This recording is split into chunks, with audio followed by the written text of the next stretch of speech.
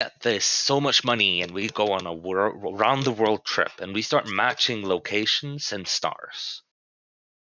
And we see that if we match the location to the star, you kind of think of this celestial sphere, and every time we match a location to its star, it's like we're shining this straight little arrow from the outside of the sphere to the inside. And we see that it perfectly matches up if both the sphere that we drew and the ground we stand on is a sphere, because then we get these perfect stars that go right above us on these different positions on Earth. And we see that it all comes together perfectly if we draw both the celestial sphere and the ground as a sphere. Right. And I'd say that this is where we start getting into trouble of there's not really any other model that explains what we just witnessed. It's just this one of the sphere and the sphere. Okay. Well, I think this is where we do get into some trouble, Gummy. Yes, right? Because like we're plotting these things, okay? We're plotting these things, and I say because they look like lights, right? And we both can agree. That we see these lights over our head, and yet we don't know where these lights are, right? And we're going to call these lights stars, right? And they emit light, right? We can agree on that, right? So now lights coming out of these things, and they seem to be at a particular point in the sky, okay? And you come to me and you say, you know, we can plot these, right, on a bit of parchment paper. And that particular star at this particular time is going to be its GP is going to be here. I go, okay, cool. Okay, so how do we take those? How do we take those measurements? I would say to you, Gummy, like what? Because we can't just look at them. Okay, and so then how do we measure these points and where they're going to be over my things? What exactly do you mean we measure?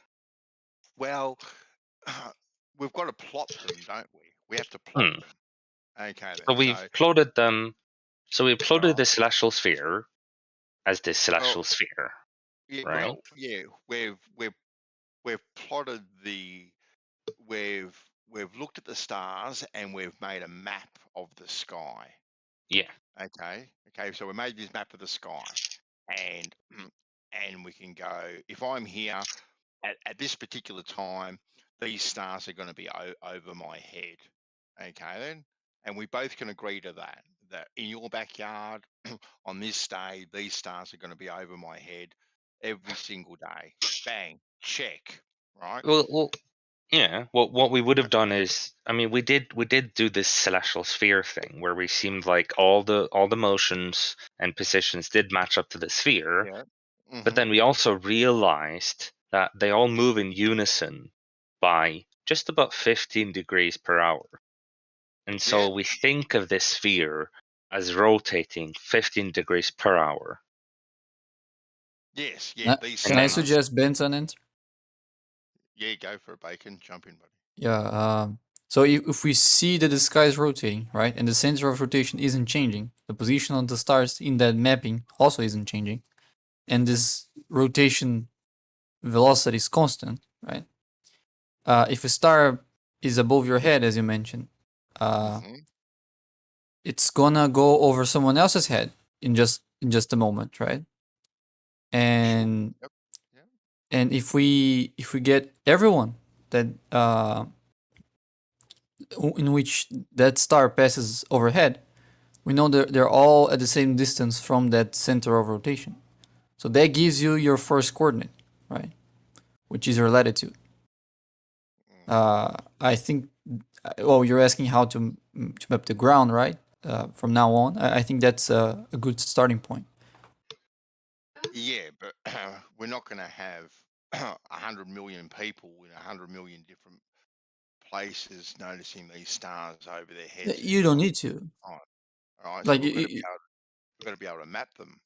yeah, you don't need to. For example, let's say Benzos, there's a star over your head, and then you note it down that this star passed over your head. So your latitude is, let's say we don't have a number yet. It's just latitude Benzo. That's Benzo latitude, right? Yep. So if someone sees that star passing overhead, it means they're the same latitude as you. But if they see that star passing southern than they are, it means they are above your latitude. They're above Benzo's latitude. And if they see that star just passing northern than overhead, it means that they're below or they're beyond your latitude, right? So yeah, you don't need a number or anything like that. You don't need a person in every point on Earth to start mapping latitudes. Okay.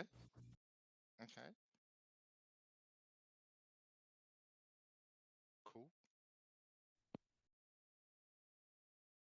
And then, well, then there's only one coordinate left, which is like if that star passed over your head now, it's gonna be there again exactly in 23 hours and 56 minutes, I think. So, and if they're moving at constant speed, right, you can mark their longitude now as well, whatever number you pick can be used for their longitude, right?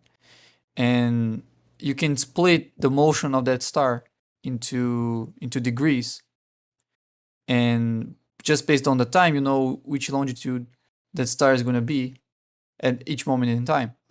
So anyone on Earth, by seeing like which time that star passes gets the highest point in the sky, can know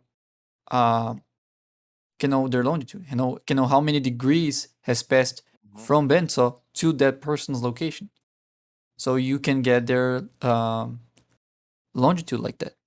So those two ways are going to give you unique spots on Earth based on the skies, based on the position of celestial bodies. Potentially, yep. And there's not going to be any ambiguity with that coordinate system. Potentially, yep.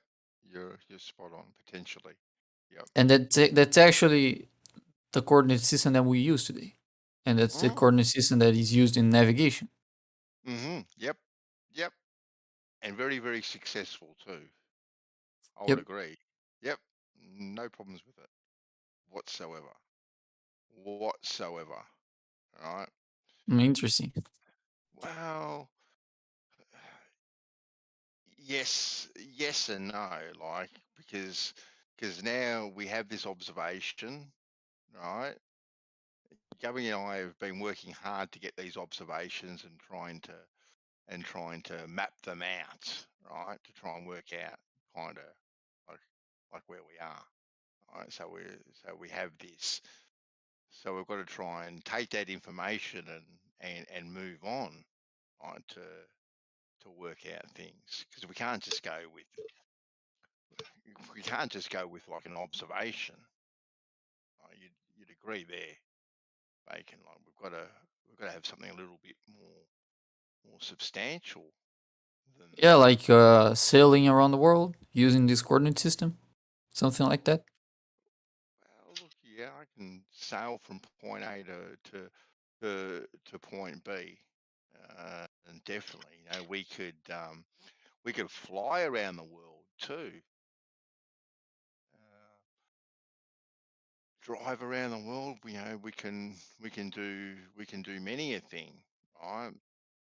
But using this coordinate system, which will get us from point A to point B, I'll agree. Yeah.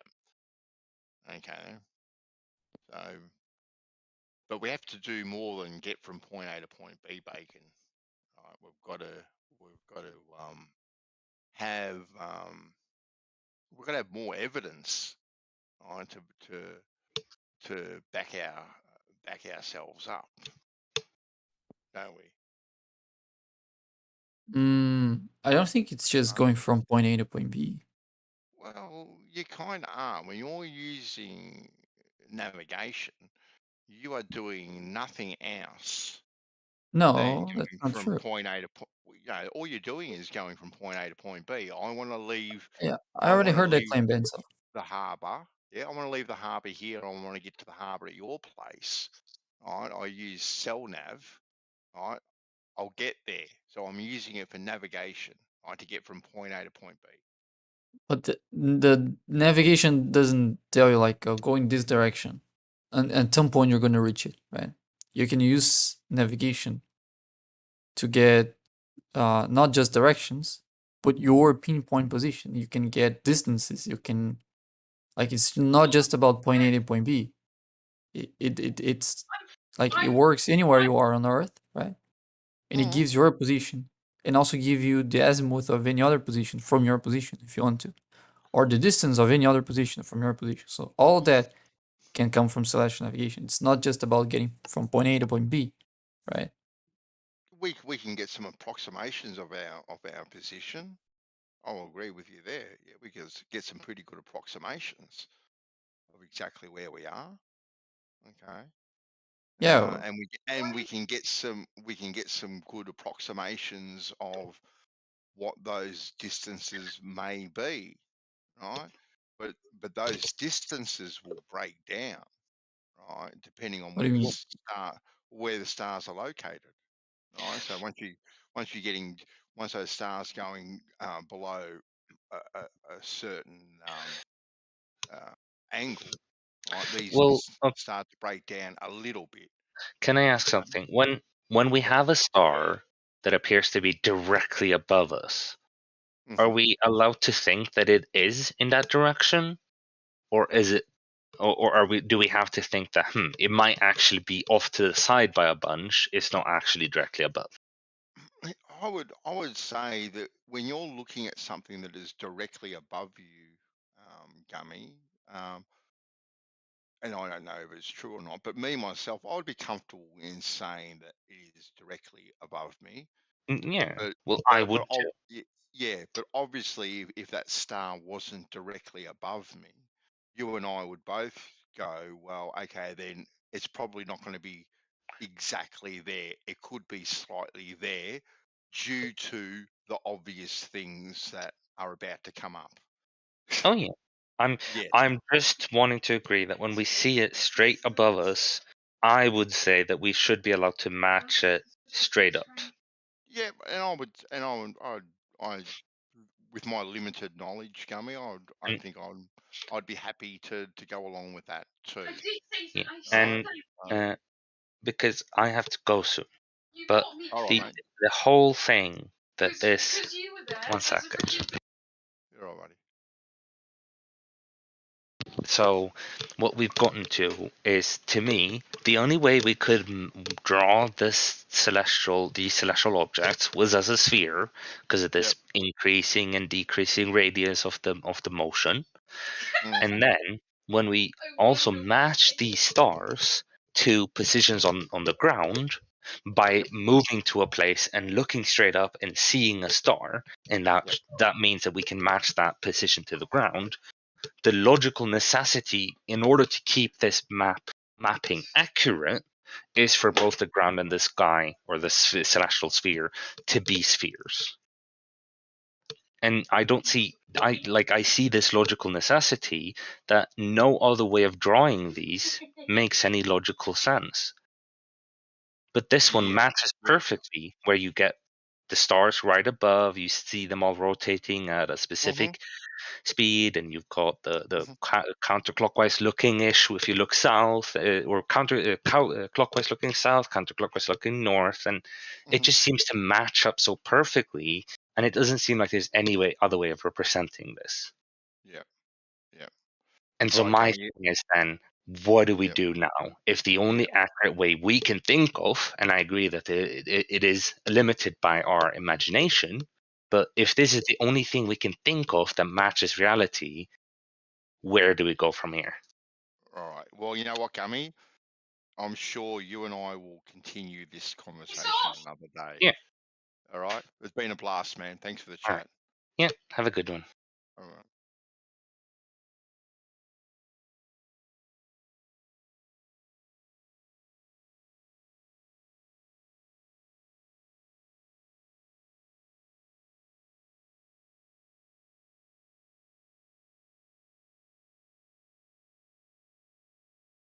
I got the COVID.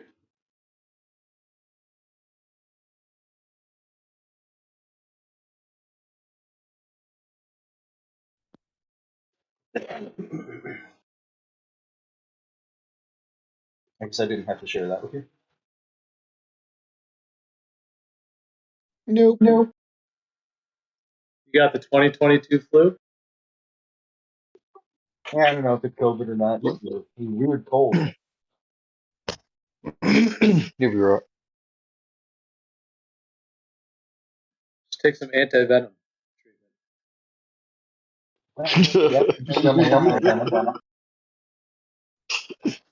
Coincidentally, anti-venom treatment works.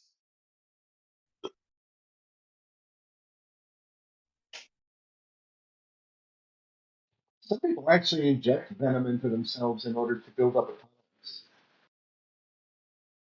Yeah, it's called the jab. Some people, Welcome to the Some jab. people do. hey? Not called the jab. 95%. No, it's actually not called the jab. Yeah, it's called snake venom. It has a name for a reason.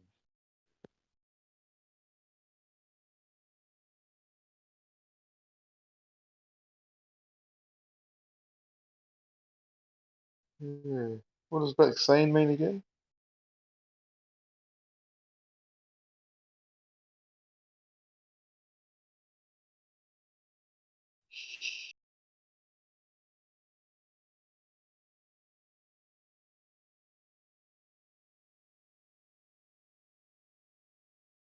Now, if you're going to work with poisonous, venomous snakes, you might want to build up a tolerance to the venom. It's like iocane powder in the princess drop. Mm-hmm.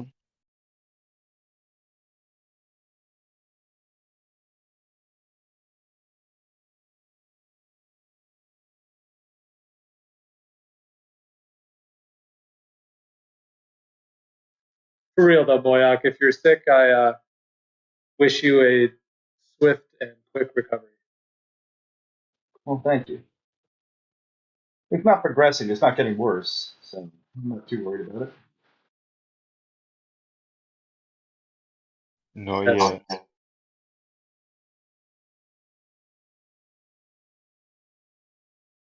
Yeah, I was Just out keep on an eye my on your toenails. If they start bending in, you're in trouble.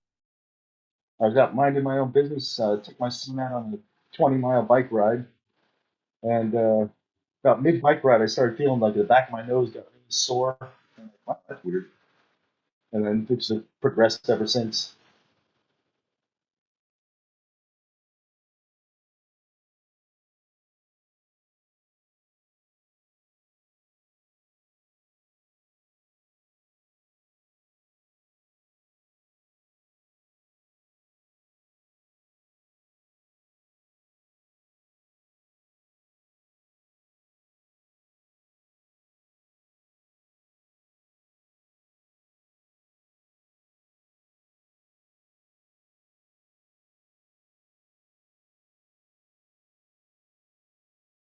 Working on a cell site called what I thought was Mandela Springs.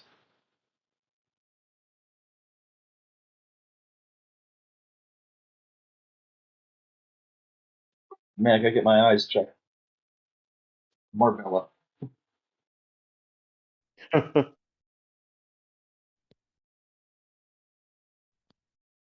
Yep. You're in too deep.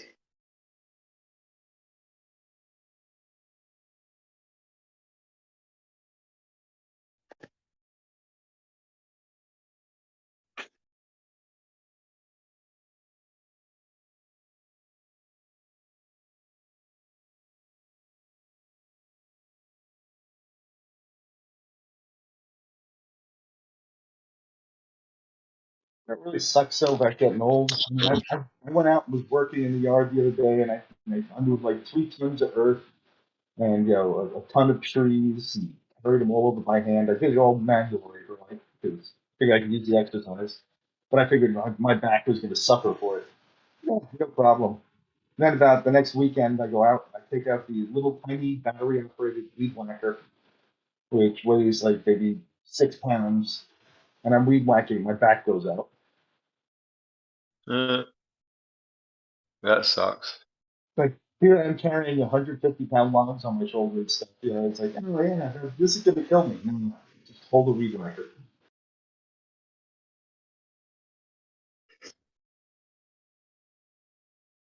That'll do it.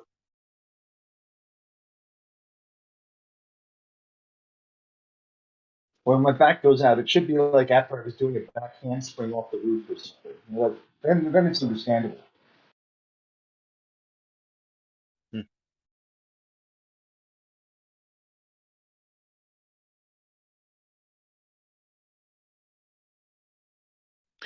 Yeah, I think sometimes without knowing it, subconsciously when you've got a quite a heavy load, you brace yourself and you sort of do the correct things without really knowing it.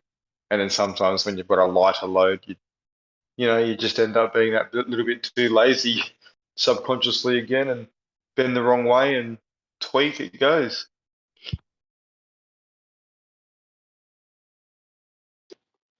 Cost me one of my free trips to the chiropractor. Damn it.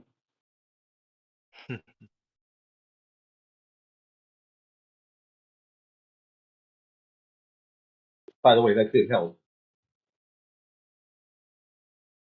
Interesting.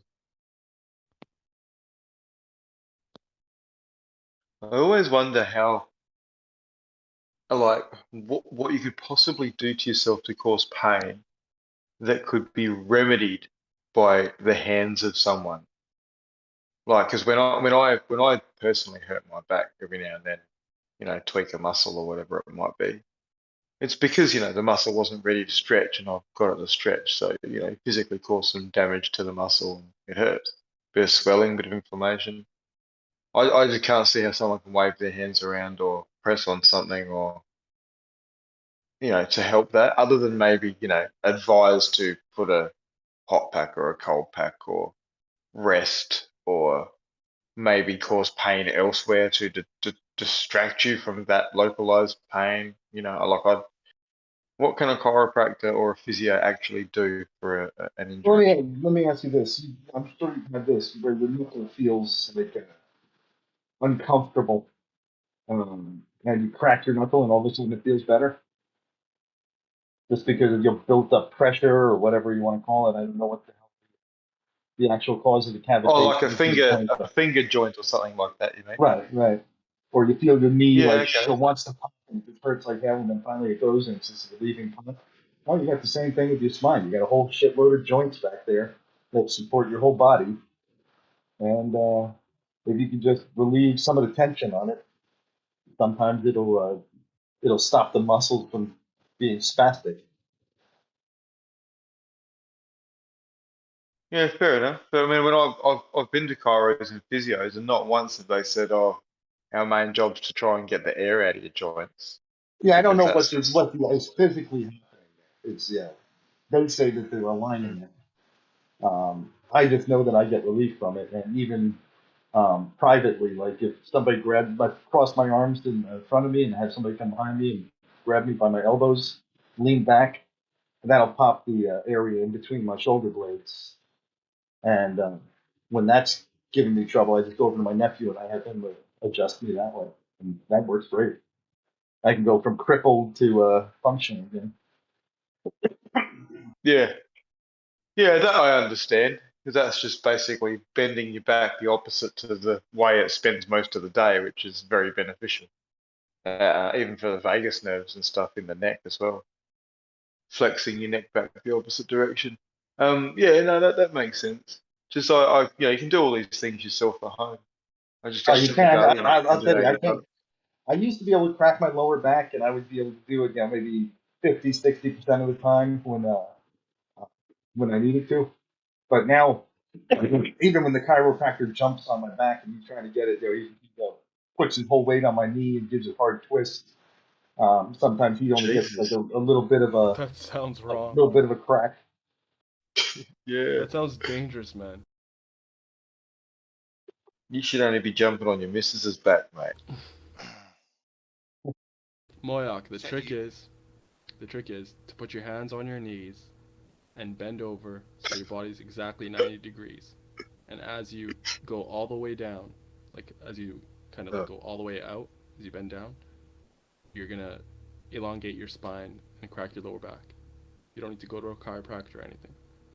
I will tell you, I'm not sure about that. I have tried just about everything I can, and I think I'm accomplishing what you're saying. And I do it every like you day. said, it requires more effort to get it to go now. Yeah, fair enough. Even those inversion tables, they're fucking killer, man. Hop Yeah, on you don't those need things and those, like the strap your inversion thing ankles where you in. hang and Yeah, the that neck, was Oh, neck gripper thing, like that head gripper. You don't need that. But anyways, it requires like proper form. right. no, the inversion table is actually really good because when you get, I'm not talking hanging completely upside down, but just to a point so that the upper body weight starts to stretch out your back.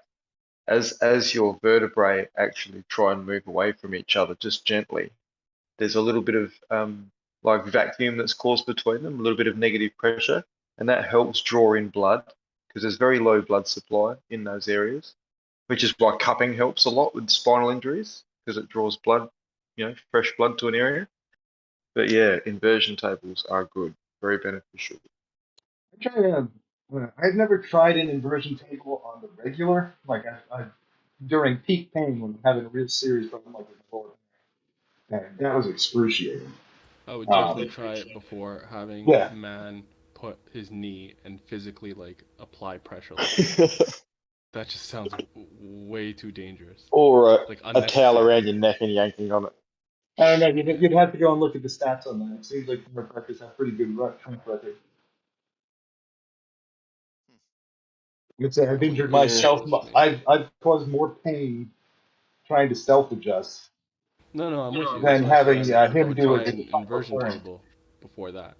That would for me would be like a last resort. I'd try my thing and then an inversion table, and then the head gripper thing, whatever that's called, and then finally I'd resort to someone putting a knee in my back or a shiatsu massage or the like. And then the Panaline fort. I go to the professional who seems to know what he's doing, and I've had excellent results with. All right, man. Keep Yeah, doing that's it. good. You might have got a really good one. That's possible. There are shitty Yeah. ones. And also you're helping the economy, so. Yeah, Hey, Dr. Vinnick, What's up? Hey, buddy, how you going? Not too I've got a bad. question for you based on the other night's conversation that you were having about density. Mhm. Okay, and an example, and I may have heard it incorrectly, but I'll just run through you what I think I heard, and correct me if I'm wrong. So there was two bottles, okay then, and one bottle, okay, has a vacuum pulled in it, and the then the lid is put on top of it. Okay, so now it has a vacuum inside of it, and the other bottle doesn't have a lid on it at all. Now these two bottles are now put into a vacuum, and a vacuum is pulled. Okay, and the the bottle with the lid on it, I think you said was now denser. Yeah. Yeah, can you No, I run said me the well, they both have a lid, right? One just isn't on. one bottle doesn't have a lid and one bottle does have a lid, but the bottle with a lid has a vacuum pulled in it, right? And the lid is put on it, so there's a vacuum inside of the bottle. The other bottle doesn't have a lid, all right? So it's just an open bottle. Now, both of these bottles are now put into a vacuum chamber and a vacuum is pulled. And I think you said the one with a lid was now denser than the one without a lid. And Well, correct me if I'm wrong. So, I will. So Yeah, cool. the thing you're wrong about is that they both had a lid. One was just kind of off but connected, and the other one was on, right? That way you have the same weight when you So get it's the done. same, yeah, so same amount of material, and you would think it would be the same weight, right? Yep. That being said, there's no perfect vacuum, and it gets very kind of negligible when you come to this example when they're Yeah. both in a vacuum. But with the one with the lid closed, all like the gas that's in there is being contained, right? And Yes. that goes with the weight. Whereas you could with the one that's not closed, there's going to be some gas that's escaping and going in and stuff like that. More or less, it's going to be the same, but not exactly. The point to remember though is that the one without the lid, the internal aspect of it, isn't. Well, actually, I don't know if it really applies. I was going to say the internal aspect. The only thing that's being like really weighed is the bottle and the lid. But if it's the same vacuum inside to outside with the one that's closed, then that's irrelevant. Okay. Basically, So if the medium inside is the same exact as the medium outside, then the only thing that you're weighing is the container. yes, exactly. So they'd both be identical in that. Yeah. You would think it would be just negligible amount in terms of like the amount of gas that's escaping from the bottle and then going in and what have you. Yeah. Okay. But Alright. I mean, the main thing about that whole conversation, and I might have put my foot in my mouth when I said that, specifically. But the main thing about that conversation is that when you have something in a vacuum, the weight of it changes because the volume of it changes, and it's relative to the vacuum. So we were talking about the bowling ball and the feather. When you put a feather that was in air and you put it in a vacuum, it's going to be more dense because the volume that you're going to be measuring is no longer the air that's inside with the feather. It's just going to be the feather alone. Yep. And then you took it to I think a block of wood too. Yeah, so for a block of wood, you have air stuck inside the wood, right? Yes. And then you pump that air out forcefully, and you're no longer measuring the air with it. You're measuring the wood alone. And the wood alone, because you're reducing that volume again, you're just basically measuring the container. It's going to be more dense. Because before the air was the wood, and now the volume that was taken up by the air is not the wood anymore. But for it to That's what become percent more is saying. dense, but for it the to air become the more wood was dense, containing the air. But for it to become more dense, wouldn't the wood have to become more tightly packed? Like if you are just drawing out the air from it, or the moisture or whatever it is, and that piece of timber can hold its structural integrity without changing whatsoever. So the only thing that is changing is the actual air content. So yeah, you have changed its weight. I can agree there, right? But if you haven't changed its structural integrity whatsoever, like that hasn't moved whatsoever, how can it get denser? It's denser because you're no longer measuring. You're no longer measuring the internal of it. Just like how with that bottle that was filled with air initially, and then you put it in a vacuum, you no longer are measuring the air inside. It's a vacuum inside, right? So you're just measuring the bottle. Now with the wood, you're only measuring the wood itself, no longer the air that's inside, like the tubules of the wood. So But the volume of the thing you're measuring is literally. This is not a defensible position. But isn't the density of something percent how tightly something is packed together? Isn't that the density of something? Yeah, normally, like when you're talking about the wood itself, then you talk about how tightly it is packed. But think of the wood as a container. So it's the mass in a given volume. When we have the bottle with water with air, you're measuring the volume is the entirety of that bottle. The air included with a shell, which is the bottle, right? And similarly, before you suck the air out of the wood, it's the wood with the little tubules. That's all part of the volume, like a big block, right? Of different densities throughout, because the wood is going to be more dense than the air, obviously. But then when you suck the air out, the volume is only limited to the wood itself. You don't count the volume of, the vacuum as part of the volume. So, it's going to be more like a sponge kind of. Think of a sponge with all the, it's going to maintain its structure, kind of. Technically, it's still going to look like a block of wood, but in reality, it's all these little tubules that run through it aren't going to be part of the volume. You're reducing the volume. That's the Well, you're that's just false. removing. You're only removing what's inside those tubules, like, because the air Absolutely. itself, so the air itself isn't part of the wood.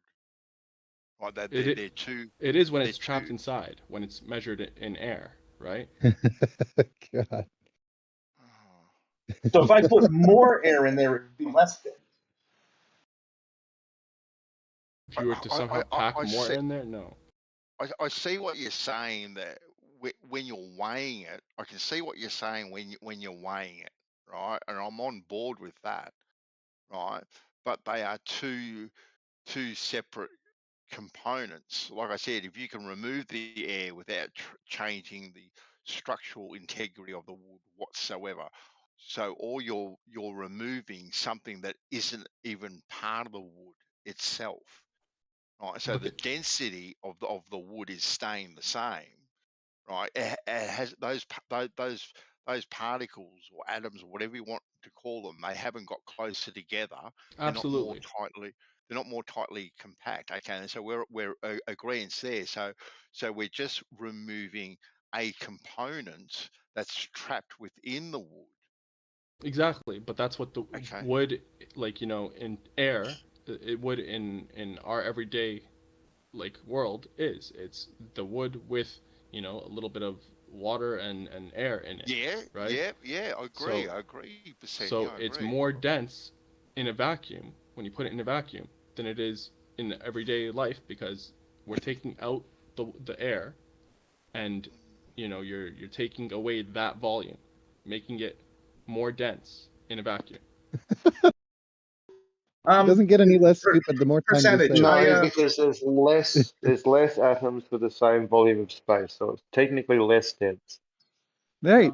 Percentage. No, Am I it's describing your technically more Obviously. position dense. correctly when I Because the posted amount of another air image? in terms of mass that you lose isn't that much, because air is very light, but the amount of volume that you lose is much more, making it more dense. And you'll see this in a scale, and Right, You don't because air lose is wood volume. all of a sudden. there will be more Newton forces, force grabs. You don't lose if you measure volume. it. Unless you're saying the tubules reduce in size, Bandy put a caveat where the structural integrity remains the same. So if the tubules don't shrink and it physically remains the same volume in terms of 3D space, the tubules don't matter. The density reduces if you take the air out. It does matter because it's a cohesive body, right? So the air is trapped inside the wood. It's part of this object. Right. You But can't not in a segregate vacuum, the it's two. not. Is it? What's that? Not Yeah, in in a a vacuum vacuum, it's it's not. not In a part of vacuum, it. you're taking away that air, that volume, reducing it, See, making it matter, more dense. taking matter away. So you're taking matter away from the volume, therefore less dense. Yeah, you're taking a small amount of matter. That's true. Because air, but again, Right. air is very light, and relative to the amount of volume that you're taking away, the mass is negligible. It's going to be more dense. But you're not and you can test taking this out volume in a away. scale. The tubules aren't shrinking. He is excluding the existence of the tubules because they have a vacuum in them. Exactly. Right, and the air was wood before, but now it's not. Right. No. Yeah. The block Bad of way to wood think was about wood with the air that it was a container, bro. Well, that's why I keep trying to bring you back to this. I modified my drawing a little bit. Does this exactly match your position now? Hold up. You gotta think about it more, peeps. Because I think what he's saying is if I was to open that flap valve, suddenly the density of the bottle will increase. And if I close that flap valve, the density of the bottle will decrease in the vacuum chamber, just by making it a hole or not a hole. What? When you look at that bottle, I got a little flap valve on the top, so air can get out, but it can't get in. Okay. So as I pull a vacuum, all the air comes out of both bottles, and as soon as the air comes out, that flap valve sealed shut. Now it suddenly becomes less dense as soon as that valve shuts and heavier. So just No, the mere they would be the change in same. position of that flap valve makes it heavier. No. What? Well, I'm trying to describe his position. I might be doing it wrong, so he can explain You are. where I'm wrong on it. This is the first thing I addressed with the bandsaw. Where I it's don't know basically how you address that. if the Basically, I vacuum have a bottle inside. that's sealed on the right. I have a bottle that's not sealed on the left. I'm with you. And if the vacuum in the bottle to the right is exactly the same They're in the as same the vacuum medium chamber. outside, then it's going to be more or less the same. You know, negligible amount of difference from the one on the left with like the gas. You know, because it's not a perfect vacuum. But the escaping density and on the so on and so right-hand forth. side is increased massively, according Why to would your it theory, be? because it went from being um, a liter to being just the. Let's see if I got it. It went from being a liter bottle to just the material of the bottle. Damn. Yeah, just the Yeah, material. but see, in this example, the liquid, the particles that aren't gas, can cascade down as the gas comes out, reducing the actual liquid space, therefore increasing the density of the liquid. I'm so That confused can't now. There's happen a in. liquid now? Oh, isn't there? Aren't these bottles full? I don't Oh, know. my bad. I thought they were full of something. Shit. Yeah, my bad. I'm trying to get on board, percent. I am trying. With like this example with a bottle, it doesn't really work. I think they'd be basically the same because with a bottle can still contain the more dense gas because it's like basically, you know, a container, right? Um, it's gonna, you know, the stuff's gonna be trapped like a cup, you know, with water. So it's more or less gonna be the same if with this type of shape.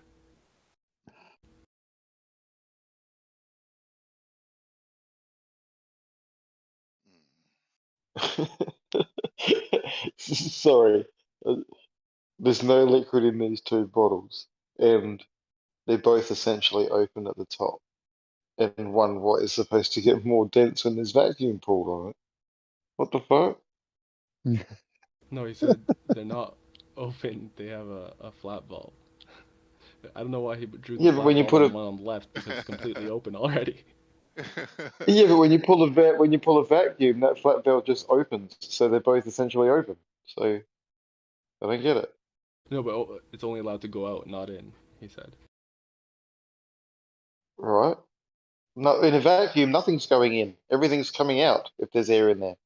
Yeah, That's true. I don't know why he yeah, drew it yeah, either. exactly right. That's kind of exactly the same picture. Those two side by side. Yeah. Fucking I hello. know. I'm looking I at at it. I'm least thought there going, was liquid. yeah. Oh, I feel bad. He's deafened. Fill them up with water. Pretend they're both full of water. Now that adds fucking something to it because the air would want to try and come out of the water, and then you would have something to talk about. But even then, essentially, it's still the same. Oh shit. Yeah. Oh, and you can't prove the globe, I suppose you've got to come up with weird shit. What's Oh, the point? oh. What's the point with the bottles and the density thing? I've been listening, but I wasn't I'm here like, in start. I think it's It was obfuscation, Moyak's. personally. Yeah, it was Moyak's representation of what he thought I was saying. What are you saying? I was saying that originally a feather becomes more dense in a vacuum because the air that's trapped inside is forced out, and the volume is limited to the actual feather itself. Right, But the air was it the feather until it wasn't. No, yeah, the air was inside the feather until it wasn't. Yeah, how the can air it was go the inside feather. the feather? I'll agree What's with that no one. man? Why do you apply that? Like if there's a brick or a rock, does it happen to that too? Yes, well, not No. maybe not a rock. A brick maybe a Why? little bit. Why? Why not a Definitely a rock? piece of wood. But why? What do you mean, but why? Yeah, why does it happen to a piece of wood but not in a piece of rock? Because a piece of wood has air trapped inside, and when you put it in a vacuum, the air gets sucked out, and the volume is reduced to the wood itself. Yes, with the Sure. wood, where the tubules reduce. That happens with real wood, yes. The wood would shrink. Yeah, definitely. What happens to what if you do it to a marshmallow? It A expands marshmallow would because probably, some air Yeah, is trapped. it I would say, expands. probably So cave in. That's all. why Does doesn't it the expand? water? Yeah, it expands to fill the mushrooms fill the available space. I would have thought it would just like the structure would have broken down, like some sort of weird Well, it will at some point, yes, and deterioration then would have happened. collapse to nothing. Yes. But the Yes, air but doesn't escape the marshmallow. Okay. it would Why does it eventually escape the feather? Well, I imagine because it it's not tries to trapped. escape the marshmallow, but because of its elasticity, it retains its structure, and just like it doesn't retain its structure, but its structure kind of just expands until it doesn't, right? Is But there with a is there feather, it's actually more rigid, and the air just gets sucked out, and the structure is maintained. but how does I mean I don't are those like is there air trapped in like specific molecules trapped in a feather and they don't move from there? Or is Feathers there are a constant hollow. change of air?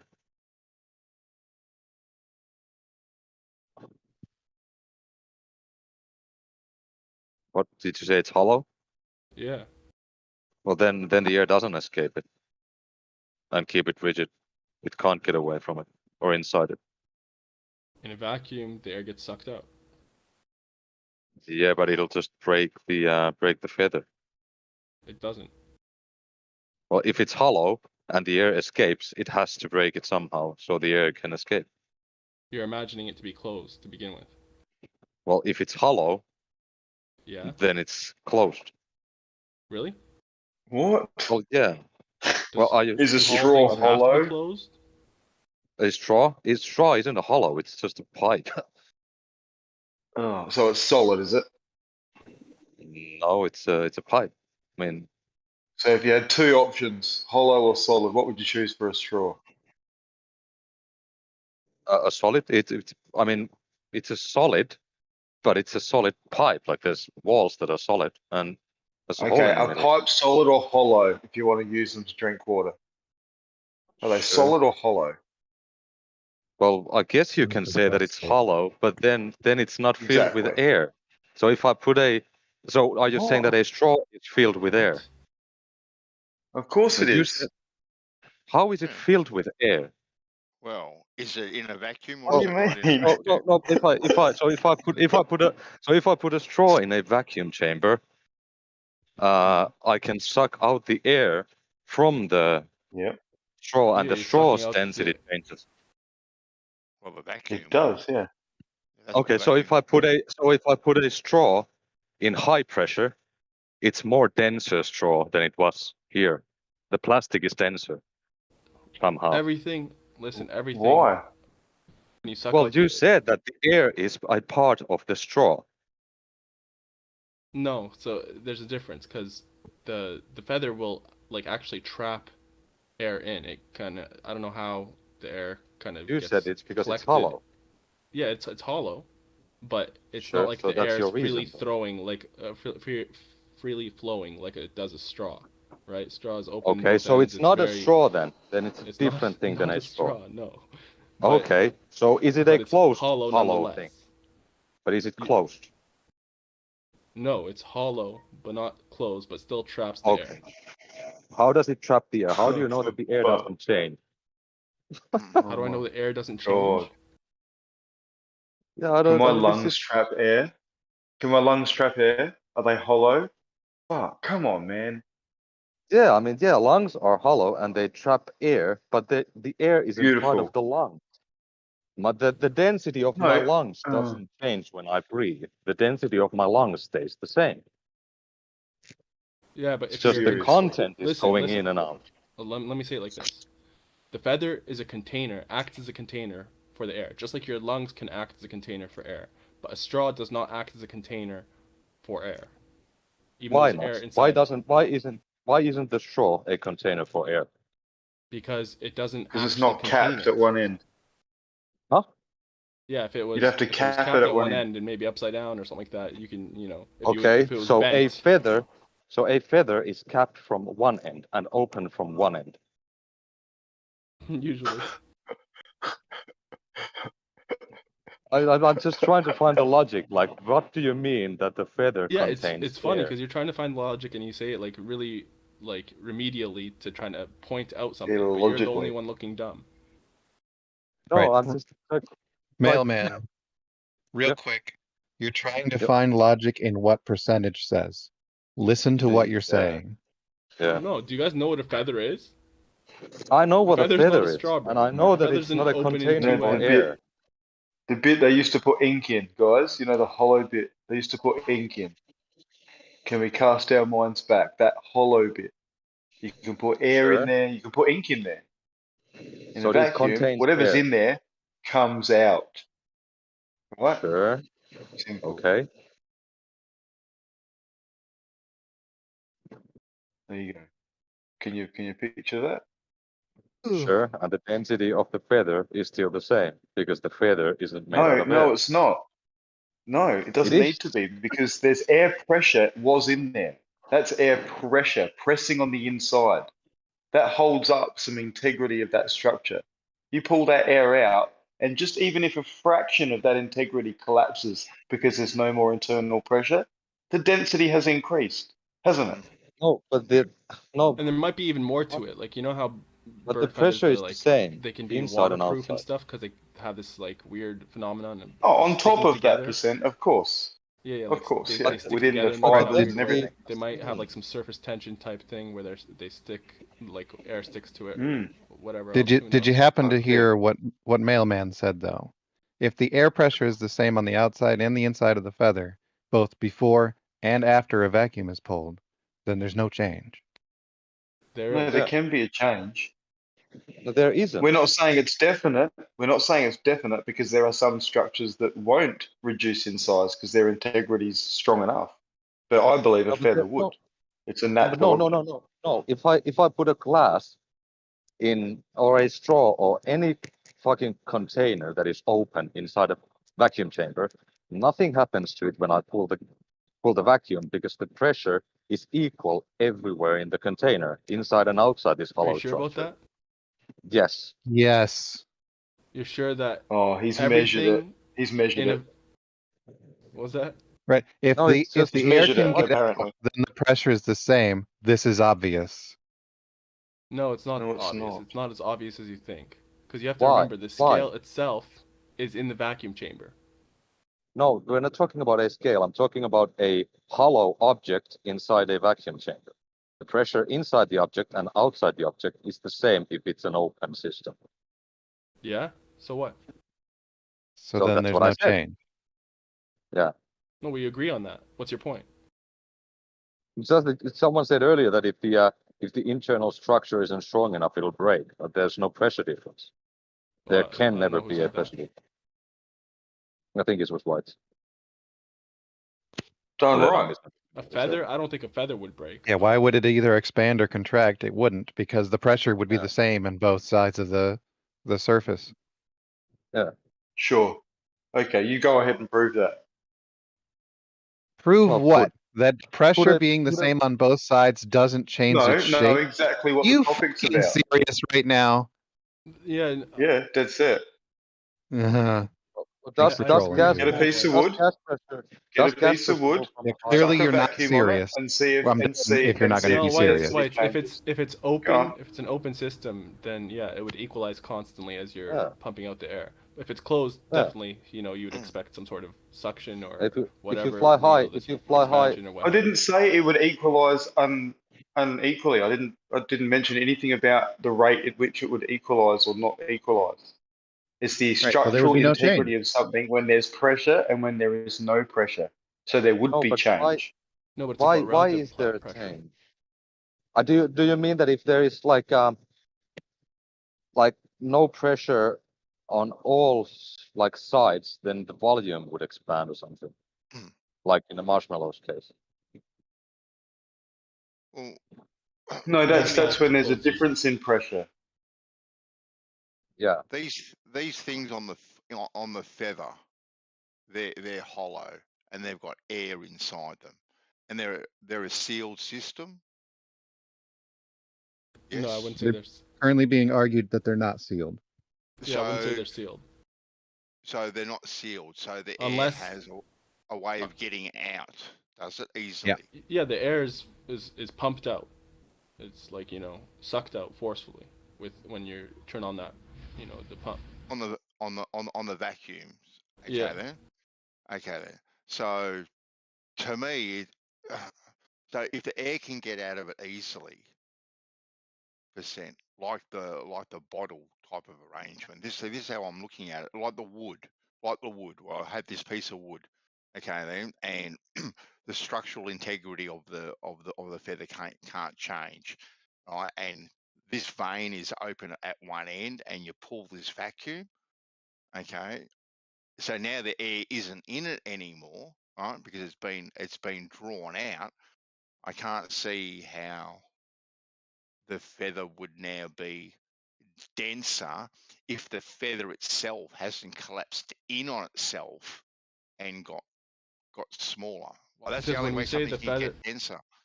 yeah, when we say the feather is denser, is because you're no longer measuring the air with it. You're only measuring the feather. Right. The air No, was but a feather where at one do you point. let's say I have The air was if part you of have it, the bottle. definitely. I don't If you agree Air have is feather. Air is wood. what if you have the bottle that Moyak posted, and the one with the flap open? Where does the bottle end with the air inside?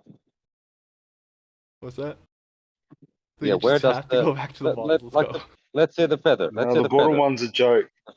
The feather is open from one end. Where does the density or the volume of the feather end? Where are the limits to the feather in size?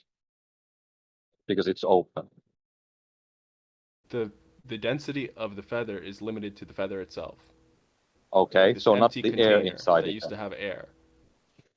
No. You said that there's air inside the feather that is in the density of the feather. Oh, you So mean where like do you before draw it's in the the limit? vacuum? Yeah, I thought you meant like after it was in the No, vacuum. Before it's in the vacuum, yeah, it would be limited to, you know, wherever, what's the quill, I guess you could say, or whatever surface tension is causing the air to stick on the like little But it doesn't stay there. It changes all the time. strands of the feather, whatever you call it. What's No, but if it's the open, the hollow bit is open. Where do you draw the arbitrary line in the opening to It could decide be that okay, this is the feather and this isn't? it could be like, you know, such that it's not allowing the free flow of air, and then when you apply this vacuum pump, this pressure, it kind of like, you know, makes it open more, or, you know, the air kind of is sucked out, and it kind of ruptures the quill a bit. Who knows? The point This is is convoluted. percent, what? right? Because I'm not getting it, right? It's still in my head. I'm trying to get on board, mate. I'm trying to get on board. I really am. But density, like the definition of density, is the degree of compactness of a substance. Would you agree with that? Yeah. No, So you I don't wouldn't. agree with that? I would not. I would say it's No. the compactness of It's mass per volume, which is an the actual definition. object, or a body, or, a system. A body or a body. A body of what? So, like, for instance, your body has a bunch of different materials and with different densities inside, right? But you have one Mass per volume. total people. density. If you were to be in a pool or something like that, your density is such that almost equal to water. So you can't, like, the bone density is going to be way more than your other the density of your blood. So you Okay. have to look at the entirety of the container. Okay, then. So then, if we are looking at the entirety of the container, right, and it's I should say got the to entirety of do the object, but yeah, continue. of the object, right? And so we're taking into consideration everything that object has. Okay, its compactness and everything else that's in it. If you remove one of those things, right, it's going to become less dense rather than more dense if you remove one of those things. No, it depends. So it depends on how much matter. If you're removing matter, it depends on how much matter you're removing relative to the volume. So if you're removing more matter relative to the volume, then it'll be less dense. But if you're removing more volume relative to the matter, then it's going to be more dense. So air is very light. It's very, very, very light. So if you're removing it, you're not sacrificing that much matter, but you're sacrificing a lot of volume, especially with something No. hollow, which is like a Removing like air is for not harmony removing perfect. volume. It To is if you're remove putting it volume, in a you near need to perfect like vacuum. change the 3D space that the mass is Yeah. in. You Yeah, can't you just gotta- take air out of that space. Percent, come on, mate. You What do got you to mean, man? change. You got to change its structural integrity. You got to make that now become closer together to make it denser. Yeah. If Not you at don't all. change, well, I think you do. So you take this bottle You do. that has air in it, right? You suck out the air and you close the lid, and now you have a bottle that has, well, it's still gonna be like very low pressure air, but yeah, let's say vacuum in it. You're not sacrificing the structural integrity. Jesus Christ, you're now No, no. saying the vacuum chamber is denser when it's empty than when it's filled with air. What's that? Yeah, you're No, saying that if I he's- have a chamber and I take away the air, I'm also eliminating the volume, so it's denser when it's empty. Yeah, if you he's have confused with that bit. if you have what's it called? A bottle with air, Yeah. and you weigh it in air, and then you suck out the air and you weigh it in a vacuum, it's gonna be heavier. Yeah, but I took away its. You Is it took away the denser when air, it's? and yet it's gonna be heavier. Explain that. Have you done this? I haven't Have done you it. got? That's the truth. Have you actually got? Have you got something you've read or seen percent that can? Fucking hell, you're deleting volume. Sorry. I love how much you're relishing it, mailman. And same with you, No, Slaps. but, I hear no, you but laughing. you are saying but that but I'll have the last take laugh. You guys away just haven't thought about it enough. no, but if I have a No. if I have a vacuum chamber Yeah. and I take away the air, am I also taking away the volume, like you said that I do with the feather when I take the air out of it? On what object? On a bottle? vacuum chamber or in a feather or in a bottle. Anyway, if I take away the air, am I also deleting the volume? Are you deleting? In so much, yeah, in a matter of speaking. Okay, so if I pull a Oh, vacuum in a vacuum chamber, it's more dense than it was before. I know. You put I know a vacuum you in can a vacuum generally- chamber. What? I know No, percent. it has to. Oh God. I Yeah, know. that didn't I really know. make sense, mailman. Yeah, I know percent you can generally back something up with some sort of either citation or something you've seen to whatnot. Have you got anything you've read or I mean, I any didn't have anything to point that- out before, but I don't know who it was. Well, when we were talking about this last time, someone posted a video about how things are, are heavier in a vacuum, and that basically kind of gives you Some things would be. And I agree with that. And by heavier, we mean more dense. Like a piece of wood, for example, go back to the piece of wood. You put it in a vacuum. Now, a piece of wood already has some moisture in it. So a vacuum's going to attempt to remove that moisture as well. So there goes that. But there's That's taking structural away mass. integrity Yeah.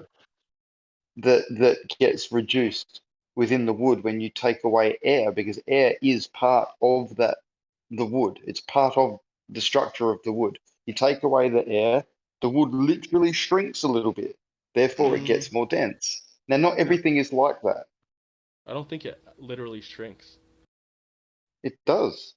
Wood it shrinks when does. it dries. Yeah, it Right? does. Vacuum dries things out. Yeah, yeah. That's the best way to dry wood out is by putting it in a vacuum. The best way, or the quickest way is the quickest Yeah, way to dry it out to remove the moisture, I but I don't think I it actually shrinks sort when of you take agree. the air out. Like if it's Yeah, dry I think and I then agree you with suck percentage. the It air out, doesn't. put it in the vacuum chamber, I don't think it shrinks. yeah. I don't No, think it's. you know, yeah, no. I'd like to see a video of that. Yeah, no, it does. It does. Very, very Everything slightly. natural would. Everything Yeah. organic would do that. Yeah. Would a feather? No, I don't know Yep. about a feather, There's moisture but in I, it. yeah, But I'm but still I right. well, But I I know still, I wood still don't. does. All right, I know it does. But I still don't get how you're saying that you can like, take away volume. He'll work it out in a minute. Well, no, I mean, if what's it called? If what Slappers is saying is true, that it actually will shrink a little bit, then that reduces volume, making it more dense. Yes, I agree. But I don't know. I I don't know if agree. that is true though. That it actually No, shrinks. I agree. I agree with you percent. If it does shrink, and its structural integrity changes and gets closer together, yes, it does become denser, 100%, because you're getting rid of the moisture and you're getting rid of the air in it, right? So it does You're become changing the slightly volume. denser. Exactly, Yep. right? Yep, 100% on board with that. Got no problems with that whatsoever. But if something doesn't change at all, right, because we're talking these Like the glass hypotheticals, right? bottle. Yeah, like a glass bottle or a Or steel tube or whatever, that doesn't change its structural integrity whatsoever, stays identical. I can't see for the life of me how it can become more dense. I just can't. I can't get my head around it. I think again, it's because, for instance, your lungs when you breathe in, the density of that entire system is going to be less dense than if you breathed out, right? no, but what Your is the lungs, your lungs themselves, the actual fiber or makeup of your lungs, they didn't, change. All that but changed where's was the volume was reduced because you got rid of some gas, right? So but Mm. where's Yeah. the if Very the wood true. is trapping air, and then that air gets forcefully sucked out, you could I'm not sure that wood is actually shrinking. Let's say it isn't though. If it's trapping in this air and the air is getting forcefully sucked out, then Mhm. now all you have is that wood with this vacuum, empty, stuff that wouldn't count towards being the density of it, because you're now changing it from this closed kind of container to now basically not even a container, or just like an empty container, But see, now you're going on. Now you're putting weight in there as part of its density, The right? weight Because is of the weight difference. Now I can get, for example, I can get a kilogram of sugar and put it on a scale, and that kilogram of sugar in the packet, right, will have X amount of density to it, or a kilogram of gold or lead or whatever the case may be, right? And now I can get a kilogram of feathers, right? Well, that kilogram of feathers is going to be less dense, right? It's going to, or a kilogram, or one big kilogram of marshmallow. Oh, I'll use a okay. marshmallow. All right. So that Oh, 1 kilo marshmallow. Oh, I know, White. I shouldn't have said that. That right. That is less dense, Mm-hmm. right, than the 1 kilogram thing of lead. And it's also Yeah. going to weigh less. Believe it or not. Well, no. They both weigh exactly the same. They No, both weigh exactly. Completely No, agree. it's not. it, Hold up. no, Hold up. it's a Not when it's falling, Bandsaw. When it's falling, it has drag, right? And it's because of its larger surface area, it's going to weigh less because the drag to No, weight the ratio. weight's the same. The drag is different. It's very simple. The weight has not changed. Yes, but weight Oh, here equals he is. weight equals F equals ma minus the force of drag. So Rumpus. weight. No, the weight that is the force, weight. You have to No, take into account weight drag. is equal to mg. It's defined as the mass times acceleration due to gravity. In a What you're vacuum, now though, what you're now talking about is if you had you decide, well, you can't really weigh. If you had some scales that were falling at the same rate as the bag of feathers, it would weigh nothing. In other words, what the scale is showing you, but its weight hasn't changed. It's what you're measuring is changing. the weight does depending change. on. No, it doesn't. The, The weight does is change defined. because- No, it doesn't. Yes, It's it does, defined. because no, it when doesn't. something That's is what you're falling- measuring changes. No, the When weight something is of the falling, object. Rumpus, the weight of the you have to object does subtract not the change force because of it's drag. falling. What you measure changes, and that means because you're not measuring its weight anymore. You're measuring. There are two forces acting on it: one of drag and one of its weight. The weight does not change, but the device you're using to measure the force downwards is being affected by the fact there's a drag force upwards. The So you weight think has not weight- changed. Yeah, so you think you don't have to account for drag when you're weighing something falling? Well, you don't normally weigh things when they're falling down, but it'd be zero. I mean, if we had the scales, if your scales are falling at the same rate as this bag of feathers, it would show a weight of nothing on the scales. weight a But that's a force? problem with the scales. Yes, weight is a force. Yeah. So do things that are falling have force? Yep. They've got the force So of the then weight they're not downwards. weightless, right? They don't have no weight. Correct. Okay. Now, is there a perfect vacuum? You mean conceptually or in existence in reality? In existence, if we're dropping something and measuring the force of we it can falling, get close enough to. We can get close enough to vacuum that makes no difference between it and a perfect one. Yeah. Really? So we can completely neglect the force of drag with this 1 kilogram huge pile of feathers. If you put it in or a vacuum, marshmallows. yes. If you use that big vacuum chamber that NASA have got in God knows wherever it is that Brian Cox featured showing the drop of some feathers and a lead ball, there will be no drag force because it's a vacuum, and therefore they would fall at exactly the same rate. That's not true. And It is absolutely true. Either absolutely, either you don't you're understand lying basic or you're physics. just Then ignorant. there are Because 15-year-olds that understand this, Geo. Hold How up, can you Rumpus. not? Whoever if it is, they dropped it from high enough height, there definitely would be a visible difference in speed in rate of fall between the two of them. And you absolutely goddamn not in know a vacuum. Not You in a damn vacuum. well And if know you that. don't understand this, then you don't It's not a understand perfect physics. vacuum, Rumpus. You know don't that. understand physics. We talked about a perfect vacuum. If you not don't a perfect- understand I said this, there Just are no quickly, perfect 14-year-old, vacuums. Just quickly, 14-year-olds realistic. understand one of Geo's rules is you're not allowed to appeal to 15-year-olds. Okay, so don't do that again. Why not? Why can't I say what a 15-year-old understand? The educational level, if you did physics in the school at 14, say, or even 13, you would be explaining Comes to you under how. condescending. Sorry. Well, I'm explaining No what worries. in He's only making a education. fool of himself. He I'm knows damn explaining well what there's in no perfect education vacuum. what you're expected to understand, and if he doesn't understand what the 13-year-old's expected to There's no understand, he's got a problem. misunderstanding. There I is. understand that you're No, trying you to don't. completely neglect drag, and you're absolutely wrong to But you because can there's no do in a perfect vacuum.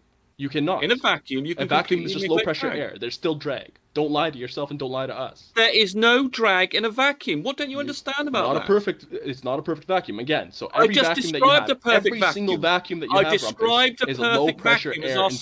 scenario. I've defined the scenario, and I've defined No, it to be a I perfect defined the vacuum. scenario. That's why I So asked you, I'm is there a defining- perfect vacuum, I'm defined. I realistically? said we And you can get answered close no. enough. I said we can get close enough to effectively be the same. So in a perfect vacuum, Effectively there to what is no height? drag. In a perfect vacuum, there is no drag.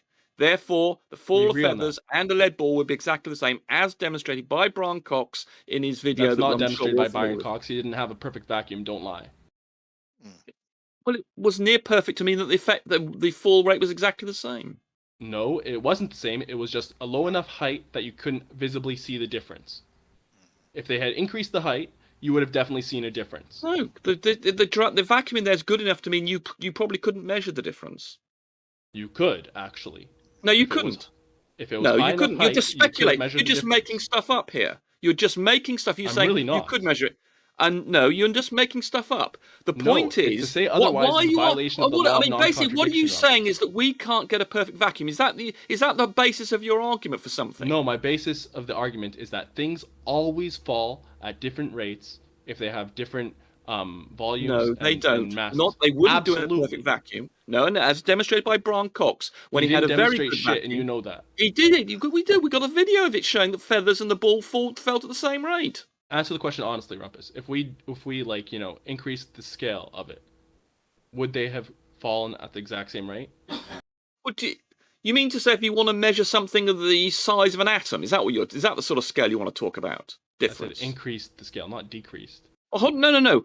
When we say you want to say whether there's a difference in the falling of the two, do you want to say, in other words, is it your argument that the feathers would touch one atom later than the falling of a lead ball? Is that the sort of resolution you want to talk about? Well, that is exactly what you seem to be doing. That's the only way your argument makes any possible sense. So why would you say double down and say it was on your straw man attempt? I just called it out. Why are you doubling down? No, you're just being a moron. I mean, if you're arguing.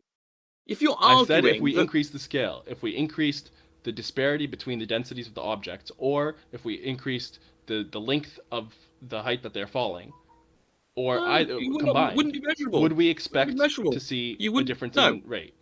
No, how high do you want to go? If we made it a million light years of distance, we wouldn't expect to see a difference in rate? Okay, if you made it a million light years, and you had a vacuum chamber that had the vacuum quality that they had. Same exact pressure that they had. Right, okay, if you had it a million light years, then you would be able to detect a difference, yes. Okay, what about 1,000 light years?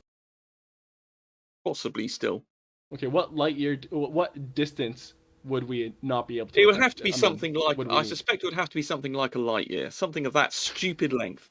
Really? Do you have any evidence for that? Do you have any evidence? You give me a figure. You tell me. I don't need to. What? Because we already agreed. Hold up. No, you're the one making the claim, and for all practical purposes, it makes no difference. So you're not making a point. You're not making a point. My point is something that we present an argument then. Present the numbers. If you think there's going to be a difference, present the numbers. Relax. We know that there's going to be a difference. You agreed to it. It's only a matter if you're of talking where about we see ridiculous universe-sized scales. No, I'm asking you what you think would it be. You present the argument. You're claiming there's a difference. Tell me what you think the numbers are going to be. You're making the claim. Present the argument. There's no. We agreed. You can't have a violation of the law of non-contradiction. It's not a perfect vacuum. Therefore, there's drag. Right, but who cares? Goes against the weight of the object. So what if we can't produce an absolutely perfect vacuum in that chamber? So what's that got to do with the price of fish? Well, we do have an example that we can functions test. Of drag. We do have an example that we can test, which is the ISS needs a boost every couple of months. Let's do the miles that it takes for it to slow down the ISS. A vacuum that's even that's greater. I don't know how the vacuum. You want an example that you can test, Moyle? Here's an example you can test. Fill up your bathtub with water. Take 2 bottles of water, one that just has water in it, and one that has ball bearings in it, and drop them at the same time. Boom. There's your test. Wow, that's a great test. Totally it's stupid. Exactly the same thing. No. It would be more akin to taking bottles if you have in water. Just has more pressure. That's it. It would be more akin to taking bottles if you have in water and then dropping them in air and seeing how similar they fall at rate. It doesn't matter as long and then if you went to a vacuum, it only gets less and less deviation between them. I know, but we already agree there's no perfect vacuum. What you're talking about is the difference of resistance of a medium. So regardless if it's air or water, right, they still have a resistance or vacuum. Or a vacuum. And the example that the percent just pointed out with the bathtub is the perfect example of what you can see with a resistance.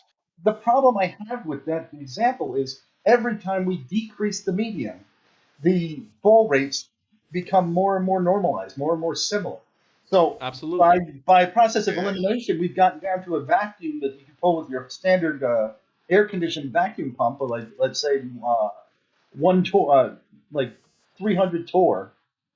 None. Is it 300 torr? I don't remember the fucking name. But really good home vacuum. And it's imperceivable, the distance. Now, if I was to pull more vacuum, do you suddenly think that it's going to stop like a rock? What? Like, or do you think that if I pulled a deeper vacuum, that the difference is going to No, increase? Listen, for argument's sake, I'll say if you manage to completely remove the medium, then you could expect them to fall at the same rate, right? Okay. The issue is we can't that's perfectly... evidenced by the fact that Hold up, as you decrease the Moya. medium, it gets closer and closer to the same rate. Absolutely. As you decrease it, it gets closer and closer. The issue is we don't have a perfect vacuum. Don't We'll need never one. completely We've got get rid of logical it. deductions based on what we have. No, We have a hold up. logical deduction Based on based what on the we fact know. that We know for a medium fact that the decreases, vacuum fall is rate 1 times 10 changes. to the negative As the x fall rate torr. decreases, we have this normalization of the saying? fall rates. Is logical to deduce that the complete absence would show no different. That there may be a Absolutely, we already agreed on this. But the issue is there is no Where is complete there ever going to be a complete absence? Is a perfect vacuum ever even possible? There might be a Moyak, minuscule. man, There we might be a agree that minuscule. if There you might be a completely... minuscule. Bro, There are might you be a really... minuscule. There might. Oh, there we go. There might be a minuscule difference, but who the fuck cares? That's the point, though, that there is a difference, and if you increase the scale, it'll be noticeable. It's just What the only point reason are you it's not trying to noticeable make? is because they didn't increase the scale, and then they lie to people and say that they fall at the exact same rate. It's not the exact same. There's a minuscule difference, as you just said. But Imperceivable. you couldn't measure it. Imperceivable at that height. If they How increase the height, high it do would you be more think you'd have perceivable. to make that vacuum chamber to If measure they had, it? if Go they and had a give us some different numbers. object instead of a feather, something that is even more like less dense, then it would be more perceivable. Something with more surface area. No, it would be more wouldn't perceivable. no, it wouldn't be perceivable. You have not made any measure, you have not quantified this at all. You just made I don't need to something up. quantify it because we qualitatively agree that there's no perfect vacuum, Yeah, but meaning there's no perfect everything's dragless everything. If you're prepared environment, to go to any meaning that there was resolution, always then going it's to be just drag playing a so difference. what? So what if it was to be a 1/10,000,000th of a nanosecond difference that it arrived? So what? You have to give some So stupid figure what to, if it to be make your 1/10,000,000,000 argument seem better. trillionth of a second difference in landing on the ground? What point are you trying to make? You keep on using hyperbole to make it seem like But that's what you're argument. The only one dealing being with. absurd is you. That's what you're dealing with. The differences are so No, that's tiny; not- they're okay, not show us. measurable. All right, show us that there's 1 unless you trillionth wish to of a quantify molecule this, of drag. you need to quantify what difference in time I you don't. think a lead ball I don't need to quantify and it at all. As long as we a qualitatively feathers. agree that you No, can you never don't. get rid of drag. That's the thing. That's the difference. That's because you don't understand science. Science is about Sure. numbers. So- Science is about numbers. If you haven't That's quantified not it, true, you actually. haven't There's done it. qualitative measurements and quantitative. Rumpus, real so- quick. Rumpus. So, which theory is it? Relativity, that where the isotopes are off by a billionth of a second, and therefore your entire paradigm of what Einstein says is true because something was off by a billionth of a second? Time dilation does is what matter. you're looking for. Time dilation. You don't Yeah, understand thank you. what point you're. It matters for time dilation, but not for this. Right, Rumpus? That was a great point. Great point. Well, it wasn't, was it? I don't understand Fuzz's point at all. You're saying yes, there is. What field are you worried about there being this difference in time? Well, Einstein's worried about time dilation, but you were talking about something else, weren't you? So I could say again what your point was. He's so confused. Yes, it was Yeah, you are stupid. confused. Well, when You're someone asks a saying- stupid question, when someone Rumpus, asks a you stupid said question, you said you have to try and Bragging. manufacture. You You have said to try and something turn it into specific- some sort of sense. Rumpus. Yeah. Like a coconut. You specifically said what difference does a billionth of a second mean? What does it matter? But Einstein had Well, nothing to do with time that. dilation and the proof of it apparently. That's got nothing to do with Einstein. No, What- there's no you know time what I'm dilation talking here. about. There's The no point is- time dilation The here. point is that We're not something talking can be about off time by a dilation. billionth We're of a talking in second the to make difference. or There break an is entire no time paradigm. dilation in this example. Listen up, point is you Rumpus. make Stop things talking more for a second negligible and You listen are up. arbitrarily. completely. Are you avoiding the point on purpose, or are you being purposely obtuse? Because time dilation's not involved in the scenario we're discussing. That's not the current point, subject. Rumpus. I current know subject that, does not Rumpus. involve I time know. dilation. I So know. why are you bringing up Rumpus, time dilation? Rumpus, sit down. Just listen for 14 seconds. Okay? I know that. The reason I brought it up is because that's something very specific that requires something to be off by billionths of a second and therefore proves something. You asked, what does it matter? And I'm Gibberish. giving you an example of something No, that's you're not. supposed to matter. You're talking about time dilation, and that has absolutely zero to do with what we're Shut talking your about. mouth, Rumpus. No, you shut up. He's making a It's stupid not point. time Time dilation. dilation It's a has nothing difference. to Shut do your with mouth. these two fallings. Right. Stop You talking. make the point. Let me say Time something dilation has now. nothing to do with these two things falling. Moron, we're not Yes, talking I about know time that. dilation. You We're asked- talking about Yes, you you're not asked- meant to difference. believe. you You're not asked- meant to. He Stop is. talking, Does he raise Rumpus. time Rumpus. dilation? Everyone, Rumpus, listen. Everyone, take a breath. please, Rumpus. Okay. Take a breath, everyone. All right, let's get back to a civil conversation.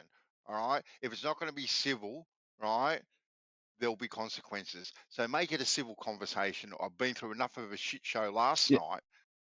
Right, I'm not going to Fuzzy be put up raised with it again. Einstein. Right? Fuzzy raised Perfect. Einstein, I'm and that's sorry. all to do with Stop time talking and let me dilation, say his Hold on. sentence. and has Hold nothing to on. do with what we're Rumpus, so talking simple. about. Guys. Rumpus, hold on. SC wanted to I know, say I know. something. It's so simple. SC, Now, jump Rumpus, in. listen, please, listen. It's not about time dilation. Do not say that word That's what he again. asked about. He talked about No, Einstein. stop. Rumpus. He Stop. mentioned Mute him for a Einstein, second. and it's got I don't nothing to Rumpus, do let with SE get his Einstein. question out, and then you'll get a chance to respond. Please. Yeah. You're No. deafened. For the You take 100th it away. time, Rumpus, it's not about time dilation. He It's raised about time dilation. Why can't you My shut bad. your mouth for more than 3 seconds, bro? Come on, go. It's go about the SC. difference. Rumpus, listen. It's about the difference of a billionth of a second, which you said in the previous statement doesn't matter. Why does it matter? And I gave you an example of why it matters. Do you understand that? He raised Einstein as an issue. This has nothing to do with Einstein and the time dilation associated with Einstein. do The you billion concede Once that- again, has in one nothing ear, to out do the with other. Einstein. do That you was his point. concede? Hold up. That can was see- Can I his just cut to the point. chase? Hold on, let me just Fuzzy cut to the mentioned chase. Einstein as being Rumpus, the forget issue he Einstein. wanted to talk about. That has absolutely nothing to do with what the percent's talking about. All right, forget Einstein, Rumpus. I have a simple question for you, okay? Now, I'm going to ask you, and I hope you will answer completely honesty. I always Is the do. bowling ball and the feather, are they falling at the exact same rate? Depends on what resolution you wish to talk about. If you're going to It's talk very about simple. if you're going to talk about a Exact rate same that we rate. can measure, if you're talking about a rate we can measure, I didn't then ask, yes, are we they measuring are. them at the same But rate? if I you asked, want are a they tool falling? that can measure, if you want a tool that can measure something down to trillionths of billionths of a second, then it would be different. But the science is all about quantities and numbers. And if we have a difference that's so tiny we can't even measure it, we don't bother with it. About picking Okay, and so again, choosing. it's not isn't about it? the measurement. Are It they is. It's falling exactly at the what it is. exact Otherwise, there's same no rate? point discussing it. We don't discuss things that can't be measured. So Okay, so why you do you agree that they're not discuss falling at the time same rate, dilation but and we use just can't 1 measure the billionth of a difference? second, Rumpus? Because The time atomic dilation clock can is be off by measured. 1 Hold up, billionth hold of a up. second, Rumpus? Okay, Why GPS. is it Montreal, good there, GPS. let me Rumpus? I'm finish my going to point. tell you. GPS Oh, Lord. has to be measured to within 1 billionth or so of a second, because otherwise you'd be something like a couple of miles out. There it is relevant. And what's more, we have atomic clocks that can measure the difference. The sort of difference that Percent is talking about the difference in the vacuum causing between the lead ball and the feathers, is so tiny, I don't believe we could measure. But he'd have to go and quantify Okay, this. so He'd have there to is a present some tiny numbers difference. to say, Doesn't here's matter, the but it's drag there, right? in There is this a atmosphere, difference, and right? he hasn't done that. He So has there is a not tiny difference, quantified right? it. Rumpus? Therefore, we can ignore him. So there is a You had tiny a follow-up. difference, right? And to There's a what tiny end? difference, right, Rumpus? It's a quantity so small we can ignore it. But there But is a difference, right, exists, Rumpus? right? Sure. Like But we can't percentage is measure it. saying. There's an We can't measure insignificant it. error, yes. But it's there, right? But it's there. Insignificant, yes. Well, okay, if you want to go down to the 1 trillionth of a billionth of a trillionth of a second, We'll take then it. yeah. We'll But take it. that's of no value. That's of no use to science whatsoever and has no useful practical consequences. So we can say, for all intents and purposes, for all practical reasons, those things fall at the same rate. But truly, Bit like if we're time being truly dilation. honest, they do not Yeah, fall but at the same why- rate. So then we can Right. throw out time Why can't dilation I- by your logic, No, right? if Gone. we 1 want to be billionth of a but second. time dilation But does- by all practical time dilation is purposes, it doesn't significant. matter, right? There are certain things, when you've got it in terms But like the the movie distance speed still of light, starts at it has more of a 7 factor. o'clock, right? Not If you multiply a 7 big billionth in number 1 second, right? by a small Hold on, number, you still end up with a reasonable sized number. But here we've got an absolutely tiny number, and of course, Percent, because he can't do maths, is incapable of presenting us with the amount that it would make a difference. If he could Right. do that, 1 then billion we is could a solve large it. number. But he 1 hasn't billion. bothered, Got because you, he Rumpus. Got can't, you. to tell us what the difference will be. And until he gives us a number, we can just ignore what he says. Yo, I don't need to give you my number. Yeah, you see, you can't do it because you can't do maths, as we know. I already got yours. I'll give you a number: 1 Yeah, billion what's second. But no, Proves he time can't present that. dilation. No, it's well, yes, one. Yeah, one. Right, yes, 1 billion. Yes, we do have that sort of rate. The difference. I can't remember what the difference in the Come ISS. on, Rumpus. Stop believing in fairy tales. Come on. It's proved. We experimentally proved this, SE. I don't know what you're talking about. We've got experimental proof, as far as science can prove anything, that we have a difference. We know that an atomic clock at the top of the Eiffel Tower and at the bottom run at different speeds. And if we take one up to the top, it changes, and when we bring it down again, it goes back down to the original speed. This is an experimental, verified fact. And if you wish to deny it, you're just denying reality. And the cause is? What's the what's cause? more, What's the cause? GPS, whenever you use GPS, that very thing is used all the time. 1 billionth of a second. So it's relevant in that, but not relevant in the other thing. Got you, Rumpus. Well, actually, I'd like to chime in here for a second. I have a question for you. How would you use this information that 3 molecules did slow down that object falling? The feather did fall at a slower rate. Now, how are you going to use that information? It fell by 1/10 of a millionth of a proton. Okay, how are you going to use that information? That's a different argument. No, it's not a different why argument. they lie. It's the Why they reason. lie Exactly, to Moira. the same I want to rate. know what he's going to do with this. So what? No, because the original yes. argument was the fact that there's air, inside or whatever, compared to like this feather. There's air inside it, and it gets sucked out, and so it's becoming more dense and has more weight with it.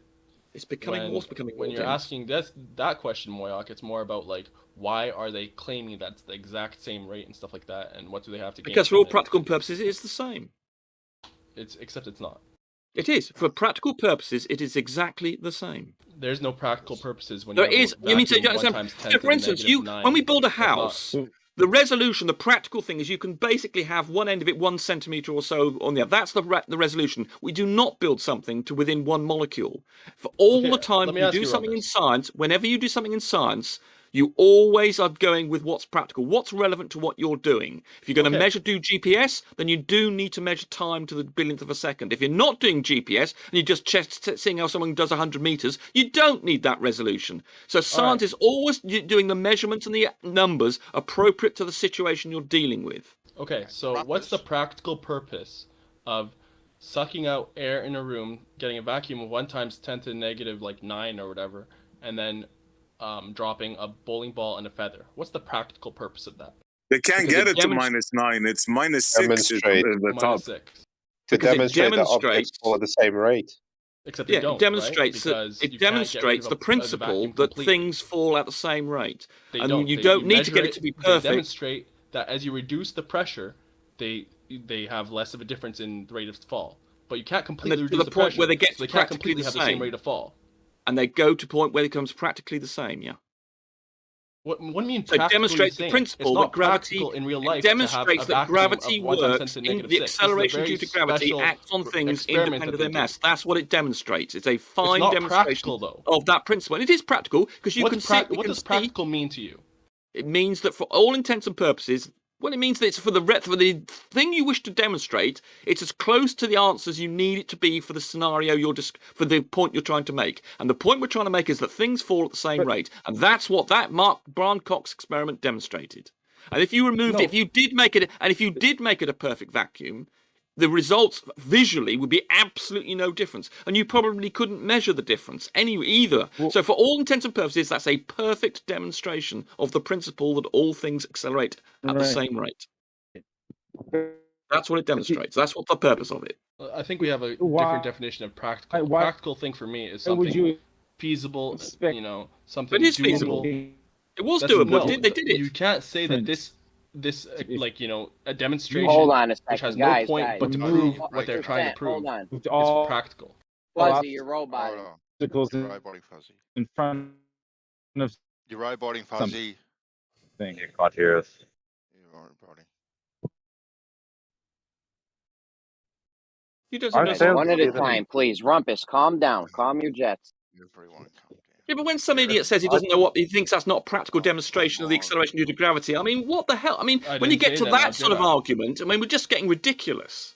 I didn't say that. But Don't put words in my mouth. It's okay. Whatever you try. Okay, I'll make the point. It's a practical demonstration that all things accelerate are equally affected by gravity and accelerate at the same rate. That's the practical demonstration of that Brian Cox video, and it's a fantastic statement in a vacuum, though. Yes, in a vacuum. Yes, it demonstrates. Not in practical reality, though.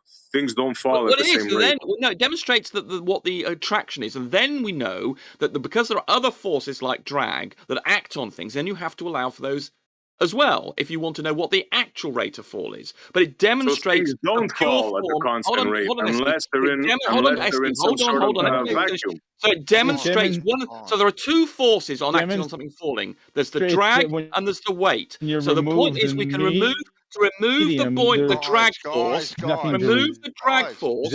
This demonstrates the pure weight force, and then you can start worrying about the drag separately. All right, guys. Rumpus, can you hear when other people are talking? Because I mean, we heard Fuzzy was robot, and you didn't stop talking. Yeah, I know. I was being interrupted in mid-sentence. The thing is that if you're talking and someone else is talking, you gotta stop. I don't care if they interrupted you or not. Like you got. You're saying interruptions have priority, then? Is that what you're saying? No, I'm telling you, we can't be talking over each other. Exactly, Otherwise, so no one can hear everything, just like you're doing to me right now. Like, you need to relax, man. Yeah, so I need to not interrupt you. Excellent. So you demonstrate the principle. We need to not interrupt. Okay, I'm fine with that. Yes, don't interrupt. But if someone does, you gotta like if two people start talking, there's times where people start talking at the same time, and you gotta stop. Well, if someone interrupts me, they shouldn't be interrupting me. That's true. Right, just calm down. I'm saying that I'm happy to be interrupted occasionally. I'm happy to be interrupted. I'm prepared to take interruptions just when they're systematic and trying to stop me saying my point. That's the only time I get a bit excited. Guys, let's make our points. Let's make our points quickly. Let's not interrupt the Excited. other person. Okay. Okay. Ansel, but do you understand the point? The point that I'm trying to make is that you use the Brian Cox thing to demonstrate the purity of the weight force, because there are two things that act on things, and therefore we want to just show one of them, isolate the drag force, get rid of that, so we can just say this is how things fall, and then we can say if we want to understand how things happen in the real world, we've got to say, well, there's the weight, the force that's taking it down, minus the drag force gives us the net force. And obviously when something like so you're in free fall, you come up to a maximum terminal velocity. At that point, the weight force is equal to the drag force upwards, and it doesn't accelerate any further and it has a constant velocity. So, but understanding that principle, which seems to be beyond a lot of flat earthers, is achieved by demonstrating what will happen in a vacuum. Finished. Could I speak? Let me just say something here. Who keeps muting me? I was only telling the guy that he was roboting, and someone just muted me there. Who was? I don't know. I know it wasn't you. Who was it? Was it you? Ali, perhaps it was accidental. Ali, perhaps someone accidentally did it. By the way, Ali, I can't communicate with you by DMs. You've got blocked to anybody trying to talk to you by DMs on Discord. So Rumpus, two things. Yeah, but Gio, are you there, mate? Look, Gio, are you here? Is there, if you can't hear me, is there any chance that I can? Because people keep, if it's not Howard, it's Jeremy that's muting me, and all I was doing was telling someone that they. No, if Jeremy was muting you, he would tell you. I've got a. So who is it then? Who? If it wasn't Banjo. Did anyone else see Ali was muted? I didn't see you. I didn't even see you be muted, personally. I was muted because I tried to tap my microphone, and it was doing nothing. You saw the red button? Yes. Yep. Oh. Ali, perhaps someone did it by accident. That does happen. I've been muted accidentally. Mistake, man. We'll be on the lookout going forward. But Rumpus. Sorry, go ahead, Bonsa. No. Finish off this point. I was just gonna say, like, Rumpus, you addressed what you said to Bandsaw, but I'm gonna respond. So sure, it's a perfectly practical demonstration of how, as you remove drag, things tend to fall at the same rate. Absolutely, we can agree on that. The issue is that's not what they say. They say it's a demonstration that things fall at exactly the same rate. They downplay the fact that they can't get rid of drag completely. They try to make it seem like it is a perfect vacuum. It's misleading to people that don't know. It's not a useful debate, percent. So what if it's so? What? Let's suppose they've got a vacuum that's within 0.1% of a perfect vacuum. in science, if you're within 0.1% or something, it's probably better than that. To say this, it doesn't serve any purpose. The point is they're trying to demonstrate things fall equally by going and saying, well, you can't see a difference between the rate they're falling. So if we put it in an even better vacuum, it would just look exactly the same. What purpose does that serve for the principle they're trying to demonstrate? The answer is none. None. That's not what I'm talking about. My talking about is but that's what they're talking about. Hold up. All they're trying to say is that things Rumpus, fall you're at the same interrupting rate. me, man. You're interrupting me once. I let you go. Yeah, go ahead. Please, Go let ahead. me Go finish. ahead. So that's not what they say. They say that they fall at the same rate, exact same rate. That's what they say. That's how they advertise it. They try to make it seem like, you know, this is proof of gravity because this is basically they kind of make it seem like it's a perfect vacuum when it's not. Yeah, and the measurement tools they use show it's falling at the same rate. I mean, the measurement tools they're using, I must admit, are just a visual thing. But the point is, if it, what they're saying that the big in air there'd be a huge difference. In a vacuum, there is, for all practical purposes, no difference. That's the point they're trying to make, and they're absolutely correct. Except you can't just say in a vacuum. A vacuum is air. You can never get rid of the air. It's just air of different pressure. Well, no, vacuum is a removal of all the air matter. At lower pressure. It's a low pressure air environment. Well, no, it's a very, there's a big difference between just being a bit low pressure and having almost nothing in there. And we decide, I can't remember, there are various gradations of vacuum. If you go and look on the Wikipedia page, they talk about low vacuum, ultra low vacuum, you know, super duper vacuum. They call those vacuums. So it doesn't matter. There's always gas. Well, so what? So it's not a perfect vacuum. No, it's not a perfect. So what? But it has the properties, in terms of falling, it has the same properties as a perfect vacuum. So what? What point are you trying to make? The point is the verbiage. They are dishonest in the way they. No, it's perfectly reasonable. If they said because in science, you don't measure believe in any difference things because the you air pressure is so low. They can't measure a difference. We've almost completely reduced the drag. Almost. They can't measure a difference in the rate those things fall in. I know, and I'm saying if they said that we can't measure a difference because the air pressure is so low that there's hardly any drag, it's negligible. That's fine. That's not the way they say it. They say it's the exact same rate, and it's close enough. When you came into this conversation, you said it was the exact same rate. But you don't seem to have enough. You've got a classic sort of flat earther type view of the way science works. In science, nothing is perfect. You're always doing it within a resolution of something. Hold on. You're always doing something in science to experiment of measuring something to a particular resolution, even if it's just measuring a distance in millimeters. Everything is plus or minus a bit in science. Always, everything, and that's so. And as far as that's concerned, within that experiment that Brian Cox did, it's effectively a perfect vacuum for the principle they're trying to demonstrate that things fall at the same rate, and it's perfectly reasonable to say. It's only effectively a perfect vacuum for that little bit of height that they used. But that's not the point. The point is... It is the point. That's exactly the point. No, hold up, Rumpus. It's not technical science. They advertise this in the mainstream to the ignorant masses, to the naive masses, as being, things falling at the exact same rate. It misleads you don't worry about the things entire being citizenry of the country, to the billionth of of the a world. trillionth of a second, or having... I mean, from your point of view, it sounds like Rumpus, if you had one did you atom not of hear hydrogen... me speaking there? You clipped me at the end of what I was saying. You didn't even care to I mean, you've made the same point 17 times. Well, yeah, but you keep on making the same point, and I've invalidated your point. I was making a different point. I was responding to how you were saying science has margin of error. No, this isn't technical science. We're going. All science has a margin of error. You have a resolution, and for the principle they were trying to demonstrate, which is, oh look, these feathers, which when you're in the real world, you might meet them barely. They fall very, very slowly. Oh look, in a vacuum. Oh, look, this thing falls at as far from the measuring system we're using at the moment, they're falling at exactly the same rate. And the measurement system we're using at the moment is just a video camera. But even if you were to put something incredibly precise on that, it would still show them moving the same rate. It's only if you were to start using measurement tools that are probably beyond our capability that you could measure a difference. Rumpus, I've got a very specific question for you. You brought up something before about atomic clocks, one being at the top of the tower and one being at the bottom of the tower, and it's got something to do with time dilation, I think, because they move at different rates. Okay, then cool. So my question is to you: what is the actual mechanism that causes this?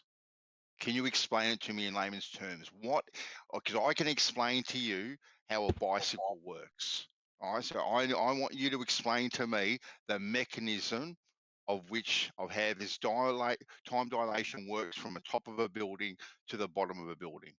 Well, if it's most simply put, if you're near a massive object, it changes the rate at which time proceeds. And the closer you are to the massive object, i.e. on the ground, it goes more slowly than it does as you get away from the ground. And even something at the height of the Eiffel Tower that is a sufficiently large difference in height that the gravitational field is very slightly less, you're a bit further away from the mass, and therefore time goes slightly quicker at the top of the Eiffel Tower because it's slightly further away from the mass of the Earth.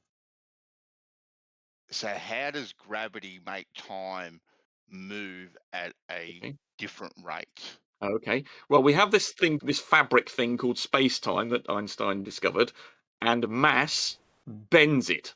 And it's space-time. It's not just space. It's not three-dimensional. It's four-dimensional. So there's a time element. So, I mean, obviously, it's very difficult to conceive of things in a four-dimensional world. But if you think of, say, a two-dimensional world, and you put imagine it's this thing called flatland, for instance, where if you could only move around with this conceptual idea of being a creatures living in a flatland where you only moved around in 2D, and someone put their hand, for instance, through your world, you would have this thing appearing in all sorts of strange places that you couldn't understand because it's only you're living in a two-dimensional world. Yet if you understood the third dimension, you would see, oh, it's just this object coming through my plane. Similarly, with 4 dimensions, we've got this extra dimension called time, and that's affected by mass. Now, it's very complicated, the actual mechanics of that and the formulas for Einstein's field equations that demonstrate this. You'd require quite a this is why we only discovered it 100-odd years ago, but it does exist. But the simple answer is that mass bends this 4-dimensional thing called space-time, of which time is a part, and therefore time changes. And we can measure this. We can prove that this actually happens. From the top of a building to the bottom of a building, yes. Yeah, something like the Eiffel Tower. I can't remember what the limit is, but something. All right, cool. So has this test been validated in such a way? Let's take this same clock, right, and stick it in the middle of a field, right? And it's been validated again and again by many different institutions around the world. They've even put an aeroplane. They've even put an aeroplane and taken it from the ground upwards. I'm not talking about the height of a thing. Because we're talking about gravity changing this and masses, all right? So have we put this thing on terra firma, all right, on the ground in the middle of a paddock where there's nothing around it, say next to Mount Schehallien, all right, where apparently it moves a plumb bob, right? Yeah. So you go. That would affect it. Yes. That would affect it. Well, has this sort of thing been done rather than just height? Rather than just height, has it been done on the same elevation, altitude, whatever you want to call it, putting it closer to a bigger mass to confirm this theory? Well, PhD Tony actually deals with gravitometers, which actually deals with these sorts of effects. Now, whether or not he actually gives the results in terms of a time dilation, but put it like this: every single test that's ever been done on this phenomenon, it has come back with the answers that we would expect and are compatible with general relativity. There's not been a single experiment that has invalidated it, and it's been tested many hundreds, possibly thousands of times. Yeah, but if you're saying that it's due to the gravitational attraction of something, right, and we can easily prove, apparently, that the gravitational attraction can affect a plumb bob, right? Yeah, get that off. It off would. plumb. Well, then why would you just take this thing up and down? Why wouldn't you then keep it on the same plane and move it? Yeah, you can. Yes, away from mass. You make a good point. You make a good point. The thing affects a plumb bob would mean that there's a slightly increased. If you get very close to a mountain that's very high, you would increase, just like for instance, the acceleration due to gravity, little g, varies across the surface of the Earth. And that is a reflection of the intensity of the gravitational field. And that would indeed affect the time dilation. So yes, you're absolutely correct with your what's the name of that Scottish mountain, that helium thing? Schehallien, that's it, Schehallien. You're absolutely correct. By moving that further or closer away to that mountain, you would get a measurable effect. Correct. So that was a good point to making, and you would get an. You would get an effect, yes. So my question still remains: instead of just changing the altitude of this atomic clock, from ground up, right, has the same sort of thing to validate the experiment from up and down to on the same plane, left to right, and closer to another mass.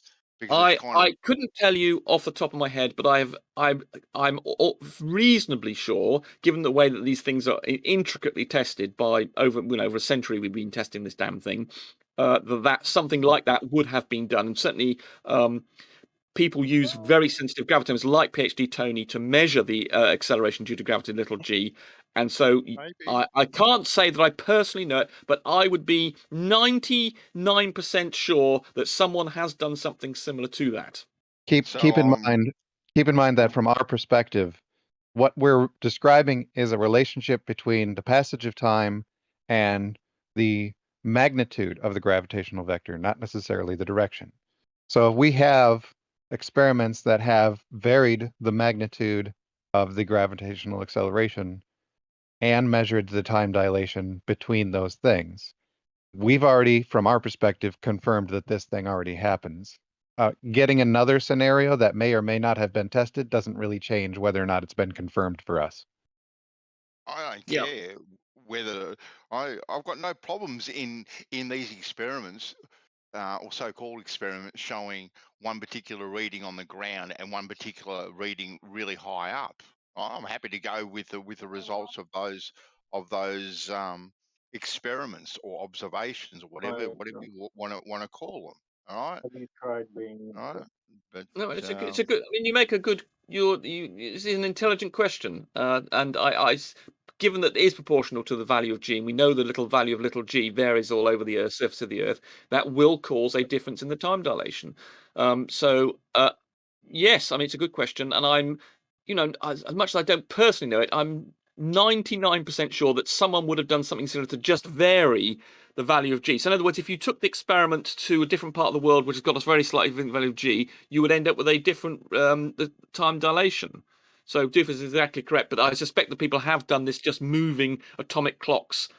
I mean, if you just take an atomic clock from one place on the surface of the Earth to another place on the surface of the Earth, because the value of little g varies, you will get a change then. So they'd have to allow for that. I suspect someone like India, for instance, I think has a around there the value of g is slightly higher because they've got some sort of extra dense rock or something. And I suspect it's not just moving a clock, because you'd have to have a reference, so you'd have to have two clocks, obviously. Yeah, yes, obviously. I wonder how did you eliminate all the other variables and just left time there? How did you guys manage to do that, or do you know if they managed to do that? No, hold on. Time's the thing we measure. You mean how you allow for being just mass being, of course, is what you mean. What? No, are you saying you're basically saying? No, that's not what I'm saying. No, it is what you're saying. You don't understand what you're saying. Because time is what we measure. You're asking us how do we know that other thing? What's the other causes? You're basically asking. Don't ask my question. Let me ask. You are. You're not forming it well, and I'm putting it into a sensible thing. What you're basically saying: how can we be sure this changing time? Excuse me. Essie, let me put the question as you should have said it. We see this variation in time. Hold on, let me just make the point, and then Essie can contribute. Let Essie ask his question the way he wants to ask it, and then you can do whatever you want with it. Go, Essie. Yeah, the question was, how did you eliminate all the other variables that may have caused this clock to for the time to vary? Right, you've now asked the question exactly as I was trying to formulate it, and you've now got there. Well done. You were bloody censoring me while I was trying to answer the question you've now asked me, and you've now asked it in the intelligent way. Right. So in other words, that's how I asked it before. No, you didn't ask that originally. You said time varying. So the point is, so we've got this time variation. So what are the causes of this time variation? And as Essie said correctly, finally, what other things could be causing this time variation? And there are actually, there is actually another potential cause, and that's if you were moving a change in velocity. So, for instance, if we were to take this atomic clock on an aeroplane, for instance, we would get another variation in the time that's independent of the being close to a mass. And when you're on the ISS, for instance, there are 2 factors, or a GPS satellite, there are 2 things that they have to allow for. Rumpus, you're waffling on. Just let me finish. I asked, how did you I eliminate know, the and I'm variables? going to describe there are at least 2 which you should be pleased about because we've got another factor. So there are 2 factors when you've got an ISS satellite, GPS satellite. One is the fact that it's moving at 17,000 miles an hour, which causes it to slow down. And also, because it's away from the Earth, it speeds up. So we've got 2 things that are changing, one due to general relativity and one due to special relativity, that are changing what the time does. But if you are on the Earth, then scientists spend their entire life, that's what they do, spend their entire life doing, trying to avoid what are called confounding variables. So, Essie, that's what scientists' job is, to avoid the effects of other confounding variables. And they yes, do agreed. make a big But Rumpus, you're waffling on and not answering the question. How did they eliminate those variables that we agree, both agree upon? How, in that experiment with the 4 clocks, how were those variables eliminated, the other ones that may have caused this time difference? It might be helpful to name one specifically and then discuss that temperature is the classic. Temperature is the obvious one. And they've checked these things. They've checked the temperature, for instance, or magnetic fields or whatever. Look, because they've here, had to. Thank you, Ali B. Stop. Look what they did. Look at the plane. Now you show me, where did they eliminate? What variables were? I just see those atomic clocks sitting there, right? What did they do to eliminate all the variables? This is after they've established. This is after they've done this. After they've established the other things. When they designed those atomic clocks, they checked whether or not magnetic fields, temperature, and other things affected them. They made absolutely sure that they were not factors before they then went and stuck them on the plane. Show me those experiments, because they're not there. I don't have them on hand. Why should I? They've eliminated. It's not something you publish. Once you sort of once a paper comes, you're just assuming this was done. You're just assuming. Yeah, that's what scientists do. They've established. That's why papers have been verified and validated around the world. They all check each other's work. If there was a factor like you're talking about, they haven't included, that would have been discovered by someone desperately trying to prove there were other factors. So they should be available. So they should be available. Yeah, there should be papers available saying, look, we eliminated pressure, we eliminated heat, we eliminated radiation, we eliminated X, Y, right? If you look at the design of the actual instrument itself, you'll notice that the region that it's using to determine the change in state of the energy state of the atom inside that's a controlled environment. That's controlled by temperature, pressure, all of those things. It's surrounded in a Faraday cage. The whole thing is controlled. Where do you see a Faraday cage there? I don't see. I just see the boxes there. Are you saying there's a Faraday cage in those casings? It's inside. Look at the inside. You're just bullshitting this now, man. You didn't listen to what I said, Essie. Show me All proof that of stuff this. has been checked. Before they stuck it in an aeroplane, they established what affects the atomic clock, and they established that it's only determined by gravitational effects. I want to see this Faraday cage. Go, show me the blueprints of this Faraday cage, please. So they tested it in motion before they put it in a plane? Yes, they established the effects on it. Yes, they established that it is affected by motion. They measured that as well, so they would have. But what much you doesn't seem to be understanding is that they're not doing a test in this when the airplane. This is after they've established what other variables. Yeah, but how do they simulate the effects of the aeroplane, the speed of the aeroplane as well? Yeah, this is what I'm asking. Well, they know the change. Show us the proof of this eliminating of the variables. When this airplane moves quickly, they see a change as a result of the airplane's velocity. Right. They don't have to simulate it. That's what they're testing for. On the plane. Okay, so how did they eliminate the radiation, the heat variance, the pressure variance? How did they manage to get all That's that and done all, on the and ground. all the planes When they correct? built the thing, they established what the things that caused changes in this time. They eliminated all of those things in experiments on the ground, in the engineering on the ground, and they don't need to repeat it up in the aeroplane. Okay, great. Like you said before, science is all about numbers, you said. So I'm sure they wrote all this down. All I need to see is this Faraday cage and the proof of this elimination of the variables, and I will be happy, Rumpus. Can you provide that?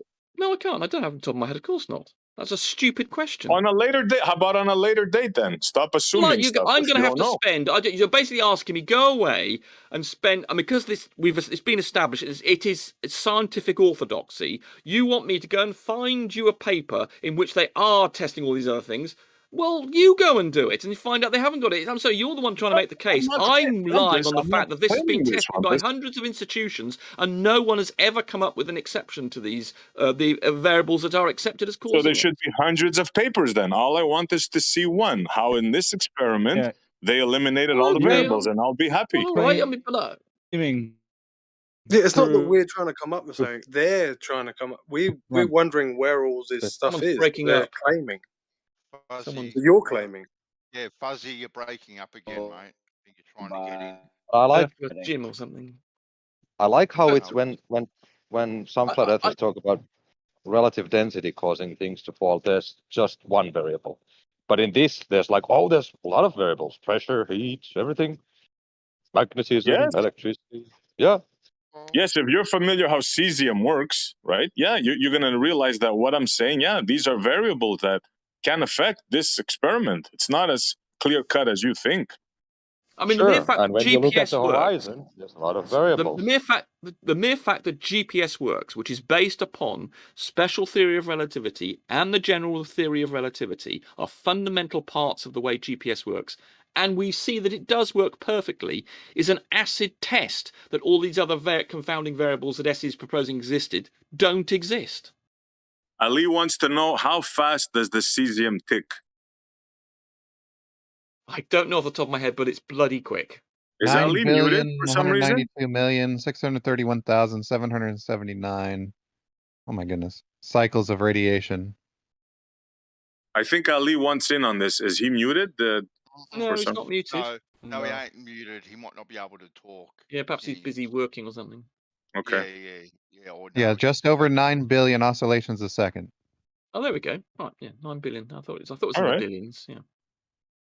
Bloody quick. That's pretty damn quick, yeah. So now, guys, listen, it's very simple. We're not asking for too much. All we're asking for is how this experiment, quote unquote, eliminated all the variables and how it kept all the planes, the pressure, the heat, and all that, how they managed to do that. Right, you listen again. All that was established on the ground, and as I've also another point which you seem to be missing, GPS is the absolute best test of this, where any other variables that haven't been considered, I don't know, neutrino flows or something else we can't perhaps have, don't even dark matter or something. Well, it works. GPS works. It's based upon this. If the ideas we had about what affects this time were incorrect, then GPS wouldn't work. GPS does work, therefore the ideas we've got are absolutely correct and are being tested every nanosecond of every day by people like you. Perfect. So you can then come up with the papers and show us. I mean, it should be simple, GPS right? Is a test. I don't need to. GPS is the ultimate test. Oh, that's using circular reasoning. You're saying, look at sure it is. I'm not asking if it works or not.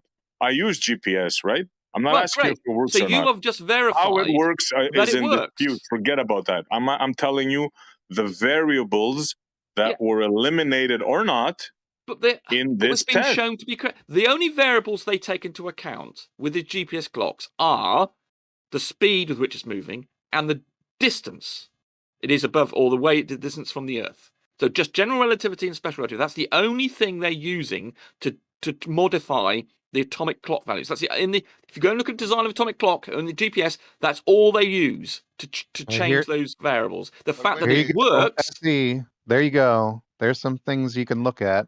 See what it is inside of there. I've seen it before, and you can buy these online. The only problem is there's no gas. You think I haven't checked into this, dude? You think it's the first time I see this? You can buy this. Why did you ask me where the Faraday cage? Why did you ask me where the Faraday cage was? Where is? Show me a Faraday cage there. Where is it? What is that big drum? What does that do? You tell me. What does a big drum surrounding the sensitive element do, SE? You tell me. You put the picture. You put a picture and you're asking me what it does? You tell me. Is that are you saying that's a Faraday cage? Element do, SE? What does a fucking metal enclosure do around a sensitive element, SE? Listen to this, guys. This guy's real genius. He's saying that metal is a Faraday cage. Is that what you're trying to tell me? That's one of the things it's God, doing. you can't be Yes, this that's stupid. what metal does. You really Yeah, can't be this stupid. That's all a Faraday cage is. Answer the question. Are you saying that Yes, whatever he that acts like is, a because I'm Faraday going to cage, look yes. into it, you clown. Are you saying that is a Faraday cage? Of course it is. Okay, all right. I mean, it's a Faraday cage is an incredibly simple thing. It's just simply a metal container you put around things, and that prevents electrostatic fields from getting through. I mean, it's an incredibly simple concept. Right, all right. Now, before you had no clue, Rumpus. Now this guy just shows It's you a irrelevant. picture and you're agreeing with him. It's a metal container. Now, whether or not it's saying, well, it's doing some sort of Faraday cage. I suspect it isn't actually, although it will act like a Faraday cage. You suspect now. You suspect. Well, okay, I know the fact that in the GPS they do not do anything to do with radiation or anything. They just use the special relativity and general relativity, as well as there is a refraction issue as well they have to allow for in the atmosphere. But in terms of the clock, they've established that those are the only two things that affect the behavior of the clock, which is what we're concerned So, cool. with. On that, You're wrong. I can tell you another thing that will affect it. You're wrong. You guys have no clue. Okay, so, what else so is is this affected? oscillation supposed to be quite constant then, right? Well, no, not when it's affected by two things. One, by the how near it is to some gravitationally large body. But away from two. Let me give me the second reason. The second reason away from these things is how fast it is. So the gravitational field and how fast it's moving. Those are the two factors that will change how fast the atomic clock goes. Okay, so if these aren't present, it's constant. Yes, if you don't change, if you don't, when you say constant, it will be if you keep those. The two oscillation factors the will be constant. Well, they will be constant with any one of those things. For any gravitational field and any velocity, it will obviously have a fixed velocity, but it will vary with those two things. But if you hold those two things constant, then the time will also be constant. The frequency will also be constant. But what I'm saying is to find out that these variables actually have an effect. They obviously then vary them. something. Yes. What are they changing? The oscillation?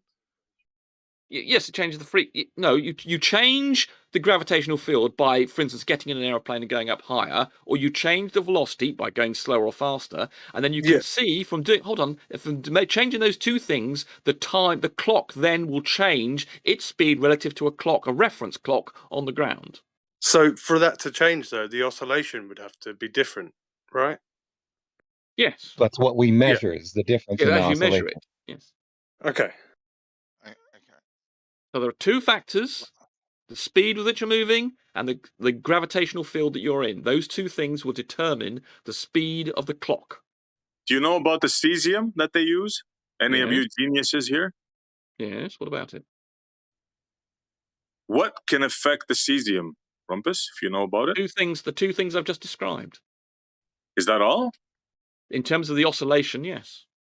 Right, and the reason the reason that drum is on there is to keep electromagnetism out and to keep the insulated inside at a fixed temperature. All of these things are accounted for, even though you say you've looked into this, you don't know that for some reason. So you're saying that. So you're.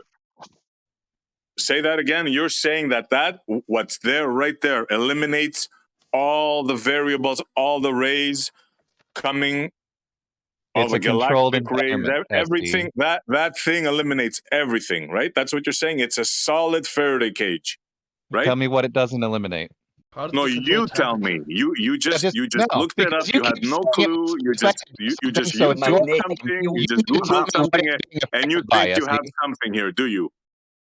Right. It's your positive claim that it's being affected by something. You need to present that thing it's being affected by so we can discuss it. No, I didn't say that. Negative. Yes, I said it could be affected by something. I said, how did you eliminate all the variables? And one of the variables I said was radiation. That's one of the variables.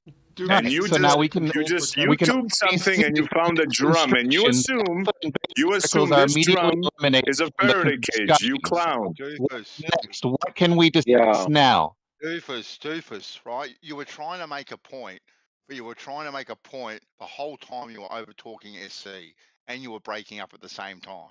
So if you want to make a point, don't make it at the same time that someone else is talking, please.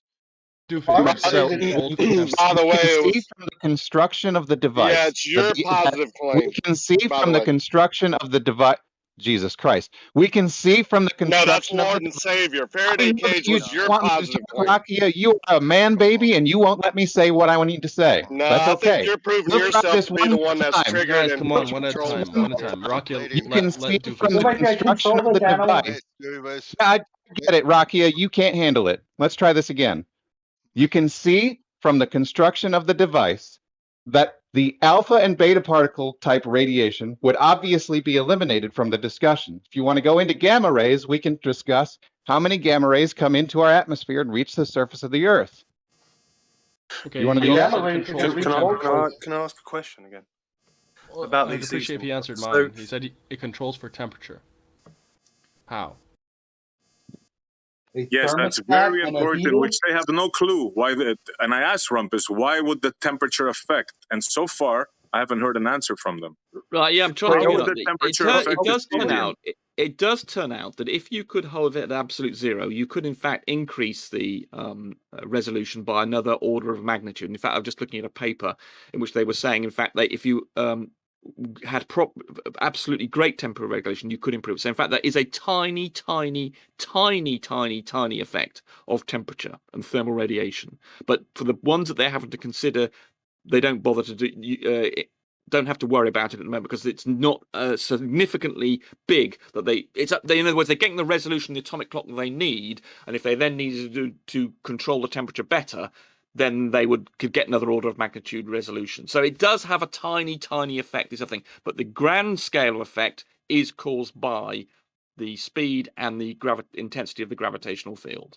So a tiny, tiny effect, like 1/1000th of a second. No, it's less than 1/100000th. No, the effect is much less than that. The effect here, in other words, if you were to allow for this thing, it says here that the high accuracy experimental data to achieve a fractional uncertainty of 6 times 10 to the minus 17. So it's much less than a billionth. It's a billionth of a billionth. In fact, no, it's more than that because a billionth of a billionth. That's 10 to the no, it's a billionth. No, it's a billionth of a 18. billionth. It's about a billionth of a billionth. Yeah. So if you've got one of these clocks that isn't traveling and one that is, could you tell from the difference of oscillation how fast the one that is traveling is traveling? Correct. Okay.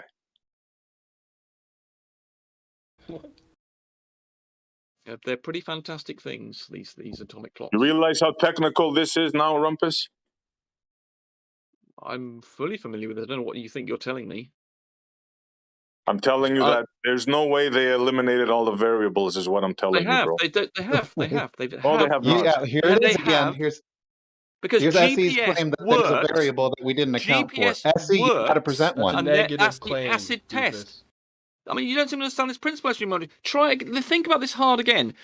With GPS, we've got these satellites in space being affected by everything that can be flung of it, including radiation and God knows what, which is presumably why they're being insulated from gamma radiation, etc., with those metal containers.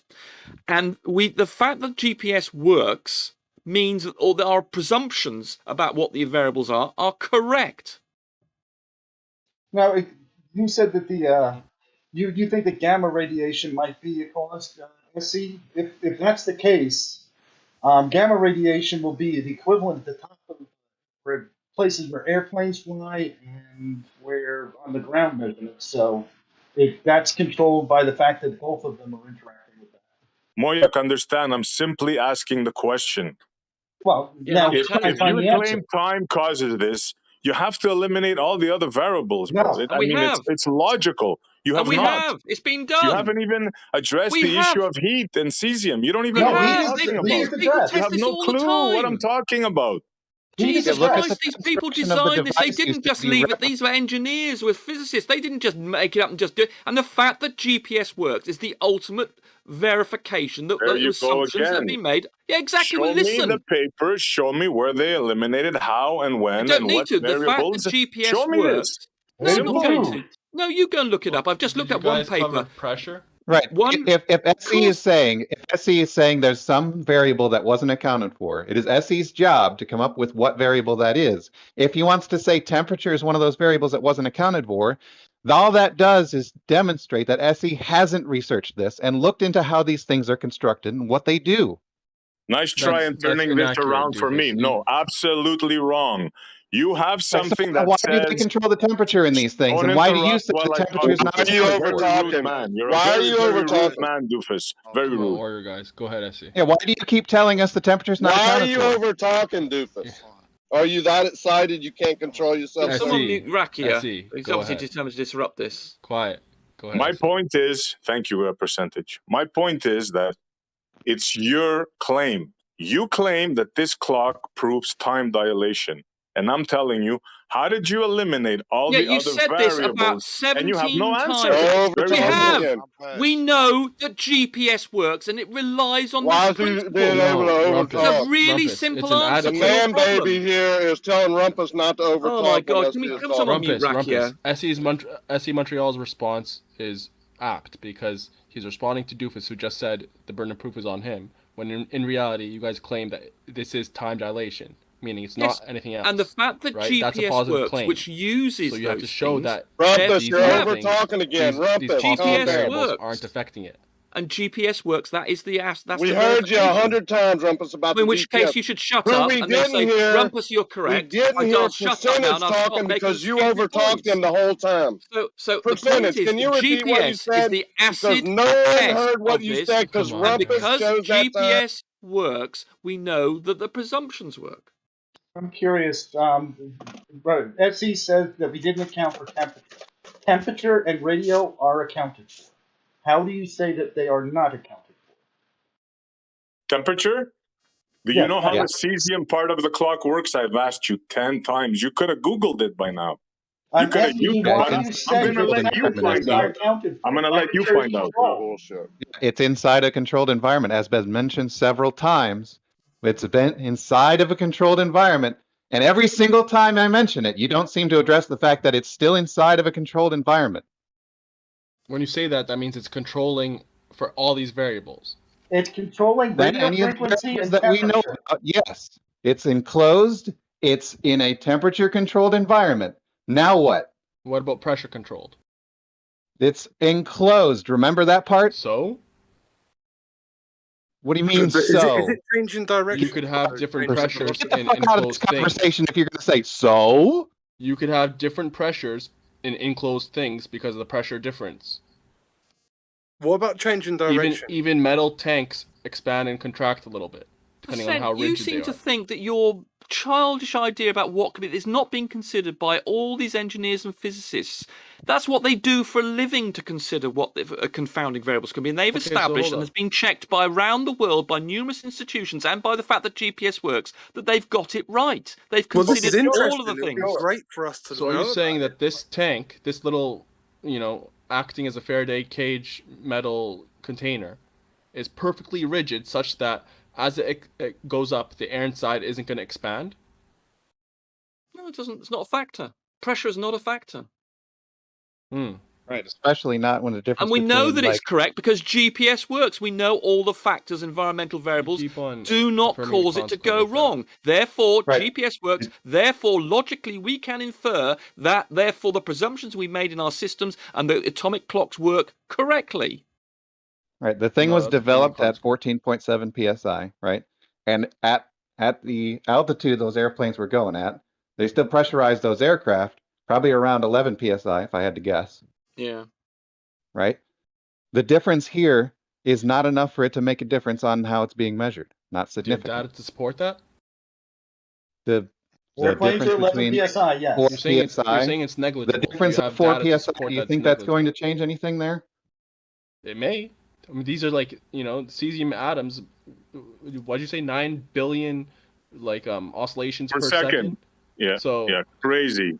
Even the smallest thing could affect it, right? And they've checked this, and it works, and we know it works. Show us. Therefore, Where's they've the got data it to right. show that us they've- the Stop test where making they the checked same it. stupid point. We've been Sorry, checked. do you have we a know graph it to works. show the we know pressure we've got the difference relative to variables under oscillation? control. We know Oh, the you're wrong, design Rumpus. is Rumpus, correct. do you have a graph to show the pressure difference relative to oscillation? No, I don't, but I know that it Then works. why are you I know saying they these showed people it have got if it right. they haven't shown it? GPS works. These people have created atomic clocks, which have been verified by various institutions around the world. They've all cross-checked one another. The GPS satellites works. Therefore, we know that they've accounted for all those other confounding variables. Making the Absolute same gibberish. that's gibberish, consequence. Oh my God, it's keep in mind that incredible. we have things like Unbelievable. You just can't logically process oh my things, goodness. can you?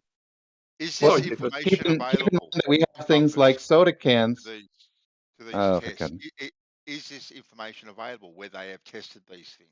No, you just made it up. All right, the manufacturer's It should specifications. be, Doofus, I hadn't finished, all right? It should be readily available to a person like you or to a person like me. Like this sort of stuff should be common knowledge. So where does one go, right, to get this sort of information? One would expect that you would know exactly where to go to be able to get your hands on this information, who to ask to send what email to what and where, instead of just saying it has been done, right? Yeah, manufacturer specifications. Right, manufacturer specifications identify the operating conditions that these devices can work in.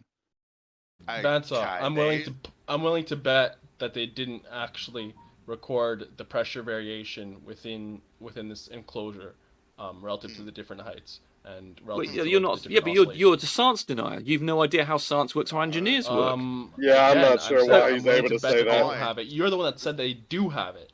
So you're talking out your ass, Rob. We know that GPS works, gibberish, and therefore Keep we in mind- know that every assumption they make and the design works in the GPS satellites. Therefore, we know that it works.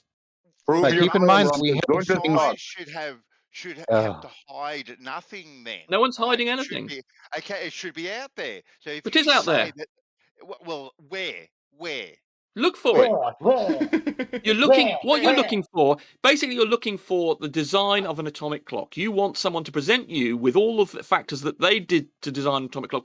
That may be commercially sensitive information. What we do know is that the things work. No, I want to see and the graph that you said keep in mind that exists, Rumpus. right. Keep in mind that we have things like very thin aluminum, extremely thin aluminum that can survive a pressure difference of 3 atmospheres between the inside and the outside. And to say that for some reason is not something that they already knew about when they made these things is absurd. We just want to see proof, bro. That's all.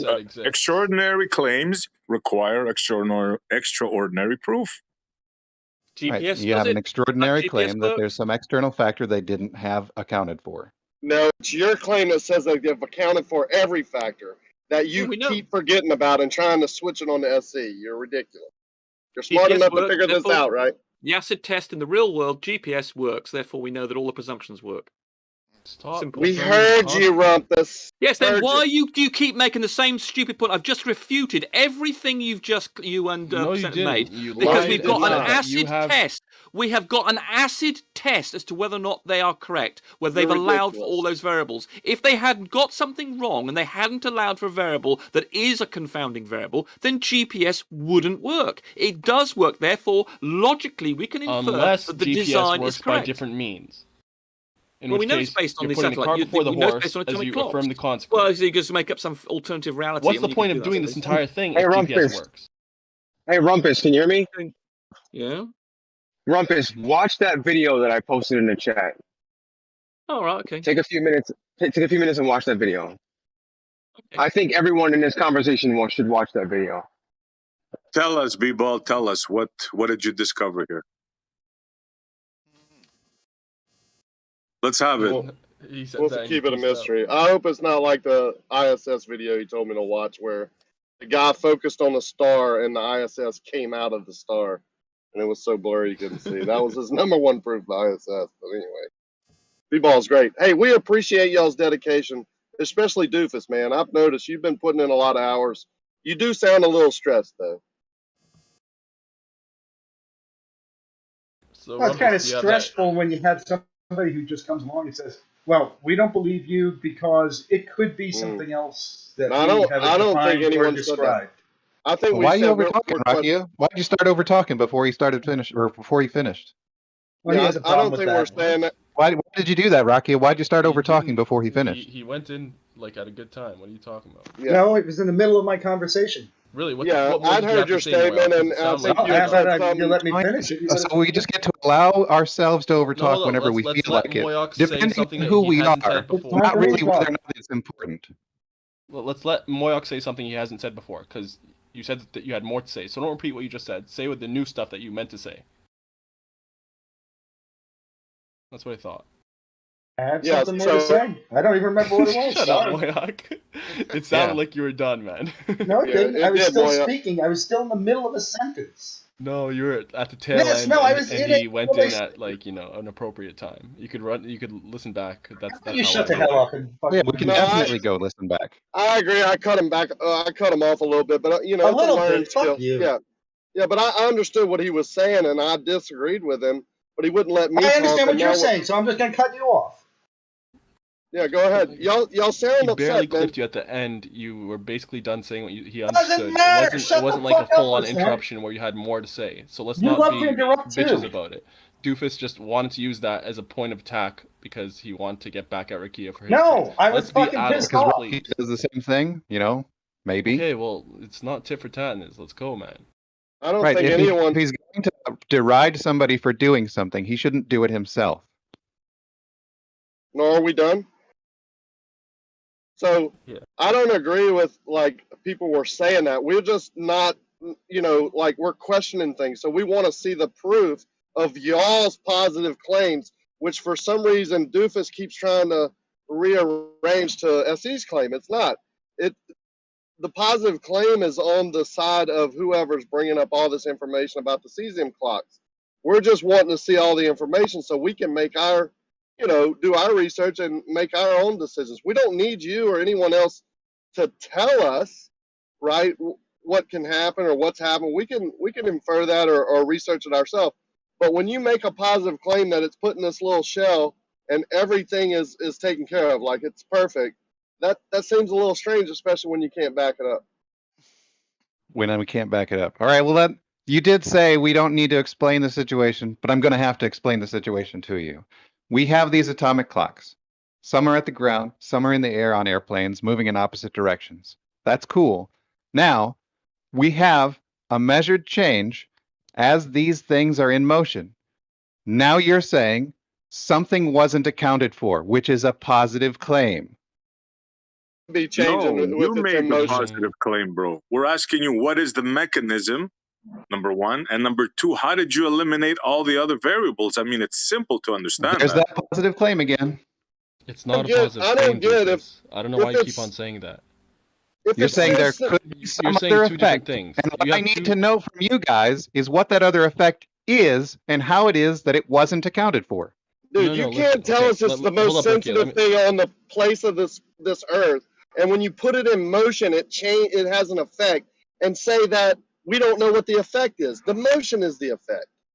When it's Okay. still, it measures one way. When you put it in motion in one direction or another in this field, whatever it's in, magnetic field, whatever, an energy field, then it's going to change that very precise, very sensitive clock. Of It course could it be would. that, Rakia, it could be something else, right? So if you're going to make that claim, then the burden of proof is on you for that. But No, well- Doofus, let me just say this to Doofus. Doofus, you have two separate stances, and they kind of contradict each other. Because on one hand, you were saying the enclosure, controls for everything, which, I mean, you haven't substantiated that whatsoever. And on the other hand, you're trying to make it seem like the burden of proof is on them for questioning it. But implicit in the claim that it's time dilation is that it's not these other things within a margin of error. Right? These other Exactly. things are Oh, controlled. I love how you want to That- spin that, but thanks. You can no, spin that's it however literally you what like. it is. When you say it's can time definitely spin it dilation, however you want that to. means that time dilation is the cause, and the I other thought you things were finished, aren't. Pretend. That's what it means. All right, so if we have the thing in motion causing an effect, I have a cause already. Now, if you want to give me another cause, you can tell me how it wasn't accounted for. That's No, how but this how do you know- works. Give you one. How do you know the Can I thing's a give one? cause if you haven't eliminated the other things that could be causes? You gotta Exactly. give Can I me. give You one? gotta Demonstrate the agree with truth. me. Can If I you give want a to just tell cause? me there's some other cause, you could tell that to me until you're blue in the face until you give me one. All right. Right, Ellie I'll wants to give you a jump in. cause. Jump in, Ellie. Yeah, thanks. I'll give you a cause. Just what Rakia said there about different directions. If you look at that experiment, how they flew the two clocks going west and one clock going east, or vice versa, whatever it was, that's what caused the change. Did you take into direction? Did you Yeah, account for direction was direction? explicitly used in the experiment to come up with the effect. Yeah, the direction. So that means that. How do you know that that's? Why would you need that direction? Why would it change going one way than the other way then? What's causing the that? Earth's already rotating. Say again? Because the Earth's already rotating. Right. Do you know that was a weak ass answer? Your heart was not in that answer. Never mind. Absolutely Just a correct. question. I flung it there. I mean, it's the I'm right finished. answer. Let everybody else. It's absolutely correct answer. So Give when me that a- plane took off, it didn't conserve momentum. It's feeling the effects of Earth's Where'd you get rotation that under. from? Where'd you? Yeah, I mean, you can't where be this did you pick stupid. up what you just Well, said from what I said? I mean, that's You just just said unbelievably the Earth stupid. is. You asked me a question. I'd like to answer.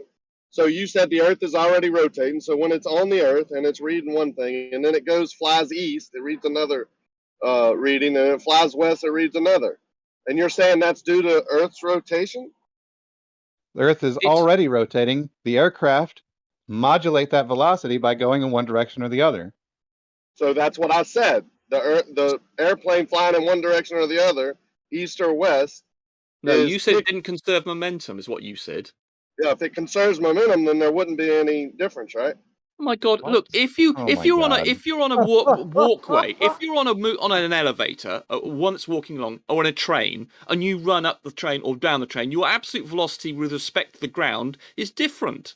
I mean, how can you be this stupid? You don't understand relative velocities. So when you're in an aeroplane that goes up one way, it'll be going with the adding on to the rotational velocity of the Earth it's got. If it goes the other way, it'll be subtracting from the rotational velocity of the Earth. So it'll have two different velocities, and it'll be about the plus or minus the rotational velocity of the Earth. I mean, it's just so simple.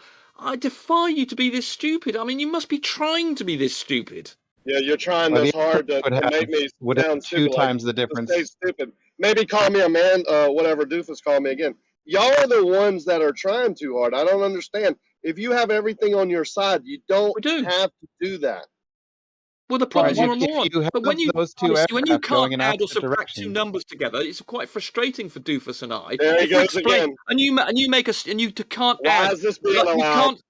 So why you don't Why is understand? this tactic On being a train. allowed? So basically, you don't understand Why on a train is this because we're tactic explaining being to allowed? you don't understand how to add and subtract the relative velocities. If you're on a The train same and you go person one who way, muted me a while your ago. velocity is I'm added. If you asking go the other way, your whoever velocity is muted me a subtracted. while ago, why mean is you have- Rumpus being allowed to do this? Because I'm telling about adding and subtracting, and you're apparently unable to do this. And so when we get to this level, when I'm you allowed can't to be this be here. stupid, I'm how can you allowed be to this be here and be stupid? stupid, Rakia, please stop Rumpus. shouting. How can you be Rumpus, this let me try to stupid? talk to you. Rumpus, Let me stop try to being talk to annoying. No, I want to clarify this. No, I want to clarify this. Racky, why don't you talk to me about it real quick? No, I have a problem. I can be the dumbest person here, but I'm allowed to be here. What's not allowed is for people to talk through me like this guy when I'm trying to make a point. Rumpus is not allowed to do that. Why is he being allowed to do Rakia, that? he's been muted. Make your point so he could respond. Racky, just talk to me about it real quick. Let's have a real quick conversation. I don't want to talk about the topic. I'm talking about why I'm being Rakia, muted. just talk to me real quick about it. Would you shut up for a second and let me you're make not my helping. point? Rakia, he's been muted. Are you going to make a point to Rumpus or not? Yeah, if Zanuck could quit interrupting me. Stop yelling. Well, I didn't yell until Rumpus told me. You're I close to your didn't mic, yell, and it's... and as Zanuck interrupts me again. No, I wanted to help you and Rakia, just have a hold on. conversation. Can someone mute Zanuck, quiet. Zanuck now? Jesus. Rakia, you're close to your mic and it's popping. If you can ease back just a little bit, make your point to Rumpus and he'll respond. I can easily be the dumbest person here. I'm allowed to be the dumbest person here. I'm here to learn. When I ask the smartest person in the room a question, he is not allowed to call me dumb. If the same mod is allowed to mute me while Rumpus calls me dumb, then I will take myself and people with me and leave. I don't think that happened. That would be fine. He called me stupid like 20 times. Rocky, I know, but no one muted you while if you he had said, called you stupid. Yeah, He called me a how do you moron. explain? He called me stupid. I must be the dumbest person here. I can't add two numbers together. May I go on? Should I go on and explain how many times he called me dumb? All right, No, let's get through this. Let's get over this. Get Right. to the point. If Raki had said, hold on, I don't understand what's going on here, then I would change my attitude completely. I would say, okay, Raki, let's go through this slowly. But he doesn't do let's that. not- He let's asserts not it from infuriate him. maximum Dunning-Kruger and then says you must be wrong because because you're not Well, let's allowing move for on. Let's move on conservation past momentum. that. We all and see so that, if Rumpus. so the question is, if he had a more diffident attitude, then we could usefully engage and then and I wouldn't be calling him stupid at all. It's when someone is militantly stupid, willfully stupid, and then lecturing to others about what's wrong, then that's a bit different. That's Nah, confrontational. Rumpus, you fucked up, man. No, I You didn't fucked fuck up, up dude. at all. You're too disrespectful. This guy doesn't understand that. Listen, how do you expect someone's gonna react, Rumpus, when you keep on saying insulting shit like that? Like, that's not the way you talk to someone and try to like make them understand your point of view. You have to employ a better. Rocky has got the same problem. I was just over at Nathan's. People... Rakia overreacted to. I mean, he didn't overreact, but he maybe he did. He got hurt by it. So what do you expect? Like. For instance, if Doofus explains something, hold on. I just want to give an example of how this should work. Right now. If Doofus said something, that I didn't agree with, can I just make a quick point, please, about interaction? Can I just make a quick point about? Can I just make a quick point? No, because you're talking all the way through. No, I'm not. I was muted for 2 minutes. Yes, and you're still right. So can I just make a quick point? No, you can't. Can I just make a quick point? Finish your point, and then. I was just saying, like, we have to be smart about having like a dialogue. You're not gonna get the best of people when you're insulting them and talking down to them. It doesn't work for kids. Doesn't work for adults. Doesn't work for anyone. So let's just keep the names out of it. Explain why they're wrong. About keep it mature, So for instance, keep it logical, if Zanuck keep or it respectful. If Zanuck or Doofus said something I didn't agree with, I wouldn't say, "Oh, you're wrong. You're completely wrong, Zanuck." I said, I'd say, "I didn't understand." I said, "I didn't understand what you said, Zanuck. Could you just go through that again with me?" But that's not what Rakia does. He comes in there saying, "Oh, therefore you've invalidated something like conservation momentum, haven't you?" And then basically the implicit thing is that we've said something really stupid. He didn't say, "Well, hold on, how do you explain this?" And that attitude and response to that would have been completely different had he approached it in that manner. But he doesn't do that. Rumpus. You called him moron and this many times. Give it up. Let's move that's on. because he's maximum Dunning-Kruger. Move on, Rumpus. Move on. Rumpus, we're not gonna get anywhere that way. I get it, and I understand what we're growing. Let's try a different tack. Let's just let him make his objections, as silly as they may seem to us, and address every one of them as they come up. So if he says we have relative velocity, he says, well, then how do you conserve momentum? And we can explain that to him as well. We can keep on answering the questions. So if we don't ask, hold on, let me finish. Stop framing it that way too. As silly as what it seems to you. No, it's not silly. Okay. Who the fuck do you think you are? All right. Ditto. He didn't say it was. He didn't say it was silly. Right. Hold on. He said as silly as it might sound to us. Right. That's why. Too bad. You guys will not learn. You will not learn. Right. Now we're all going to show respect. Right. The hammer's coming out. Right. Because it's been going on for far too long. Right. We're all getting sick of it. Now you either act like adults or you got to be put on mute and you won't be taken off mute. Right. First and only warning. Okay, great. Can I talk with Racky real quick about the topic? Just for the first top three questions. He's not here. He left already? Okay. He left. Right. I wanted to point out one thing. I understood just the last part of the conversation, and it was getting frustrating for Rumpus because we're explaining things in our minds that are incredibly simple, and he's misinterpreting them and confusing the concepts.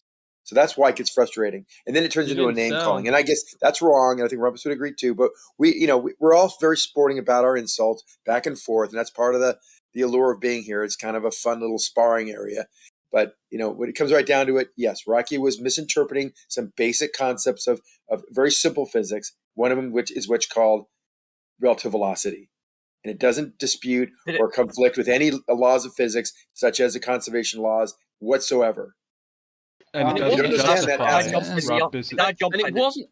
And it wasn't as though I just called him a moron. I did actually explain where he was misunderstanding. I didn't just say, Raki, you're a moron. I explained what the addition and subtraction of these relatives was. I explained exactly what's going on, and only when he then persisted in not understanding this did I then have a bit of a go at him, because I know what he's like. He willfully refuses to understand simple explanations. It did sound like that, guys. Unnecessarily in Rumpus's defense, it did sound like that. Insulting. If you listen back to it, you'll see that you kind of laid it on thick. And that's how I heard it. How about this? How about when he says... Well, because he did that...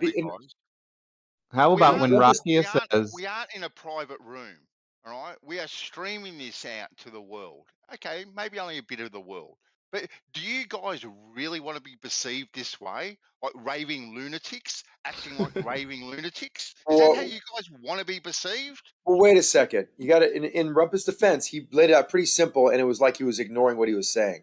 And it gets pretty frustrating when people do that. That's if someone's willfully misunderstanding and willfully refusing to, I mean, if he was to engage with me and say, "Hold on, Rumpus, how do you explain that?" then my attitude would be completely different. But when someone's willfully misunderstanding and then presuming that they know everything and they're not actually trying to learn at all, they're just trying to dismiss arguments. In fact, they're trying to remain ignorant. That's their object of the exercise, and they're trying to spread their ignorance and stupidity around. With all due respect, you're trying to make excuses for something that was inexcusable.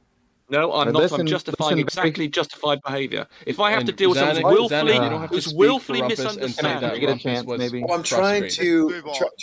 You don't have to speak for him and say he was frustrated. He wasn't frustrated. He just sounded like a bully. I know, but I'm trying to lessen the blow of a reaction that Grumpus having is understandable. And move on. All right. Yes, move on. So moving on. Hold on. Let's move on to Ali because he wanted to. I've been waiting for 10 minutes to get this out. 10 minutes. I've been patiently waiting. Right, Can I say it now? Then Ali afterwards. All right.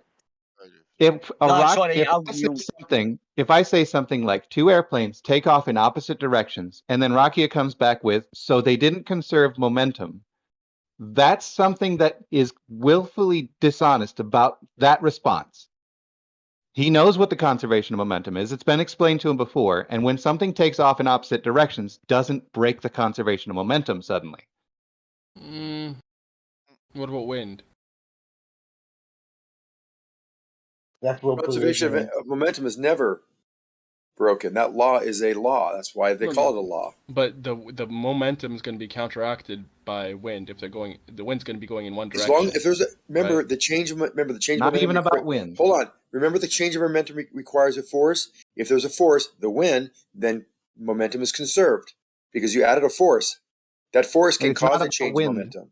The laws of momentum do not say that momentum cannot change. You get that, right? Momentum can change. It just requires a force to do so. Zenik.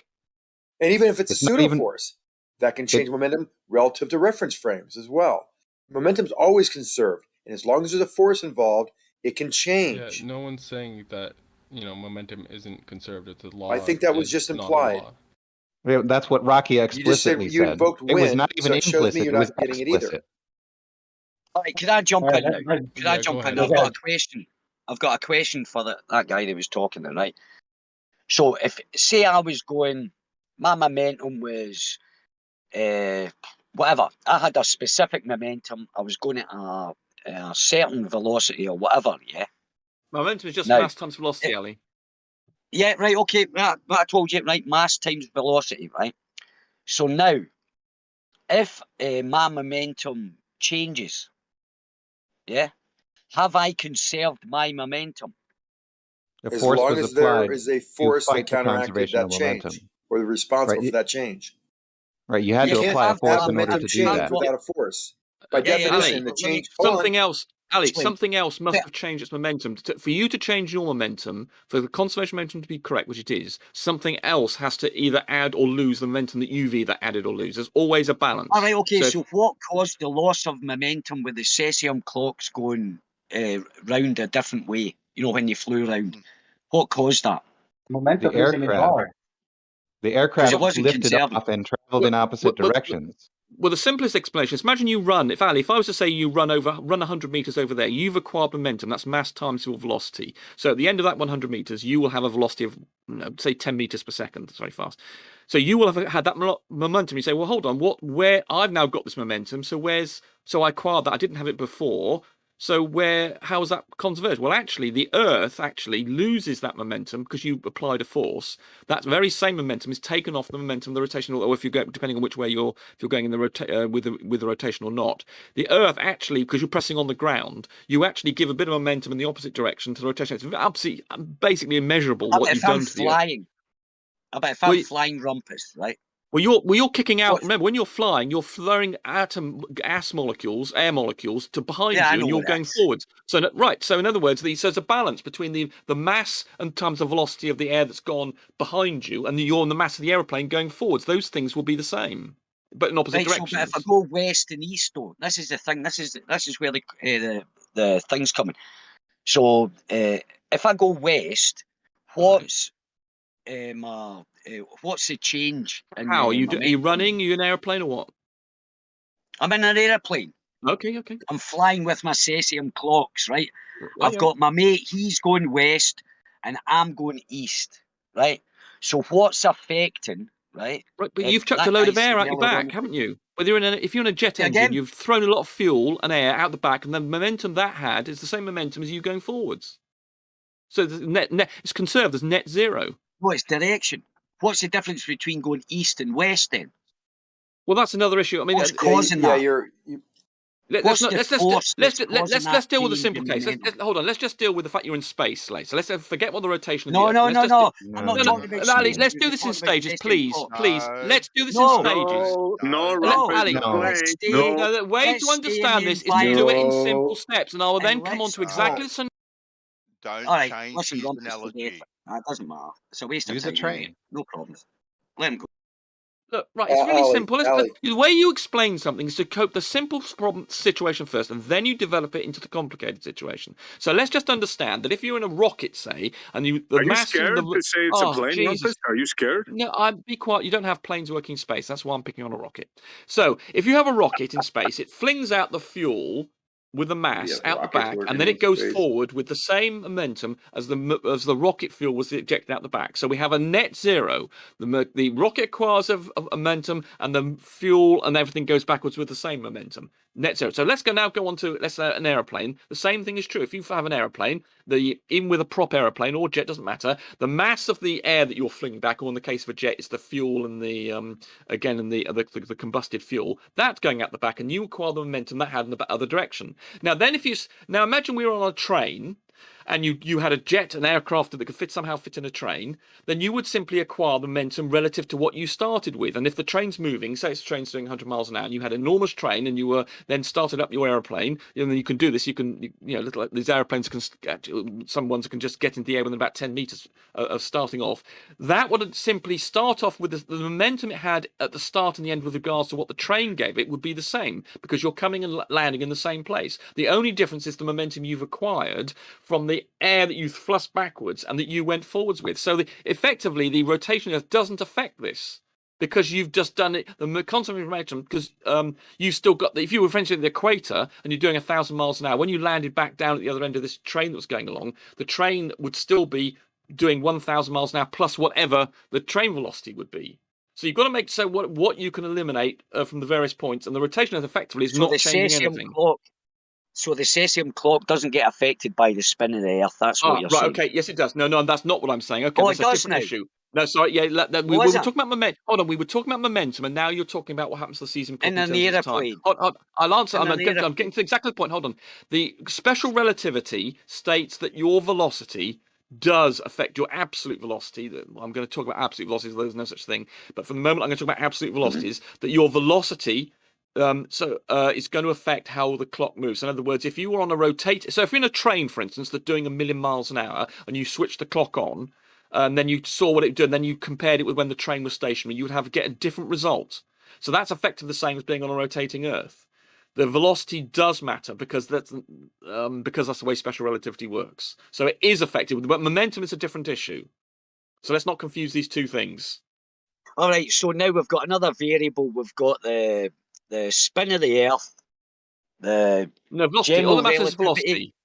Yeah, there are two things that general affect relativity yeah, affected two it? things: special relativity and general relativity, i.e., the speed you're going and how Affect close you are cesium clock. to how the strength of the gravitational field. Those are the only two things that you need to consider with an atomic clock. Once you've got one that basically is not being flung around and is in one of these sealed containers.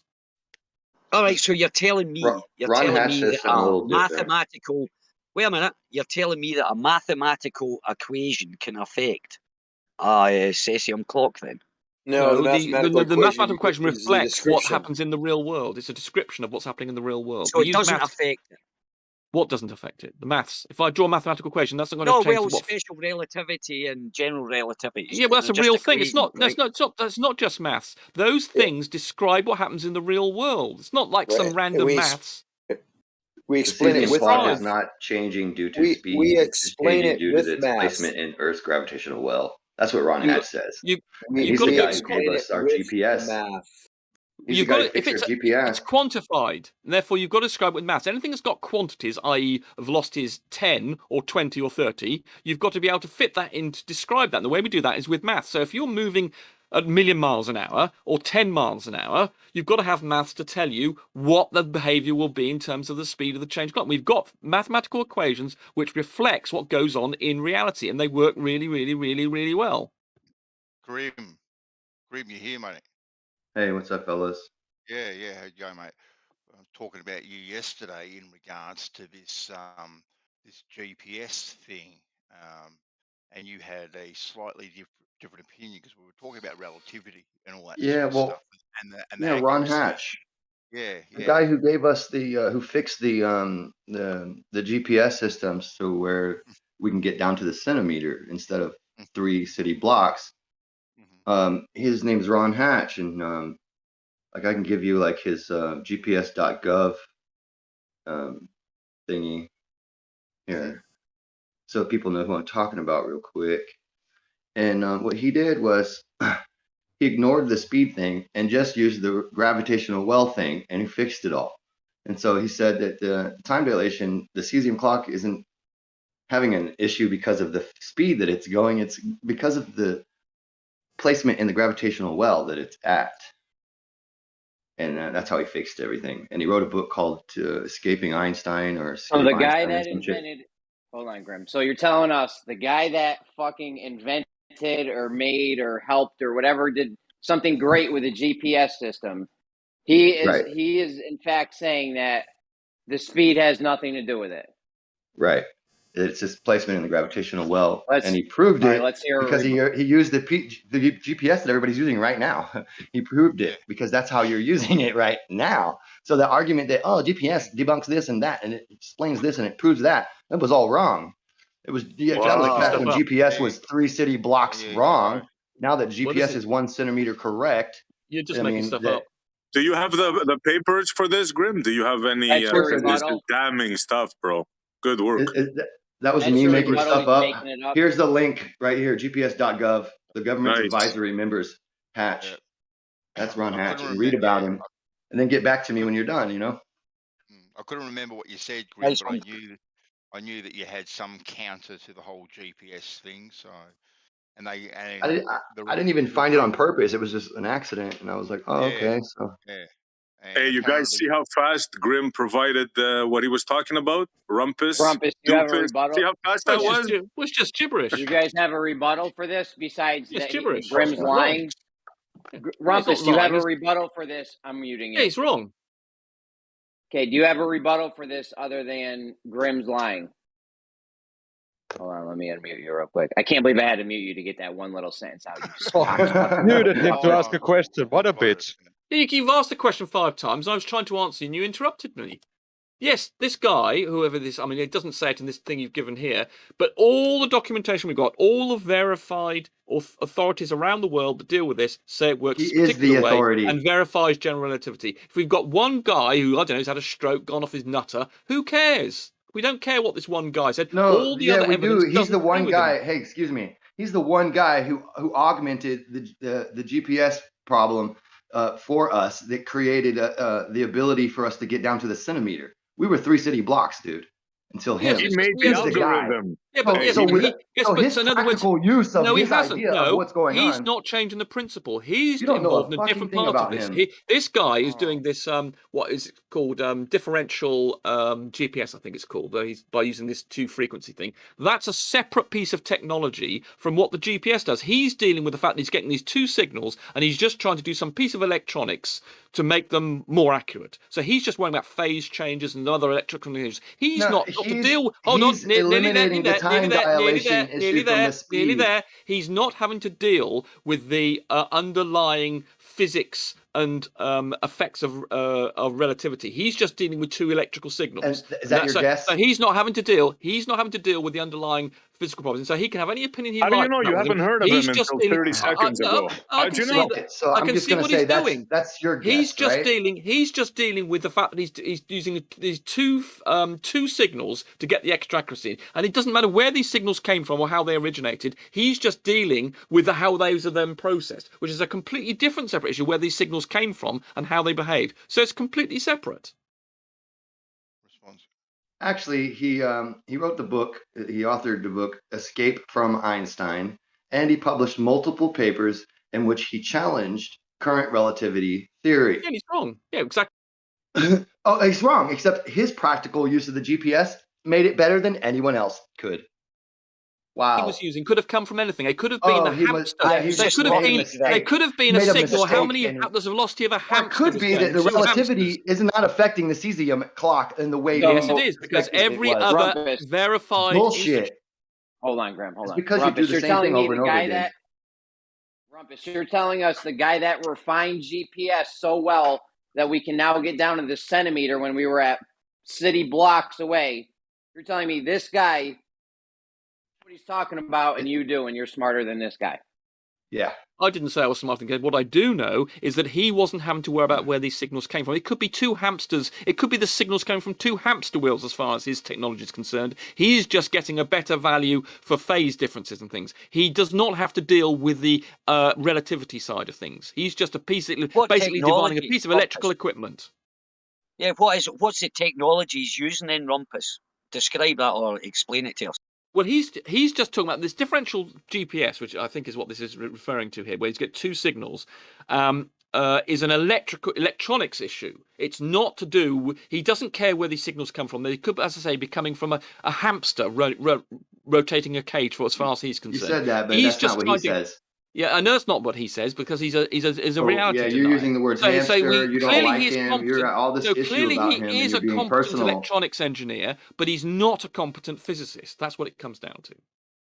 So the But you man just that heard wrote of the him 30 seconds algorithms, ago. hold on, Rumpus. The man that wrote the algorithms to correct from block accuracy to like very fine accuracy. You're telling me that you're in his mind and you're saying what he actually thought. Are you serious, Rumpus? Yeah, he's just an electronics engineer. He's not dealing with where the signals came from. That's all he's done. He could be fixing, as I say, signals that could come from anywhere. He's not involved in the underlying physics and the relativity. I knew I side. should never take He's Rumpus just seriously. all he's doing. Just because you sound serious, he's Rumpus, basically doesn't mean designed you're a better serious. transistor or a better piece of hardware that processes the signals a bit better. That's all he's done. No. All right, let me jump in.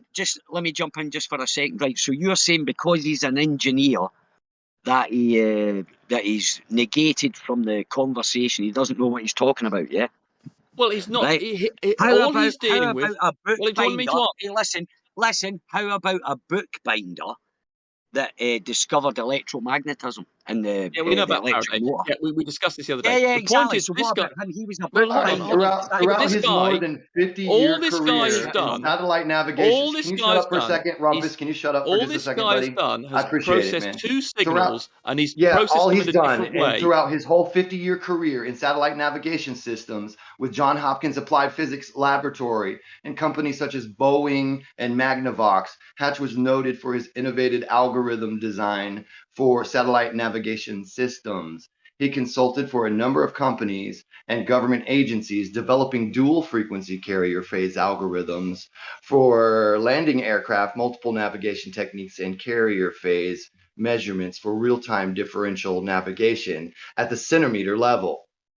So this guy sounds algorithms like he's and specifications for local area augmentation systems high So in other performance words, GPS. none of the This shit physics. goes on and on Yeah, and and none of on. the physics. In All his he's fif- done yeah, in is his he's 50-year designed a piece career, of electronics that and he deals with designed two it, frequencies, and he and he's designed made the it, thing more accurate. and He's he not designed involved it, in the generation and of the he signals. and He's he not involved in designed the them. physics Yes, of the he is. signals.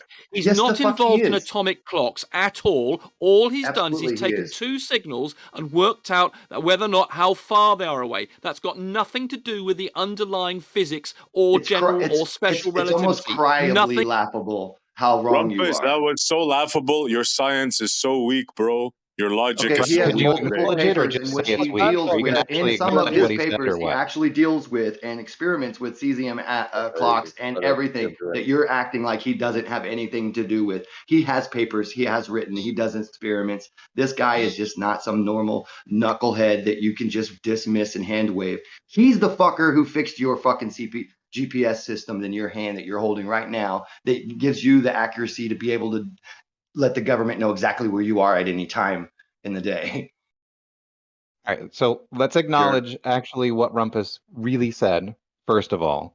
What's going on Go ahead. here Tell with us this what DG? Rumpus really said. Never mind. Okay, I guess I don't get to talk today, right, SE? I'm No, not I just allowed made a to. comment. Go ahead. I'm not even allowed to finish my thought because SE wants to come in and It's interrupt not your me. thought. It's Rumpus's My thought. apologies. Go ahead. Let's No, go ahead you're and not finish allowed it to out, finish though, for Rumpus's reals. thought for him. Right, So come if, on, Doofus. Come on, Doofus, go. I'm kidding. You go. All Go right. ahead.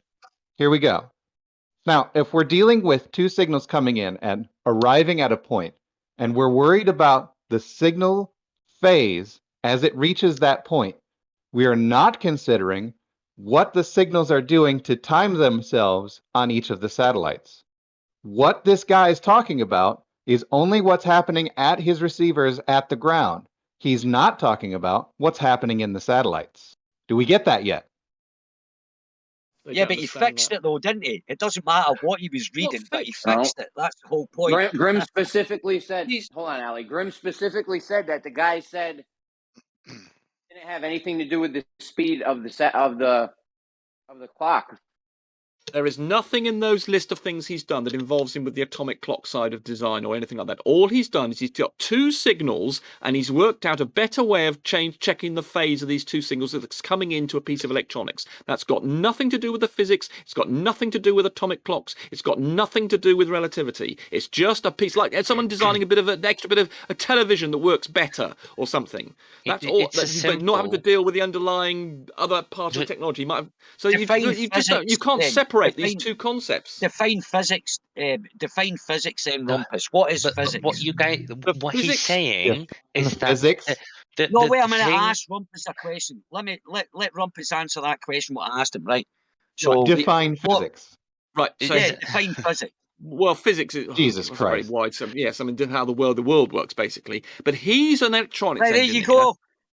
Right. So what you're saying? I'm glad. Great, jolly good. So all he is, as an electronics engineer, was given two signals coming in. And he's trying to work out the phase of these two signals that are coming in. He's not involved with atomic clocks. He's not involved with the underlying relativity theory. He's not involved with the GPS sites. All he's being told to do is say, "Here, I've got these two signals coming in. Please tell me, can you find a way of checking the phase on these more accurately than we've been doing before?" That's all he's done. Yeah. So you're telling us the guy that refined GPS to such pinpoint accuracy that you know more about him about these atomic clocks that are on the GPS satellites than this guy. That's what you're saying? I don't know how much. I'm just saying what he's done here is a separate issue.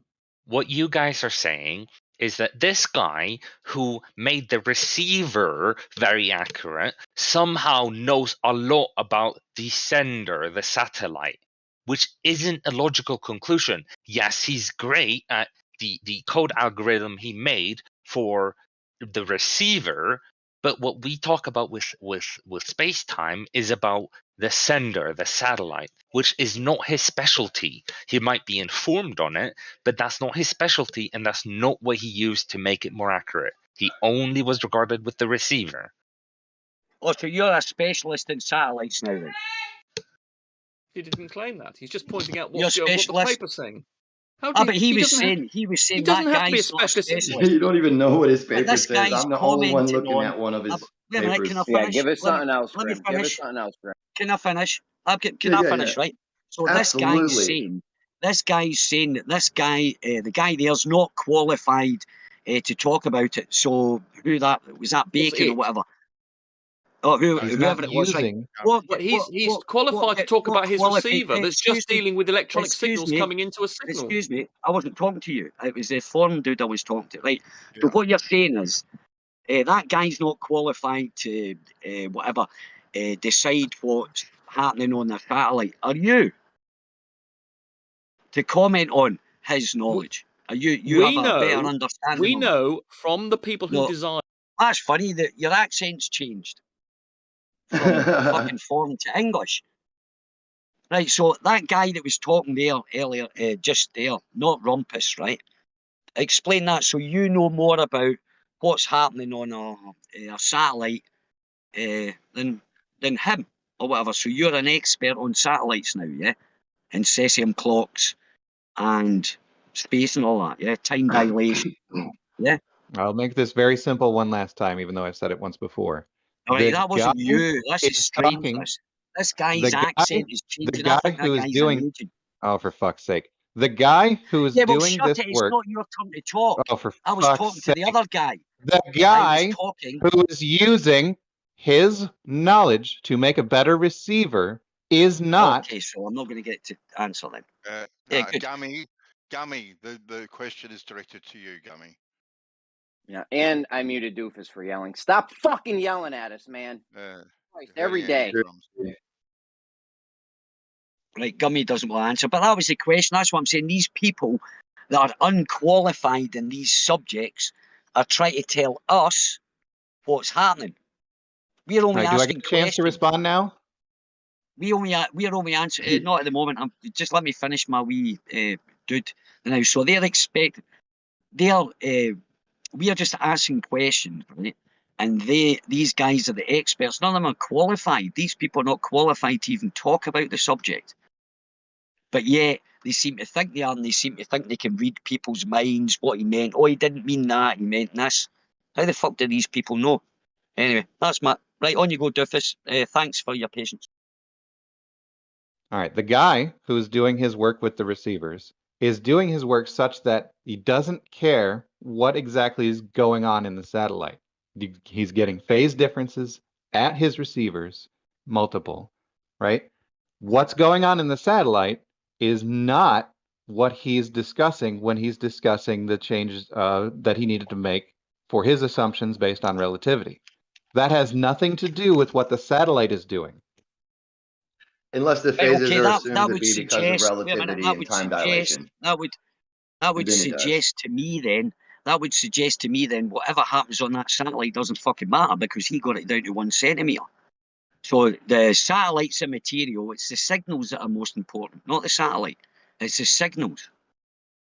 That's what that tells me. Maybe I'm being stupid or whatever, but that's what tells me because he didn't pay attention to what was happening on the satellites. Yet he got it down to 1 centimeter accuracy. Well, to me, it would say it doesn't matter what the fuck's happening with the satellite. It's just all about the signal that it's given out. It doesn't matter whether he knows about cesium clocks or space or fucking that kind of stuff. He worked it out, and he got us down to 1 centimeter. So God bless him, whoever he was.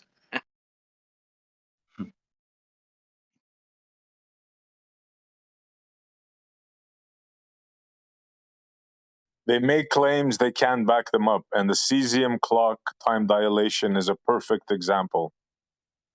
You can tell yourself whatever story you want, SE. That's fine. Well, it's the truth. That comes to you guys. The storytelling is on your sides. I just find holes in it. Thank you very much. Right. That's the holes that you think are there. That's great. Ron Hatch thinks they're there too.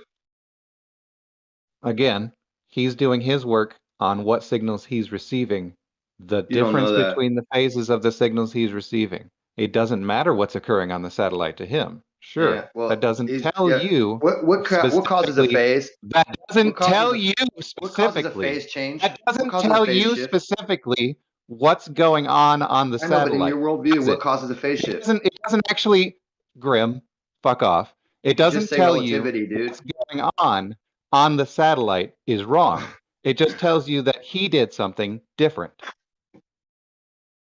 that made it better and showed practical use for his idea over the original idea. I get that, but you don't. Right. In a single receiver setup, It's not a single receiver setup, dude. You're making a big single receiver you're making a setup. nonsense In a claim here. single receiver setup, I don't Which even isn't know really- why you're talking right now. In a Just single making receiver shit up. setup, in a single receiver setup, the use of the system as it was originally described, where they accounted for relativity, is actually employed. If you want to say that his multi-receiver setup is different, sure. Yes, it is different. It's down to the centimeter versus 3 city blocks. Different. Right, because he's So using that's much more wrong. Right, because he's using a completely different mechanism to figure out that position, right? No, because he's eliminating the automatic when NASA and the ESA and the guys, they decided that they needed to incorporate the speed into the relativistic equations, and they incorporated the speed, and they got, I don't know what's going wrong. Everything's wrong. He goes, look, man, just take away the speed and use the gravitational well. Boom, you fixed yourself. That's what he did. He didn't do what you're saying he did and just walk around doing a fucking single phase thing with no idea of what he was doing and only working with one signal on the ground. Yeah, but you guys are minimalizing and marginalizing this dude as if he's less than even you. That's fucking ridiculous. No, what I'm explaining is what work he did, which it seems you don't understand. He doesn't understand it either, evidently, because his explanations don't sound like what you're saying he did. So maybe he doesn't understand what he did. Right. What he did, again, maybe he just got was lucky, to right? use There's chances multiple too. He could have got signals, lucky. arriving at multiple receivers to arrive at a different mechanism to find your position. With an right? automatically In a proposed single time receiver- dilation that in a ended up single making the receiver signals setup- wrong. a The signals single were wrong because they were receiver set up for the time In a dilation for single relativity. receiver setup, How about you shut up? the same setup that everyone Man. uses on their cell phone every This ain't about cell phones. accomplish what it does. I really don't even think your cell phone works on GPS. You're a tower You can guy, pretend right? that it doesn't. Aren't you in the city? I'm not currently in a city. You're not in a city at all? Nope. It's called a township. Well, I guess you got me there. You call it something else. So it's not a city, it's a township. So it probably doesn't have cell phone towers, does it? Since that's the point. Not the what the fuck are you cell phone calling your little towers city? are not moving at thousands of miles per hour, Grim. Volume down. You just watch this and Hold listen on. to that. Look, I'm in the middle of a conversation. I'm not just gonna. Well, the towers are moving because of the spin of the Earth, though, right? So they are moving. Right, they're not orbiting past me at or multiple thousands of miles per hour.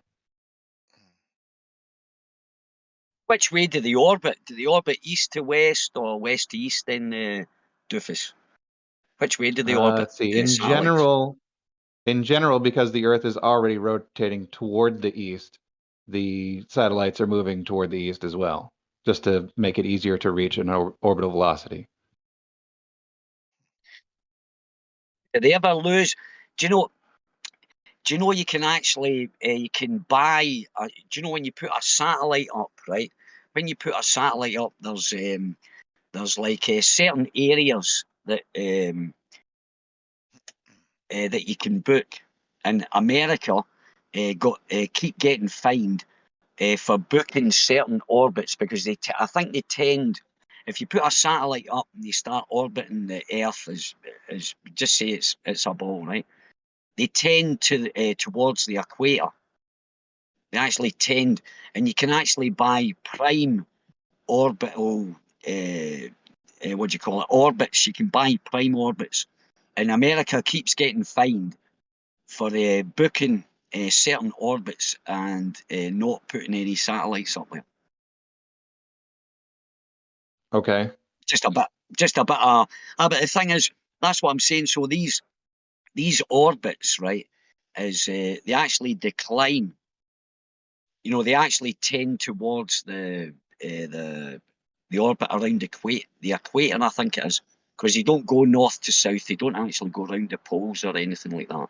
I think it's about 20, 30 degrees from north to south. I think the orbit, because for some reason, I don't know why. But they lose their orbit. They lose, you know, they start wandering towards equator orbit, I think it is.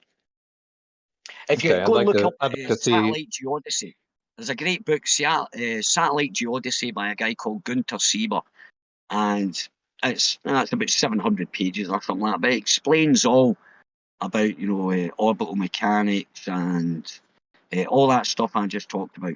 You know, how there's specific orbits you can book that are more stable than others, kind of thing. So, but you look at that, and you might actually be surprised by what you don't know about satellites, or you didn't understand about orbiting satellites, which I have, because I believe in satellites. But it's a good book, Gunter Sieber, Satellite Geodesy, it's called. Have a look at that. And even in there, right, it says, I'll be finished in a second, but it's just quite a funny thing. They give a definition of the satellites, the heights, you know, geostationary, lower Earth orbit, LEO, or lower Earth orbit, and all that kind of stuff. But it actually says that up around 50,000 feet, right, there's objects or satellites that travel at 17,500 miles an hour, just above where aeroplanes fly, about 20,000 foot higher. There's things that there's satellites up there that travel at 17,500 miles an hour. So, All right, keep in mind that. What do you think of that? The orbits don't decline toward the equator. They if the satellite in question doesn't have any thruster fuel on it, it will fall toward the Earth rather than just go toward the equator. But if I know that's where they tend to. No, they do. They tend to go. Read that, but read it as it's the Bible of satellites. Anybody that gets into satellite engineering or any satellite communications, that's like a recommended read for anybody that's going to study that subject. They oscillate around the equator. They don't tend toward the equator. They don't lose their inclination. They do. Yes, they do. Go read that They book. have I told you. thrusters on there specifically to keep them where they're supposed to be. Yeah. Yep. And if they didn't do that, they wouldn't fall. They would tend towards equilateral or equatorial orbit. So they have to use that to keep them in that certain orbit. They have to have those thrusters or whatever to keep their orbit, kind of thing. But as I say, I'll post it in the. I'll post the book. It's actually, for me anyway, it was that book actually changed my opinion on the moon landings. That book convinced me that the moon landings happened, amongst other things, but that was the main thing. After I read that, I was like, oof, I could be wrong with the moon landings, and then I thought about it. So it's quite an interesting document, shall we say, or book. But you learn a lot, you know. Ali, please help me. Ali, please help me understand. You believe in satellites, you believe in the moon landings, but you still believe the Earth is flat? I'm just so curious. That slide to because dock I link can that I left. imagine satellites. Wait a minute, I can imagine satellites because I believe there's currents up there. There's some kind of current or some kind of whatever it is that's causing these things to go around. There's different. Basically, I could look up there and imagine them going round in a circle above me rather than disappearing over the horizon or whatever. So it's not really for me. It actually changed my belief in the moon landings, but it consolidated my belief. Benny, one more question, please. Wait a minute, Really I'll finish. But it consolidated my belief in the flat Earth. There you go. But Ali, Go when for it. things are making circles, they have to have forces act on them. They can't just turn in a circle by themselves. Remember we talked about conservation of energy and momentum, etc. earlier. Yeah, but I see. I see them as vortexes above. Let me just finish the last Yeah, but I sentence. know. One, hold on. You just mentioned about flat, and you imagine these things are up there. But if they're going to take a circular path, you gotta. It evokes a need, a requirement for a force. You need a force for things to go in a circle. Yeah, magnetic fields. A vortex or a cyclone, if you want to say a cyclone, but like a more of a cyclone rather than a vortex, because a vortex will suck it down. More of a cyclone up there. It has to be. That requires a force as well. That needs a force to be Yeah, of created. course. Yeah, exactly. It has to have a force. Yeah, of course. And what's driving that cyclone could be a rotating magnetic field. Oh, how is the magnetic Ali, field what rotating? about? It requires a force also. See again. A rotating magnetic field requires a force also. Yeah, it does. Yep, and so does Ali, the what spin of the Earth. So does the Ali, spin of the Earth. Ali, what about the pictures of the Earth from the moon? I stop that. Stop that. I'm just. It's like, here's a great question. You believe in the moon landings, but what about the pictures of the Earth from the moon? Are those fake? But they've been proved to be fake. But the point is, go on. No, go ahead, man. Sorry. No, that's okay. But they've been proven to be fake. You've seen that moonrise and like that. They've proved that was manipulated. That's been debunked years ago, man. That was proven and they admitted it. You could see it clear as day that moon was superimposed in there. So.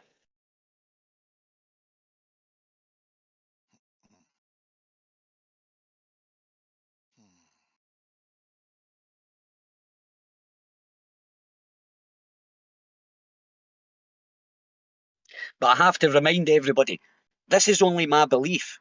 It's not a fact. I'm not going to.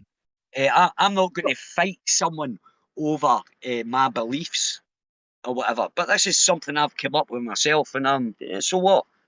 So what? Most scientists do come up with things that conclude things, or unfortunately, I can't experiment on that because I don't have the funding or anything. So I can't really prove that to be true or anything like that. But that's how I justify flat Earth and satellites. That's how I do it, or console the two together, shall we say? So only parts of it is real. Like, so the moon landing itself is real, but the pictures are fabricated. Is that?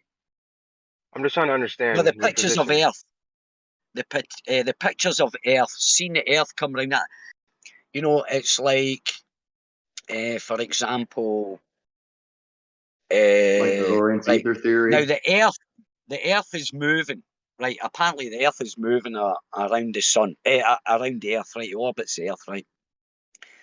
If you actually look at that picture, you're like, well, how does that happen?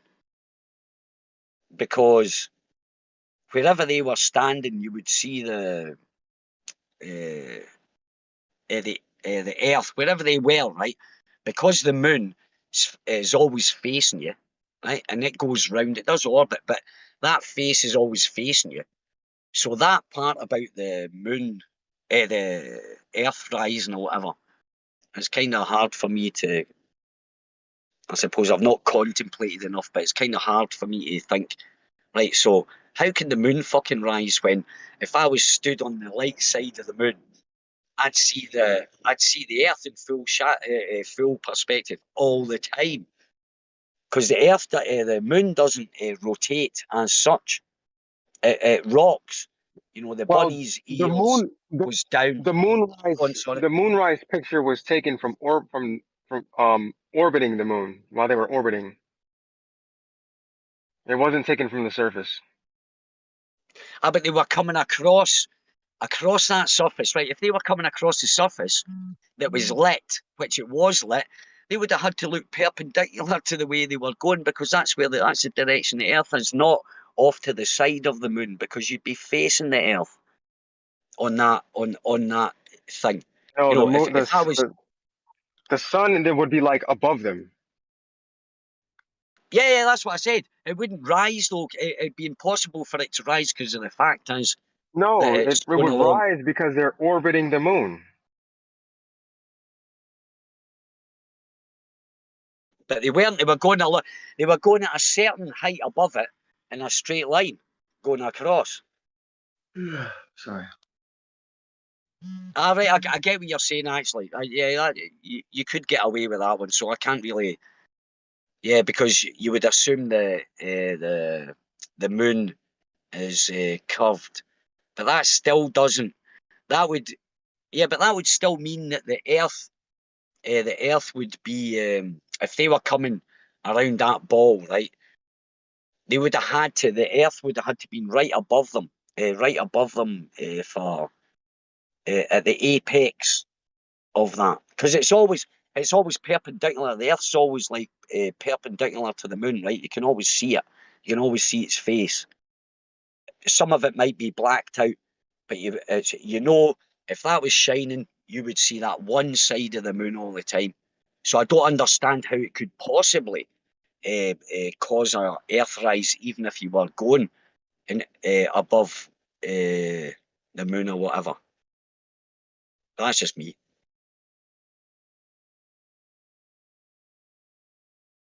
Stop being logical, Ali. You're gonna make them angry.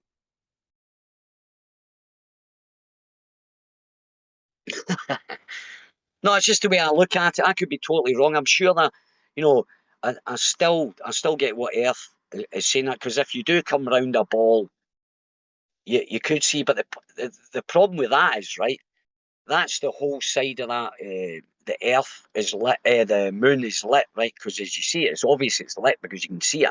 It's not around the dark side of the moon. So if it's not around the dark side of the moon, that means the Earth will be directly in line. It won't rise, or you won't see it, because that would suggest that if I was on the Earth, I could actually see part of the dark side, if you know what I mean. It wouldn't make the whole picture. But I know when I look up at the moon and I see a half moon, a quarter moon, or whatever, yeah, whatever it is, right? I know that's always facing me. So it wouldn't matter going round a ball or anything like that. That Earth would still be above me no matter what. I could never see it going round the side of it. Plus the moon's so small. You know, it's not exactly huge or anything, so I don't think the difference. So that even if I was on the faraway limb, say I was coming in from the dark side and then I hit the light side. The minute I hit that light side, I know I could look straight up and see the Earth there, because that's the only side we ever see. But that's just the way I look at it. I could be totally fucking wrong.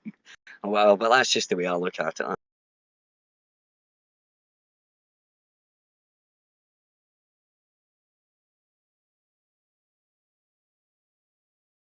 There's a lot of weird stuff that happens with Earth, Sun, and Moon. It just doesn't make sense. Yeah, they've got that three-body problem. You know how they go on about physics and all that kind of stuff. Right, here's another one, right? Say, for example, within the model, the standard model, you know, the Big Bang and all that kind of stuff, within the standard model, there's certain, what do you call it, boundaries. You know, you can't go out with the boundaries of the mathematics, otherwise it wouldn't fit in with the standard model. But what they do is they can actually disregard all the physics that they say is going on to study Mars and its interaction with the Earth. And they'll forget about the influence that Jupiter or all these planets supposedly, and the sun and all this, supposedly have on the Mars, right? They'll negate all that, and then they'll just study the interaction between the Earth and Mars and go, oh, right, that's that, and that's that. And not even bring in any equations, mathematics from the effect of gravity of the sun, or the speed of Mars round the sun, or its orbit, or the Earth's orbit. They just take the Earth and work that in. Now, these equations, if you if you extrapolated them or tried to fit them into the standard model, they break down very quickly. So they have carte blanche to do that, and that's a fact. That's what they do. You know, that's what scientists do and stuff like that. That's why I've got a problem listening to scientists. Ali, when you say the n-body problem, could you try and describe the n-body problem to us? The third body, the three-body problem. Okay, yeah. The three-body problem. Three-body. Can you explain that? All right, okay. Right, okay. Because what they can't do is they can't, for example, say we've got the, right, we'll take the moon, the Earth, and Venus. Yeah, because I think that's the closest. Is it closer than Mars? I can't remember, but we'll take the Earth, the Moon, and Mars, right, for example.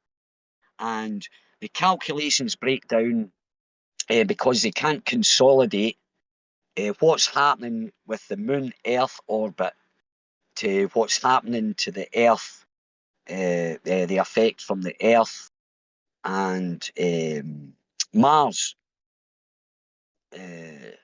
orbit, think you or got the whatever wrong it's answer. doing there. All right, what is it? What is it then? Go and tell me then. That was my belief. Go on, you go. Tell me what the three-body problem is. Yeah, So the three. All right, go on.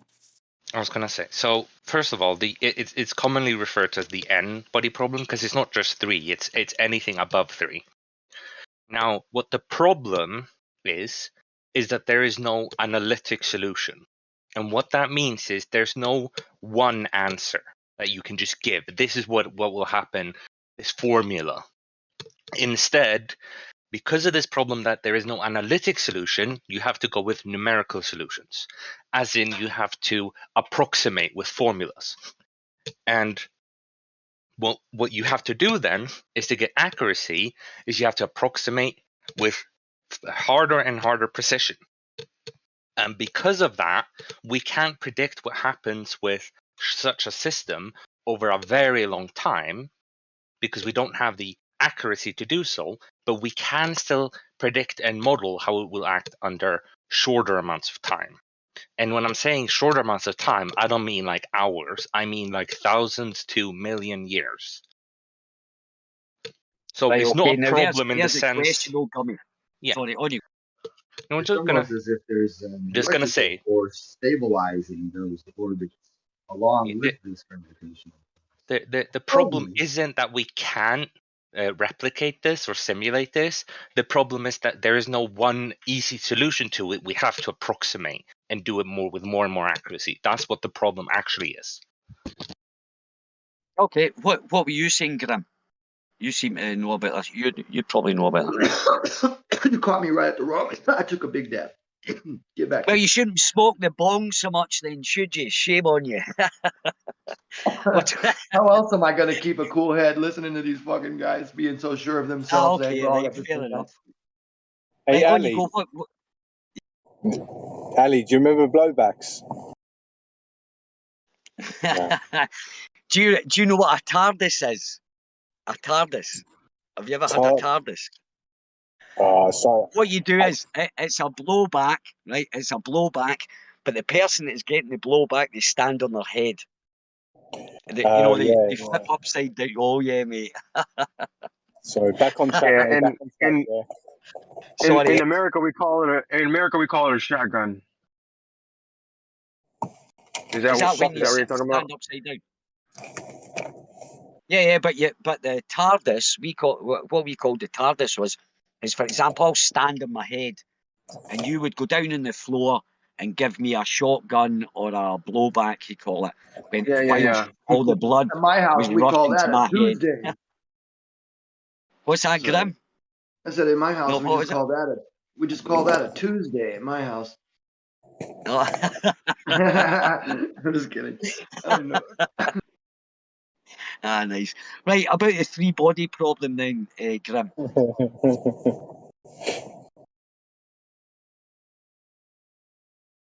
Mr. Grim, what about the three-body problem? Shit about we're talking about the orbits of the planets and how they don't work out only with gravity. Well, it's because I think they just might be failing to add the small electrical field system that's going on that's actually stabilizing and helping space those orbits. I don't think gravity alone is doing it. That's my problem with it. So, sorry to keep coughing. How would you actually be able to test that then?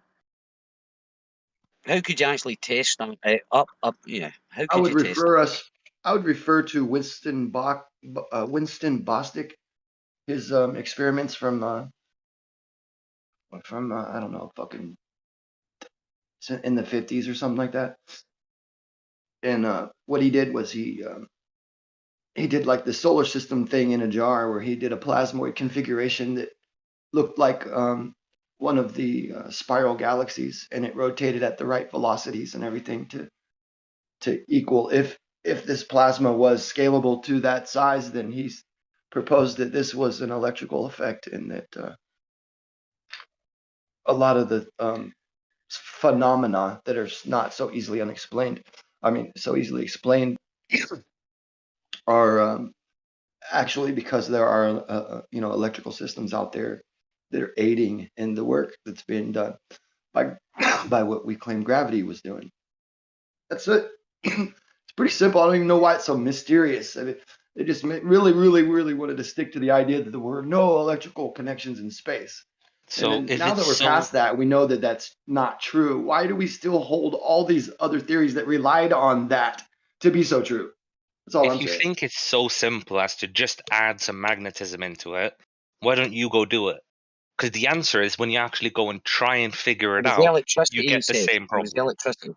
It was the Yeah, electricity coming about. it's He was talking electricity. about. It's not just magnetism, and it's not just there is no just magnetism in an empty space. There has to be something there that's magnetic, that's been that has the magnetism applied to it.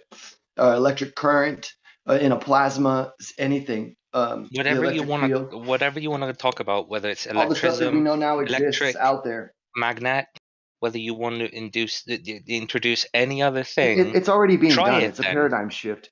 You don't. I know you think you're doing something when you go, why don't you try it? But all the things that Because I'm you talking say about it's have so already been simple. experimentally verified. You The think it's simple so part is simple, doing but the it experimental isn't happening. verification that has already been done. That can be proven and shown that the experimental verification of these ideas has been done. Now you need to quit funding the dark matter and dark energy research so much and give these guys some of that money. Let Okay. them do it. So can you Right, because present me any we're already being source presented with it. that has solved the n-body problem using electromagnetism? Any No, source that people- has proclaimed to do this?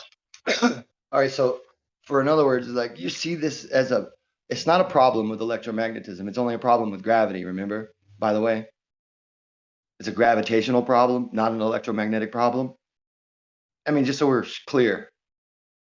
So why would I have to solve the problem with electromagnetism when it's already solved with electromagnetism on its face? And not that's a problem showing for your ignorance. electromagnetism. It's not solved with electromagnetism. No one has ever done this. So since you keep proclaiming that it has been done, Wait, why hold on a can't you second. show me a proof? Explain to me the three body problem one more time, just so I know that we both have the same idea. So there is no analytic solution to the Just explain movement of the these three body bodies. problem.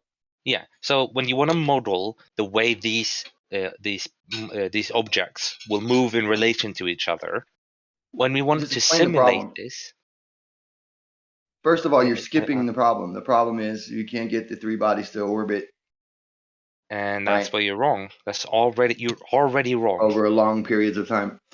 No. So the problem is that when you want to model how they move in relation to each other, there is no analytic solution. There's no formula that it spits out that you can easily just apply. Instead, you have to do it numerically, approximating, which means you have to get more and more precision in order to get predictions that are more stable over longer periods of time. So using our current accuracy, we can predict and model the way the system moves for a short period of time, short galactically, so million years, not just like 50 hours or whatever the fuck. We can do this numerically. The only problem is there is no analytic solution. That's the only thing the n-body problem is. Well, you're not explaining that very well, right? Because Okay, well, please explain it better then. All right, so in the three-body problem, it would be more like the problem of taking the initial positions and speeds or whatever velocities of the three masses, points of mass or whatever, or point masses, and solving for their subsequent motions according to Newton's laws of motion, right? The law of universal gravitation. So according to that specifically. Now, that is not a problem. We do have multiple bodies orbiting each other in electrical systems all the time. That's not a problem for electrical systems. There's my point. Raise your hand if you don't understand. So you essentially said nothing and then proposed electromagnetism as a solution. That is literally what you just did. And if anyone thinks differently, I didn't give you a better and more accurate description of the three-body problem than you gave me. No, you very much did not give a more accurate. If anyone thinks he did give a more accurate description of it, speak up and say why it's more accurate. How about I'll just tell you why it's more accurate? Because I fumbled with the words on purpose and read straight from the goddamn fucking definition, idiot. That's why. You just got rolled the joke. You read from the definition? Yeah, in physics, the classical mechanism of the three-body problem is the problem of taking the initial positions and velocities of three-point masses and solving for their subsequent motions according to Newton's law of motion and Newton's law of universal gravitation. The three-body problem is a special case of the in-body problem.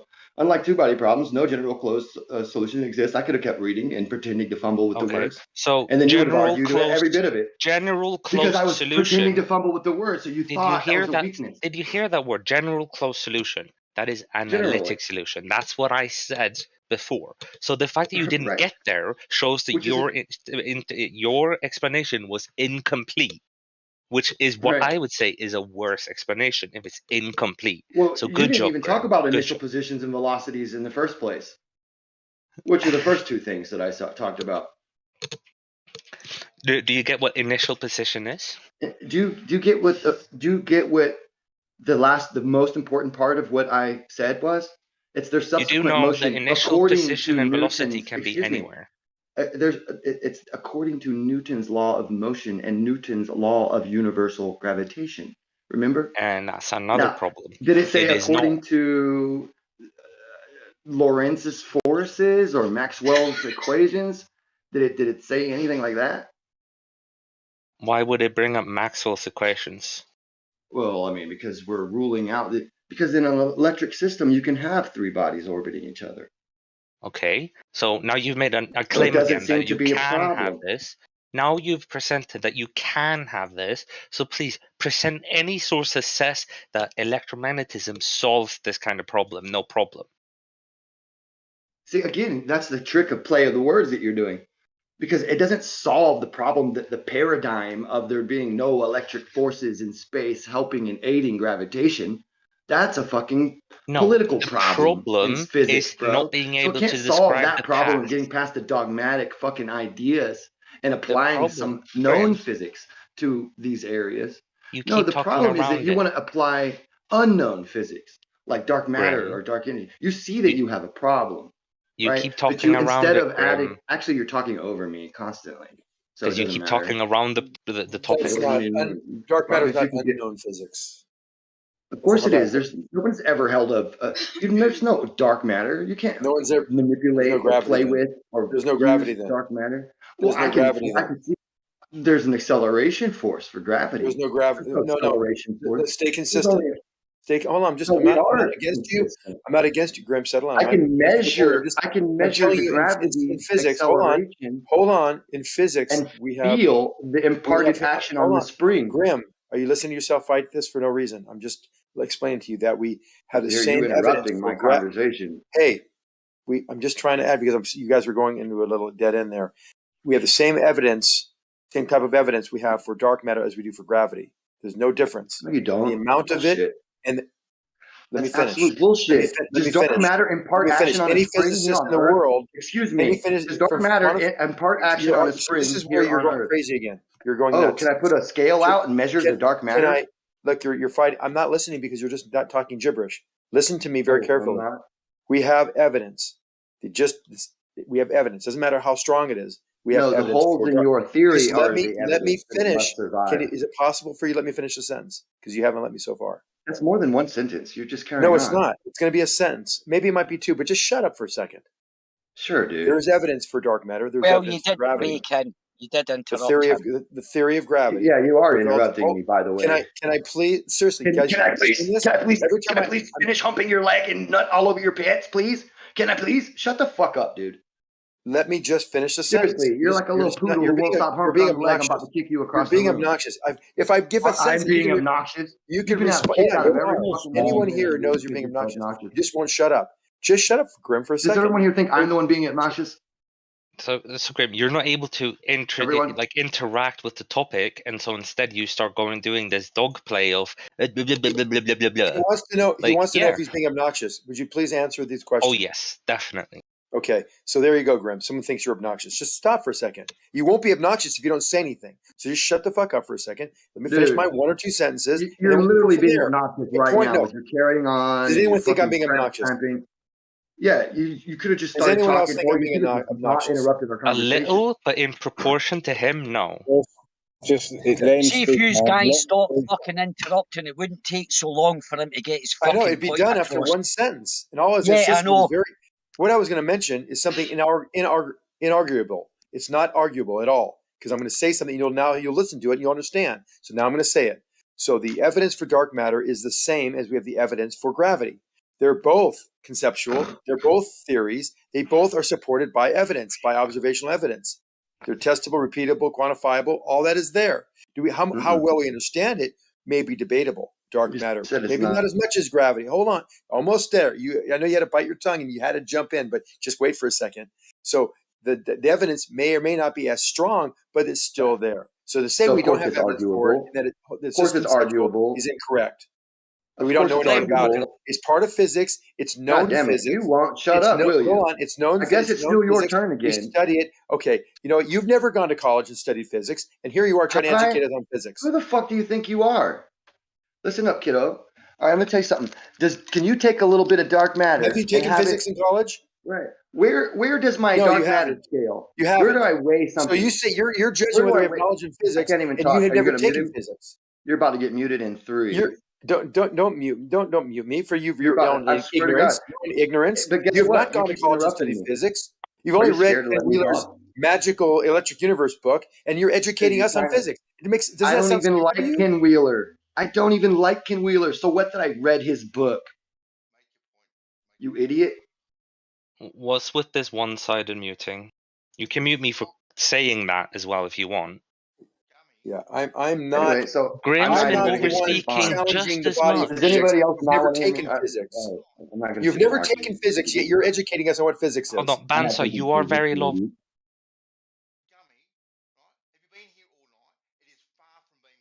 I can't hear you at all, Bansaw. You're roboting, Bandsaw. You're roboting.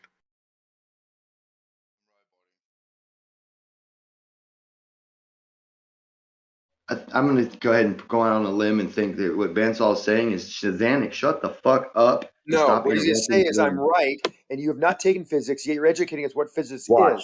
is. You may have knowledge of physics, but for you to tell us we don't know about things in physics, you are incorrect because you have never taken physics. How can we learn from you when you have not taken any classes in the particular subject we're discussing? You are joking, right, Xanic? Have you taken physics? Plasma, Xanic? Have you ever taken any physics? Did I teach you that the solar wind was a We had one discussion about some aspect of physics that I've taken 30 years ago. And yes, we had a disagreement about, but we also talked, what did we talk about later about the physics, about the solar winds and cosmic rays? You didn't know what you were talking about. So that's not an argument. The argument is whether you taken physics or not. Have you taken physics or not? I know certain things in physics that I will always know because I learned them and I remember them. Changing You've the never subject. taken them. And you're telling us we don't understand. We don't understand dark matter. Dark matter is not understood in physics. All That's right, what you same said. question I was going to ask you 20 minutes ago before you wouldn't shut up. And the question is, can you weigh dark matter on a scale? Can something that I'm holding, can I take the dark matter out, or can I manipulate the dark matter? Can I experiment with the Your dark questions matter? are basically showcasing your ignorance. No, my questions are actually because does They're dark matter showcasing your impart ignorance. action on the spring? Can I weigh drop something light? in dark Can I in weigh a light? field of dark matter? Can I put light on a scale? Yeah, That's you how can. stupid your questions sound. Actually, well, light does have a pressure in a I direction. didn't ask if it had pressure. Well, then you can put it on a Pressure is scale. different It's a than weight. force. Hold on. You just said Pressure pressure. is a Pressure is force. scalar. Weight is vector. So you just made You didn't another ask mistake. what kind of scale. You did clearly do not have a grasp of basic You physics. didn't ask what kind of Clearly. scale, did you? Doesn't I said matter. imparting action on a spring. Doesn't matter. You know you Dark did. You said, matter can I is put it on a made up. scale? You evoked a physical spring or some type of pressure based scale. Can I take a piece of dark matter and weigh it on the scale? That's like saying, can I weigh light? Can I take some dark matter and weigh the pressure that talking it from puts a in the position of volume of a ignorance. container? You're talking I'm and actually asking questions from a position of ignorance. I'm actually asking rhetorical questions. No, that you don't cannot put make dark sense matter on a purpose. scale. You fucking mom. It doesn't make sense that you don't even get this. Because I thought you were even smarter than that. But I'm really I don't wrong think about how. so. No, So someone I'm not smart to say they appreciating can put how dark actually matter on a stupid scale. you are. So someone for real. smart thinks you can put dark matter on a scale. Is that what you're saying? Is that what you just No, said? you're acting as if something has been proven. I'm talking about you can. I didn't say no. I absolutely didn't say that. Oh, I was okay. very clear. Well, you're clear. As someone who's Confidence taken level. physics and Confidence been level. to college and Right. understand these concepts and questions, I'm Quit telling you fucking that we monologuing. have evidence. We have not Seriously, proven dude. dark matter. We have not even proven gravity.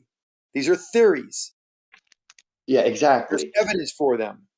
And the amount of evidence may be different. Evidence is still evidence. You can prove the acceleration force though. No. And you can prove that. Yeah, you can prove. No, you can't prove it. It's To not a a proof. high It's degree of evidence. confidence. It's evidence. It could be caused by something To a else. very high degree of confidence. Whatever. Quit scrambling. That's called anymore. evidence, not proof. Can you If shut you're from up, please? science, you understand these words I'm using. It's not Dude, called a proof. Proof's in mathematics.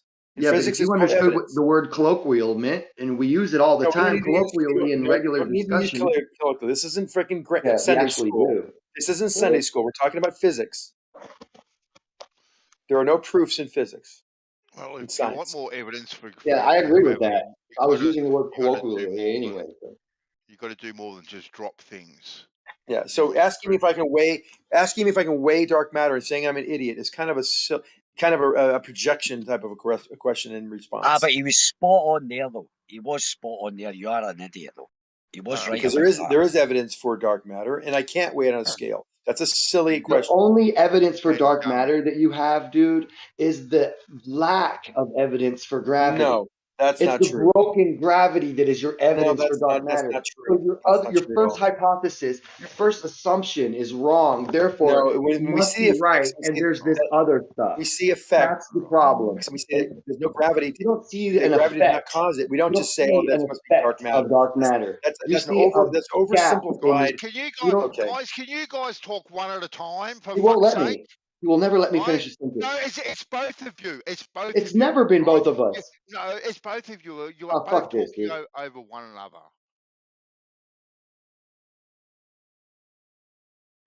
Complete fuckwit. No.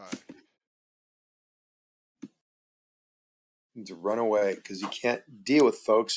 Challenges is Zanny, you're insane. just Zanny, No, you I'm are not. just as No, I'm not. I bad. was being You very. are I was being calm and reasonable. Zanny, you're doing it right now for the over. No, you're doing it to me. Bad. All right.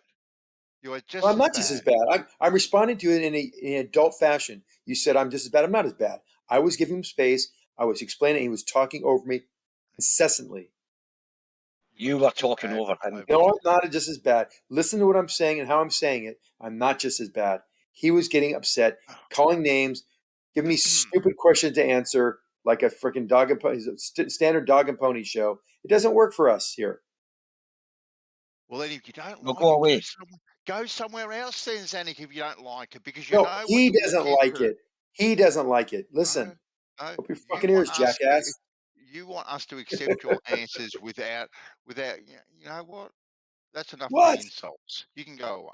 Go away. Enough of the insults. I didn't call you any names whatsoever, Zanny. Not whatsoever. And Gummy, sorry, you got muted before. I Oh, didn't yeah, no, realise it's my fine. mic. I didn't realise I was away from my mic, and I was trying to once again gain control of the room, and you were over talking me. That's why I muted you for a couple of No, seconds. it's fine. I get why. Yeah, cool. Too easy. Stop lying, Ban. So you muted him because you wanted to mute him. Come on, mate. Yeah. You just plausible deniability. I would mute him as well. Yeah, because he's a Globey. It's one-sided muting here. That's all that happens. Now, I have to say, you do very well.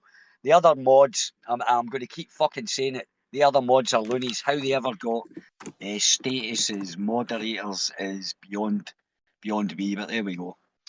So Anyway, that's the you're off fun. mute. You're off mute, Zanik. Thank you. Okay. No, then Rakia jumps in saying, "Oh, I'm calling him names and things." Yeah, because he's making claims about things he doesn't know about. Well, He's saying that don't call names. If people annoy you, take I them know, higher I know. road. We Take do. We the get a little higher bit, road. but I generally wasn't. He was the one kind of doing the attacks in that discussion and talking over me. You took about 20 minutes for me to get one sentence out. I just wanted to tell him that the body of physics does understand it and does have evidence for it. They don't just explain because they don't know about it. There isn't a consensus that in physics we don't know what dark matter is. We know what it is. Is How there much a of it is difference the question? between? How much we I know want of to it is the think, question.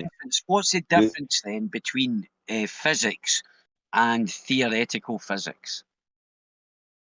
What's the difference, Zanik? I think it's implied what the differences are. I think what the do you best mean? way to, in But my I mean, opinion, And by the way, theoretical physics is a can I subset of explore physics. this? Can I explore this? Physics has in physics there are theories, and theoretical physics is based on the theories, specifically the theories in physics. Are they? Yes, that's why I call it theoretical physics. So It has physics. a foundation of Wait a fundamental minute. physics, but it is based on. You're saying the theories. You're saying the theories that come from physics, yeah, are used to create theoretical physics. Yeah, so basically, you got to start with the foundation. I'm going to answer. To expand on known physics. Well, yes, because we have theoretical physics based on the fundamentals of known physics. Physics has No, it's theories. not. Hold on. Let me give an example. Like gravity. There's a theory of gravity and a law of gravity. Both are physics. Theoretical physics would involve the theory of gravity, which is Einsteinian, for That's example, Newtonian. Einsteinian relativity and No, that's special relativity. Newtonian. Okay, you're not going to That's listen to me, so you're just going to keep on talking. The universal theory of gravitation is Newtonian physics. What? The universal theory of gravitation is Newtonian physics. That's a law. That's not theory. So Newtonian's law. Newtonian's gravity is described as a law, not a theory. Theories and laws in physics world mean a little bit different than what you'd expect them to in colloquial. Laws are description, and a theory, No, is laws are it's what we come observe about. to be true.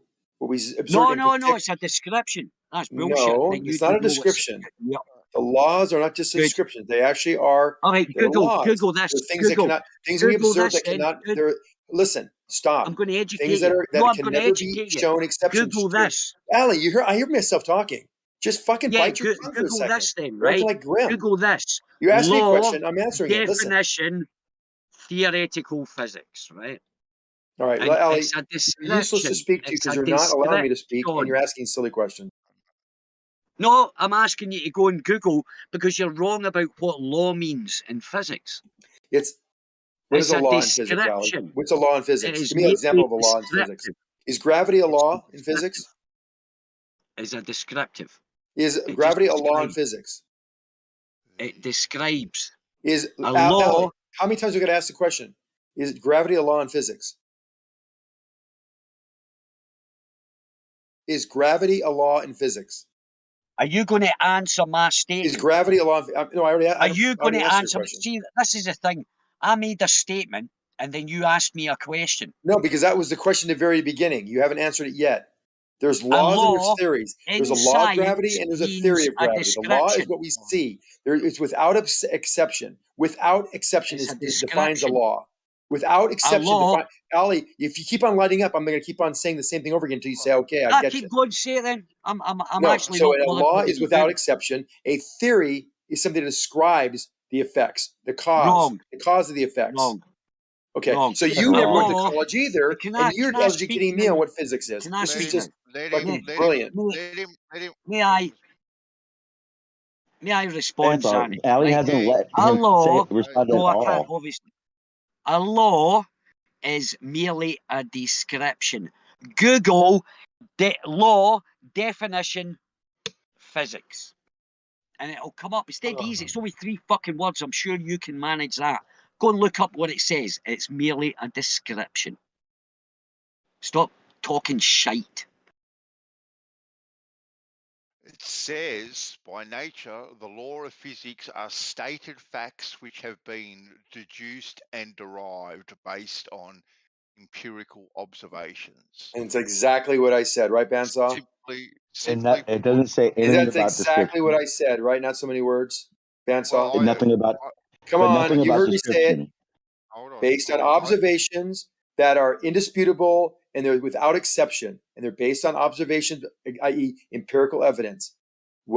See the difference between me, It and didn't Ali describe it. is I went to school for this, and he's going to educate himself by going to Google. That's a difference. I didn't get my degree from Google. No, because right? even I Google was successful in explains what you just science said. and physics in my lifetime because I Googled stuff. All right, I learned this stuff and I applied what I learned in my professional world. All right, and personal. You can learn from Google too, and Of course you can. I'm not saying that, but you can't educate me from Google on objects that I was actually formally educated in. All right. Maybe some of the things that in education change too over time. No, none of. We're that talking you about may basic not- physics that here. you We're may talking not about. kept up with. Things We're talking about change all the time. We're talking about basic but physics. here. Bandsaw, but Nothing nothing changed in what he described, and Ali's saying he was wrong. You read the description; it didn't say anything about a description of something, so that would mean Ali wasn't correct, and arguing with I just googled. Kind of makes it difficult. Yeah, that what Banso said would say that I was incorrect, but I stick by it. A law in physics is just It a was a description. description. And I'll Okay, fine. find it, yeah. Bandsaw, And, and I'll find that. I'll find that. Bandsaw, do you agree with Ali in what he just said? Well, I'm googling. Hold on. Oh God, the Google fest. Well, you just read it. You read the definition for what a law. You said exactly what I said, Dan. So you can say I'm wrong, but it doesn't matter. Is The what, point is, so when Ali I'm says, saying a law. I just changed the wording in my Google search and it comes up pretty much exactly the same. So state of facts which have been deduced and derived based on empirical observations. That's pretty much okay, what so it's not so a law in physics is not describing anything. So nothing in science has changed. So suddenly a law means that it's describing something. So when Ali is cutting him off to tell him how wrong he is, then it takes away from the conversation for one. But it's just plain wrong. Yeah, don't cut anyone off. Don't cut anyone off. No. Yeah, no. It's a And Bandsaw, you know that's exactly what I said. Not so many words. That's exactly what I said. I was being very descriptive. I gave you the basis. I backed it up, and then gave you examples. And Google boy Ali went out there and just found, oh, it's a description. You're wrong. That's not necessary. Come on. We don't need to do that. Come on. No. He started this for no reason. There's no. Be the bigger man. Be the bigger Mommy, man. no. Yeah, It's but not a big bigger man. It's just, come on, we need to have a constructive conversation here. It's ridiculous. Zanik, it's all good, mate. It's all good. I don't care if I'm wrong, but I'm not wrong in this case, and I will find that quote. Yeah, you actually are wrong, but it's okay. You are wrong. Yeah, but that's fine. But it doesn't matter to me though. So, Banso, it's all right. I don't care. Well, it doesn't even matter in the conversation because I don't care about being wrong. It's still a description. I know Yeah, you don't care about. being wrong, right? What I'm caring about is the name calling and the perception of this show that other people are seeing. Okay, that's Yeah, what I'm we got to caring. just start laying a hammer down on these motherfuckers. I'm Oh, telling you, I don't know, man. Shit was going crazy all morning. I was working, I was listening. You guys are fucking out of control. The rumpus, Sanic. I'm trying, Jeremy. I know it's Seriously. not your fault. It's not your fault. I know. It's blasphemy, Jeremy. You need to get this shit handled. Dude, it's like herding cats. Cats, man. No, cats are easier. They follow a laser. What the hell? So the flat earthers. Damn. All right, Sean. Let's talk about refraction that you have no idea. Oh, jeez. Hold on a second. Hold on. Did you send me a link to the fucking weed thing yet? You know what, Jeremy? I am not your secretary, bitch. I told you where to go. You need to look. Kush does not only sell CBD stuff. There is THC stuff. There is even flour. It is called concentrate. It is not called vape pen. Go ahead. All right. Go ahead with the refraction. I need a secretary if anyone's interested. Okay. We're taking applications now. No, Bansal, you need to understand. This asshole asked me for a website. I give him a website, and now he wants me to literally. He's like in my DMs. He goes, "Go to it and send me the link to the actual product." Like, dude, you want to give me your credit card number too? What the fuck? It don't even exist. I need a citation for that thing even existing. So. Oh God. Oh jeez. It gets better and better. I need a Scooby Doo. Oh damn. You didn't even offer compensation. Pretty sure. No, my secretary job. There's no compensation, and it's grueling hours. I pass. This is what's up, Bansal. Make sure you got knee pads if you're applying for Jeremy's secretary job. I got knee pads. We supply the PPE. Come on. Chapstick, knee pads, all we got you. Yeah, exactly. Goggles, everything. Definitely got to protect those eyes. No sick days, so no pink eye.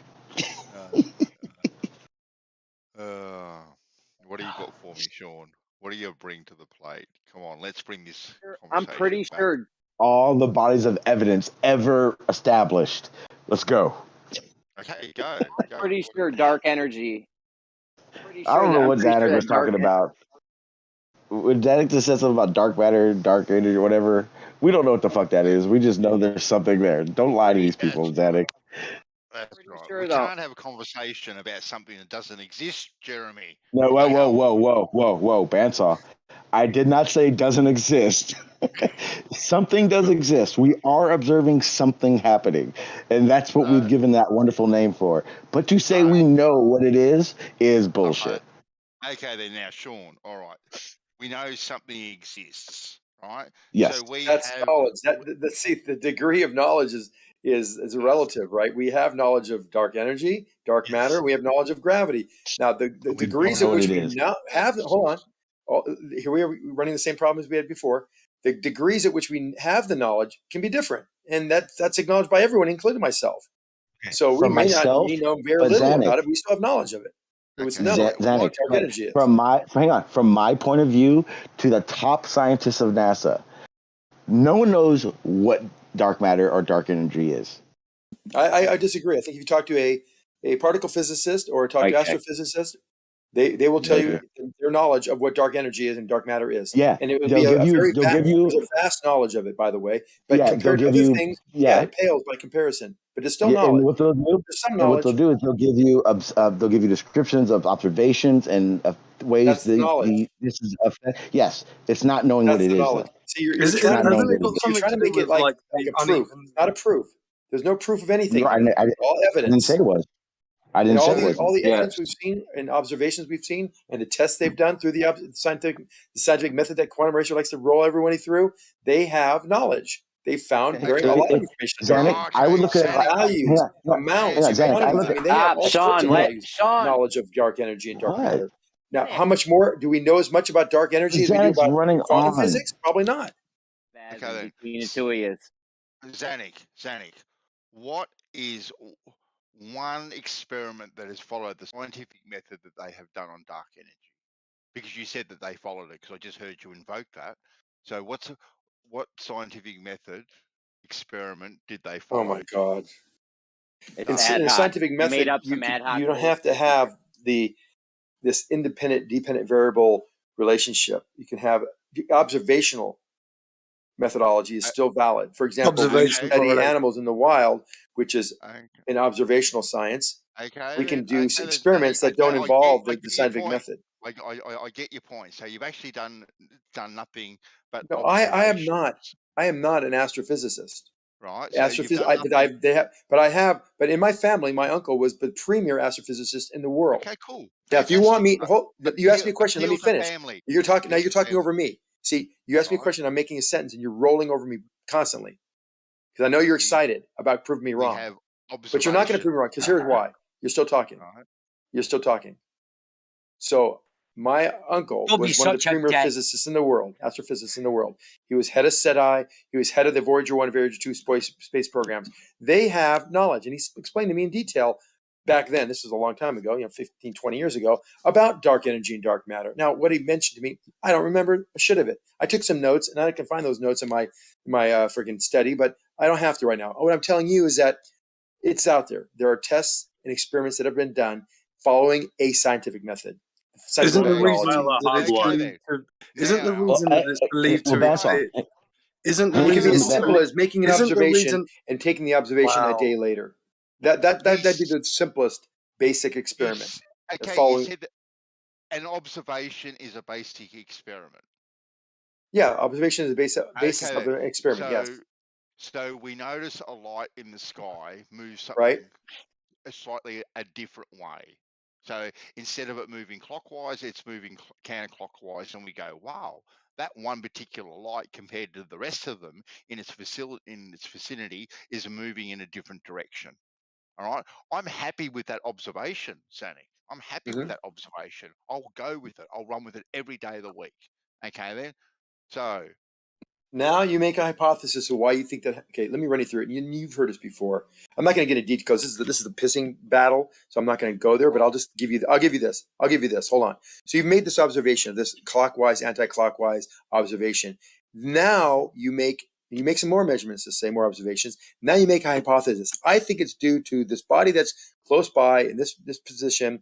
It's acting on it in a gravitational fashion, or maybe it's ejecting mass that's landing on this object and making it take off. I'm almost done. Yeah. Really. So when we keep on making those tests to show that through the different tests, narrowing down that particular independent variable to see if that creates the effect of the spin anti-clockwise rotation of that body you're observing. So these are the things you can do using scientific methods can determine what is the cause and effect relationship. But the hypothesis is where you start, and then you start testing these elements for experimentation to see. It can be right up to flying there and doing some tests too, but all that will be involved in the scientific method, and it all is we different haven't degrees. flown there. So basically, what No, I'm we've saying done, that you don't have to touch it. Through any observation and different types of tests can be just based on. Zanik, Zanik, now you're talking over the top of me. All right. So basically, we've got this observation. We go, oh, why is this observation happening? Now we need to actually make a formula, a calculation that now can predict with accuracy how that light is going to move anti-clockwise compared to all the ones where we have the formula to move clockwise, for argument's sake. And now we have to make these two formulas marry up somehow. So that's basically what they've done. Yes. I unmuted him. You're unmuted, Yeah. Teddy. No. Yes. These observations you can make a hypothesis, and by observing what happens and what based on what your hypothesis is and what you're testing through your experiment, an experiment can based on observation and time. Those are the two variables that you could actually. The one variable you actually vary.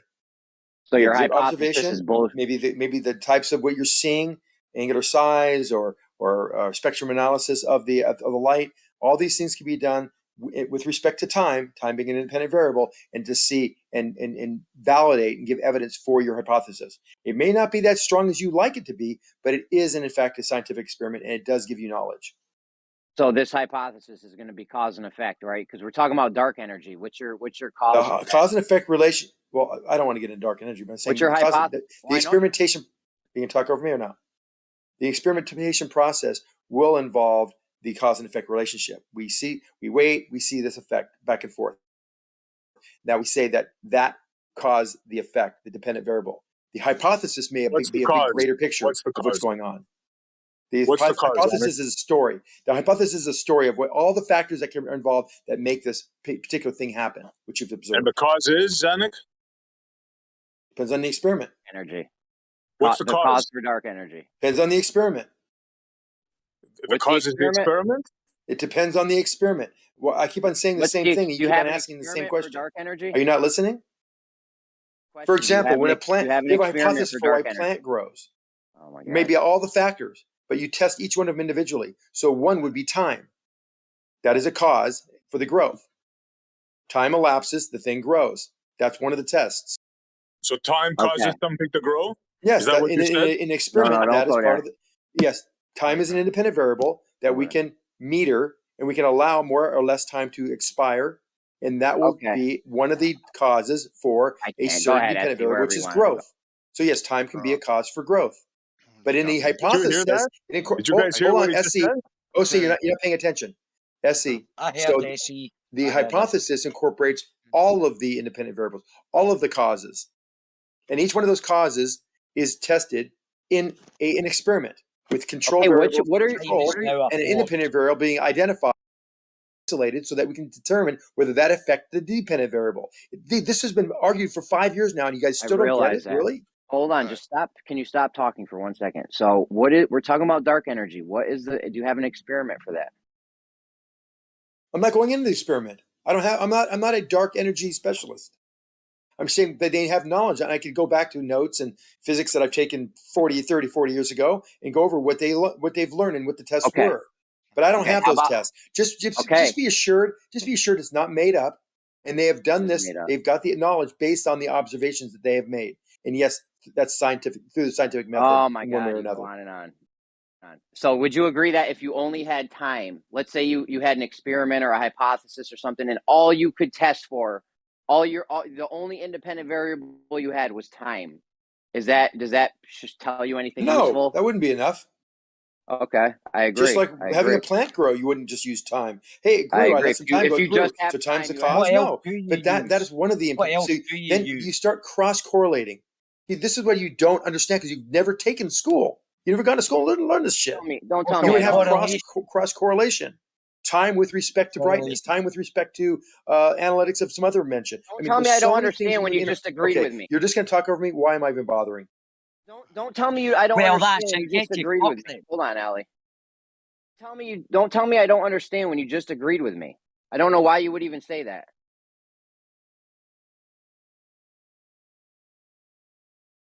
I was speaking very slowly and articulately about the process.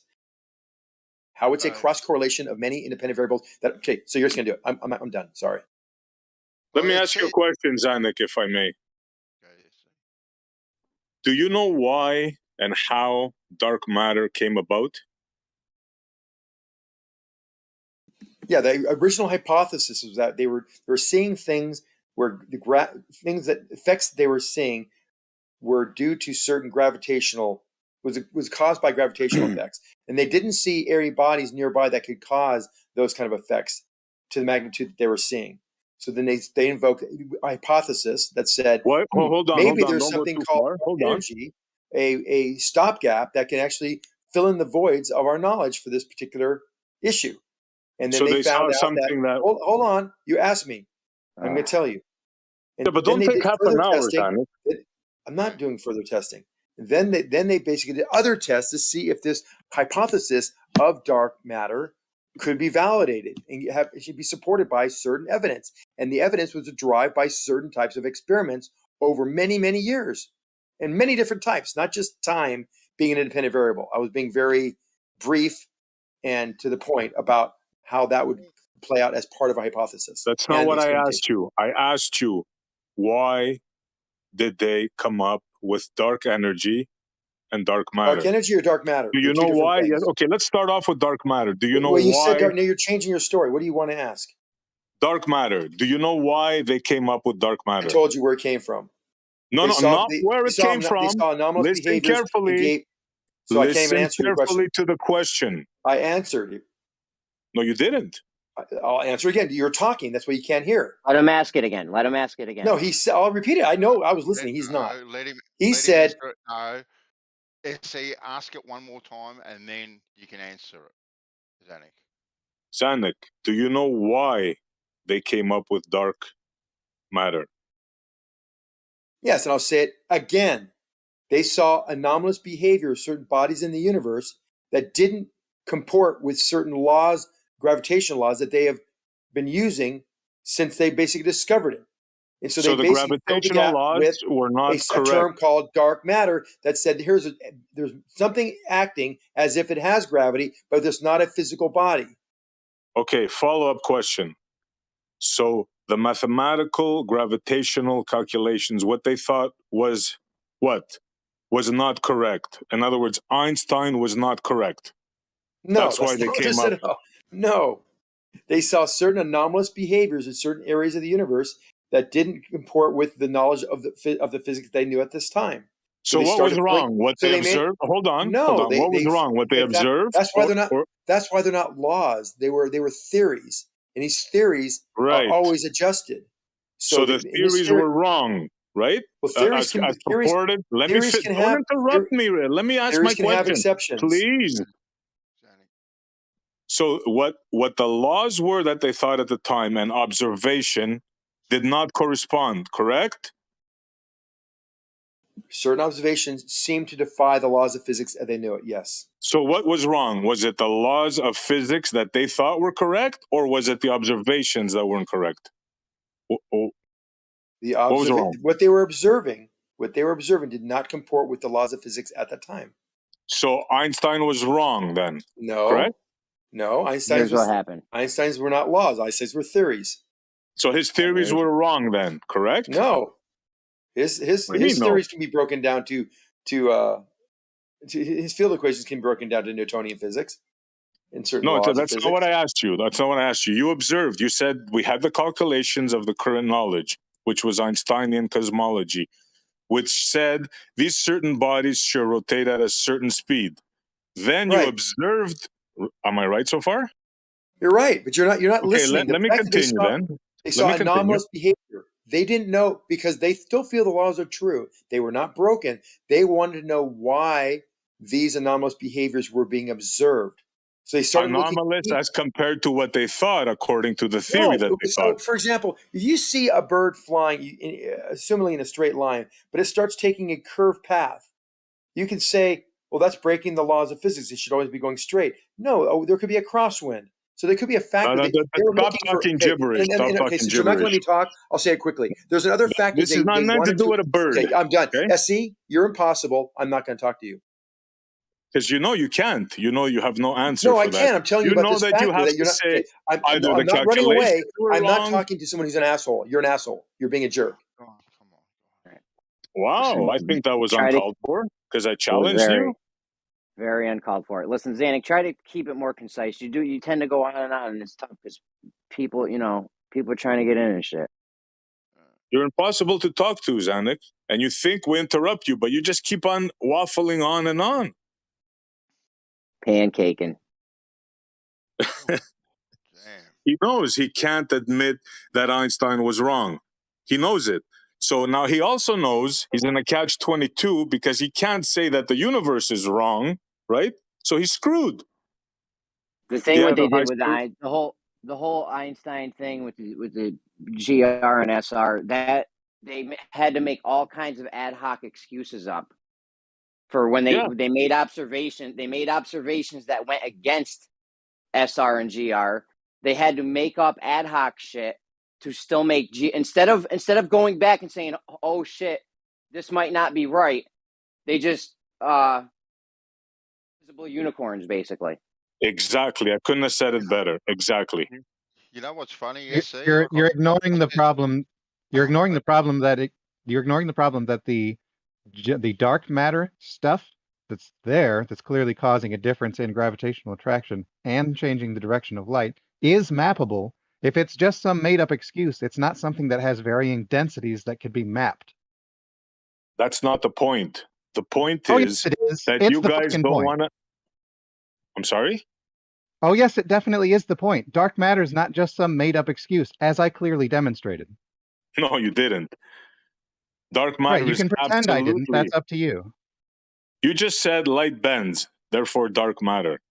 Do you understand how ridiculous that is, that statement? That's not the entire thing that I said, is it? You can take apart part of my statement and try to attack the part of my statement instead of the whole thing. You can pretend that's doing something constructive. You're an asshole, though. We know you can. Okay, please don't name call. Two of We know them today. Yeah, you can map dark matter out for the spots where Einstein didn't work. Yeah, we know. You put an invisible unicorn everywhere Einstein's gravity didn't work, and boom, you're good. Great. Right. Good for you. You're saying, yeah, you're saying the same thing again. So let's try this one more time. If dark matter was a made-up excuse, then it wouldn't be mappable. It wouldn't have varying density across different places of the universe. It's not mappable. Whatever you think you're seeing, it has nothing to do with dark. Whatever you think you're seeing has nothing to do with dark matter. Absolutely nothing. You're just seeing something and you're saying, oh shit, we can't explain this. Okay, dark matter. That's all you're doing. Right. Then why is it mappable? Because you're looking at something and you're mapping it. Whatever that is, whatever it is that you think you're mapping, right? Which you can't explain, you're just giving it a name, dark matter. Just like dark energy. I'll give you another example. You thought the universe was going to collapse, right? That was the known theory. And then you saw it expanding and you said, oh, shit, we can't be wrong. Therefore, let's invent something like 60% of the known universe and call it dark energy.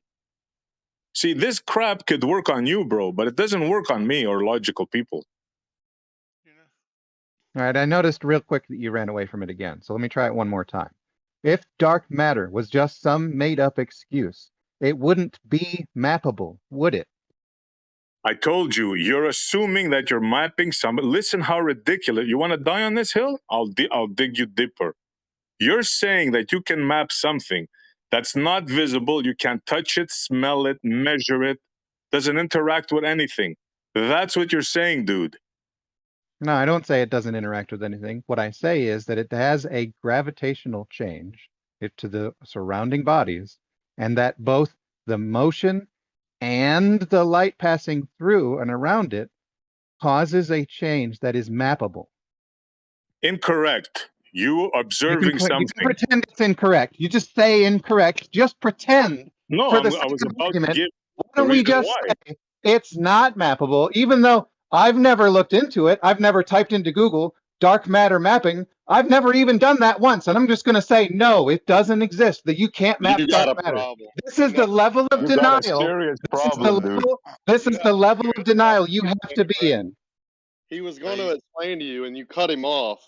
And all this calling assholes and all this, all day long. I had 4 people listening earlier, and I purposely did a couple things. And I asked these guys, would you go to this place and listen with Rumpus and with the other guy calling people names and stupid and telling you're not educated, Xanax saying I went to school and you didn't, just obviously pointing out that these people are dumb. No one wants to come here because of that. So you got the same people coming here every day doing the same exact things. They're called gatekeepers.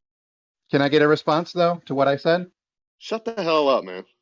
You just put off Can you actually get a response, though? Am I allowed to get a response to what I said? Can SC respond as you cut him off in his explanation? I'd like to hear him way above you. What you're refusing to acknowledge is this. You can say it any way you want. Dark matter and dark energy was a concoction made up because of the current theory of gravity. They looked and they saw that the rotation of the galaxies were moving way too fast for their calculations to be correct. Instead of saying they were wrong, they came up with dark matter. They say it themselves. Now, if you don't like that, that's just too bad for you. That's your model. You got to live with it. I'm done. This is Right. how If it's concocted and made up, why is it mappable? Here we go. Here we go. SE. How do you test for dark energy? Right. To detect for dark energy, scientists look for gravitational interactions. Yeah. In the way how gravity pulls an object around. So they're observing, right, this object in the sky moving a particular way, right? No relationship yet whatsoever. They're going to put it to gravity, Yeah. right? But they've just noticed this object moving slightly different in a different path to another object, right?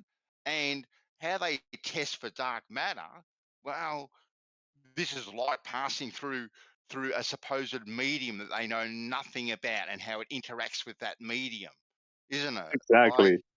Like Right. Can I get somebody to actually address the fact that it is mappable? Can anybody do that yet? Yeah, I'll address it. I'll address, and yes, it's mappable. But think of this, right? We're on the Serengeti plain. Myself and Bandsaw, we're taking a holiday off to Africa somewhere, right? We're on the Serengeti plain. I'm walking with Bandsaw Bandwidth. And I look in these bushes, and I see these bushes rustling or whatever, and I see them moving in a certain way. And I go to Bandsaw and I say, hey, by the way, that's a fucking line. There's a line behind the bushes. And the only way that I can find out whether it's true or not is if we go to the bushes to find that line, that object that is causing this, right? Now, the difference between that and your theoretical physics is you see those bushes rustling, you say, hey, by the way, that's a fucking line, but we can't get there to prove it. There you are. It's quite simply put. It's worse. It's worse than that. They've never seen the lion. They don't even know if the lion exists. And they're saying that's the lion making the bushes rustle.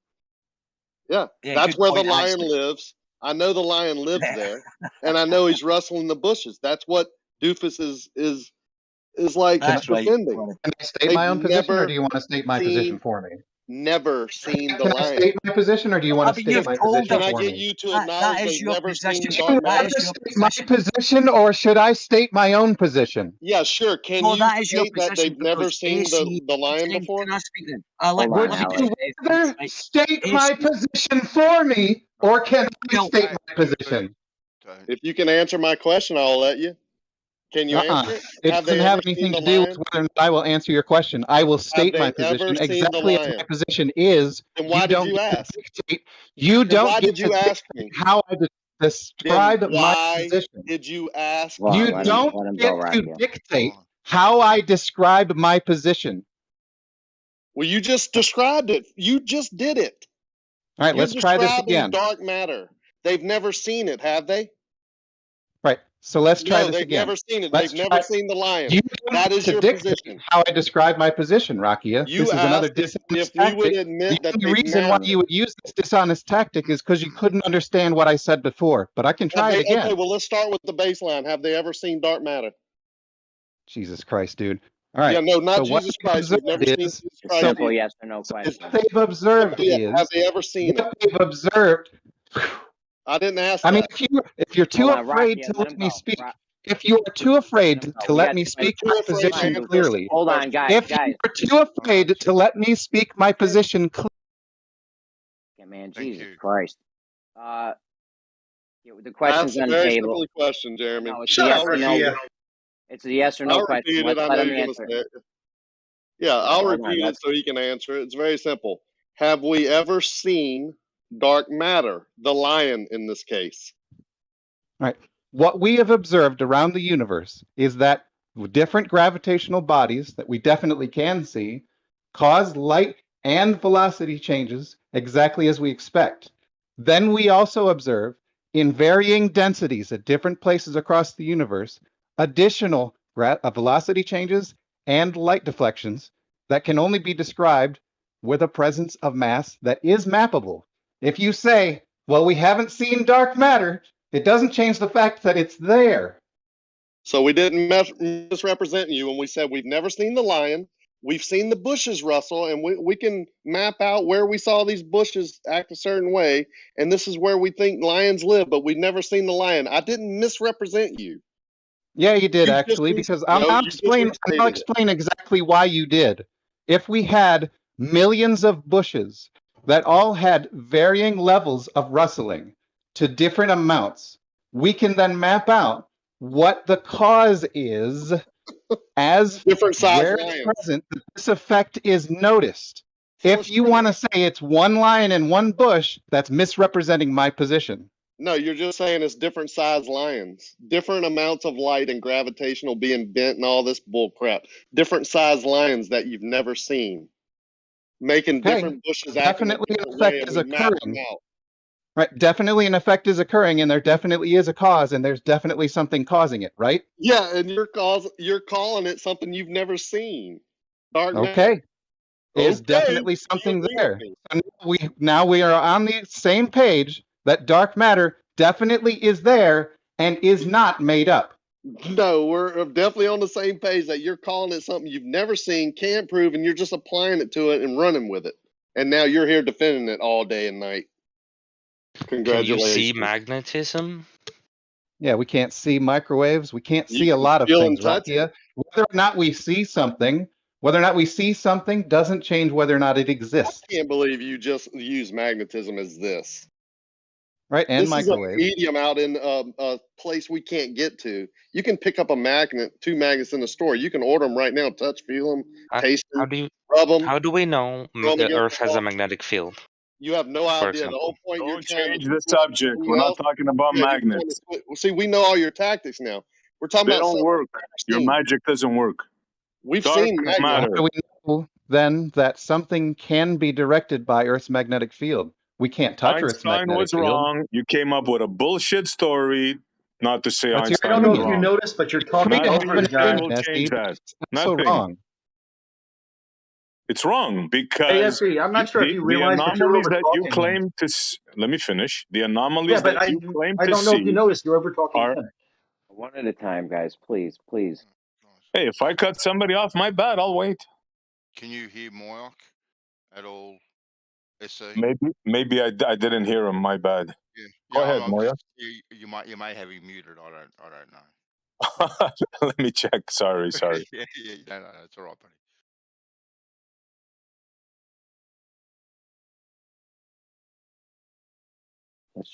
Let's all relax. Like take 10 deep breaths. The point that we're making. No, the he's not point that we're muted. making, He's not muted. So the point we're making with magnetism is that we can't always see the thing itself, we can definitely see the effect it has. But we're not talking about magnetism. As Rakia just told you, we can touch and hold magnetism. You can't play these games with us. Hold We're on, you talking can touch and about hold the outskirts of the universe, dark matter and dark energy. Has nothing to do with magnets. We can hold some magnets, but we cannot touch magnetism. You can see the interactions between them. Grab me some dark matter. Exactly in and the some same dark way. energy, and then we'll talk. How can you see the interaction between magnets? Okay, Gummy. Can we manipulate? Can we get a magnet and can we move it around to see the different effects when it's on the left hand side, when it's on the right hand side? We can get a couple of magnets. We can push them together. They'll push each other apart. We can actually manipulate these things and experiment with them here. Right? That's a huge. That is a huge difference. Nope, at the same level. Can't believe we're talking about magnetism. At the same level, you can do That's that what they're with going to try to do now. math. It ain't going to work, Moyak. Dark matter, dark energy. You know the things that you Dark can't matter, see, yeah. touch, feel. You have no clue what they are. Well, you think you do, but the current scientists say they don't. But the current scientists say there's definitely something there causing an effect. You're denying that the effect occurs, which is totally different. What effect is it causing? The effect that you thought it shouldn't be causing because you were wrong about the current theory? That effect? The other we're theory is definitely that the seeing light an is effect bending because occur the where medium the is bent. velocities and the light deflection does definitely change. There's definitely effect occurring. Yeah, That's that's not some what I asked. scientists are saying that's superfluid. Different velocities, different light bending, because it's in a different medium. Has nothing to do with dark matter. But when Dark you, liquid. anytime That's you, your claim without evidence. That's great. yeah, but anytime you use the word Sounds- superfluid isn't a thing. It's a property of something. So it's a superfluid of what? When you say it's a superfluid, it's a I'm just superfluid using the of same word that what? they use. So Don't say they I'm- would say. No. So when they use the word superfluid, they say that the like the space time acts as something of a superfluid. That's what words they used. They didn't say the universe is a superfluid. Energy. You're not saying anything. When you Yeah. say superfluid, you're not saying anything. Yeah, well, no, I'm just saying what I've heard from the scientists saying that dark matter and dark energy are a combination, and they're calling it superliquid or superfluid. I think it's superfluid. And I'm saying that you're misrepresenting what they've said. How can I do that? Correct them. I posted it. What do you think they meant by that? Superfluid was a part of the Big Bang Theory. That's what the And not initial a dark matter, a dark fluid energy was. as it exists now. They don't even know their own cosmology, man. It's unbelievable. Let's try this one more time. Not of the dark matter and dark energy as they exist now. They don't have anything to do with superfluids currently.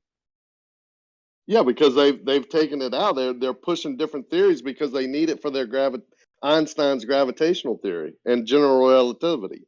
So they They made up didn't dark take it energy. out. They never said it in the first place, Rakia. So superfluid wasn't anything having to do with the universe. It wasn't anything to do with dark matter and dark energy in its current state. You can continue to be a disruptive asshole, though. Wow, there it is again. That's another dig. That's another dig. How about Wow, you F guys you? cannot Isn't control that yourselves. Get out of here, man. Am I Can we wrong? please Get out of stop? here. Can we please stop with the name calling, guys? Come on. How many times you got to ask the same person before you get rid of them? See you later, Yeah, man. exactly. Yeah, come on, I dude. keep getting muted. I keep getting muted yet. I've not called anybody any names yet. I keep getting muted. Yet these Well, guys come in here and fucking insult. The moderating is Wait, a you've been muted standard. in the last 15 minutes? Yes, Yeah, of Rocky, course he was I have over been talking. muted screw 3 this. times. I'll see He was y'all over later, I've man. been muted 3 times. Who muted you? I've been muted. Well, I don't know because nobody Jesus admitted it. Christ, I'm about. Because I asked him, I said, "Oh, who?" Yeah, screw y'all, man. See you later. Yeah, it's all right, Ellie. Again, I took you off Rakia, mute. I muted him because he was over talking. He left. Fucking left. I muted Ali again, you motherfucker. Listen, I muted Ali because he was over talking Rakia. You guys make this difficult. I swear to God, you make it difficult. But do you not see that we find you guys make things difficult when you make statements and then say that, no, this is our side, the globe side, when you're actually misquoting what has been said? That is difficult to us. Gummy, I'm talking about the behaviour. Okay. I was not over talking Rakia, Jeremy. I was agreeing with him, what he was saying. And he was asking me, he said, "Have you been muted?" I said, "Yeah, I've been muted." And he said, "In the last 15 minutes. And I was talking to him, we've got a delay there. But any excuse to mute me, Jeremy, you're getting too quick with this fucking mute button on me. When you just, what Rakia was talking about, I've been called a moron. Everybody here that's a flat earthers in the last hour has been called a moron, an idiot, all this kind of shit. And not one time did these people get muted. Ellie, That's I have muted heaps of the Globers tonight. Trust me, mate. Yeah, you have. You have. I have to say. So, right? Okay. but at the end of the day, at the end of the day, why should this be a job, right, for Jeremy or I or any of the other mods that are in the room? And this should not be a job for us. We should be able to sit back, listen, enjoy the conversation, and partake in the conversation as well. Right? Bansaw speaks truth. Like, my complaint is the inconsistency, Bansaw. This is all it is. It's just the inconsistency of it. That's all. It's kind of confusing. Kind of confusing. That's all. I do interrupt, But I'm not like the biggest dude that interrupts, and I think I called someone a moron about an hour and a half ago, but that was it. One time. But yeah, it keeps going on, or whatever, and the muting always seems to go on in favour of Doesn't. It fucking the doesn't. people Jesus that are Christ. insulting. It Have I got to fucking keep playing? doesn't, dude. I'd When love you to if record we it. held the same, you guys, we held everyone up to the same standards. When you guys call, when the flat You earthers don't. call people, fuck up. Flat earthers call people names. We say, hey, no name calling. When the Globers call people names, we say, hey, no name callings. When the Globers interrupt, we mute them. When the flat earthers interrupt, we mute them. If you don't like how you it goes, send a text message or a DM to Geo and let him know that the moderating sucks. We don't want to need to talk about it for 20 minutes after some crazy shit happens. Exactly. Just don't name call. Nice bit of gaslighting there, buddy, but never mind. It doesn't affect me. But I don't like to. I like to confront the people that are doing it rather than going, Geo, Jeremy's being like a little fucking child, yeah. I confront the people, and if you can't accept and see for that's fine. I don't care, but I'm still going to say what I'm going to say. You're fucking inconsistent. It's easy for you to say no, don't name call, but your name is Hugh Janus. It's impossible not to name call you. I do no name calling. You know what? If I'm out of line, I expect to be muted, but I also expect an explanation of why I was muted. Or yes, I very clearly said I muted it. Anyone that overtalks, I'm just muting you from now on. And you can cry in text chat or the DMs or whatever, the side chat, until somebody tells me in a voice chat to unmute you. Because it's getting fucking ridiculous. All right? Yeah, the name calling does need to stop, please. The I'd like to address Bandsaw on the subject in question. You seemed incredulous when I said that magnetism and gravity are just as tangible as each other, except one's a little bit harder to measure. But generally speaking, I can vary the amount of mass that I have, and I can have the attraction increase, decrease. I can increase the radius. I can increase and decrease it, just like with a magnet. Sorry, Mike. I wasn't really listening. All I heard was the word incredulous, and then I was looking at something else. What am I incredulous about? Oh, about gravity being as tangible as magnetism, or just about as tangible. Well, no, I think magnetism is way more tangible, way more testable, way more manipulable than what gravity is. Way more on any single level.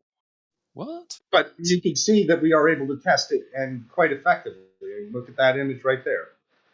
I am able to, like a magnet. It's the exact same thing as a magnet. It's less force per unit area, but it still is very, very testable. With a magnet, you need a magnet. With gravity, you can literally use anything. You can pick up your hand. It's just you're sitting in a chair. You don't need any metal to demonstrate gravity. I'm sitting in a chair, thus gravity exists. No, I'm talking more along the lines of. I don't think that was the claim.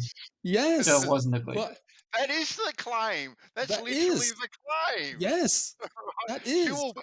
You will even double down on it. Absolutely, 100,000%. Exactly. You are sitting in a chair because of gravity.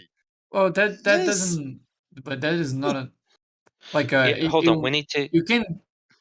Go ahead. All right.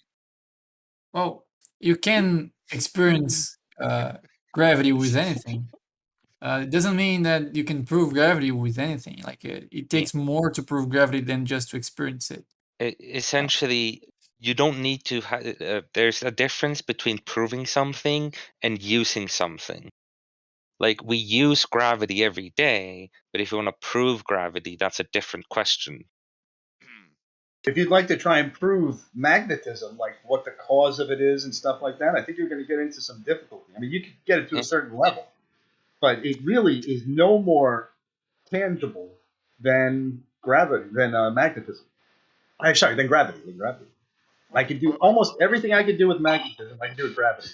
And the thing is, one of the big tests with magnetism to figure out how it works was literally using a torsion balance, i.e. the exact same setup that Cavendish uses but with masses, but instead with electric charges.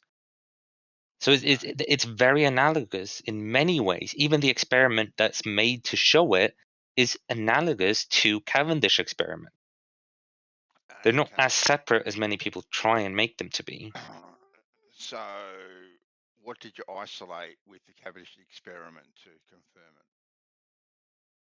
it? But what we're saying is that any criticism you have of the Cavendish experiment, you should have as well for the experiment that shows magnetism, because it was set up in almost the exact same manner, just with charges instead of masses. Yeah, and so why don't you dispute magnetism for the same questions as you do for Cavendish? Well, I personally can make a magnet, dummy. And you personally can make a torsion balance like the Cavendish experiment. You just don't feel like it. No, I can make a magnet. Right? I can go out of my garage. Right? I can get a 6-inch nail. I can wrap some wire around it, and I can connect it to a battery, and I've got a magnet. Boom! Right? I've created magnetism. Now you're going to tell me the way I create gravity, right, is going outside into my garden, right, and getting a heap of mud and pushing it all together. And the more mud that I push together, I'm going to create gravity. And that's demonstrable. Yeah. No, it ain't. No, it is. It is. I can take, like, with your magnet, I can take a liter of water, and I can see how fast that attracts something. I can take 2 liters of water, see how much more that attracts. This has been done with just about every material that exists. Okay then. So this thing dangling from a torsion bar, right? Because you're not going to put a liter of water next to 2 liters of water, and one is not going to be attracted to the other one. It ain't going to move. Well, I could do that also with a gravimeter. Like, I could put a steel ball under a gravity meter, and I could see that it increases gravity. I could put it above the gravity meter and see it decreases gravity. And these are all tangible things you can test. That's essentially the experiment that we talked about the other day. Just you want a scale, but that's literally what a gravimeter is. It's just a more accurate scale, where you put something heavy underneath it and see that the weight increases. That's what a gravimeter will show you. Oh, it should be very easily demonstrated with a Just scale. costs a bit. What do you mean it costs a bit more? You've got the scales. The scales exist all around the world. These very accurate scales. So it doesn't really cost anything to do it because the scales already exist, Gummy. They're already out there. Yeah, but the argument I made that time, when you said the exact same thing, is why would they let you use their scales for such a ridiculous to them question? I think it's a fundamental question, actually. It's very fundamental. Yeah, but good luck explaining that to them. Yeah, it's an asked and answered question that everybody accepts except you. No, and it's apparently been done also, but how it's been done is also been from your side being proven to be absolutely nothing short than horse bollocks. What has been shown with how they did it. Can I say that, Oh, sorry. On you go. Well, no. Let me do it because I was only going to be quick.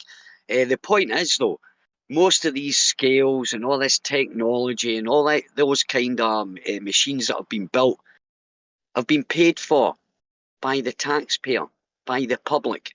Of course, we've got a fucking right to fucking say, hey, by the way, we want to use it for this experiment or that experiment, because we paid for this stuff in the first place.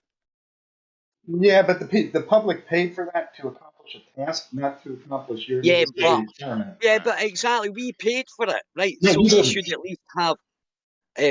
at least have the right to use it. Go and look at all these universities, MIT. They've got state of the art. MIT, Philadelphia, all these big universities, right? They've all got state of the art. What do you call it? Equipment. Experimental places that they do. What's it called? Fuck, I can't even remember the name. Laboratories.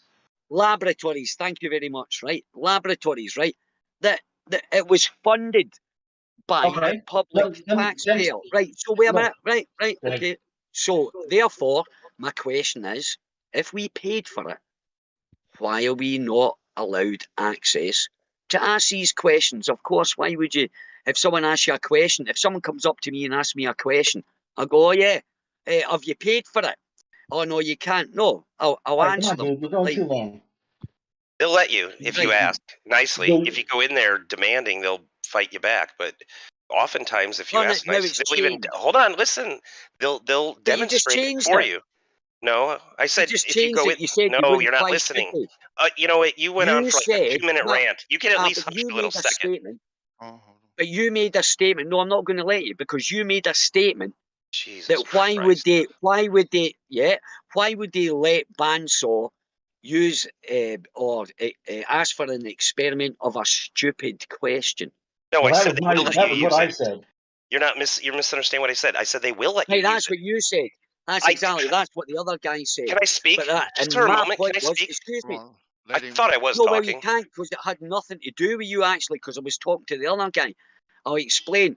So therefore, I was God, you're responding gonna do it to again. the guy.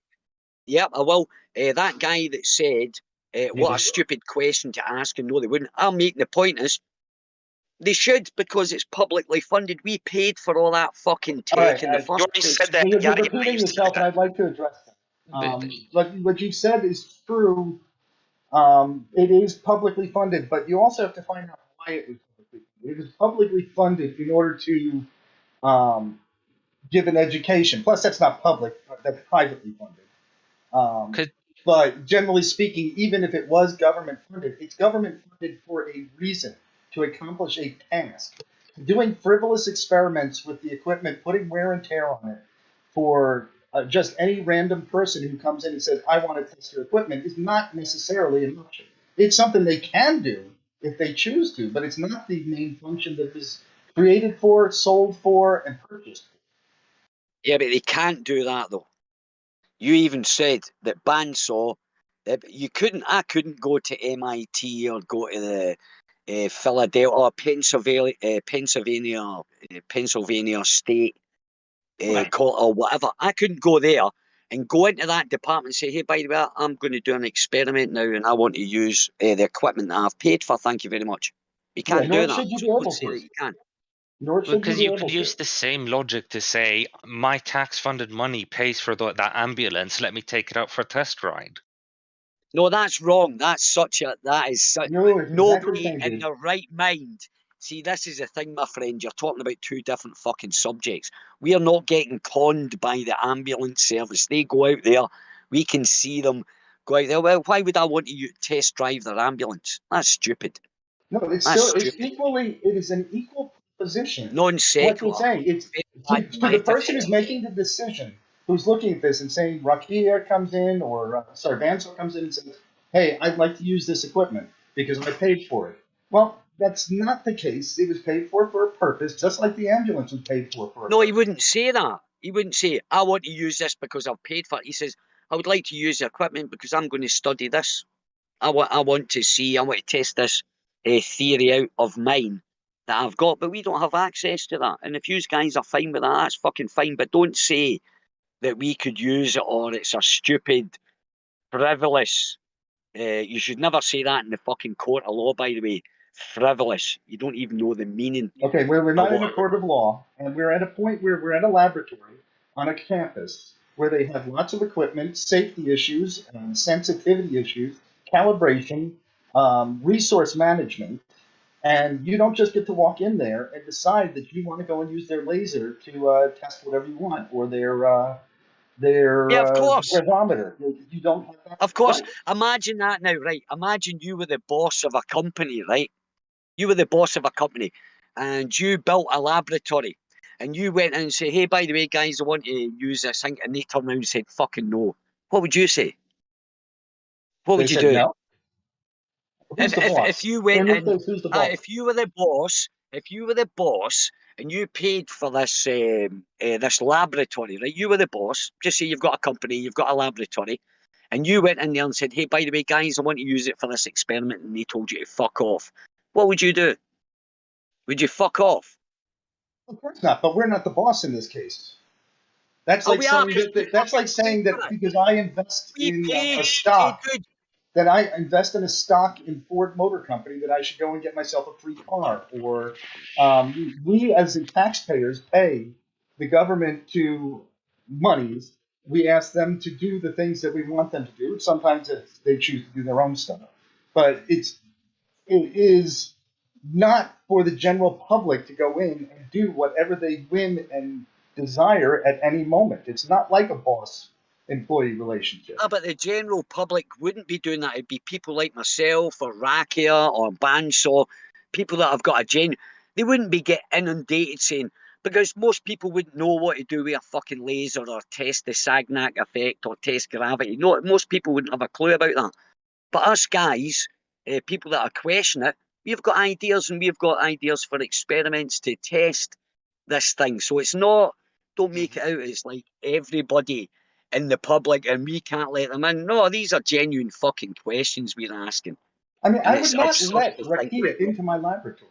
I'm sorry. It's just, he is not vetted in the equipment. He doesn't know how to use the equipment. He could damage the equipment. I'm not going to let him come into my laboratory at all. Ali B, I waited 5 minutes, so can I finish what I was saying before? Yeah, go ahead, I'm sorry. Yeah, but there was no need to can I be finish what I was saying before? condescending about it. Ali B, quit No, but jabbering. wait a minute. The add-ons, I don't like There was a these pause. I addendum. started speaking. You I've shush. waited for 5 minutes for you. No, I waited or for I've 5 waited minutes. 5 minutes. Can I? Ellie, look, we made Go ahead, just Oblivion. just let Oblivion make his point. I went to a university. I spoke with the guy, a renowned scientist in the industry of or in the area of radon. I asked him if we could do certain tests, and proposed him nicely. He agreed. He even passed on my idea to a student and made it a project. I prepared samples, or I should say they tested them, got a whole paper written. It's how you approach them. You don't go in demanding, these are tax dollars paid for this and that. That's all I was saying. They'll even do a delayed choice quantum eraser experiment multiple times a year, and you could attend and observe. They're just not going to give you over the use of the lab. That's all. That's fair, and that's fair enough too. I wouldn't expect them just to give willy-nilly the use of of anything to anyone, to be quite honest with you. Can you unmute Ali for me, please? Yeah, I can do it, mate. But it's the same. It's the same for many kind of universities and equipment. But you can make reasonable requests and stuff. And I've made reasonable requests to several different organisations through email, asking them to see data and test results and footage and stuff. Very reasonable, and yet to get any responses from these things. And that makes you suspicious when you go down the reasonable path, right? Not just going in like a bull in a china shop, but when you go down a reasonable path, right, and you don't get any compliance of any reasonability whatsoever, well, that makes you even more suspicious, Gummy, and everyone else. But the thing is, I don't seem to see that same kind of response from other people. For example, if I were to want to go and use an electron microscope, I could do so as long as I book in advance of a few weeks. Yeah, Like I'm not saying that you couldn't, right? Yeah. But you okay then, Gummy? You do me a favour, right? I have emailed the both NASA and the Australian Space Agencies, right? Email them both, right? And just asking to see some footage of them testing a little rocket and that's working in a vacuum, right? Because they must have done it at least once. At least once they should have done it, just to back up their theory. I've got someone else on your side working on it, but you go along the reasonable path and put in a reasonable request and see what kind of responses you get, if you get any at all. Well, I'm not sure about contacting someone like NASA. Like, I'm not sure if they have I'm not sure about how their I don't know what the word is, but their structure is, whether they even have someone who will ever take their time to answer and really care about public contacting them. But I know that universes do, and they, because of the fact that they have like a very, I mean, they're built to teach, they usually have a very good kind of response to people interested. So I can't really say the same thing for NASA, because their job isn't really to teach, it's to do their own shit. Where are you from, Gummy? Their job, Where are you from, Gummy? Isn't to teach. They No, do teach, yeah. Gummy. 100% they do teach. They have tours. They take people through their plants. They have tourists there all the time, teaching them about this, teaching them about what they've done with that. They're teaching all the time. But it's not the same kind. It's more of a show and tell rather than a teach and understand. Okay, then, But well, I'm asking for some show and tell, right, of some evidence. That's what I'm asking for. I'm not asking them to teach me anything. I'm asking them to produce something that they have done, which isn't top secret. This is information isn't top secret at all, right? You know, but you're testing a rocket in a vacuum chamber. I'm not even sure. In all seriousness, I'm not even sure that they have tested in the vacuum chamber. They might have, you know, to test to see if there's any kind of unknown behavior. That stop for a second. So Moik, to check to see if there's some kind of stop. Yeah. Well, you can talk after I finish, please. So I don't know if they have or haven't, and I don't care really, because they have a demonstration of it in real life. You don't have to test it in the lab if you can test it in reality. That it's an option at that point. So we send rockets up. We see the exhaust plumes get wider and wider and wider, indicating that the pressure is getting lower and lower, which is in keeping with what we see with balloons and mountaintops and everything. We see that the pressure gets lower and lower, and we see rocket performance improve as it goes higher and higher. So that would indicate to me that it works. That's fine, Moik, right? And I don't care if you don't care about seeing anything. That doesn't bother me whatsoever. That's your prerogative. Like that you think you've seen something and you believe what has been told to you because you've seen this rocket, you know, go up there and you see a plume of smoke and la la la, all this other kind of stuff. Right? You don't want to see it. Fine. It's not even so much that I don't want to see it. I mean, I get a kick out of seeing this stuff. I'm just not sure that they. And the other guy, Gummy, seems to think they have, and that's fine. I just saying, I'm not sure that they would have to. The general concept of does a rocket work in space is proven by the fact that you go to space with it. So when I say they have, is because they do have papers talking about it. But what they might not have is readily available footage that is uploaded and ready to give out to anyone who asks for it. And they have no incentive to do so. They can give you the scientific paper, which they use for the basis of their understanding for creating whatever the fuck they do. But what would be their incentive to make sure that this footage that that they might have would be uploaded and ready for someone to use, when there is scientific papers that does demonstrate their claim? Be proud of what you've done, Gummy. Be But loud that's and not. proud. Be loud and proud. Right? Embrace your proudness. Right? Walk it with pride. Yeah, But well, it's how not about about this, being right? proud. How about this? Sorry, Gummy, listen. Yeah, I'm that's fine. going to enforce bandsaw bandwidth point, right? So imagine this, that you ask for that information or whatever, and they don't provide it for you. What's the problem with asking for a experiment for it? Then? There's Say, absolutely can I no test that? problem. There's no problem with asking. I'm just saying you can't expect them to go out their way to get you an answer if that's not part of their job description.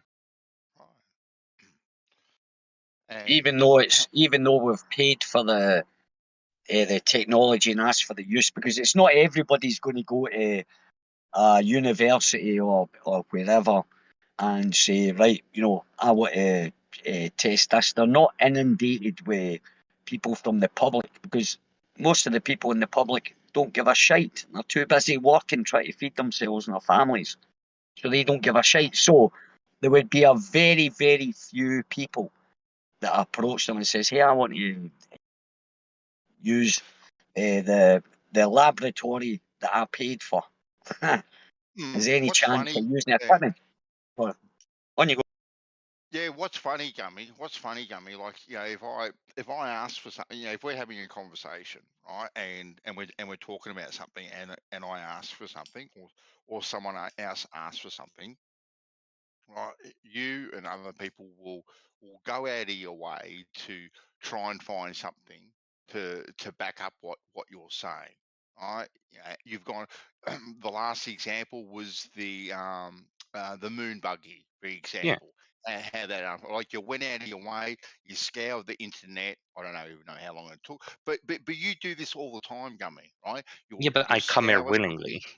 Yeah, you come here willingly, right? And then you provide, right, answers, right, to the questions, and you say, look, here is the moon buggy being unfolded. This is how they do it. Blah blah blah blah. Now, let's move on. Now we can debate whether or not it's done in a Hollywood basement or not. But this is the evidence of actually how it's done. And kudos to you for doing that, Gummy, right? So it's a simple sort of thing, right? I've gone out of my way to get in contact with these people. Perhaps you go out of your way too. Write a 2-minute email and send it off to these people. Maybe one from you, maybe one from me. Other people, we may get a response. I don't know. Right? But it's interesting to see that when you ask for this, you don't actually, So get these things, or ask them, have they tested it? Which is what I asked, basically. Have they tested? Is there any evidence of them testing it? Can I please see it? I've got people that would like to see it for research and educational purposes. All this sort of stuff. And go from there. But just to give reasons why they won't do it, right, is not it's not good enough. It's just because the organisation is so big, they're not there for this purpose, they're not there for that purpose. They're just excuses, really, at the end of the day, without putting the effort in. Well, what do you want as evidence? Yeah, I mean, like, we could give you the papers that show that the work was done. Is that good enough for you? The papers is one thing, Moyoc. Right, but is it what do you want for evidence? Did Right. you request specific evidence? Like, did you request a video? Yeah, I requested to see if they had a scaled down version of a rocket moving independently in a large vacuum, right? Which is pretty much what I asked for. Yeah, I think what you would see there is you would see a thrust gauge that shows you how much thrust it is. They're not going to have the system that they're testing inside of the vacuum chamber fly around. They're not going to do a full throttle test of the moon lander and stuff inside of the vacuum chamber. They could quite Yeah, easily but wouldn't put they test a little the motors? Wouldn't they test the rockets though? They would film the rockets being tested, right? These No. engines, right? We're going to send stuff up into a vacuum. I think we better test these things. So we'll create a vacuum, we'll stick a motor in it, or a jet propulsion engine, or an ion propulsion engine, or whatever. Right. And we're going to test how effective they are in an environment that has nothing to push off of. Well, no, that's Wouldn't you think where the scan test with the thrust gauge goes and says, okay, when I release this much gas at this velocity, I get this much thrust. Now I can scale that up. The only thing you want to test in that vacuum chamber is that it doesn't leak, that it doesn't fail to ignite, stuff like that you might do in the vacuum chamber. But you're not going to be how do testing you the heat. You're not going to something fly without it. air? Because you're flying it in there also defies the physics of possibility. Like as soon as you start an engine up, you're going to start generating so much gas that you're not going to be a vacuum anymore. Do you think, Moyoc, that I want to actually see a rocket flying around willy-nilly inside a vacuum. I do. I kind of think you do. No. Obviously, you'd have to put some sort of control mechanism on it, right? You would have this thing suspended in the middle of the vacuum. You'd put it on some sort of pinwheel arrangement. You would ignite it and see if it generates any thrust. Well, that's been done, not in a large vacuum chamber. It's been done in a small No, vacuum chamber. you'd want to do it. You'd want to do it in a large one where the gas of that rocket itself, right, takes a long time, right, to fill that vacuum. Like the vacuum in Ohio, right, it would take a long time, right, with a small little vacuum for that to fill up that vacuum. Yeah. Right. Exactly right. So then if you see some sort of movement, right. Well, that would be a question like for Bill Nye, the science guy, or any of the science communicators. If you could get them to do something like that, it still costs $30,000 to pull the vacuum inside the vacuum chamber. Yeah. Could I offer one little thing about rockets? Here's the thing about rockets and air. Rockets don't don't jump in, but I'll say this. I've said it before. Rockets don't push off air. What rockets need is air to provide the ability for the fuel, for the propellant to combust. In space, there is no air, so the rocket brings its own air. So the rockets don't actually push off anything. The rockets push off themselves. But the air in the atmosphere, the air is basically the propellant doesn't Yeah, the exchange of momentum. Doesn't The exchange of momentum happens in the air. The air is being. Yeah, but doesn't that... Hold on. Remember, we talked about this many times. The air is the mass that is being accelerated. When we talked about the force generated, it has to be generated when you have a change of momentum. If we change the air momentum around the plane, then there's a force created, and that force acts on the plane. The air gets pushed backward. The plane gets pushed in the other direction. In space, as was just said by Hugh, there is no air in space, but we bring the combustible elements in the rocket. But still, same force of Newtonian mechanics is true. We accelerate the mass out the back. That change of momentum is a force that acts on the mass, shooting it out very fast, and it pushes the rocket the other direction very slow. Well, here's an idea.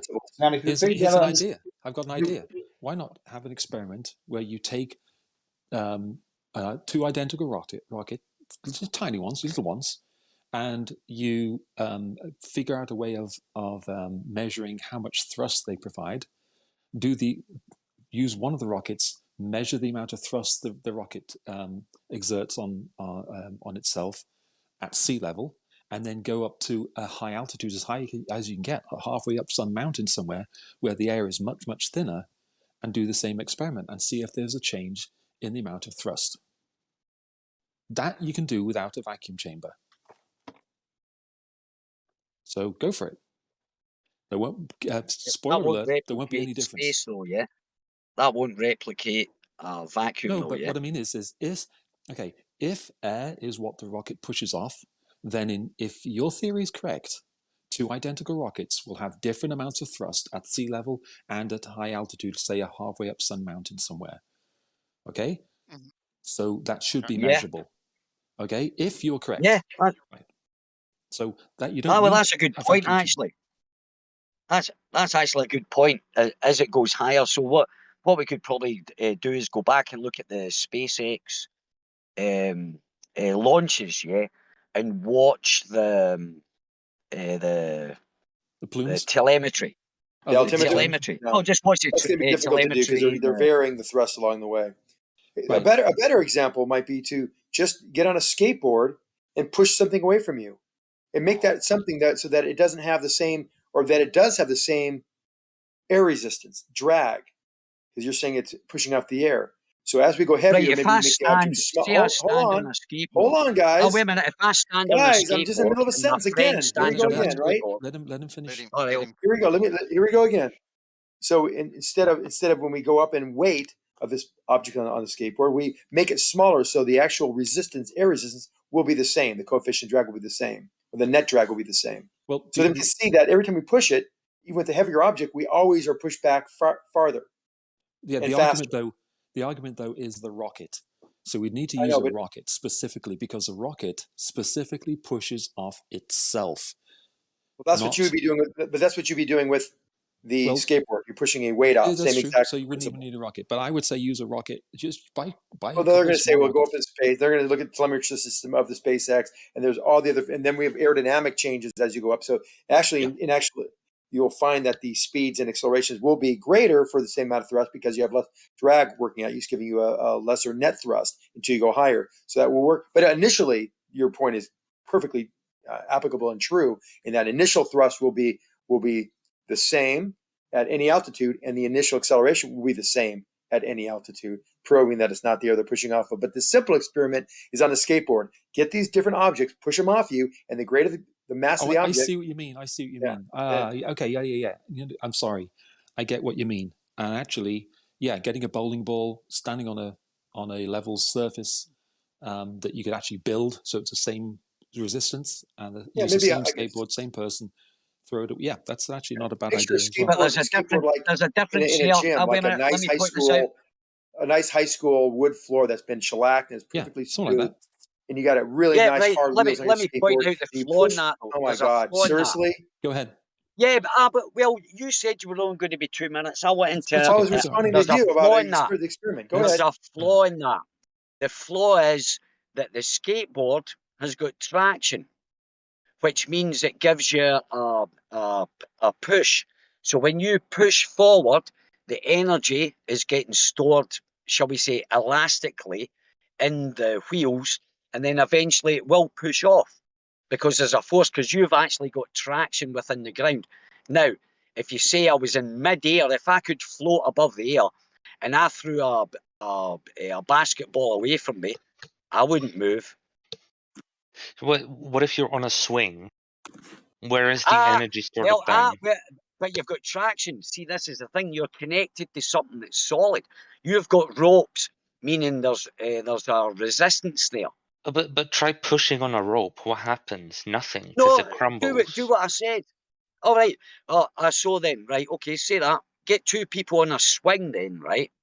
And you push one person away from you. The other person is pushing you at the same force, and see what happens. I'm interested in Bansaw's opinion of the rocket at different altitudes. Of course, you don't want to listen to fucking Mike. So the rocket at different altitudes, one's going to move quicker than the other one.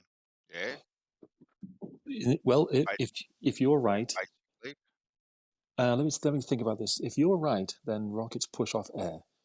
Then if there's less air, there'll be less push. But didn't someone say that the fuel acts more efficiently at higher altitude based on the design, the fuel type and all that? Yeah, there could be that's the thing. So there are some knows about rockets. Could be different. So there are some things. One, for example, is the fact that rockets. So if rockets only push off the fuel or the reaction happening in the exhaust, then the only thing that would be different in the atmosphere, or one of the few things that would be different in the atmosphere, would be that now you have drag as well, which means that you would have a counteracting effect in the atmosphere, but not outside, and therefore it would work better high up. You would also have a 14 psi difference in the acceleration of the gases from the combustion chamber to the bell. Yeah, there are variables. That, I don't know everything about rocket science. Have you guys sat in a swing before, right? You've sat in a swing that's still. Eventually, you'll get it swinging, yeah? If you sit in a swing and you move back and forward enough, get it. Oh, wait a minute, let me finish. Don't say but right? So you get that moving, right? Do you think you could do the same? Say you were levitating and you started trying to swing yourself back and forward again. Do you think you would start moving, swinging back and forward or whatever? And if not, why? Why would you move if you were attached to a swing? And you wouldn't move if you were like floating or anything like that. Okay, so there's two things about that. So one is when you're on a swing, you're mainly doing a what's the word?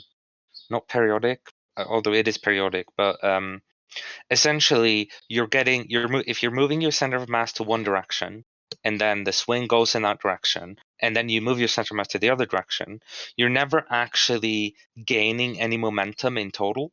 You're kind of just exchanging it back and forth. So you're moving back and then forth and back and forth. You're not actually going anywhere. So instead, you'd have to do it. But you'll like swing. You'll eventually swing, though. This is the but thing. you'll be. That's the question, right? And then you can go into a swing, right? Now imagine, right? So if what you say is right, you'd be swinging. So now imagine that you're levitating, right? There's nothing holding you up. There's no force or whatever, and you did the exact same movement as you did on a swing that you did. Would you start swinging, or would you start moving, or anything? No, or would you just sort of stay in the same place, flapping your arms? If you had something to swing off of, like a swing, then the only thing you could do would be if you push the swing one direction, you go the other direction. But the thing I'm getting at is on the swing. Have you ever been on a swing? Right. The question is, you're sat on a swing that's stationary. Now you start moving and you start hanging. Eventually, you can go as high as you like. You can go into a full swing. I've done it a million times as a kid, right? So now, if you're in space or you're levitating or whatever, right, and you start swinging about, or you start moving as if you were swinging on a swing, would you start swinging in a different direction, or would you basically stay in the same place looking like a fucking idiot flapping your arms? You'd look like an idiot, just flapping your arms. There you go, man. And there's my whole fucking point. That's it. Because you've got why is that? Why? Because you're just wiggling your arms. You're not pushing off anything. You're not now. Let's say you're in the vomit comet and you're in 0G, so to speak. Now you have a medicine ball pressed against your chest. You shove it away. It's going to propel you backwards. That's what they're talking about. I'd love to see that. It's a fact. Get on a rolling chair, like an office chair. No, let's forget about the rolling chair. There you go. You said the Dude, right here. And then if just the ball is falling at the same speed as what I am, right? If I'm holding a ball and I push it, I won't move anywhere. Look in the chat. The exact demonstration that I just said. All right, he just posted. Yeah, okay. All right, let's have a look. Let's have a look at it. I'm always willing to be proved wrong. That's why I don't mind. I don't mind making wild claims and stuff like that. If I get proved wrong, I don't give a fuck. I've learned something. It's okay. That's why a 12-gauge shotgun kicks so hard. Or kicks. Because it's equal opposite reactions. But you're attached to the ground, right? Well, I could hold it up in the midair and just with one in my fingertips and then use my other pinky to just pull the trigger, and god dang it, that gun is going to go right out of my hands.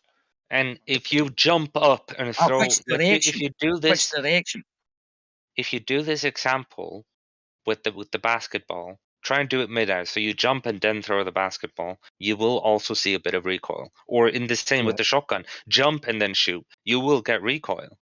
It has nothing to do with being attached to anything. But you're attached to the gun. The amount of kick that you get from a basketball. gun doesn't depend on what the gun hits either. Yep. Yeah, but you're attached to the gun. You're holding a gun. You can hang it by a you're string. Holding hang it by a and string. You're holding. Right. Imagine you did that in space. Right. Yeah. So you're up in space now, and you hold a gun, a shotgun, right? And you fire it. What do you think would happen? You fly one direction, the bullet flies the other. Why? Why? Because you're just like the ball on the chair demonstration in the chat. It's the exact same thing. Does the gun? Oh, that was a. Does the gun then push off itself? No, so it pushes off the bullet. The bullet goes one direction, you go the other. The momentum is equal but opposite directions. Now the bullet is small but flies fast. You would be big but fly slow. Couldn't you argue back and forth as to whether the projectile is pushing off the gun? Technically, you push off each other. It is true. Both of you will move, so there's no one against it. There's no superior way of. You would move, right. Yes. But it's equal and opposite reaction, right? Correct. So how would you move if it's equal and opposite? If that gun or the bullet emits a force on me, I will emit a force of the same magnitude against that. So how could I move? Yeah, so it pushes on you to the let's just think of this as a left to right. You're shooting to the right. Now the bullet will be pushing on you to the left. You will be pushing on the bullet to the right, which means you're going to the left, the bullet's going to the right. And that's also the directions you're pushing on. I got a good example. Imagine you had this big, huge, solid steel wall, and then you place a tiny little, little explosive, and then up against the wall, and then you put a good-sized steel plate up against the explosive. You detonate that explosive, the smaller plate is going to fly away, having less effect on the larger mass, just because it's larger, right? But if you had equal sized plates and you detonate it, they'll equally fly apart. So I'm the bigger plate. I'm the bigger object. The bullet is much smaller. That's why it does. That's why it doesn't take me a whole lot. Anything. Exactly. In space, you don't weigh anything, right? So you don't weigh anything. So there is that weight, what you were talking about, or your mass or anything. It has no relevance up there because you don't weigh. It's so Well, no, it does. so there's a difference between weight and mass. Yes. So you don't weigh anything, yes, because weight is what we say is pulling towards the Earth. But you still have mass, which is inertia, as in it still takes more energy to get you, large mass, to move. Here's a good example of exactly what you were saying. If you are doing the vomit comet and you got this giant fat chick and I drop kick her, I'm going to fly backwards. She's not going to fly that much further because I'm pushing off the larger mass. It's going to have less of an effect on her than it is me. Yeah, it doesn't have to do with weight, because there is no weight. Like you said, if we're far out in space, we don't really talk about weight, but there is still mass. Because otherwise, what would be the effect of that is, in space you would just be pushing off a car and then nothing, and then like the car moves just as much as you do, and it's like you're breaking laws of physics there. It just doesn't work out. Yeah, like doing the vomit comet, push off the car. Right, my friend does skydiving, right? My friend does skydiving. He's jumped out with lots of objects or stuff like that. So if he jumped out with a car, right, and kept the same speed, he was able to control himself, so he was at the same speed, and he got closer and closer, and then he pushed off the car. How would that affect him? He'll push himself away and have very little effect on the car. He'll be pushed away quite a lot. The car will be pushed away in the other direction, but not by that much. They will still push in different directions, but the car will move a little, like quite a bit less than he would. But he shouldn't, though, right? Of course he should. Why Saying shouldn't? that the rocket pushes on itself. So if I'm in space, if I'm floating around space, right, just free floating, right, and I get my hands and I push up against myself, that's going to make me move. So that's why I changed it. I don't say it pushes off itself. I say it pushes off the fuel. That's what I personally would say it that way. It pushes off the fuel, not itself.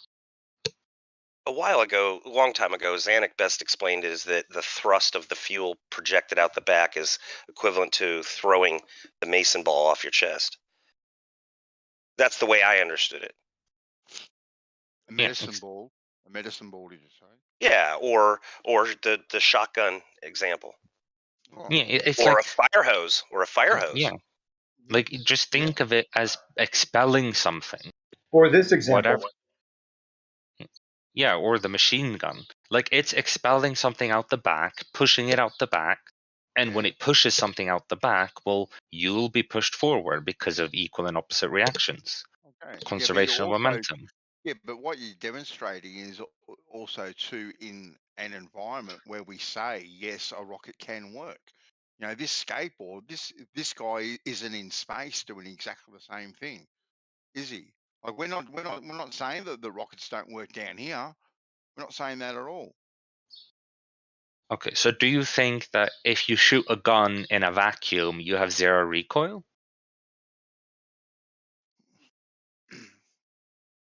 Yeah, let's Is put that the money where your something mouth you is. think? Hold on. Let's put the money where your mouth is. If I put you in a vacuum and you held that gun, man, we put it right next to your forehead. We're gonna shoot that gun, and barring there's gonna be no heat coming out of it, only a force. Would you bet that that gun wouldn't have a recoil? That wouldn't smack you in the forehead? The gun's a very bad example. I've had this conversation even with Scott Beach. He'd even agree with me because you have the barrel. So when you fire off the gun, it's the pressure in between the barrel and the projectile that causes that projectile to move. It's the pressure built up without the barrel. But that's literally what happens in an engine as well. Yeah, What do you exactly. mean? It is the pressure in the barrel. It's acting on all directions. It's a pressure inside the barrel. You're right. And all that pressure in the barrel, when it's released, will give you and based on how you're holding it, will be a lever point, and it will react backward.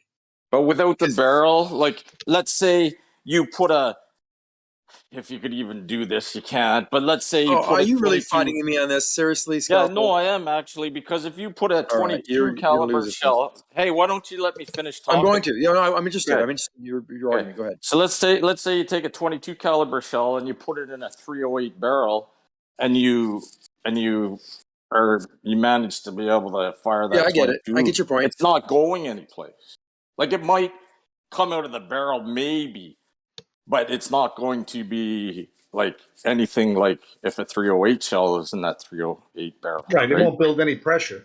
Right. You can't build the pressure. Bullet in The a fire. pressure Without the barrel, these projectiles aren't going anyplace, basically. It's still a good analogy. Like if you had a water, No, it's actually pretty shitty. Hold on. How about no projectile? Well, hold on. How about this? Oh, wait, hold on, guys. I have an answer for you, Scalpel. No barrel. No projectile. We're just gonna have a shell with an open end, and we're gonna ignite it.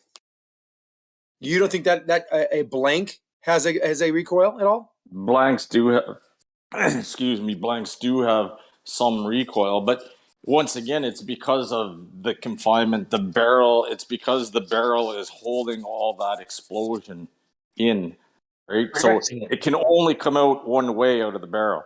Yeah, but you're essentially explaining an engine right now. That's how rockets work. That's not the same way as explaining the engine. It's explaining a rocket engine is something different. Even Scott Beach agreed with me years ago about that it's different. Yeah, but Like, whether he agreed years ago, he'll still say the same thing you guys are saying, that it's the mass of the gases and everything that push off the rocket, blah blah blah.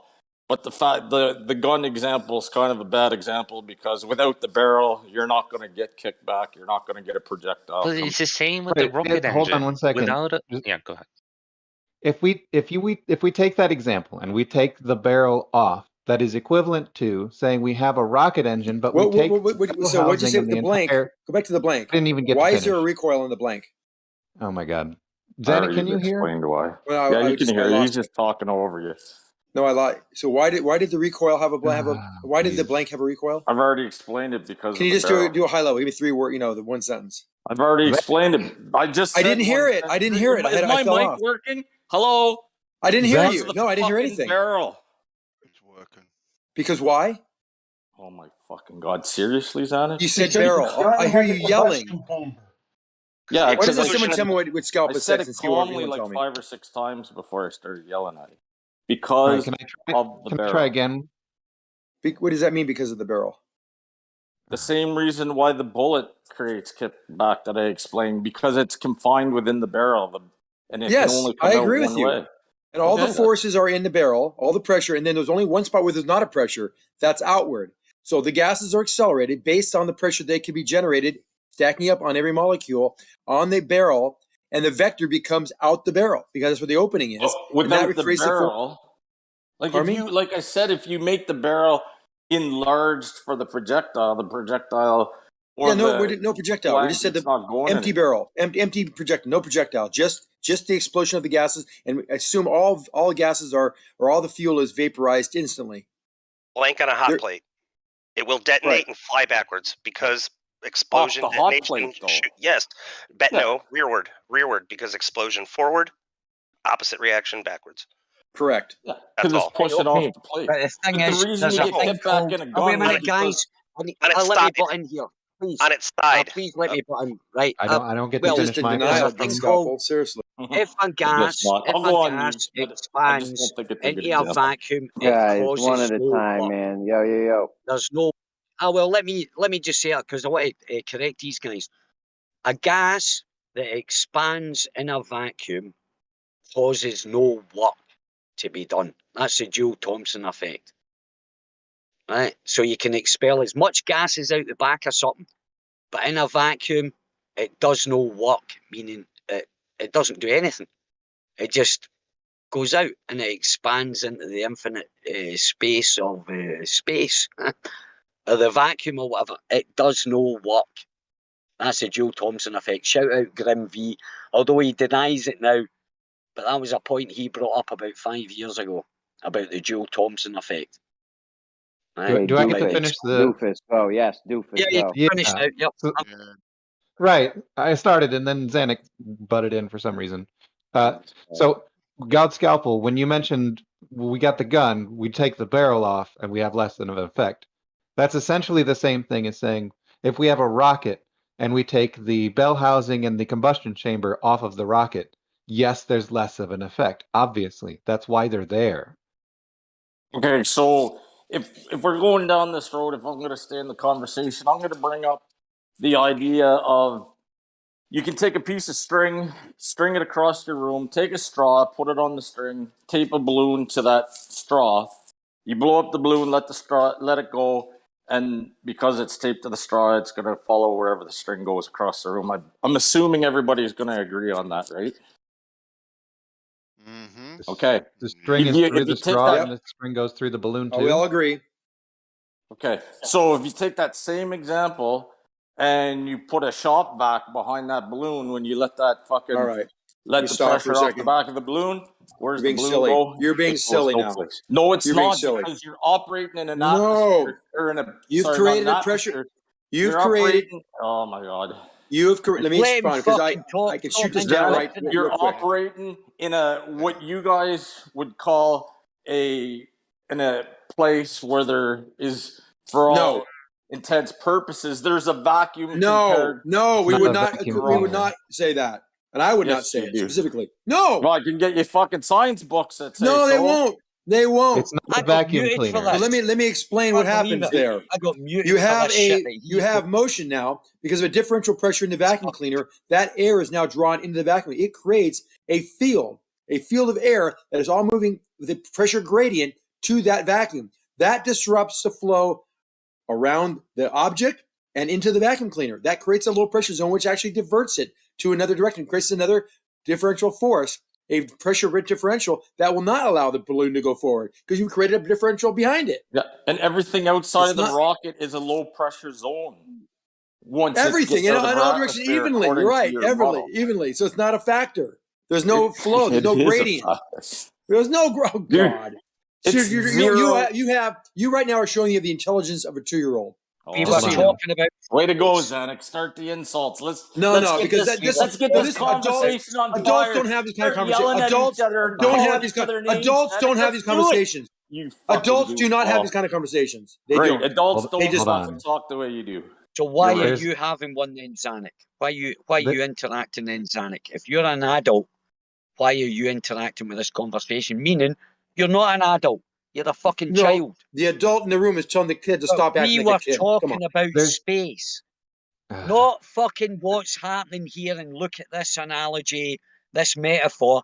We were talking about a fucking vacuum. And in a vacuum, the expansion of gases causes no work.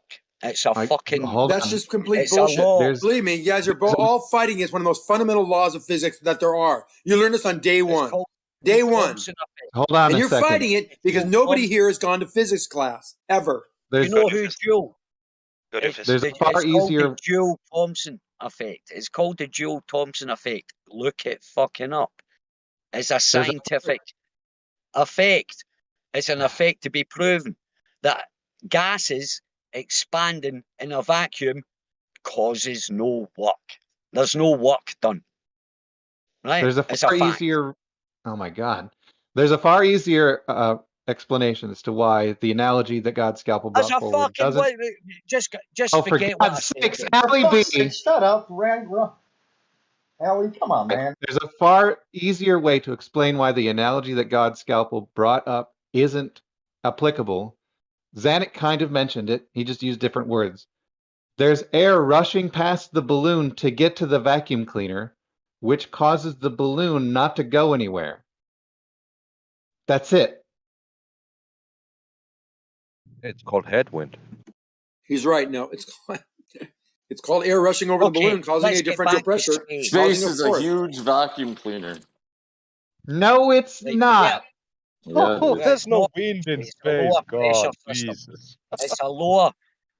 Space is a lower pressure system. It's not a vacuum as such. What they say. Yeah. It's No, I know, pressure. but I know they get all technical on the vacuum. There's no air rushing I past got the taught- balloon in space. I also got taught. I got taught space was a vacuum. Then I got re-educated by ballers. They say, no, Alan, it's not a vacuum. It's a lower pressure system. That's all it is, right? So, yeah, what I'm talking about. So, a gas in a vacuum, which is not fucking space because it's a lower pressure system. It's not a vacuum. Will do no work. So, if rockets work in space. It's a vacuum, and what vacuum means? Vacuum It's means not a lack of. vacuum then. It's a vacuum. Now, there's different degrees of vacuum, but it is a vacuum. Anytime you have a pressure area, let me speak. Just shut up for a second, because you can't. Can The you? definition of Then you vacuum. can't. It's not possible for you to shut up, is it? No, I know I can't because. No, just shut up. Try vacuum. it. Just try it. Define Just vacuum. try it. Just try I it. can't. All right, Allie, So then I'm just going to vacuum- talk over your ass.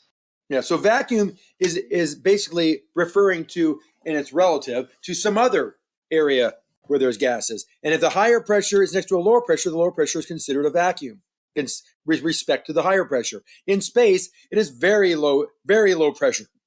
And they say it's basically essentially a vacuum. 10 to the minus 17 means there's only molecules that will visit each other every 17 miles. That's how much space there is between these particles, generally, statistically speaking. So it's a vacuum. And objects work in vacuum because every force has an equal opposite reaction, and that's Newton's first law. And we know this. We know this. So that's for third law, sorry. We know this because we can do tests to show that this is true. And one of the examples was a skateboard and the weight. And we do tests in space or in a vacuum, we can do tests. And every time we do it, we're never surprised by the result because Newton's laws are all laws themselves. They are never with exception, ever. Okay? So if you want to get on a skateboard and throw a brick and say that it doesn't move. Can I respond funny to that rocket after I got science muted? always reverts back to a skateboard? it's kind of fucking laughable, actually. Because you're acting like, I don't want to say like a child, but you're not. We're trying to give it to you in simplistic terms. Physics for babies would have. It's cute. Physics for babies. There's a book called Physics for Babies, and in the Physics for Babies, we'll show this kind of example. Yeah. I'm glad You're not getting it. You're not getting it. So when gases expand, when gases are ignited inside of a rocket, there is pressure all the way around. Everyone admits there's that pressure. A huge pressure will be created, and there's a huge pressure, and let's say it doesn't get released. It's being 10 million psi inside this rocket, but nothing goes anywhere because it's in that pressure state, right? That's a potential energy, high pressure with relation to the vacuum outside. As soon as the nozzle opens, what happens? The air that had pressure that was created by the walls of this container inside the rocket are now released, and they're accelerated with such a force acting on other molecules behind it. Almost done. There's such a force that that same force accelerates small part. Let me finish the one sentence because it's the crescendo here, and you don't want to interrupt the crescendo. These small particles that are accelerated, the exact same force acting in the opposite direction on the big, massive rocket will accelerate at near light speed, let's say. But the rocket only goes up at 5 or 6 Gs because it's so big and massive. All these little particles going real fast out and accelerating really fast outward. And the rocket accelerates the other direction because of this balance of force.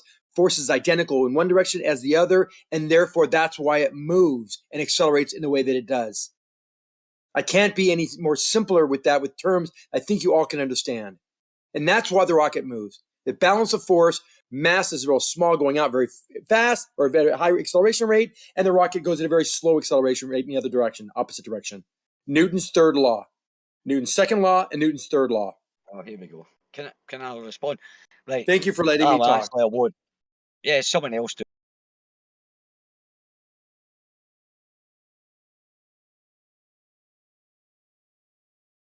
No, okay, nobody's going to. That's fine. Hopefully, I won't get muted this time. Right. So anyway, the point is, look up the Joule-Thomson effect. When gases expand into a vacuum, they cause no work, meaning they produce no energy. And as you guys say, or force, you need a force to move an object. Therefore, if the gas coming out there does not produce a force, it can't move anything, right?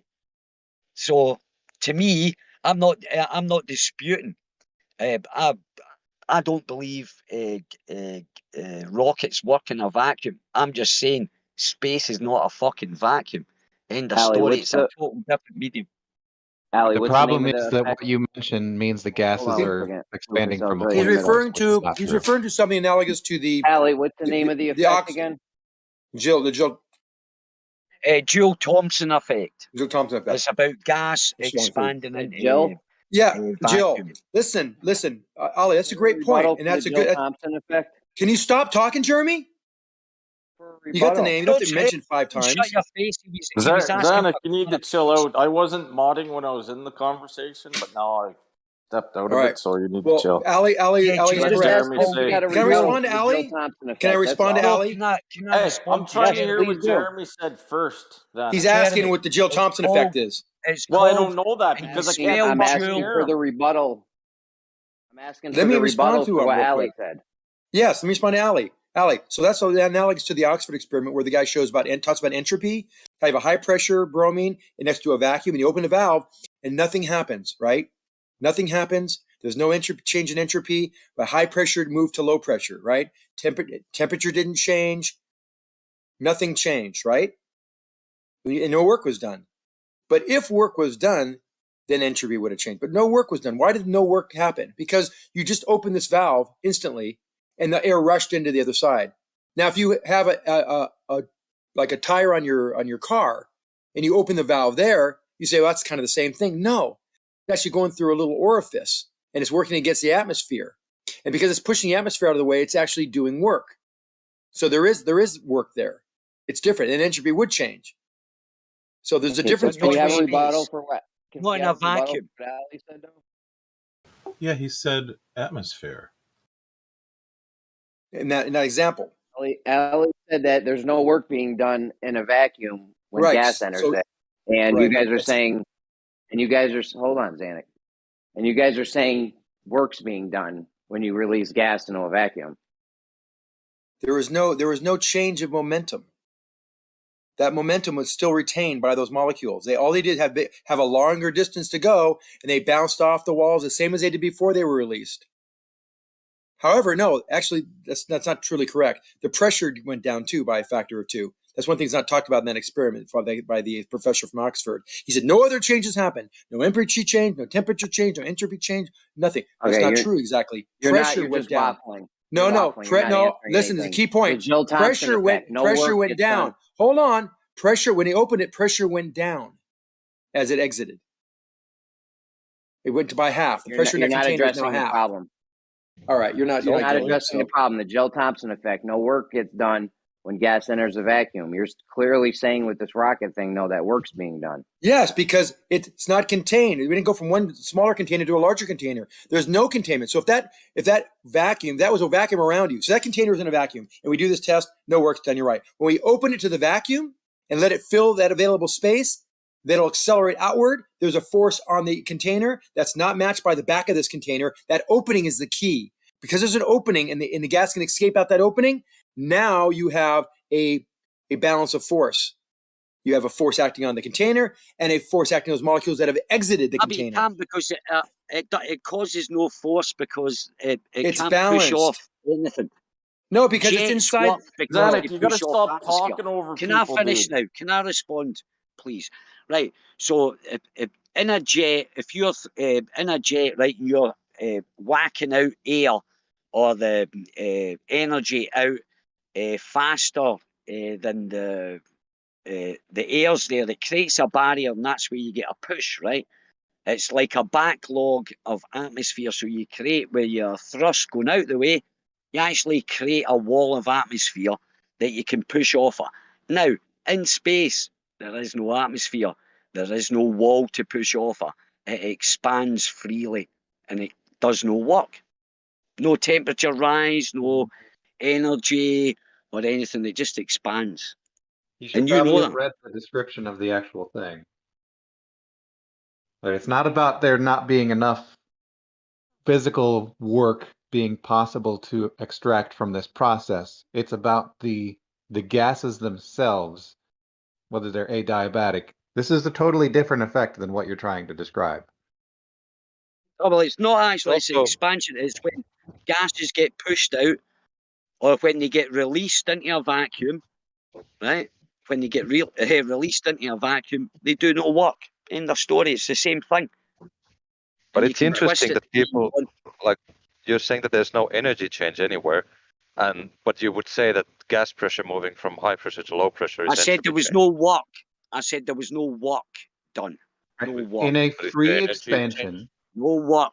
The other guy said there was no energy and stuff. I said there was no work done. So in a there's a change free in energy. expansion, the gas does So no me- work and absorbs no heat. Any mass that moves over a distance with a force is work. That will be work. So if there's any mass that moves with a force behind it, that would be work, because work is displacement of this mass. Yeah, and so Right, there's this no is work done combustion. in a This is not vacuum. free Therefore, expansion. it can't push.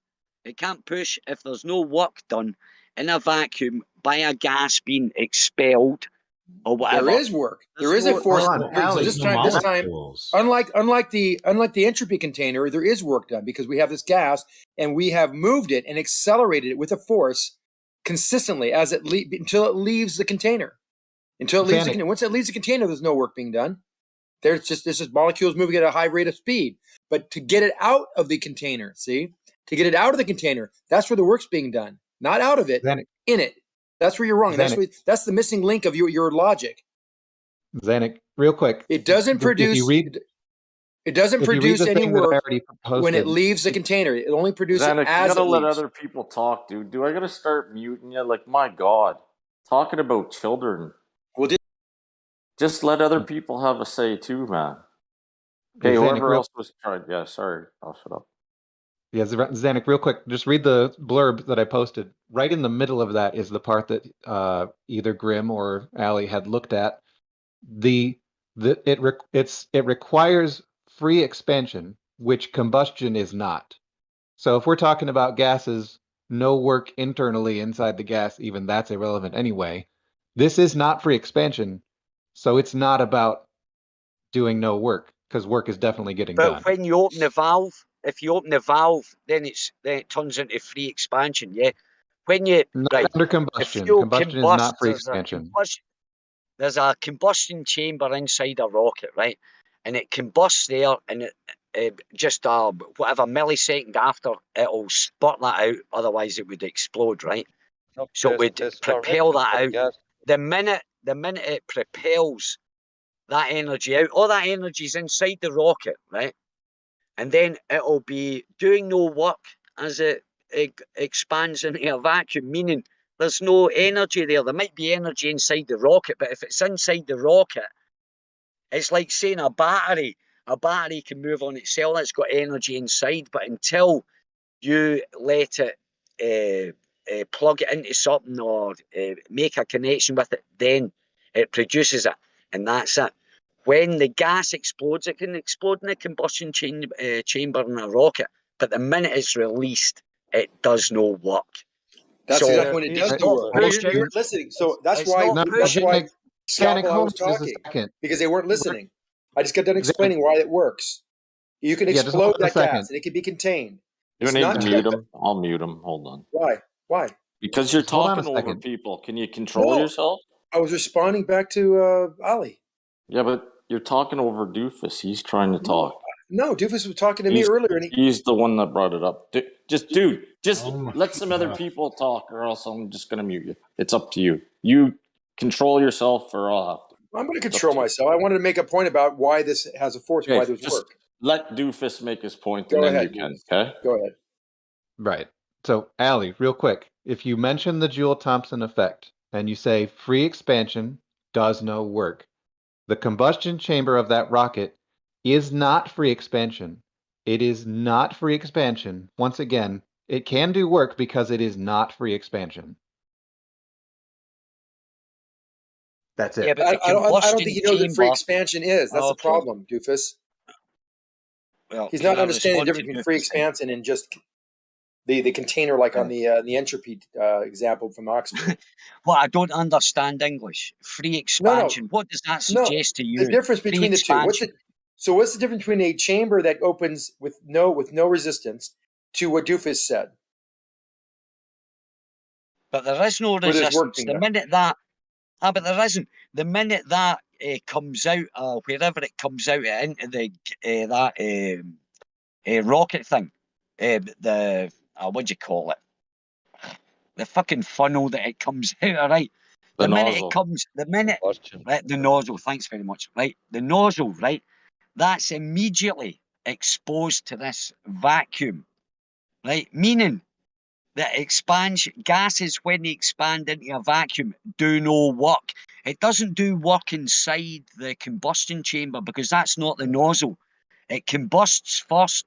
It gets fired out the nozzle into a vacuumous area. That's right? why I said inside. Listen.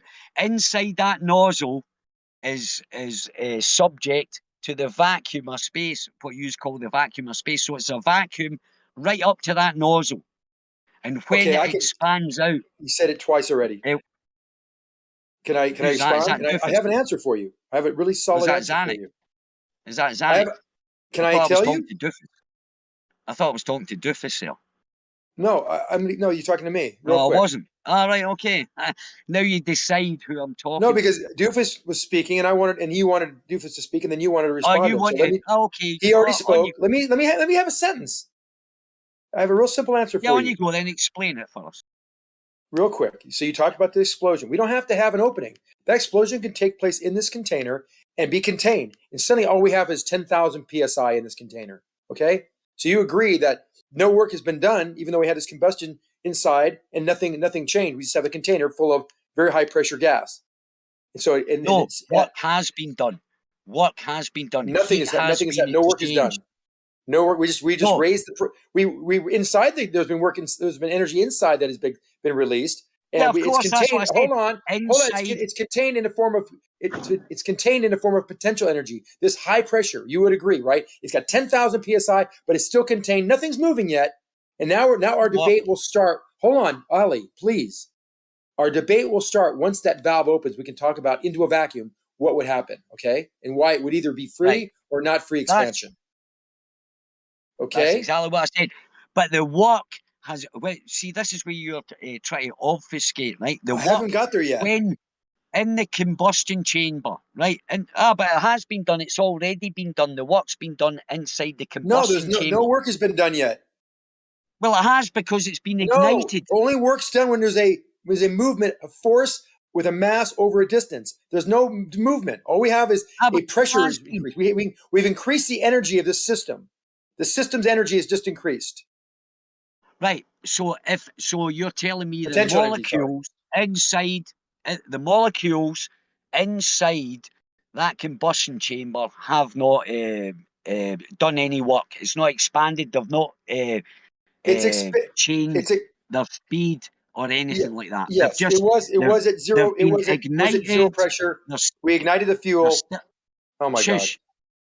Yeah, shush. Listen, this is what you're telling me, right? So inside the combustion chamber, before it spurts out through the nozzle, right? Inside the combustion chamber, there's hydrogen mixed with whatever, right?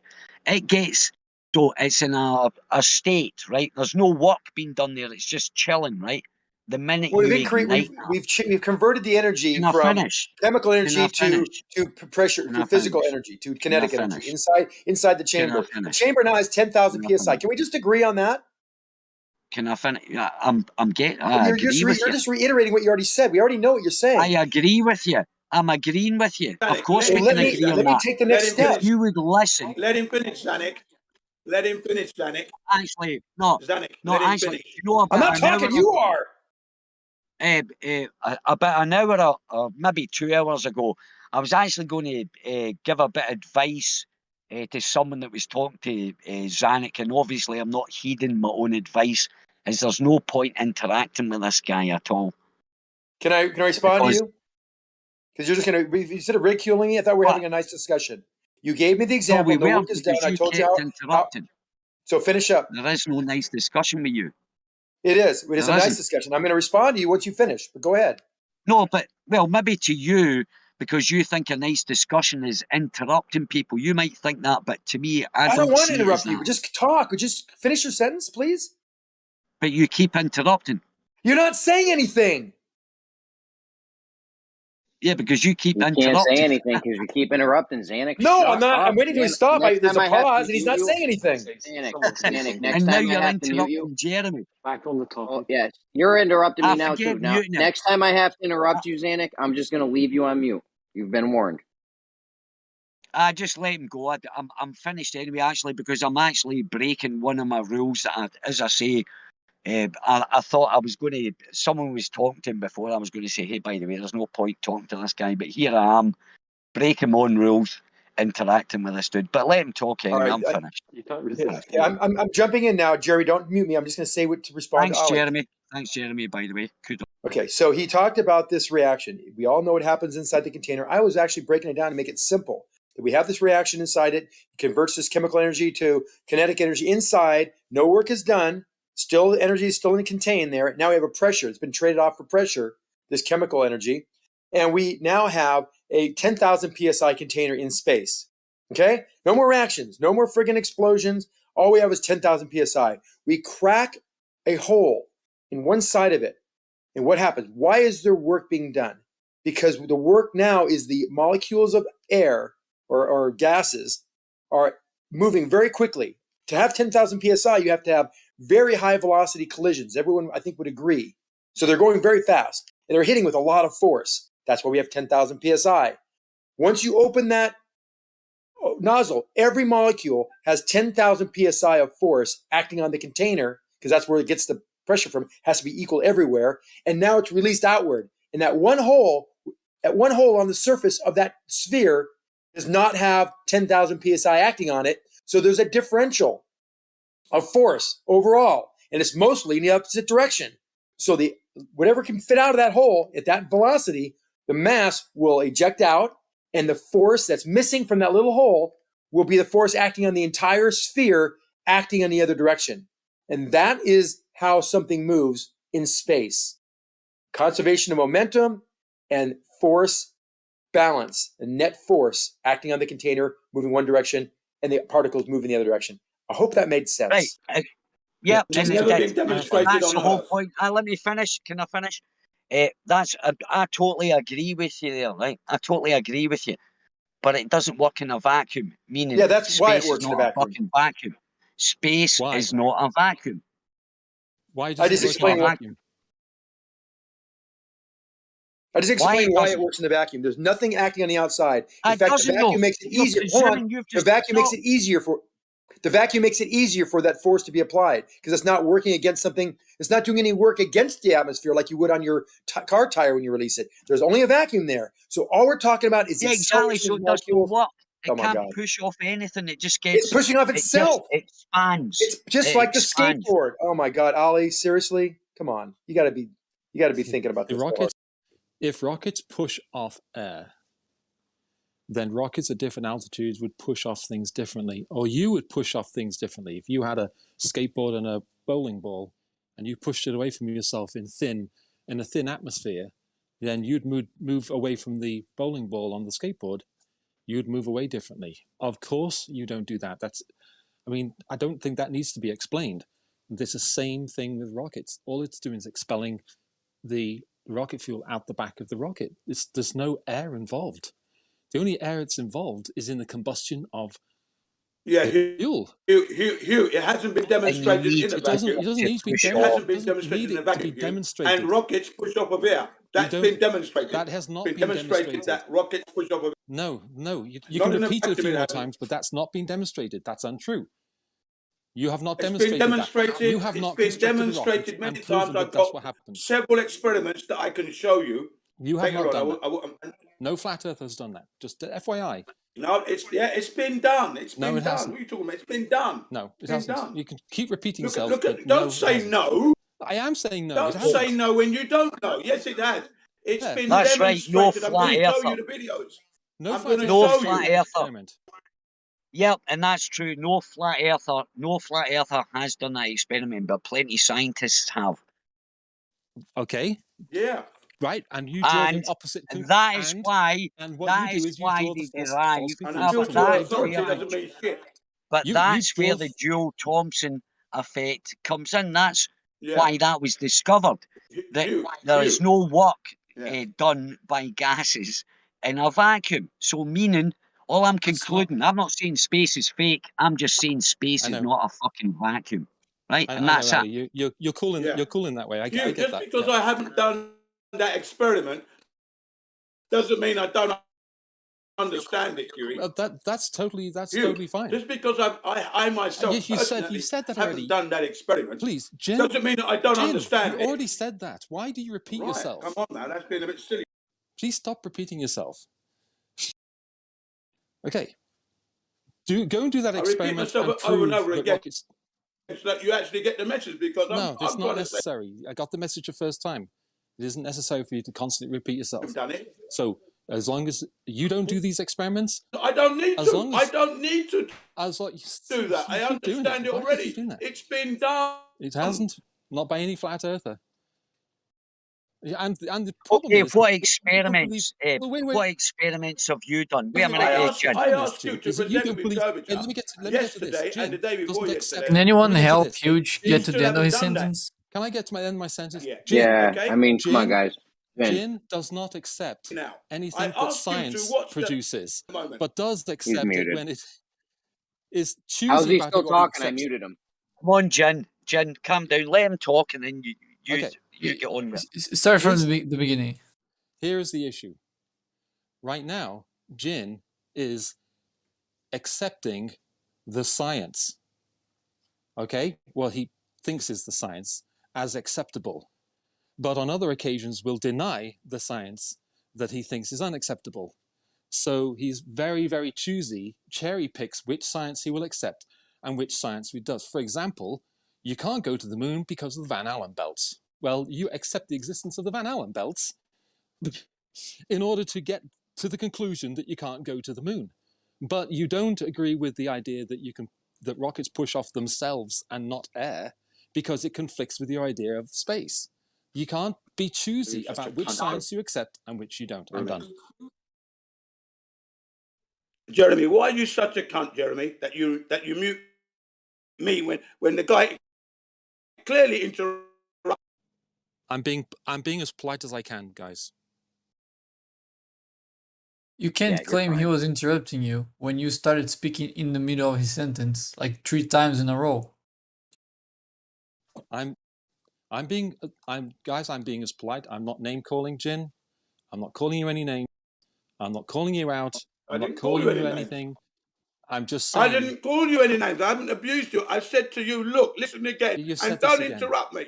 Don't interrupt and pay attention. Now, just because I didn't do the experiment doesn't mean look, you're still talking. Can you mute this cunt or what? I am not talking. He's still talking whilst I'm not talking. He wasn't you are talking, Jen. Still, I cannot hear what I'm saying. I can hear your voice. Talking. Jen, no one was talking, dude. I'm on You've mute. got the live stream on. Probably your fucking Jen, echo. switch the live stream.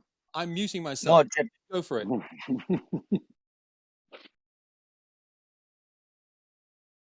Hello. Thank we hear you very much indeed. Thank you. Here we go. I asked you the other day to watch a video called Flattening the Curve.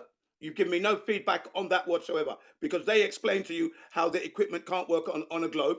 Then the experiments regarding rockets pushing off of air, I have got several experiments which I understand. I haven't conducted it myself because they're self-explanatory. You look at you watch the video, you watch the experiment being done, and it's confirmation. Okay, so you can watch those. Rockets push off of here. That's all I got to say. But you interrupted me to say that. There you go. Nobody interrupted you, Jen. You're hearing shit. Thank you. Don't know That's what you're okay. hearing, man. Thank you. Hearing Do your feedback. job better, Jeremy. In future. He's arguing with those invisible people in his head.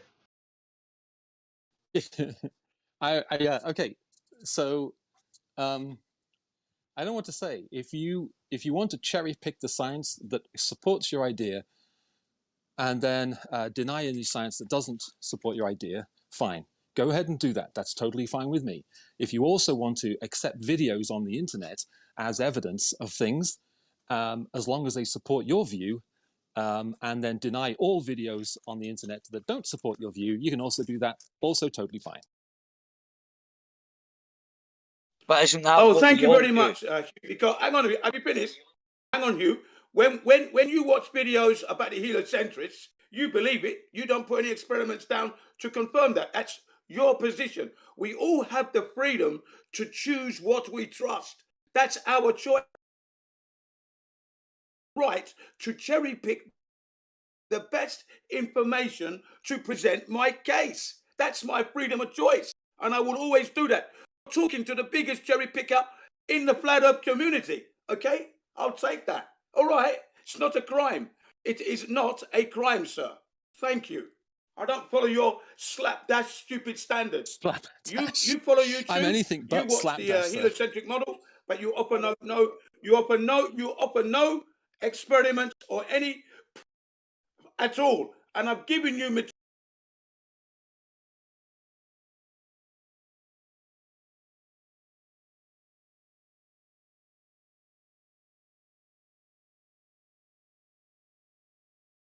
What happened?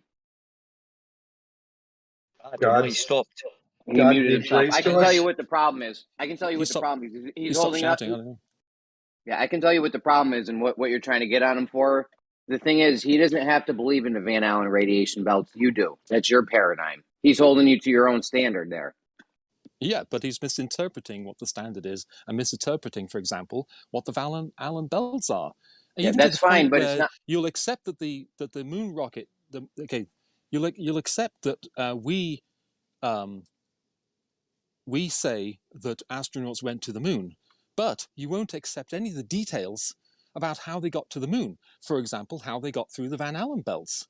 But you believe in the Van Allen belts and use that as an objection to the people going to the moon. It's complete. You don't want to talk about slapdash. It's completely random. How can you accept Van Allen belts as an objection to going to the moon when the Van Allen belts are part of the global system? I don't get it. Actually, I've got a further bonus contestant. Sorry to interrupt you there. Sorry to interrupt you. I've got a further bone of contention with this moon landing. Are you listening, Hugh? Listen up, yeah. Look, there's a third belt that you seem to have missed. Okay, You're roboing. leftovers. It was created by the Operation Starfish Prime back in 1962, where NASA and the Pentagon, together with the Russians, set off nuclear bombs. They set off nuclear bombs into the atmosphere, creating a third radiation belt 100 times more lethal than the Van Allen radiation belts, according to Sir Bernard Lovell, a British astronomer at the time.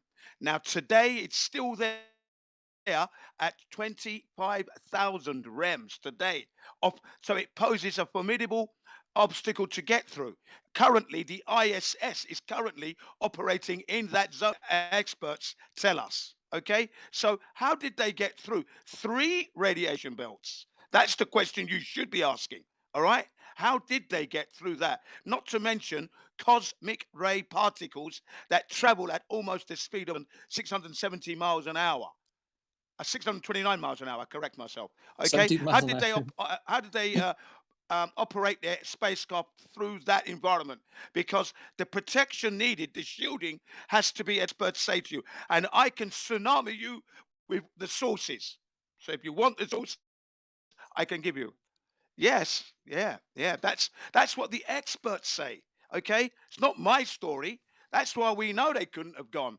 How So- did they left Cape Canaveral? That's the takeoff point. Where did they go? They had to go straight up, right? And the They don't go straight up. Allen radiation belts supposedly encircles the Earth. So how did they get out? How? They didn't go out through the North Pole. Do you want an or the answer, or are South you just Pole. going to keep Not talking? from Florida. Not from Okay, Florida. the they run-on didn't. sentences So are getting don't a little lie much. here. Do you have a question? One. I'm finished now. I do apologize. Okay. I went on there, but it had to be fully. Okay. So There you go. Carry on. Here's the issue. First of all, that was totally scattergun. But you did I appreciate that. Second thing. Let's not go. Okay. Second thing is. It's not scattergunning. Well, it's dogpile, whatever you want to call it. It's too many things. Just one thing at a time. It's not. Okay. Filing. It's giving you the full story. I do apologize for interrupting. That's right. So stop that okay. shit and get on with it. Stop interrupting my interrupting. Okay, I will. I appreciate you. So when you actually study the topic, you kind of learn things. When you cherry pick and deliberately cherry pick, seemingly, or when you maybe you don't even know that you're cherry picking. But what you do is you accept the existence of the Van Allen belts, then don't research the route the astronauts took through the Van Allen belts to give them the least amount of exposure to the radiation. So you accept the one thing, but not the other thing.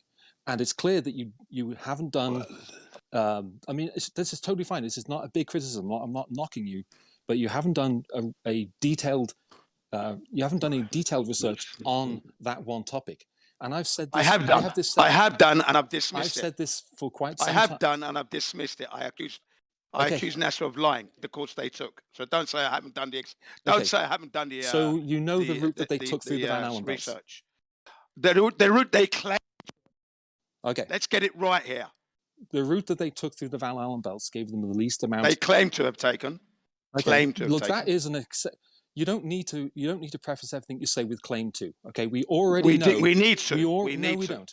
We already know that you don't believe it. This isn't necessary to continually say I don't believe it. You shouldn't be believing it as well because you haven't verified it yourself. You should be saying claim as well because you haven't verified it yourself. Yes, because you haven't verified it. So no, it's to make a statement like they went. You have stand near it if you can. Honestly, you're roboting, Jim. Again, Jim. Yeah, sorry about that. Sorry about that, guys. No, it's not. You have to sit on your router. But you can't make the claim unless you've confirmed it. That's all I'm saying. So you should be saying. How would I confirm it? By being exactly there? By being there. Honest. That's not my standard of evidence, Jim. Hang on. Hang on. You're being honest by asking that correct question. Yes. And because you can't confirm it, because you cannot confirm it, then you say the claims that they make. Because you've never ever confirmed it. Okay? That's the correct method. Both of those things on your side and my side aren't necessary. I don't need to say they're necessary. They're necessary. We don't need to use all these terms because we'll say the word claim 90,000 times every day. Hang on. Yes, you do. In fact, in this situation... No, I don't. Hang on. Because the people are listening, they need to be sure that they know where you're coming from. That's all. They already know where I'm coming from. Still need to press it with claim, I'm afraid, just to make sure it doesn't sound real. Someone else might come in the middle of the live stream. Okay, you can't make me. You can't make me. Well, it doesn't matter anyway. I'll clear it up for the listeners later on, but carry on. I know. That's totally fine. So, okay, go ahead. We're just going to end up reiterating what we've already said. That's fine. So the listeners are listening. Hey, Hugh, did everybody go? Just taking a step back real quick. Did you ever look at the Joule Thompson the effect and how it actually specifically talks about? Who brought up that anyway? Who brought up the Joule Thompson effect? Was that Jeremy or somebody else? I think that was me. That was me. That was Ollie, Andy. did you read the last paragraph in that article you sent? Oh, the I've got method to be. of Go on then. expansion Tell me. discussed in Tell this me what article. it says. Tell me what it The says. method of expansion in this article, in which gas or liquid at pressure flows into a region of lower pressure without significant change in kinetic energy, is called the Joule-Thomson expansion. And that's what I'm talking about, by the way. The expansion inherently is reversible, which it is. And during this expansion, there remained the enthalpy, which is basically the energy available to do work. Right. Enthalpy remains unchanged, and it has proof on this. Unlike free expansion, work is done, causing a change in internal energy. Whether the internal energy increases or decreases determined whether by the work is done or by the fluid. That is determined by the initial and final states of the expansion and the final properties of the fuel. So if you look at the rocket engine, this is exactly what happens. It's exactly how I described it. Well, our bone of contention is that it hasn't been Well, demonstrated. how about you? Wait a minute. Can I Ali, respond? I'm speaking to Ali. I'm talking now. I'm speaking to Ali. I'm speaking to Ali. You be shutting your mouth when you hear someone else. This is for Ali. Golly, Ali, speak. Go. Go ahead, Ali. No, finish what you were saying there, Zanuck. Well, Zanuck's finished, I think. Yeah, I said that everything I explained about how this mechanism behind how the pressure creates forces and how the gases expand and retains energy is described specifically in this Joule-Thomson description. Nothing is different. Nothing disputes with what I said. But when it expands, when it's free expansion, yeah. Joule-Thomson is not free expansion. No, when it comes out, says it's not free expansion. When it comes out the nozzle, yeah, there's no exchange of energy in a vacuum. What do you mean there's no exchange of energy? There's no work done. Yeah, there is work. The object moved. There was forces applied to it, and forces applied to the gases as they exited and expanded into the void or the vacuum. So there was work done. Into the vacuum. No, what vacuum? No, there was no work done. That was the whole point of the Joule-Thomson. What vacuum? That was the whole point of the Joule-Thomson. There's no significant change in kinetic energy. We have the energy comes out with the exact energy it had when it left the nozzle, and that's called a Joule-Thomson expansion. This expansion is right here. Sorry, what vacuum? Yeah, Zanuck, you're going. Zanuck. The point is, what vacuum? What vacuum? Any vacuum. Vacuum of space. Vacuum of see that. Whatever you want. A bone of contention right there. Jim, you're not talking to you. You're not equipped to have this conversation. Space is not a vacuum, Zanuck. Yes. Zanuck, it is a vacuum. Space it is a vacuum. No, it's not. It's a low 10 to the minus 17 vacuum. Yes, we've measured it. It's a lower pressure system. Let's go with lower pressure system. That's so much easier to say. It's described by a... Yeah, let's go to 100,000. Let's go to 300,000 feet, where we've had actual X-15s travel at, where they use rocket engines to control it. Look. They have video of it. 300,000 feet in space. It's called 3,000 feet. Everything you don't understand is called bullshit. Okay, got it. 300,000 feet. Reasons. Hell, man. 300,000 feet, not 3,000. Oh, that's a bit better. It's called a lower pressure system. Space is a lower pressure system. Therefore, it's not a vacuum. Fine. 10 to the minus 10. 10 to the minus 8. 10 to the minus 7. Whatever you want. It's vacuum. Okay? 10 to the minus 17. Anything below sea level is vacuum. Okay. That's really okay. Look. Just want to say who said that? Yeah, go on in, Hugh, because I've got a bone contention, but you carry on. I want to say one thing. You could move a rocket or anything in space with a garden hose. Okay, now, you don't need air. Your hose, when it pushes back on you, doesn't push back on the air. It doesn't push back on anything. It pushes back on itself. Right. You could use a garden hose. Right. This would be... no, it doesn't. Hold on a minute. Now I want to say something push on the air. Hold on. I'm trying to say something. I thought I was having a conversation with Zanuck. Yeah. But you two had finished, and I'm trying to get this point out. I hadn't finished. just get this point I out. hadn't, The because point that's been. I Hang on a wanted to minute. make I my just need to point. get this out. Yeah, but we were talking Yeah, but before I you want two to were make the talking, point is and we had to step back. space is not Hang a on a minute, fucking Ali. vacuum. Oh, Okay, go ahead. Ali, that's not necessary.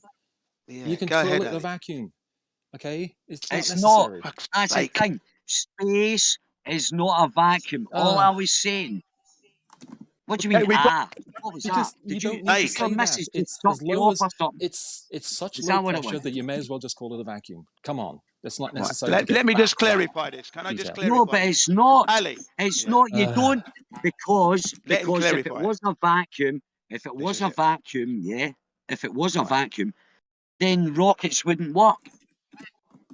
That's not true. Thank you, Ali. Thank It you, Ali. isn't That's true. what. That's our Your bold It is assertion. not a Your bold vacuum. assertion isn't scientific fact. It doesn't Right. matter how Can I? Can bold I? you Can are I? about it. actually. That's Oh, not fucking hell. scientific fact. Rockets Right, don't Hugh. push off air. Zanuck just agreed with Hugh, me. you've made bold claims, Zanuck which I want agreed to with me. address you. Hugh, you've made some bold claims, Yes. like you can push a rocket with a garden hose. You've Yes, made a you bold can. claim there.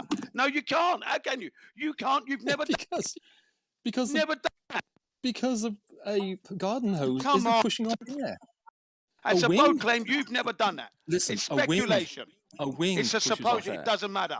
It A doesn't matter. wing. It's you are Jin, speculating here. Stop.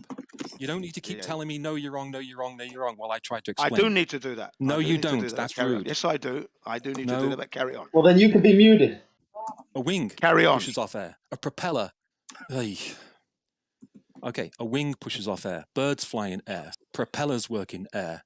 Okay, jet engines. Okay, work in can I air. correct you there? Those Wings. are air push. Oh. No, air. Those are air. Things pushing on air. Rockets don't push on air. You can't move something the size of a rocket just by pushing on the air. That's not how any of this works. Rockets push off the exploding fuel expelled out the back of the rocket, not off the air. No. Which compresses the air behind it, I would like to making a address that barrier so point. it can accelerate. Fucking hell. What's happening, right? I would like to address that point. Jen, let me hang me, because I was actually talking to Zanuck. I was actually talking to Zanuck. You don't need to do that. And then I gave way to you and the other dude to talk. The point is, right, it doesn't make if it doesn't matter with the hose. I agree. I'll actually agree with you, because space is not a vacuum. End of story. So my point about the dual tone, it's not a vacuum. A vacuum. What? Yeah, but it says specifically. It says specifically unlike. It says specifically unlike free expansion, work is done. That's what the Joule Thomson effect is talking about. The expansion is irreversible, which it is. This expansion from our jet engine is not going to go back in the jet engine under any conditions. So that's called a irreversible expansion. And energy remains, the kinetic energy remains constant, as I described in my examples. And it does do work because we're now accelerating and applying a force to a mass until it leaves the back of the rocket. And that force moves the rocket one direction. It also hold on, and it moves the material another direction, and that is the balance of force, the net force being what? Oh my God! Seriously? Yeah, seriously, that's bullshit. There's a net because force. What you're telling me, you've got an internal system. It's like me building up gas in my stomach. Yes, and if you were to fart, you could levitate if you had a big enough fart. You couldn't do that. I muted Ali so you could finish, Zanuck. Were you done? No, but so the point is, a force acting on the rocket and the same force acting on the particles that are leaving the rocket. And the reason that they accelerate faster or slower is because their mass is different. But the work is still based on the force applied over the distance. Stop denying science. Space is not a fucking vacuum, and it's not defined as a vacuum. Okay, just because you say that over and over again doesn't mean that to be true. But it is true, because that's what scientists say. It's a low pressure system. You might have heard the Grass Tyson or Brian Cox, those fucking idiots. But in science itself, Space is not a fucking vacuum. It's a lower pressure system, meaning it contains whatever matter. Meaning that's why rockets can work in space, is because they're fucking pushing off something. They're causing enough compression of whatever atmosphere is outside. Let me finish. Yeah. It's compressing, just like jet engines work. They're compressing the air. They're pushing out. They're pushing out enough gases that compresses the atmosphere or the air, which causes a wall, which they can push off of. You understand that? Yeah, and but that's how false. things push off. They need something Why they- to push off. that's not why they You move. cannot push off a vacuum. Stop interrupting. That's not Let why me they finish move. my They thought. move for the same reason a rocket moves. Yeah, they move for the same reason the rocket moves. Yeah, because they're pushing off atmosphere. Because they're Propellers. pushing No, off they don't. something. Propellers push. How are they pushing off when the jet is going 500 miles an hour, or let's say 200 indicated airspeed, 250? How is it pushing off? It's already going 250. The air is now going backward 250. So how is it pushing off of that air when it's going 250? The air isn't going back. The air is compressing, and it With makes respect a to solid. no, it's not, because you're going. It's no, the air. There is air compressed in the engine, and release that mass flow. The mass flow is determining the thrust of that engine, and there's an equation for it. If I almost remember it from physics. It's not. 13, it's the resistance. 13 times power times diameter times efficiency to the 2/3 power. Motion. That's the efficient. That's the number of thrust. That's how much pounds of thrust you'll get. I can't believe I remember that. 13 times resistance causes forward. No, motion. it's not. It has nothing to do with that. Can I Oh, jump it doesn't. in, both guys? Oh, right, okay, May right. I? Wait a minute. Let me finish this, right? I'll lose So my I'm thought if I don't pushing off a jump in. wall. You're never finished. Let him What? talk. Say I push off a wall. Hey guys, listen, right? So say I push off a wall. What's causing me falling back? Say I push myself off a wall. What is causing me to fall backwards? The resistance of the wall. I'll answer for you. Now, if I do the same in air and I thrust my arm out to push against the air, will I move? Not fucking likely. You understand? So in order to make motion, especially if you're going to push off of something or blast off something, you need something to stop that force that's coming out in order to create that kinetic energy to push an object forward. Ali, in the laws of motion, that element you just described doesn't exist. Thank you. There's no, it needs to push off of something like a wall in order for, no. Oh, it doesn't. Look Okay, at the formula. Okay, so look at the formula right, okay, and tell me which of the letters includes yeah, a wall okay, or air. right, listen then. Forget about, right, okay then. Sorry. Right, so you're saying it's you missing don't from need your anything. formula. Oh, wait a minute, you've just made a statement. You don't. So why, when I push off a wall, I move backwards? When I push off an air, I don't. You kind of You can't push off air with your hands. You're kind of making a point. No, I'm not. Because, okay, that's when we're talking That's about what we're rocket, saying. What is moving is the inside the rocket and the mass of the propellant that spat out the back. Those are the two elements. Nothing external to these two elements is needed. Never demonstrated in a vacuum. No two other elements. If you look at the laws of motion, space is not a vacuum. Space is not a vacuum. Are you just going to just like keep over talking me while I'm trying to get the words out and just like maybe heckle? Like you do as well. I don't heckle. Oh, you don't? If I do, I apologize. I'm not. If I've heckled you, then I apologize for heckling you. I muted him. Finish it up. Go ahead. Okay. All right. If you look at the formula, it doesn't involve any external anything. It's an internal system. Look at a rocket. Look at the fuel explodes. The fuel gets pushed out. The rocket moves the other way.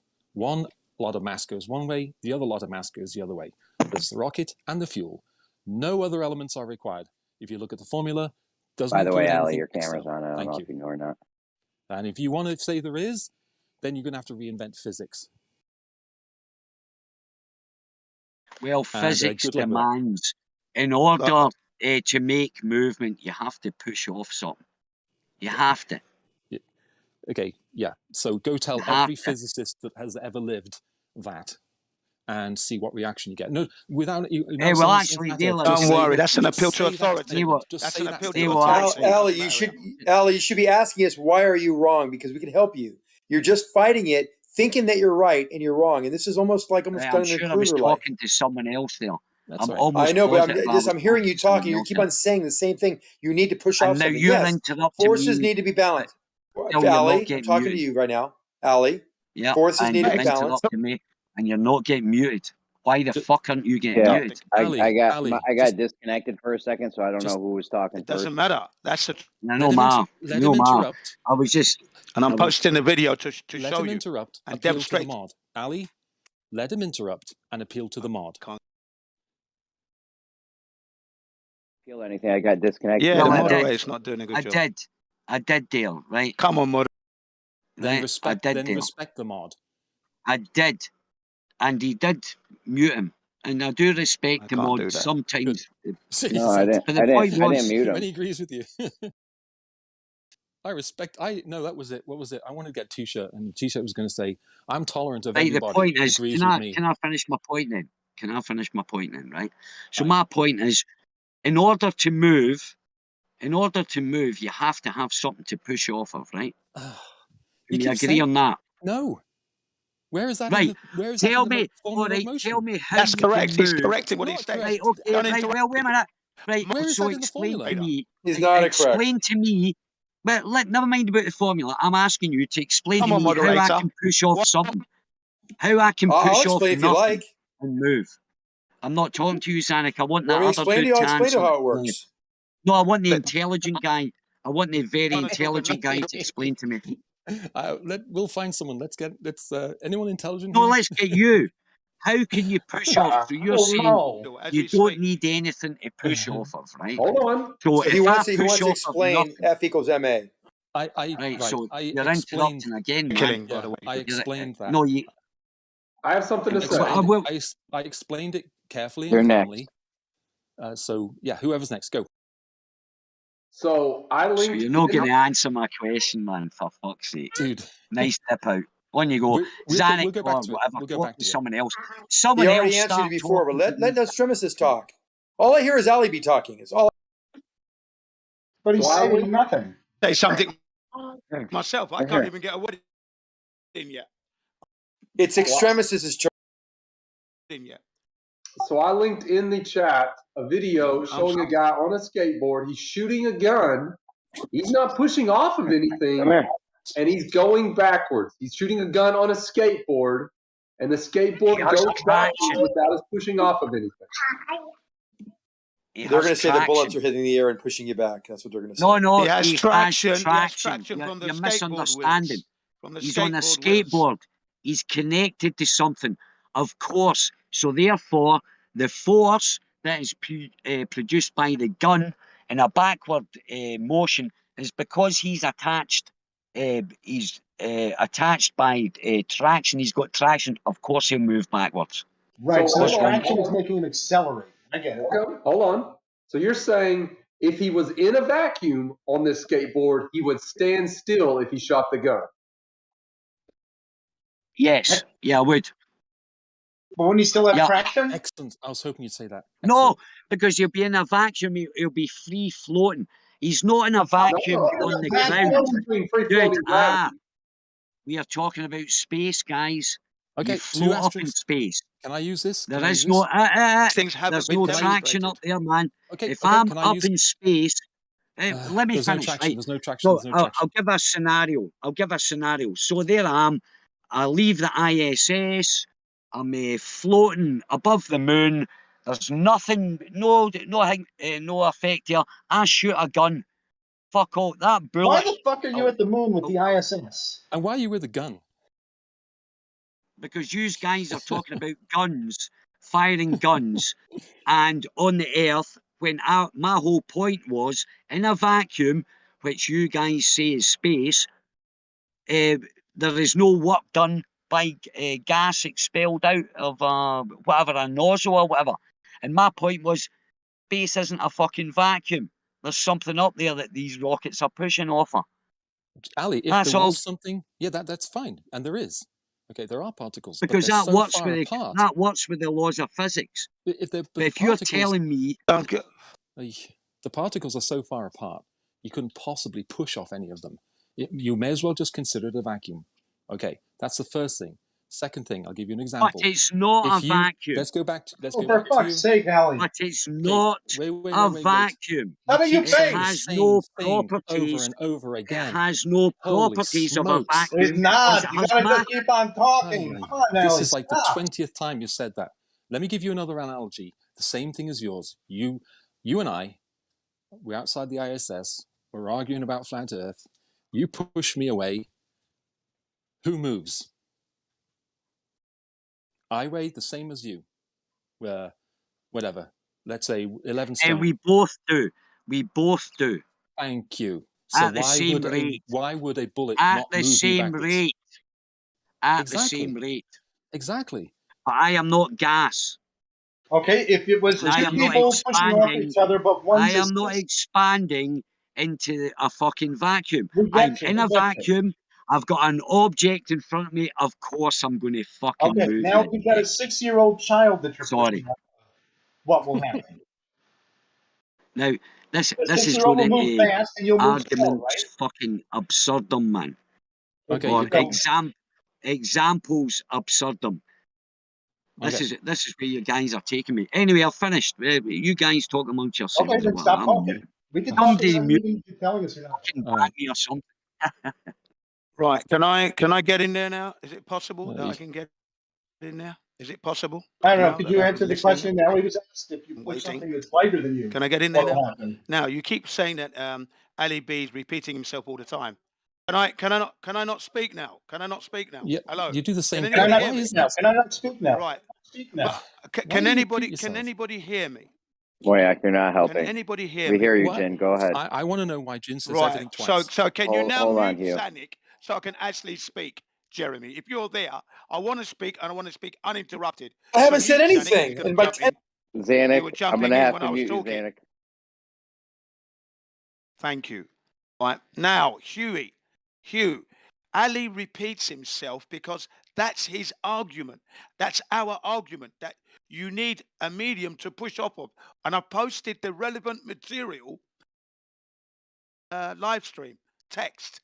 So if you look in the live stream text, you will see the relevant material that'll help you understand where we're coming from, why we say what we say. Okay, that's why he repeats himself. That's his argument.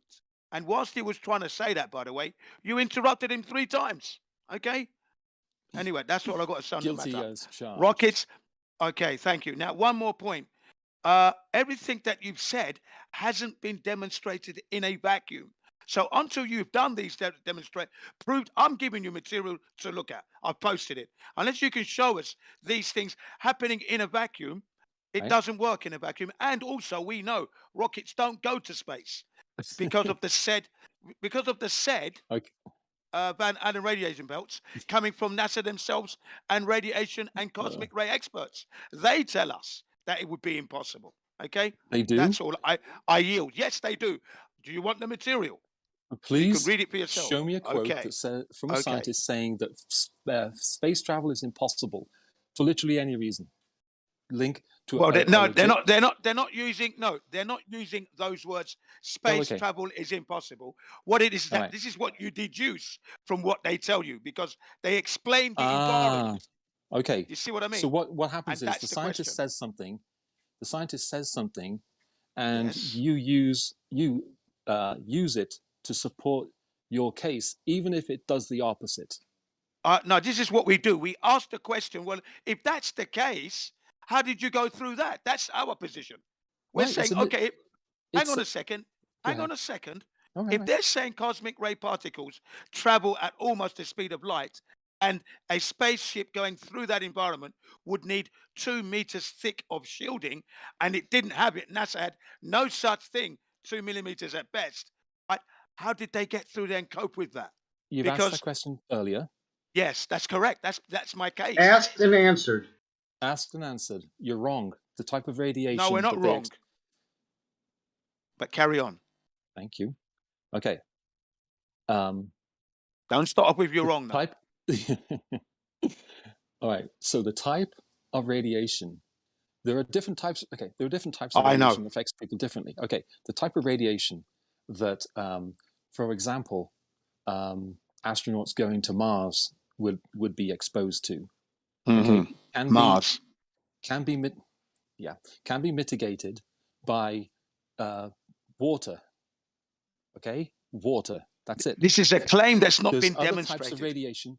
Hang on. Let me. Can you? Wait, Can you? wait, Can no, you? not Can hang you? on. Shut up, Jen. Let me finish. Yeah. Okay. Other But type of explain that. radiation. Other types of radiation, I think, in the Van Allen belts can be resisted by a piece of paper or a sheet. Bullshit. I can't see. Okay, so you accept the Van Allen belts as real, but then say BS when there's ways you can get around them. No, there's no way you can stop get them around from it. Not hurting according you. to the experts. You just call Not it BS. according to the experts. Not according to the experts. Cite the more experts that learned say than it's me and you. impossible. More learned than us. Now they're telling you that it's instantaneous death. Look, No, listen they to are what how not. much. Listen, That's listen, complete. listen, That's clearly. complete. That's complete. Let me falsehood. give you the actual explanation to 70 REMs and 170 REMs. Bearing in What mind type of radiation? the radiation that could kill you is what we're talking about. Okay, you have gamma rays. Specific. Be specific. Yeah, be Yeah, specific. gamma. Oh, now here we go. Ready? The worst radiation is up there. Now listen. This is what they've said. I'm quoting them.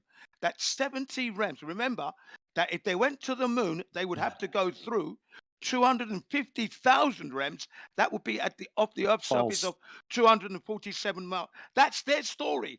247 miles Citation, off the Earth's please. surface. 247 miles Like off a the Earth's citation, surface. please. You're saying all these things. I'd like the citation. Next. Yeah, well, you keep interrupting. Next.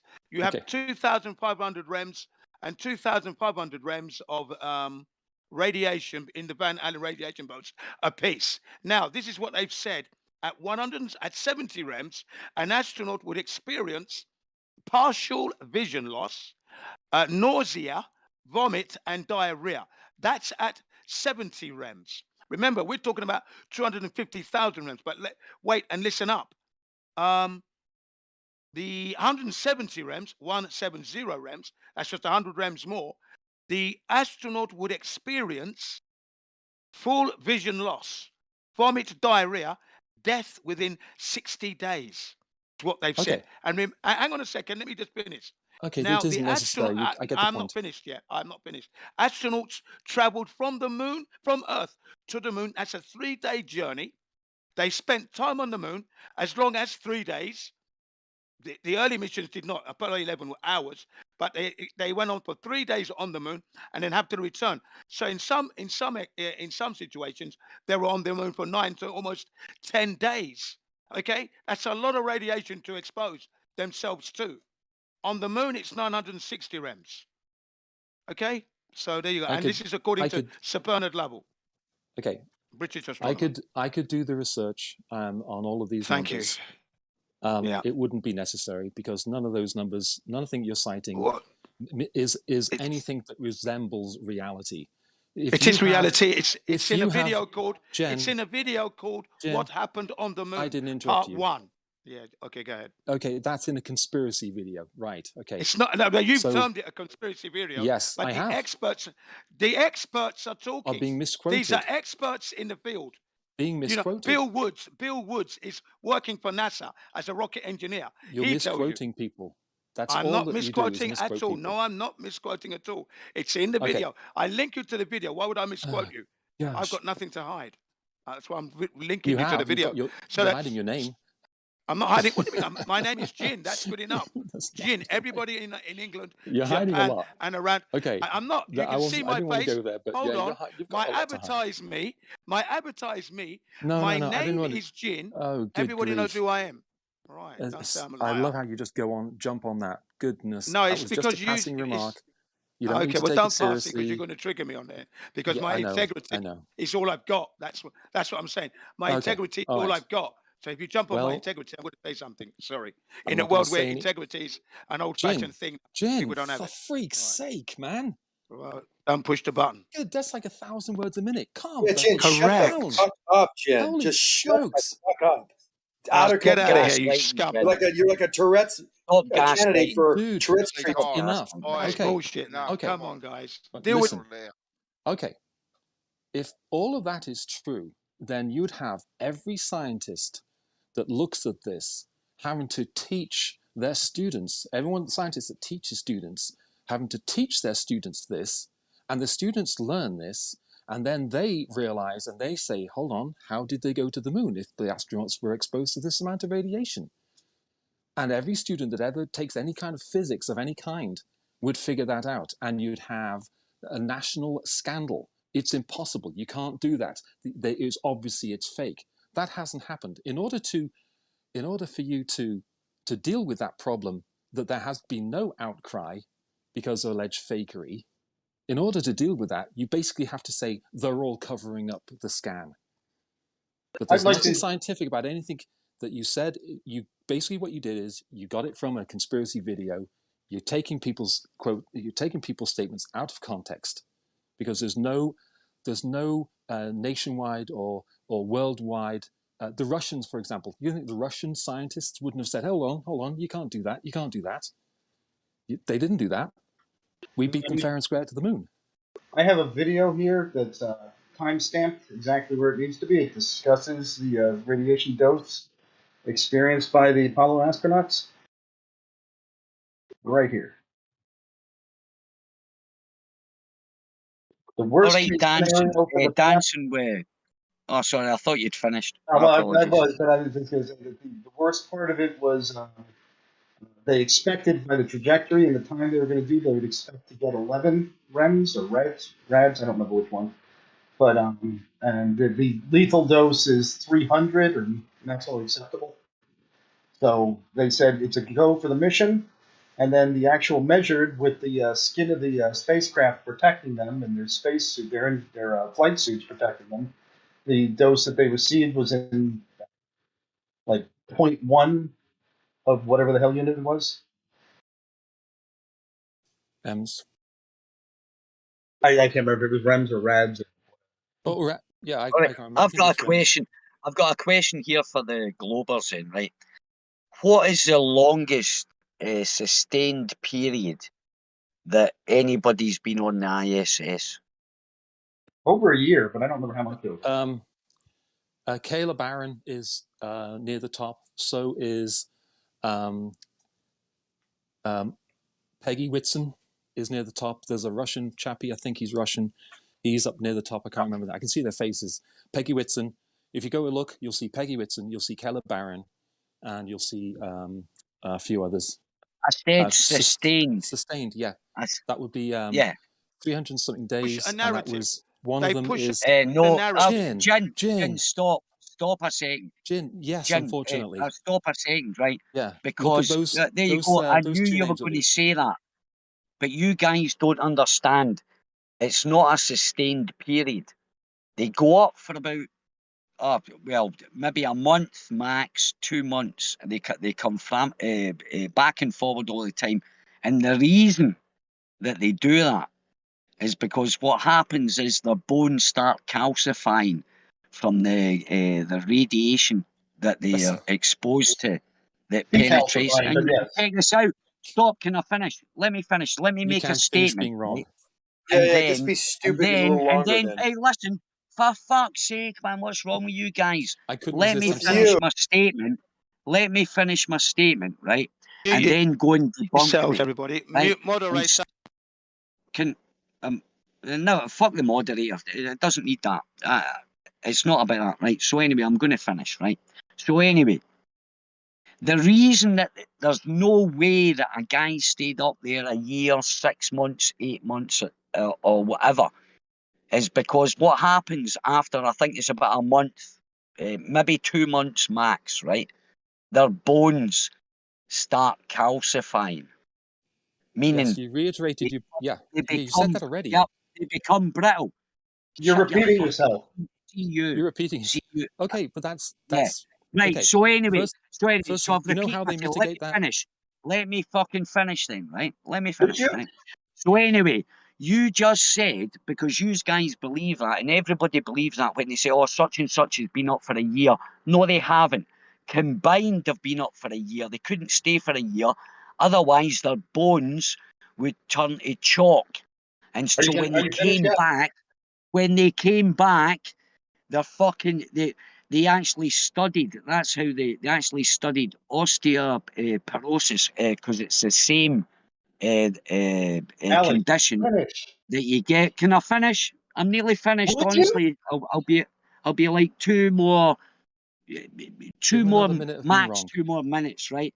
But I'm going to make the point is that you said a year or the longest is there and you start thinking. But the fact is, you guys are under the illusion that these people go up there for months and months at a time, but they can't.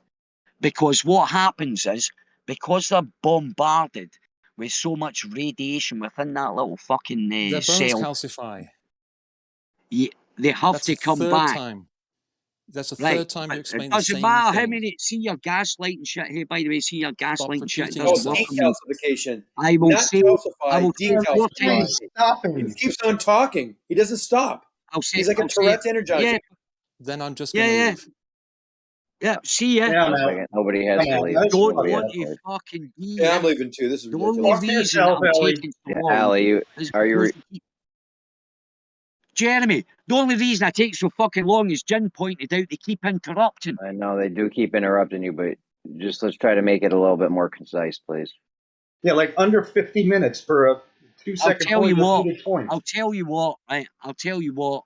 I won't make it any more concise. I just won't say anything else. On you go then. Well, thank you. That'd be great. Well, I mean, we want to hear you. Just try to make it a little more concise, please, because there are a lot of people waiting to talk. Okay, Jeremy, I would like to address Hugh's point about the education and there'd be perpetuating a falsehood, or the science. I mean, he left. Yeah, I go over to Jim's server, and then Johnny's talking. It's like, fuck. If we get rid of Jim, if we get rid of Jin, Johnny, and another knucklehead, we'd actually have a place to actually talk coherently.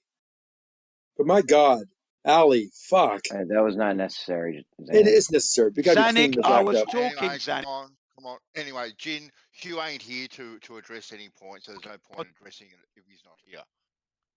So can I finish my point then, right? So he's went, so I can finish my point then, right? Well, I can finish my point because I never finished my point. The point is, these guys don't go up there for a year. Right, see there you go into right. Fucking mute that cunt. Or get out of here then, if that's your case. Otherwise, I won't get my point out. Yeah, what a wank. They're muted and they're deafened. All right, so they're not even listening. So right, that's fine. It doesn't matter to me. The point they're just childish tactics. Right, the point I'm making is these guys don't go up for a year, right? Because what happens is their bones start calcifying. Right, they rot, they turn into chalk, meaning, calcium, which makes them brittle. And they've used these astronauts to study osteoporosis, which is what old people suffer from when their bones get brittle. They don't go for a year. It was a loaded question asked these guys. They know fuck all about what they're talking about. They started quoting, oh, this guy's been here for a year. I know this. And things like that. But they don't seem to realise these are conglomerated months. These are combined times. Nobody's out in that ISS for a year. They come back and go back all the time, man. They have to come back to recover and stuff like that. So when they say these guys are out here, they're not up there anyway. Well, you can say that, but it doesn't matter. They say that. So in order to debunk what they're fucking saying, is you tell them that little bit of whatever. You don't have to believe it, but it debunks the shit that they talk or they believe. They don't even know what space is. They don't know. They talk about the Van Allen belts and stuff like that going out there. But their own science, not that I believe it or not that I believe it all. That is still a fact that they don't go out for a year, 6 months or anything like that, right? And that's all I was trying to point out. That's all. I was trying to point out a misled belief by these guys that want to say it's a year, 8 months and that. That's a load of bollocks. So basically you just meant that they don't go out for a year because their bones get brittle and it's combined times. That's it. It just saved you 20 minutes. Yeah, but I had to explain it that way because I am who I am, and that is me. So there you go. You can fucking accept it or not.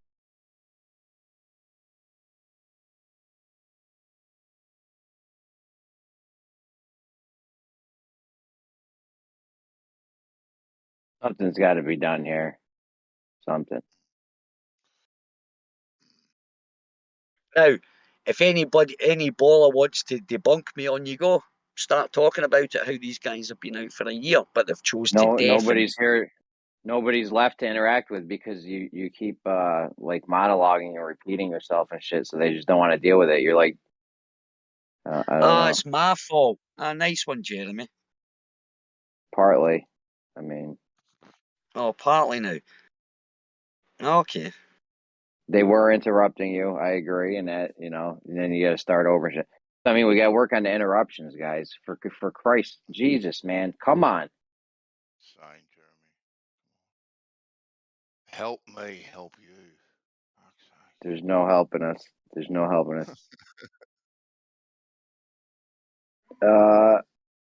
So yeah, it's let's my all... fault.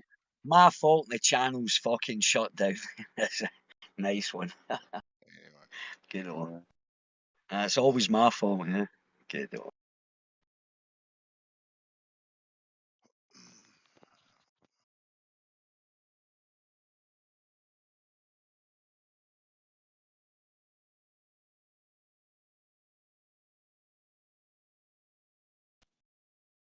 I mean, this guy, he was pretty reasonable, it seems, so Mic far check, from mic check. what I've seen from him. So I appreciate that, Jeremy. You said that right as I came in. Hey, I had to boogie out just a second. Hey, Hugh. Mic check, mic check, mic check. Can you hear me? we hear you, Jen. We hear you. Bansor, Yes, my friend. you suck.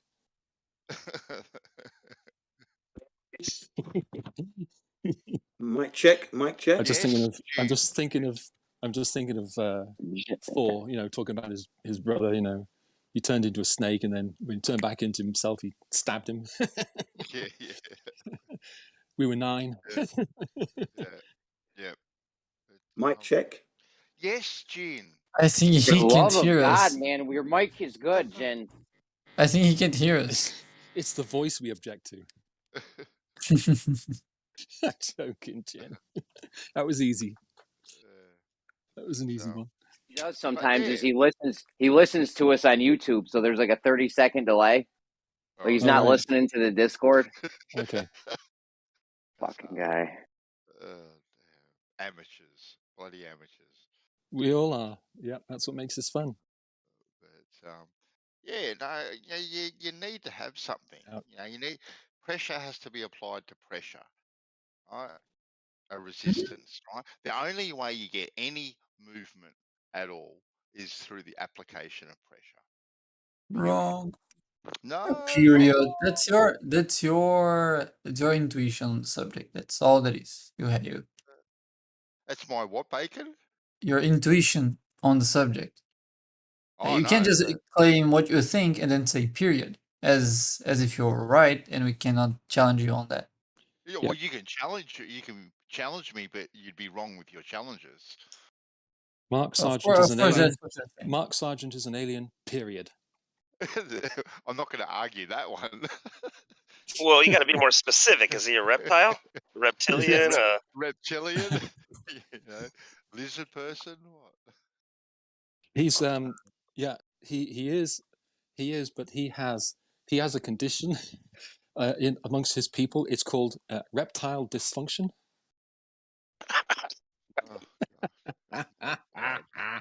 Sometimes how long have you been Yes, out? Very cowardly there. I just thought now, that just right then and there. That was on the spot, dude. So can you give me okay. an example? Hugh, can you hear me? Reptile dysfunction. Jen, we hear you, bud. We hear you. Yeah, Holy shit, man.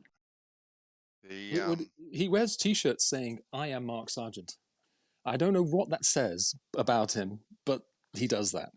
Well, he's got short-term memory loss. It's probably He carries a card around it. Yes, perhaps. His what dress?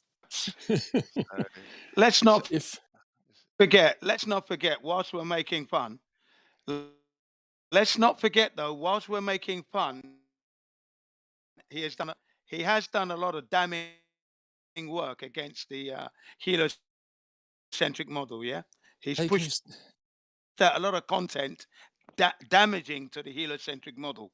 Would you not? Can you say that again? I forgot what you said. Please. So can you give me an example of movement without the application of pressure? Movement Magnet. without a force is what you mean, right? No, he means pressure. That's the thing. He's saying that pressure is the fundamental thing that causes movement, not force. Well, which in is physics, nonsense. it's just force. Right? Yep. I mean, if you want to, here's the thing: if you want to, like I said, I wasn't being flippant. If you want to reinvent physics, go ahead and reinvent physics. Be my guest. That's totally cool. So can you show me a force on its own that can move something without the application of pressure? I got an idea. Magnetism? Well, without the application of pressure? Yeah. Magnetism. No. Magnetism, pressure. What pressure does magnets exert? We've already debunked that one. You've never heard of magnetic pressure? Do you know what that is? Sounds funny, but that sounds what's funny, the area? It does sound funny because it's funny. No, the term does exist, but I don't think you guys have any idea what that actually means. Well, what's the area of a magnet? Yeah, that's not where the Area of a magnetic pressure magnetic comes field. from. That's also not where it comes from. Magnetic fields don't have area, and the area of the magnet is irrelevant to determine the magnetic pressure. I mean, you guys are using something I have no idea what you're talking about to defend the point that pressure is the fundamental thing that causes movement. Taken, would that be? Generally, what I do is go ahead. Generally, what I do is I try to stay within my wheelhouse, or I try to talk about things that I have a smackerel of an idea about, and then I don't generally deviate. So I'm not going to talk about plate tectonics because I don't know diddly jack squat about them. But I am going to talk about photography, and I am going to talk about motion. We're not going to talk photography. But I am going to talk about that, and I am going to talk about movement and physics. Cool. Let's go, Hugh. You and me. Ding, ding. Round one. Go for it. Well, I'm waiting for you. Okay. Well, magnetism is an example of a force exerted on things without any pressure. Okay. Right. Okay then. How? I mean, that's not a gotcha, but it's like that's the only one I can think of. And probably gravity. Well, no. We'll just put gravity to one side, right? We'll just put that to one side, right? We'll tackle that one another day, right? Because that's just nothing but a fairy It's the tale. same as magnetism. It's just at this time. Oh no, magnetism is a very real thing, my friend. It's a so very is gravity. Real thing. You experience it every day. But gravity debunks flat Earth. No, me sitting in a chair is not gravity. Hold on, Panther. Hold on, real quick, guys. Real quick. Let me just read you guys something. Any magnetic field has an associated magnetic pressure contained by the boundary conditions on the field. It is identical to any other physical pressure except that it is carried by the magnetic field, rather in this case in the gas, or by the kinetic energy of gas molecules. Okay, cool. Where'd you get that? Wikipedia. Wikipedia for gravity. Sorry, what? Look up the Wikipedia entry for gravity. I don't. If you're going to cite a source, remember we're trying to avoid cherry picking. No, that's called an all or nothing fallacy, sir. That is, I have to take everything that Wiki says true to heart now, and that's fallacious. Well, you know what? That could possibly be. However, it is an example of cherry picking, where you'll pick one thing that supports your view, i.e., you're not opposed to gravity, you're not opposed to magnetism in any way. Magnetism's fine.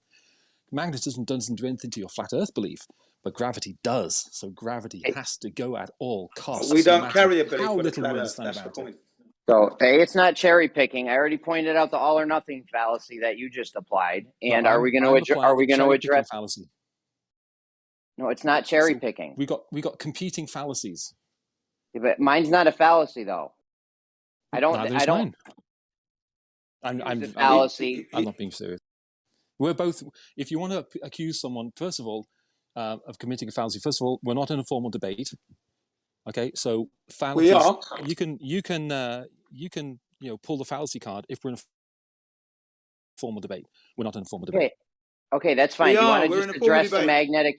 Do you want to just address the magnetic pressure that citation I just ripped off? Sure. Can Yeah. you tell me what that means? Yeah, I'll read it again. I'll read the critical No, part. what it means, not what it I'll read says. the critical part. You ready? It is identical to any other physical pressure. I'm not disagreeing with that. It's still we go, force over boom. area. Yeah, but that's not what Bentley's saying. I actually don't know what Pans is saying. What? It's not what I'm Okay, saying. where's the area? Where's the area? I am saying, no, you know what I'm saying, Bacon? I said you cannot move anything without the application of pressure. Okay? Now, you're going to invoke with magnetism because there is nothing physical touching something else that is physical. There is no surface area. That's what you're going to invoke, right? But magnetism does apply a pressure, right, to move things. Okay, so No, you can calculate. You can calculate a magnetic pressure given a certain area away from in a certain position compared to a magnetic field. That doesn't mean when a magnet is pulling another magnet, there's a pressure associated with that pulling, because the pressure, the magnet that is being pulled by the other one, isn't pulled through an area. It's pulled through its whole volume. That concept is not the cause of the movement. You can always calculate a magnetic pressure because you can pick whatever area inside of the field you want, and you can calculate what will be the force of a positive particle spread in that area. So that's going to give you the magnetic pressure of the area. That doesn't mean what you think it does. It's not what's pushing the magnet. I'd like to know what Bandsaw. I'd like to know what Bandsaw's point is. I'm not trying to be rude or anything, but I just want to know where he's going with it. well, just that you can't move anything without the application of pressure. Right? Nothing Okay. can be moved at all. Right. Right? Because if you don't apply pressure, right, to something else, if one thing doesn't apply pressure to another thing, you cannot move it. It's impossible to move it. Are you, correct me if I'm wrong, but are you implying that you cannot push against anything to propel a rocket in space? Is that what you're implying? Hey, look, if you want to go down the rocket thing that you guys have been yakking on for 4 hours about, yeah, sure. Yep, you can't have something pushing against nothing, and which won't. That's what I was trying to get to, is the core of the argument. That's all. Oh no, I personally wasn't. It's and it wouldn't imply that, because the rocket isn't pushing against the nothing. It's pushing against the particles. So the particles of the fuel. So you could argue. Yeah, you could argue that there is pressure between the rocket and the particles of the fuel. So Benzel, even if I would concede to Benzel's point, it would not lead to the conclusion the rockets couldn't work. Yeah, I know it'd be interesting. It's the unwillingness to accept that space exists, and with that prerequisite comes a lot of baggage, including the idea that rockets won't work because we have to reinvent, the laws of motion. That's basically what it is. No, I never said space doesn't exist. I'm just saying what the implications. Right. But Benzel, not at all. if I drop an object, the object starts moving, right? What is the pressure that is pulling the object to make it move? Well, nothing pulls anything. There's only a pushing motion. Yeah, well, what pushes the object? Oh, maybe when I drop it. Maybe the air above it. No, the pressure of air is actually higher below it than it is above it. So at best, the air pressure will make it go up, not go down. That column of air all the way up to the top of the dome, right? All that you've calculated it, and that is less than what's under it, is it? Yeah, the pressure on top of an object is lower than the pressure in the bottom of the object. Yeah, that's why water goes down. Yeah, that's why That's water. how buoyancy works. Yep, that's why you float. You don't have the to. weight of a what's the weight of the column of air? Say 1 meter by 1 meter. You don't have to know that. Square all the way up. What's You that? don't have to. You don't have to know Well, they do all the know way that. up. No, you just have to know the pressure. Oh. The pressure below and the pressure on top. The amount of air is not necessary for you to know the amount of pressure that is being exerted. All of that's missing the point. The point is the cause of the pressure. And the cause of the pressure we've called gravity. But you have to deny gravity. So you're left with nothing, because in all of the years we've been looking at flat Earth, no one has come up with a cogent, coherent explanation for what causes movement downwards if there isn't gravity. If you want to go down the gravity path, which you seem very determined to go down No, the no, gravity we can talk path. anything you want, dude. Anything you want. No. It's about the 6th time that you've actually said the word gravity. At least the 6th time. Okay, I could say peanut butter, but I don't necessarily want to talk about peanut butter. Well, you're saying that you want to keep on invoking this gravity, right? So it does trigger you. Unlike magnetism, right? You got nothing to back it up. I know myself. I can make a gravity. I can make a magnet. I can manipulate a magnet. I can experiment with a magnet. Right? You can't do any of that and eliminate any of the other causes that may be contributing to it. Yes, You're still not answering my You question. can go to one of the poles. You can go to Bansal. You can go to one of the poles. You can go to either pole. You can stand on the pole and then go and stand on the equator. Mm-hmm. Well, you would weigh different. Okay, and that means what? Because gravity exists, and because the Earth is spinning, at the pole there's a small amount of centrifugal force that makes you weigh less than at the. And also you've got local areas that you weigh slightly at the equator, not at the pole. Due to the density of the ground beneath you. Not at all. I can put that down to a stronger magnetic field at either poles. Right, but magnetism. Yeah, we're back to this. Yeah, okay. Well, you know what? Yeah, let's talk about space again. Yeah, no, let me go back to the point I was making, because Benzel's claims that you need pressure to move anything, and me dropping something, there's no pressure associated with the thing moving down. And that refutes your claim. Okay, so cool. Oh, so you reject the claim now. Reject what? The claim that everything needs pressure to move. So how do you know what? So it's either gravity or there's some sort of a electromagnetic field that is giving you. I'm not suggesting. Any of these things are quite possible, right? Other than your gravity. I'm not asking for a explanation for why things go down. Bansal has been honest. Bansal's saying anything but gravity. So that's what it is in flat Earth. It's anything except gravity. It can't be gravity because gravity destroys flat Earth. Yeah, and still see you want to get back to this gravity thing, because right? You got nothing to back it up. You got nothing to back it up. Except we've got the evidence.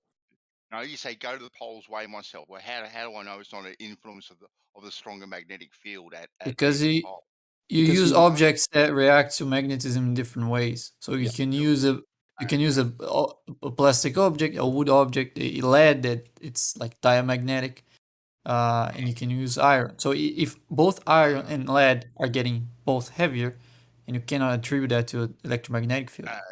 Okay, and if we put all these items, say, in a Faraday cage and isolated any sort of magnetic field that could have any sort of effect on them whatsoever, have we done anything scientific like that? You don't even have to do that. If you're using different materials, and they're all reacting the same way to the weight difference, but they don't react the same way with electromagnetic fields, then the variable is not electromagnetic fields. Is everything affected by electrostatics? No. That's not the point. If they are, if they're not, but they are affected differently. Well, they're affected differently, so they are affected, but they're affected differently. Exactly. So if they're when you move, so yeah, follow the reasoning. If they're affected differently by electromagnetic fields, but when you bring from the poles to the equator, the effect is exact the same for all those materials. then it's not the electromagnetic field, because as we already we just stated, they react differently to magnetic fields, and they're not reacting differently to weight, to difference in weight. And when you're weighing these different things, are you doing them scientifically? Are you putting them in a Faraday cage? Are you alleviating any sort of electrostatic I just or explain you why whatsoever? that's irrelevant. Have you done this? But have you done it to With eliminate it? respect Yeah, you're gonna you add. can say it's wrong. You can say it's wrong, right? I'm But you not can't saying it's prove it wrong. wrong. You can't eliminate it until It's you've not. done it. I'm not saying it's wrong. You're just adding irrelevant restrictions. No, I just explained why you can rule out electromagnetism. So if we already ruled out electromagnetism, why is a Faraday cage necessary? You want to eliminate everything. We already don't you, did. Baker? No, you haven't. We already You haven't did. done it. No, you haven't. We, You're you're not just listening saying to a word I'm saying. you're just saying that you put different things on poles and weighed them, which I'd like to even see that anyway. That you put different things, say, a block of wood and a lump of lead, lump of gold. Yeah, let's see the lead, things wood, let's and see the all things these on the things, poles. right? Let's see the The things pole on the was poles. the pole was an example. It doesn't have to be the poles. Well, of course You it can does. go. The claim was made, Bacon, that this is so. Right? Hugh made No, the the claim that this claim. is so. He did make No, it the so. That claim he is not did. about the poles. The claim No, is not about the poles. no. I'm The sorry, claim. Bacon. You are incorrect. You need to put your listening ears on. Hugh said you can go to the poles, right? Yeah, that was an And example. weigh It's yourself. not about the Okay, poles. then. Let's see Yeah, the example. Let's see that the was. example. Yeah, but if you wanna test the effect that he is referring to, you don't need to get the extreme example. Just changing your latitude. If you make a big change in your latitude, that's enough. You don't have to go to the pole just because that was the example that he picked up. That's just a stupid response. Look up the GNOME project. The who project, Hugh? The GNOME, as in garden. Look up the GNOME project. You know what? I'll do that, Hugh, just for you. That's the kind of guy I am. The GNOME project, did you say? Project? Yes. Let's see. Now, the first result you get is different. Hold on. Okay. Hold on. GNOME. Okay, I'm getting lots of things on No, garden. yeah, hold on. Yeah, no. Hold on. Oh, Wikipedia. It'll be under Wikipedia, I'm presuming, the GNOME project. Oh, no, that's a software program. That's not it.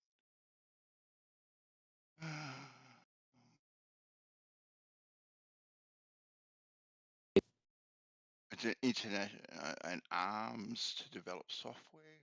I don't think Kern, it's that. KERN, the GNOME experiment. The GNOME experiment.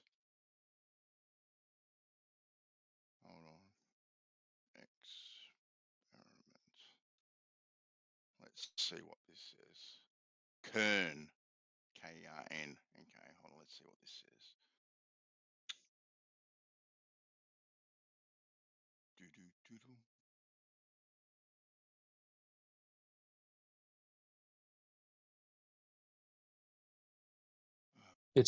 It's a little old now. It's like 2013. That's all right. I may not. Look at it. It's got bloody. What have you given me? Let's see here. I'm getting all these ads pop up.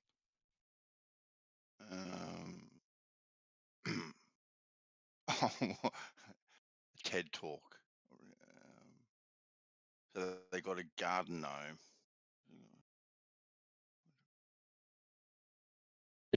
It's from 2012, May 2012. Physics look for anomalies in Earth's gravity. Return to a garden gnome named Kern, who has been shipped around the globe to let himself get weighed at locations ranging from Lima, Mumbai, Mexico, and Sydney, and New Caledonia and the South Pole. Okay. So weighed different amounts according to where it was. Because first of all, because the spin of the Earth, and second of all, because local gravity can be slightly different. The point was that it was a particular brand of very, very accurate scales, and they was Scales. yeah, Yes. it was a bit of an advertising I'm getting thing. I'm getting the point here now. Because audience, I want to see how they conducted the experiment. Well, it doesn't really tell them how they conducted the experiment and what parameters that they worked in. They're basically saying that according to where the gnome or where you are on the Earth, you would weigh 0.05% more or less. Maybe so. But were they all? Did they take them all down to the local beach, so they were all at mean sea level for? Yeah, they went. They went. Say. Gosh, I how don't many know. different locations? Well, they went to a few locations, but I'm trying to see the parameters at which they conducted this experiment. I can't see it yet.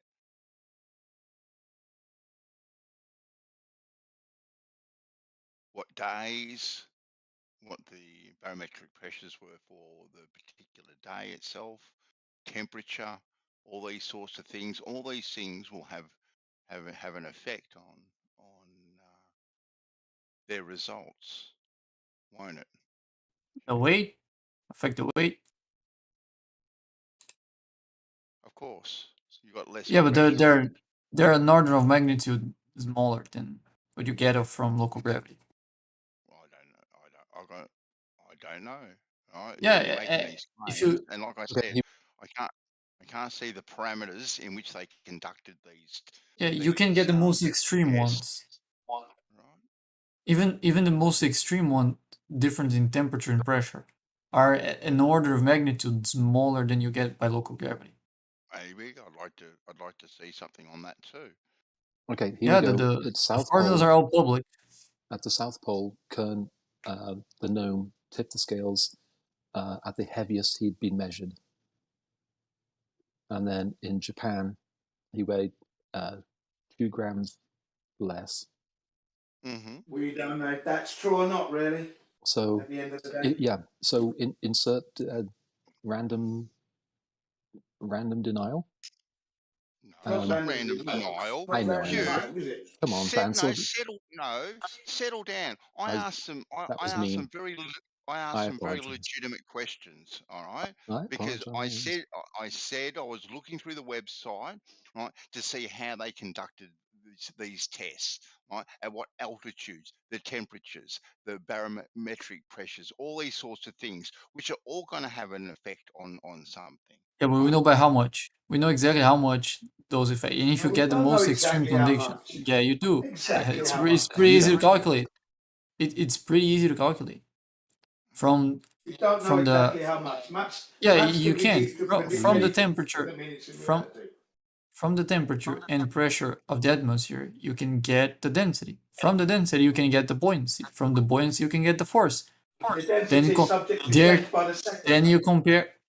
you compare the force that you would expect to be different because of difference in temperature and pressure, and then you get the difference of force you get from local gravity.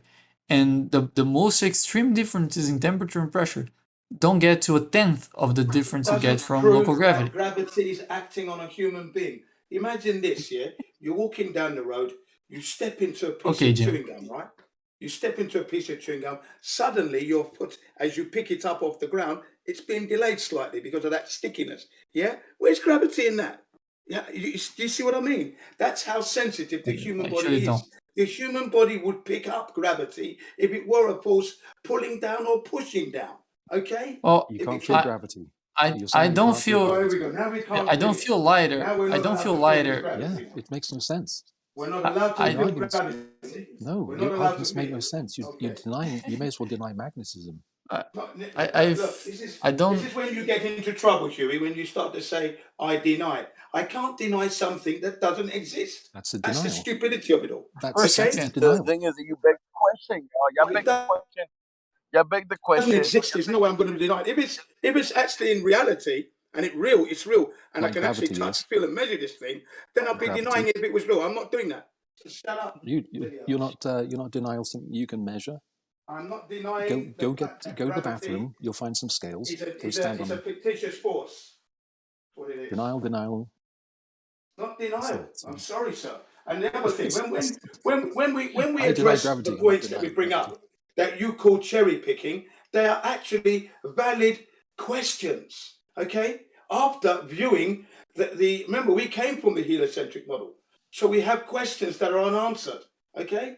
You have questions that have been answered, and you They're don't not accept being the answer. answered at all. Not to my satisfaction, mate. That's not necessarily relevant to whether the answers are valid or not. That's when you get a ticket by the cop, You and cannot you don't see think the it's valid. curvature of the ball that you hit on. You cannot see the curvature. You cannot feel the spin, and you can to contain the air which we living things breathe. Okay, so Bansal, that was just one thing I remembered, and because it was something I And saw demonstrated at all like in 10 any years ago. experiment. Just thought I'd let you know So you're about it. talking through me. You see what I mean?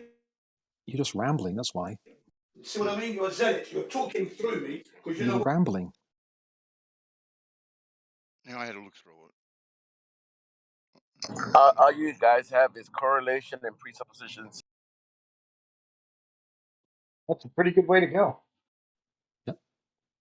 And And I then you tell draw you, and I've conclusions. told you 1,000 times now, I'm telling you now that I'm the biggest cherry picker you will meet because I'm going to pick the best information to present my case. Okay, that's what I'm going to do. Okay, and when I bring it, you call it cherry picking.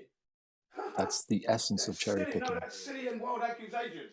That's you panicking because Sounds what like I have he's to going say away. is damning against your model. You know this. Go further It's away, damning Jin. against your fantasy ball that you've never measured, He's just you've ranting never now. seen, never felt, never experienced. Will You're the someone do one something, who is please? delusional Come on, and in Gene. He's just denial. ranting. Jen, have a Gene. conversation, not a monologue, please. Right. Yeah, Gotta well, stop I'm having a rambling. conversation. I'm telling you. No. You're so asking gotta, too much from Jin. Gene, you gotta stop rambling. All right, Jin, please. I'm not rambling. with all due You respect, are a little bit, Gene. So we've got to keep I'm it a not bit rambling. more. Please do We've not got accuse me to, of rambling because I'm not rambling. Gene. Please do not accuse me of rambling. Gene, Please. you gotta keep. And so You you gotta can keep. fix it. Do not You gotta. accuse me You of rambling. gotta keep your points more concise, please, Gene. Thank you, sir. System. Anyway. Yeah. They don't offer any evidence for this. he's not noticed. I know. I'm in such a panic here. Are you there, Hugh? Can you hear me? Unfortunately. I just want to know when do y'all manipulate gravity? I just want to know when do y'all manipulate gravity with a scientific experiment, please? Okay. Oh, that's easy, ABRL. Cavendish. There you go. You can manipulate Fair gravity by request. moving away from the source. Say that one more time. I couldn't hear that. You can manipulate it by moving away from the source. Okay. When has it been done? Every time anything leaves the Earth's atmosphere, or even goes up, but you have to go pretty far for it to actually make a difference. When have things left Earth's atmosphere? There are roughly 4,000 or how many satellites are in orbit right now outside of Earth's atmosphere. There's a space station outside of Earth's atmosphere. There is a telescope outside Earth's Where are atmosphere. they at? There is also a second telescope called James Webb. That's outside Earth's atmosphere. I think if you go to the top of a mountain, you can pick up a lighter weight of an object. Minuscule, isn't it? You know, it's like a fraction. Yeah, I think with No, the Graviton, or was it one of these? it's always a Can you fraction, prove but this to me that they're where they say they are? No. Exactly where they say they are? Nope. So then you're begging the question, right? Nope. You have to take it on faith. You just denying that they're there doesn't No.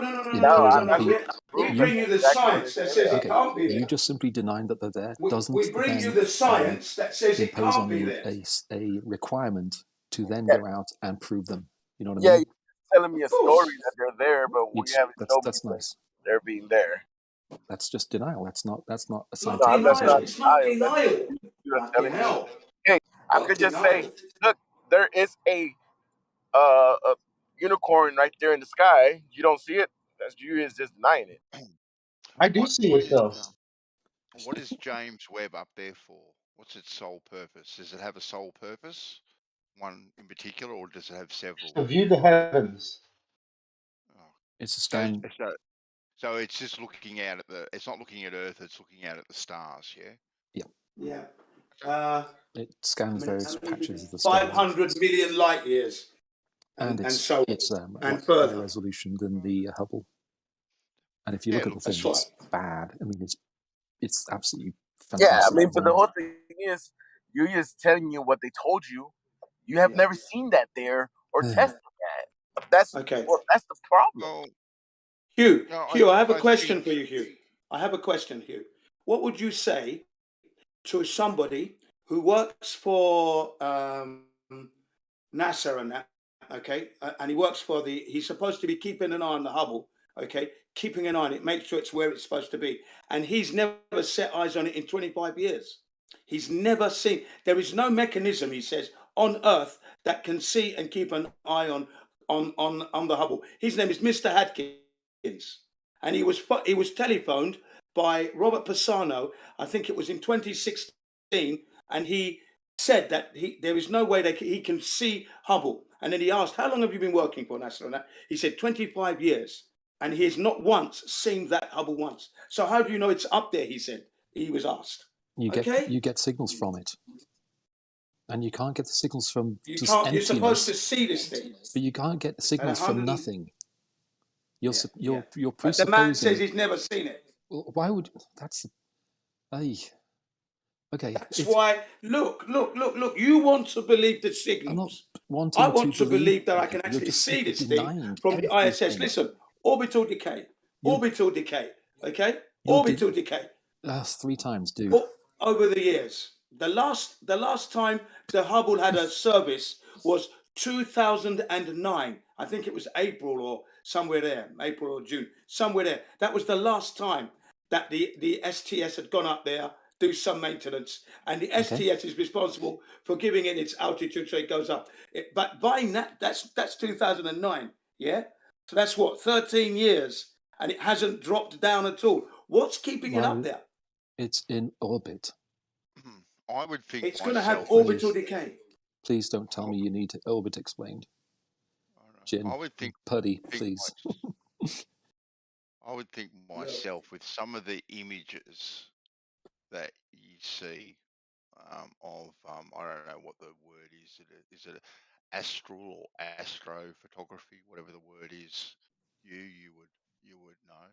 Now, some of them do look really crisp and clear, and I would find it hard to believe that you could get those images, say, well, here on Earth. Well, you'd probably have to have maybe maybe a telescope in the middle of the desert somewhere where there's no pollution whatsoever, maybe. But I can believe that there is something up really, really high taking pictures of these things. I've got no problems. I don't believe so. Listen, they're saying to you that these images that they take, right, are coming from 500 million light years and beyond. 500 million light years. No. They are taking pictures, Jin, of the stars. Yeah. And they you can't deny that for starters. Now you can deny that they're 500 million light years away. Okay, well, that's one thing, but you can't deny the fact that they've got images at all. You can't do that. I say that they're all computer generated images. I'm saying they're all CGI. They're not actually. There is nothing up there in the way of a telescope. Remember, there's another one called the Sophia that can do exactly the same job, although the mechanism is slightly different, but it's still able to do the same job as the Hubble, apparently, in the Boeing 747. But anyway, this particular telescope giving you images from 500 million light years away, and it's giving you an image it can see. That's crazy. That's not happening. Yeah, that's but just denial. It's just denialism. They've got images now. I've looked at the sky with my naked eye, through binoculars, through a camera, and through a fairly cheap telescope. Now, I can tell you that looking through the fairly cheap telescope looks far better than the binoculars or my eye or a camera. Everything's much crisper, cleaner, and stuff. So them having, just for the telescope here on Earth, the images are going to be far more spectacular. Right? Yeah, but far there are more times when they're not so. There are times when amateur photographs have outperformed so-called observatory photographs and whatever. And even journalism highlighted that. How could this be? Well, I'm not going to make a claim that an amateur is going to make it do a better job than a professional. I'm not going to. It's been done. It's been claimed, and I've that seen. at all. It's Well, undoubtedly the case that Jaren didn't look at all the professional space images. Essentially, no. These are all claims. These are all claims that these images are coming from said distances. Right? That these are all claims. Nothing's been verified. No one's verified these images are coming from said distance, especially as we know they can't even go to the nearest star you have near you, the moon. Your nearest moon. Are you going to say, Jin, that an amateur photographer with his P900, right? No, not with his P900. No, of course not. He's P1000, or not even a P1000. Okay. No, I'm saying that there have been cases. There have been cases where amateur photographers have taken better shots than NASA puts out. That's what I'm saying. Right, that's what I'm saying. Honestly, I sometimes just feel like I'm just clarifying it. I love to clarify it. That's what I'm doing. You'd love to clarify what I'm saying. Weird. To be sure. It just. I'm sorry. Hang on a second. Somebody. Well, if you're tired, go away.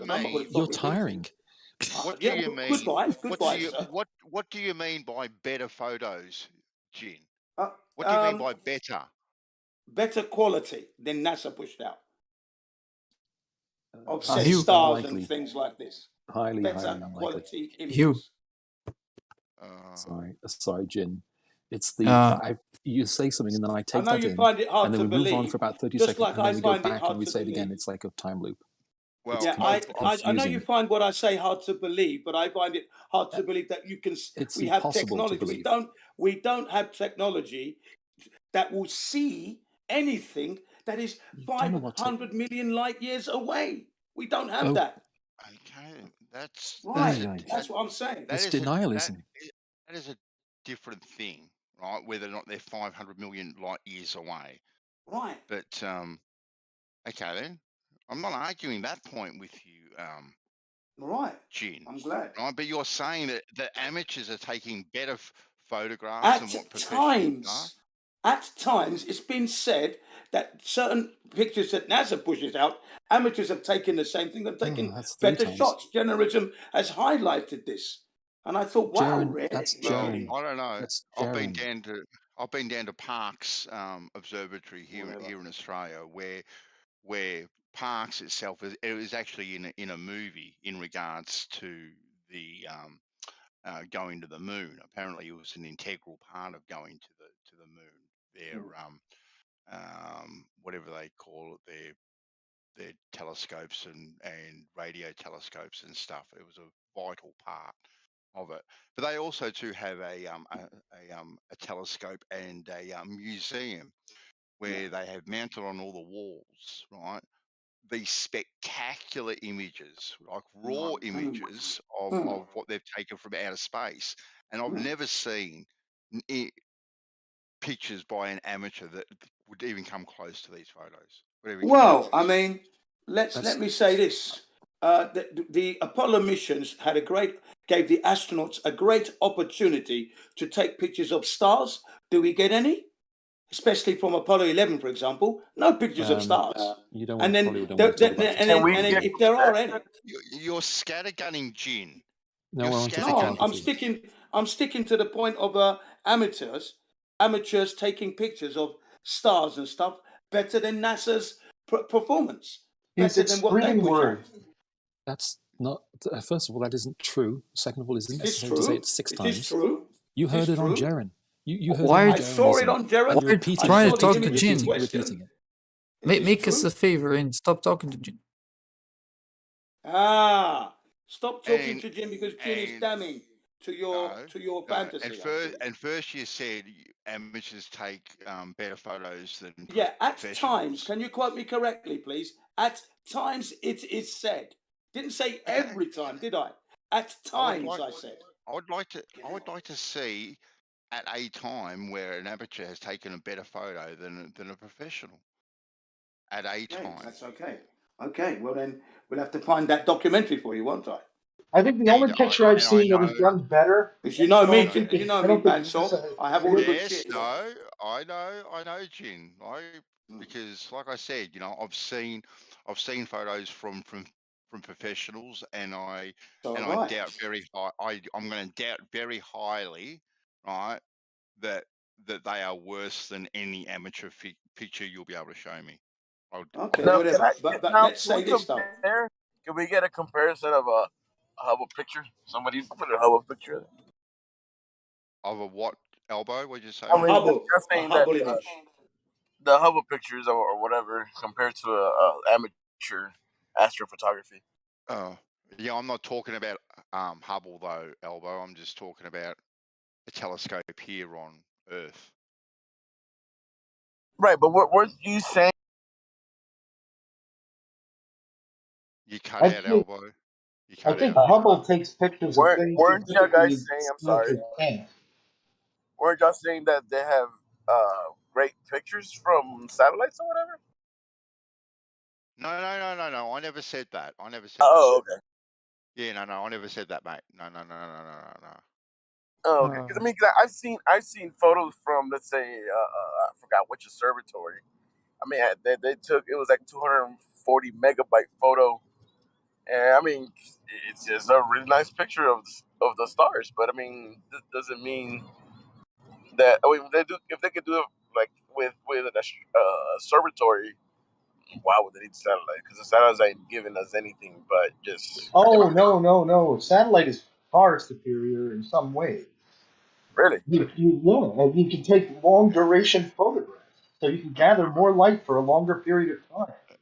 If you've ever tried to take your camera out and take the low light picture, you can get full color if you leave it stay on for like a really long image. You get full color out of the sky. You see the sky blue. You see the trees are green. All that shit. All that light is there. It just takes longer to get there. With a satellite like that, you can stay up there and take 6 weeks of images without any interference. Can we get a photo? Yeah, I'm trying to compare like for like, Elbow. A photo taken by an amateur here on Earth, and then an amateur, and then compared to a professional photo, say taken from an observatory, or a professional person that has a professional setup. I'm just trying to compare like for like. That's all. I'm no way am I going to compare it to a so-called satellite that is wherever it may be. Yeah, no. Okay. Not quite, but yeah. Yeah, I've actually seen some. My point being raised was NASA. In particular. Specifically, some NASA amateur is where I'm aiming. astrophotography that are amazing, way better actually. So as soon as I get home, I'll look for the Instagram that has that. And there is some amazing amateur footage out there. Even probably Hugh would agree with that. There's probably some amazing astrophotography out there from amateurs. One of the other problems is like if you take one of these giant telescopes, I don't know how good a job they do at nearby objects. So like one of these observatories with like an 18-meter mirror, I'm not sure that they can get the resolution, get the field of view wide enough to see close by objects. Like looking at Jupiter might be impractical with one of these telescopes. Fill up the whole field of view. I'm just going from the photos that I've seen on the wall, Moyoc, and they're pretty spectacular. Oh yeah, but they might be things that are further away that you couldn't compare to what an amateur can do. You have to look at light for light. It's got to be the same object, and if I'm looking at that object and it fills up my field of view on my little amateur setup, and I'm only able to see like the top left quarter of it in my professional telescope, I'm not sure that you could do a like-for-like comparison. No, I think you're not going to get an amateur that's going to be that high up. Even. Wish we had an astronomer here because, like I said, I don't know whether they can widen the field of view on these telescopes much. I mean, they might be able to. They might be able to get like from 1 degree all the way down to like an arc second field of view. I mean, I remember the excuse for why they had the wide angle lenses and not rectilinear lenses is because they wanted to show us more of space and not give us an accurate representation of what's going on in space from NASA. Why? Well, again, the same problem applies. Like if I go to space and if I want to see Jupiter up close, I got a tiny field of view. You can't, if you use a wide field of view, it's not going to help you any. You're not going to see it. It's going to be a dot amongst a million other dots.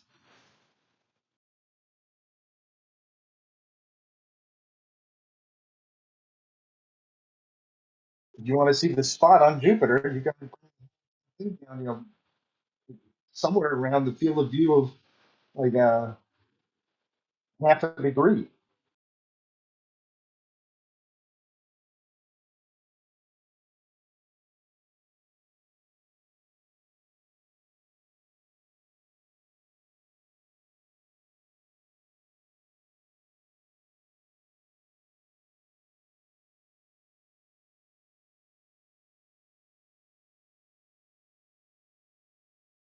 Hey Hugh, are you still here? Hugh Janus? Yeah. Hello. So you should be able to pick up 0.7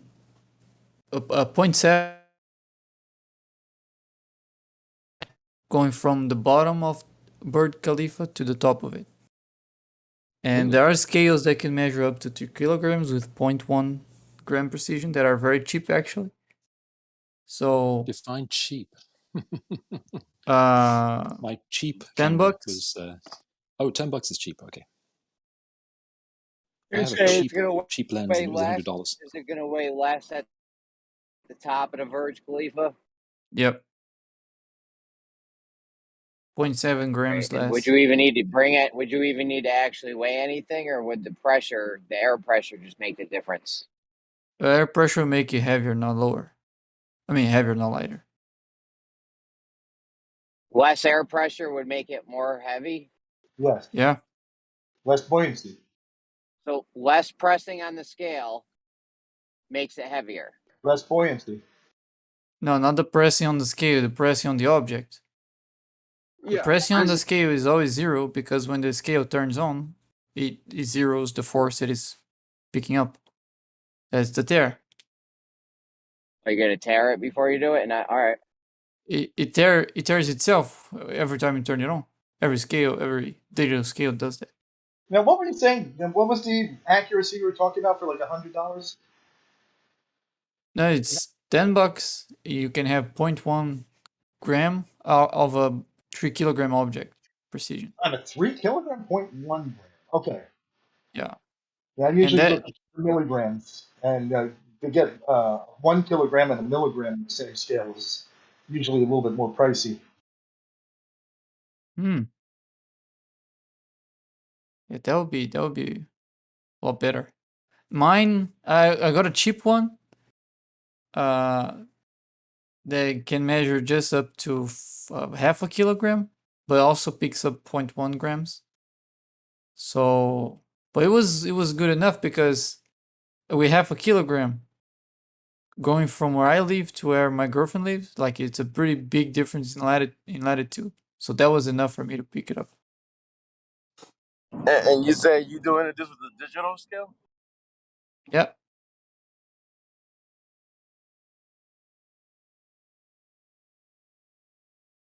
So how much is the weight difference in, you said 7 grams would register a what? 0.7 grams lighter when it's at the top of Burj Khalifa. Sure, but if I wanted to do it with latitude, how much? Let's say I had 100 grams of something. How much more would it weigh? From if where I to where? changed latitude? I don't know. The equator to Alaska. 0.3%. The equator to Alaska. Let me check. Yeah, it's very small. 0.3% to the North Pole. From the equator to the North Pole. And it, as far as I remember from when I first looked at this, which is like 2015, the differences in the weight matched the centrifugal force at the equator compared to the poles. Yeah, but you said I would get. So is it more going up or more changing your latitude, or is it equal? Changing your latitude is equator of an effect in hasn't going been up. proven. Has not been proven. I mean, well, the whole thing is since it's zeroing out is equating for the pressure that's already being pushed on or away from it. Sorry? Now, if you get a regular scale, it will definitely have a difference. What do you mean a regular But the scale? zeroing is just a tear. It doesn't affect. Yes, you're tearing out. Let's say if there's more pressure, you're tearing out and you're making it zero with the pressure that's already added to it. Yeah, but the tearing is just a constant. It doesn't. It It's not doesn't. constant because the pressure is pressing more on the weight on the scale.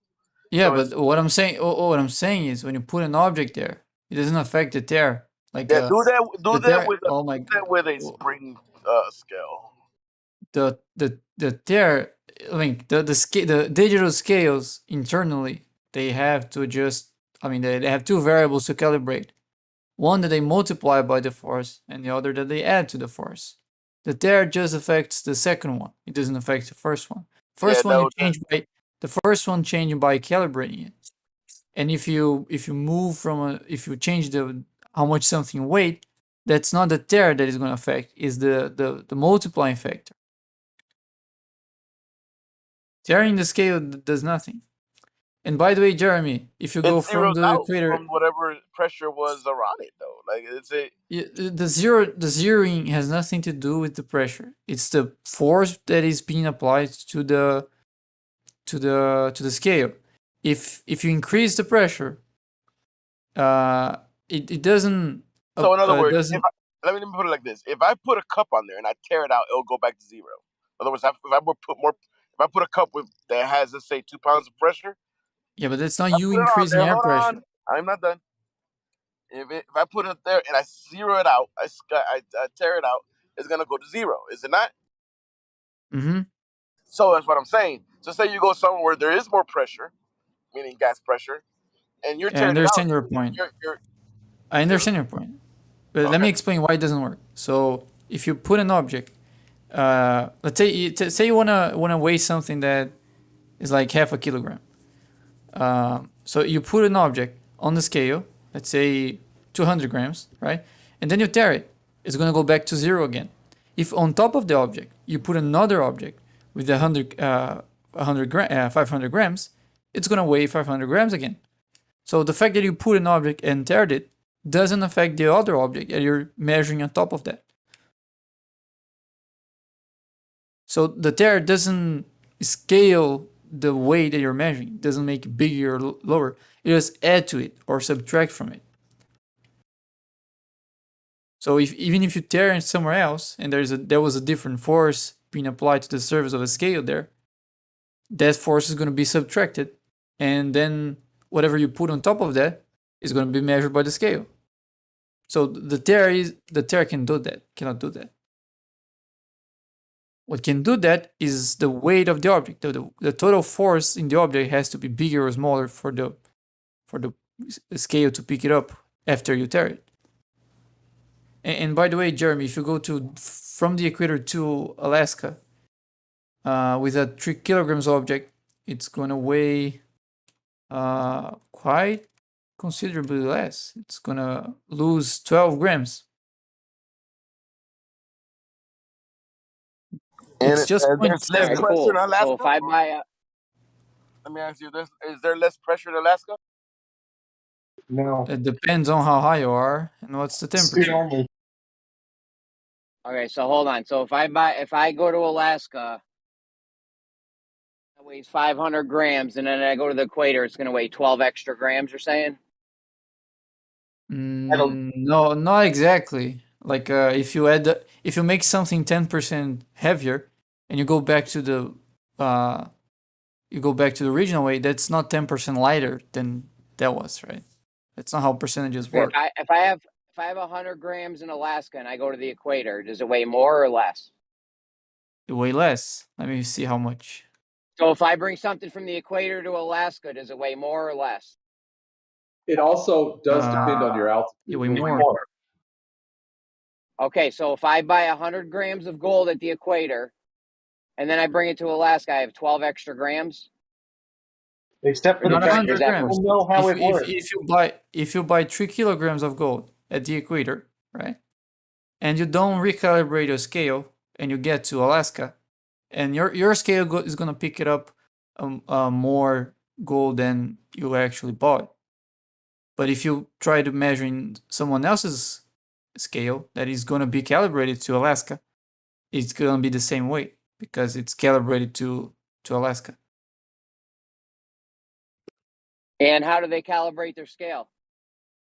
They just use an object that is with a known mass. Yeah, so they have a 50 kilogram test weight, right? I bought digital scales, and I know they come with these little 50 kilogram test weights, or sorry, 50 gram test weights. Yeah. So are they That's making some of different them, test yeah. weights? So are they making different test weights for different latitudes, or No, Yeah, they calibrate the mass. that's the whole point. Like, if you want to know, if you want the same 500 grams to be, if you want an object to weigh 500 grams here, weigh the same thing in another place, you need that same object to calibrate your scale there. That's what you want. You want the weights to be consistent regardless on where you are. And you attribute this to a force, or what do you attribute this to? Sorry? What do you attribute? Rotational force of the Earth. Yeah, you can predict that from the spin of the Earth. I don't think that's that to do with the spin. I mean, That's how you predict it. I'm You just say, if telling the Earth's you. moving 1,000 miles an hour at the equator, it's moving 700 miles an hour here at this radius, it will be this much lighter. Well, can you tell me what's the gas pressure over there compared to the equator? You can do it at sea gas level. They're pressure is basically the uniform same. pretty much Yeah, uniform sea level across the world. you can try to calculate. I already did this, but I can do it again. You can calculate what would be the difference in weight in the most extreme conditions, like going from a very dry air that is very cold and the pressure is very big to somewhere in which the pressure is low, the temperature is high, and the air is very humid. If you do that, those are like the most extreme conditions. And then you can from there calculate what's the air density in either of them, and then from there you can calculate the buoyancy, and from there you can get the difference of force. It's like an order of magnitude smaller. Yeah, the question is, have you calculated the Well, I just told you, if you pick up the most extreme conditions, it's 10 times less significant than what we're referring to. So it cannot account for that. If you were in the most extreme conditions, which you would never be. Plus, you're not going to be testing the weight outside of the building in minus 70-degree weather in Alaska. You're going to be inside a building that's 72 degrees and climate controlled. Don't forget your altitude.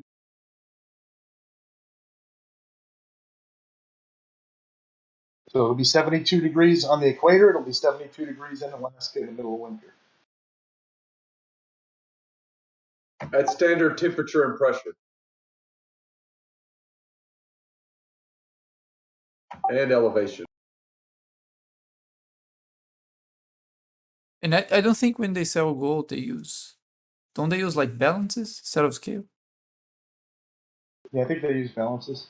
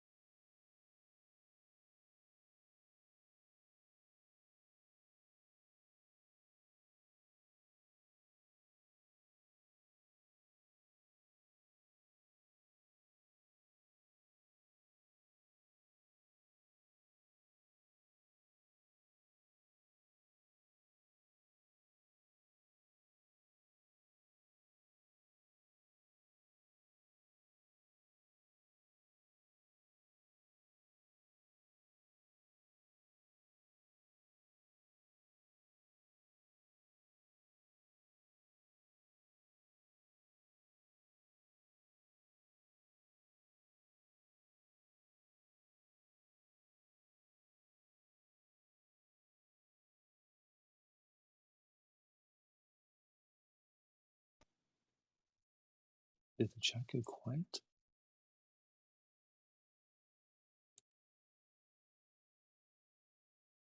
Home telescope versus Hubble.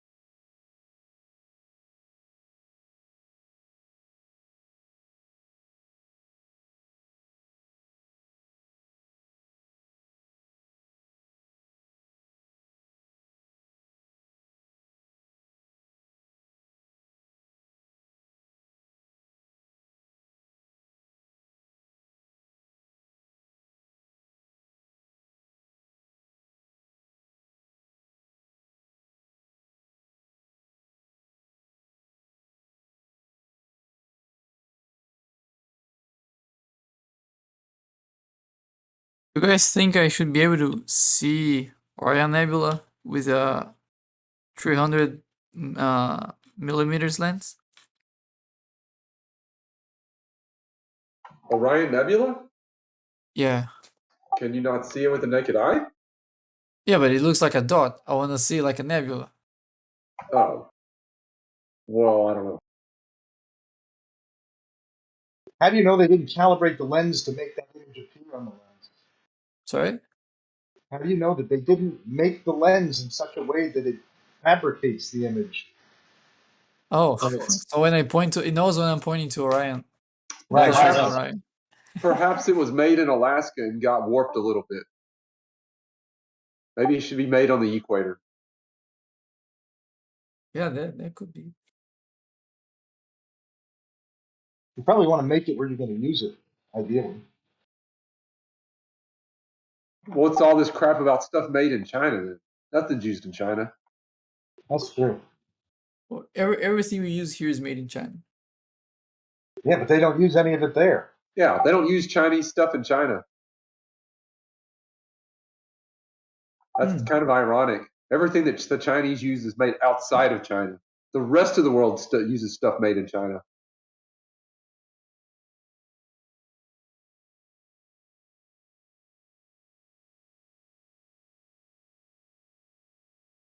They probably don't like using cheap crap that they know is going to break fucking instantly. You can mock China all you want, but I can see their products are improving every year. Harry, your mic faded out. What'd you say? Oh, I said you can mock China all you want, but their products are improving every year. Their what? Their products are what? Their products are improving year to year. Oh. Okay, so now they're not total crap, they're just mostly crap. Which is better than it was. I don't know, Better than man. total. I've been using my Chinese. I've been using my Chinese mechanics tools since 1987. I had 3 of them break initially. I replaced them for free because they had a guaranteed replacement. I have not broken them since. The only problem I've had is loss. Tool loss. Tool loss of Snap-on is something you cry about. Tool loss of China? Yeah. I'll go get another one. Well, how many 10 millimeter sockets you got? Right now, probably down to like 3 or 4. Yeah. But that's at multiple Listen, tools locations, like on the boat and at home. Tools are a little different. I mean, seriously, like, you know, it's one solid piece of metal usually. I mean, unless you're dealing with like a ratchet or something, but Well, no, I mean initially the tool quality or steel quality. Like I bought this this hose reel, you know, for rolling up the garden hose, and it was gorgeous. Really nice Chinese garden hose. It had bearings on it. It was nice. I could reel it up nice. And I left it outside for a year, and the thing dissolved. That was an example of shit Chinese steel. So it can matter, but I don't think they have that same problem anymore.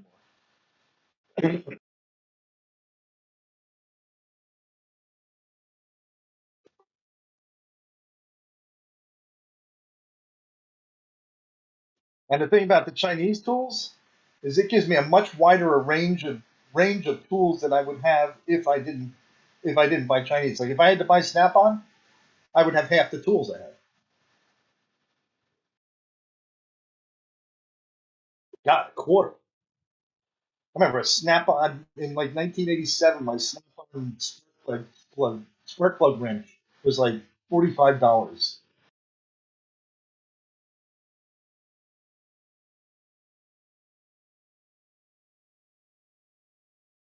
Probably well over 100 now.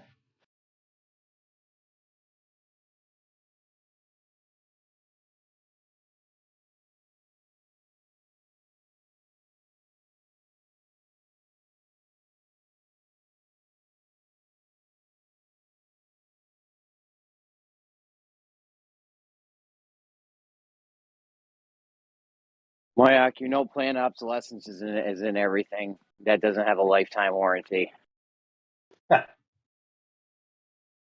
You can't say everything because that shit with lifetime warranties, they obviously don't want to do it. So I mean, anything with a lifetime warranty is probably pretty good, like Leatherman or whatever, Snap-on. But all the other stuff, half the things I buy, I would not want lifetime warranty. I can't hear you. You got that mic thing where your mic fades in and out. I keep turning my head to look at my work. I'd say half the things that I buy, I wouldn't want a lifetime warranty. Like I wouldn't want a TV that was capable of lasting forever. I wouldn't want a personal computer that lasts forever. Yeah, some things obviously you don't want to last forever, but I mean, some things you do, like coat hangers, you know, tools.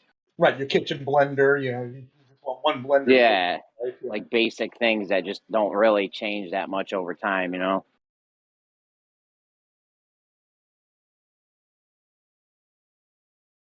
But even stuff like that, like my dishwasher and my washer and dryer at home, like they got so fancy and so computerized and stuff that they're bound to have failures. Whereas I could have just had an old washing machine that would have had like a knob on it and a little selector switch, and that would be the only thing that would go bad is get a new knob and continue on your life. So I'm paying for these insane features that are my wife demands.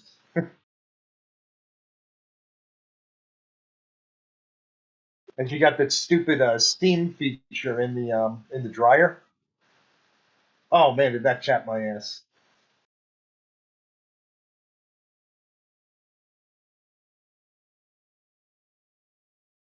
Like that's just another damn thing to go wrong.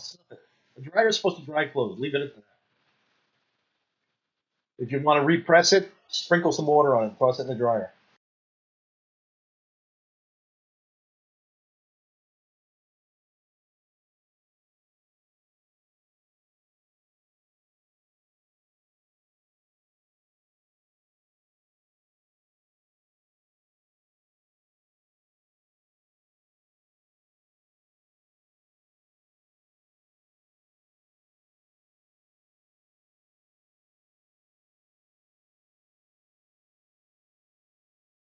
And I'll tell you though, my vehicles are, let's see, I got a 2008 van, 2004 van, and that thing's still going. And when I think back to when I was a kid, 70,000 miles, 10 years old, was an absolute wreck. That was the kind of car I was buying, and it was a shit box with rust. The engine was leaking oil everywhere. Today, you go 20 years on a car, and you can barely tell it's been used.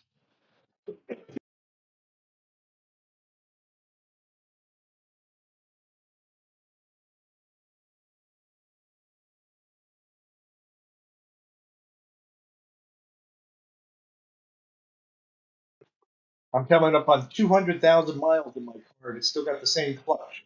Right, 220,000. I'm almost to the moon.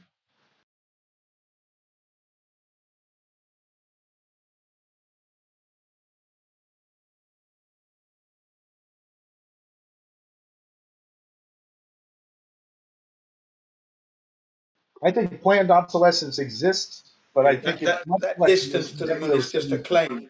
Never been proven. The distance to the moon. That distance is just a claim. Never been measured. Never been proven. Never been measured. It's been measured by any reasonable standard. It's not. It's Robert Pisano. Robert Pisano proved it in his video. The moon is not 250,000 miles away.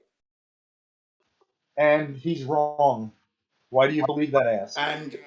And Jay Tolman Media as well. Jay Tolman Media. Jay Tolman Media is a proven liar. He also proved the distance to the sun to be 5,000 miles therein. Jay Tolman Media is a proven liar or an ignoramus. I'm not sure which. No, these people have honor and integrity, and they use the equipment properly, and they've measured the distance to the sun. The moon is not that distance away. Not 90. You know, the sun cannot be 93 million miles away, and yet you have the moon at 250,000. Well, then you got to explain the 16-minute delay from when you send the radio signal to it. It's all speculation. Nothing's been proven. That's not speculation. That's by everything we know about radio. It is definitive. Bullshit. BS. It's now, there's a possibility that we may not know something. It's never been proven. No man, no human being has ever set foot on the moon or has left this earth and traveled to the moon and returned safely. That has never happened. It was all staged. How do we know? How do we know? How do we know this? How do we know this? We know this because... You know what? I'm not talking to you. You're not having a conversation. You're preaching. Have a good time. Fuck yourself. I'm asking you. Yeah, why don't you fuck yourself, mate? Properly, sideways, good and proper. Anyway, how do we know?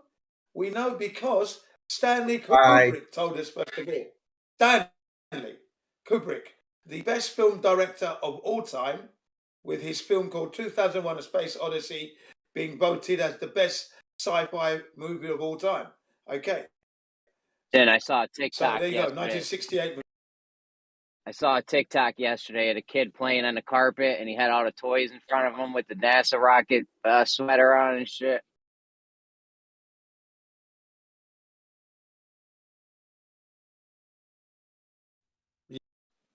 Poor kid. NASA. That's how we know. And then the environment is not conducive for space rockets or human beings, any living organism, to be in that environment traveling to the moon. Impossible. The radiation levels would instantly kill this human being, or the cosmic ray particles would have destroyed the spaceship. They would have needed 2 meters thick of shielding, which they did not have. They only had 2 millimeters. 2 milli aluminium. And they want to tell us that they went to the moon in that contraption.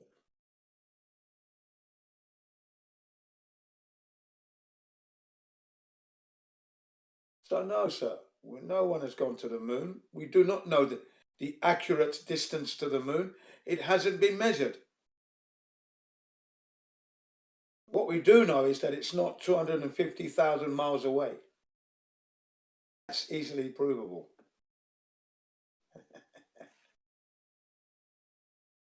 How far away is it?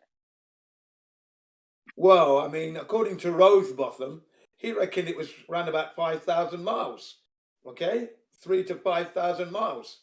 Now, Jay Tolman Media, last year, I think it was last year, or the year before last, 2020, his video, let's say 2020, he measured the distance using his optical equipment. He measured it to be 5,000 miles. That was the sun anyway, not the moon, by the way, the sun. So we can say it's roughly 5,000 miles. It looks close, therein it is close. It's not it looks close, but it's like a gazillion light years away. That's bullshit. Just doesn't make sense. 93 million miles away, and we don't get parallel rays. We get crepuscular rays coming through the clouds, indicative of a local sun.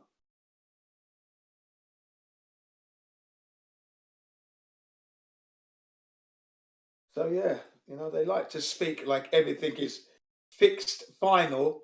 It's official. It's not. It's not at all. It's being called into question by the flat earthers. We have a lot of bones of contention with the heliocentric model, mainly being the lack of curvature, the lack of axial rotation on the axis, the Earth spin, in other words, no detection there. And how is it that a ball can be in the vacuum of space, containment to protect the air, to contain the. So there you have it. These things haven't been cleared up. These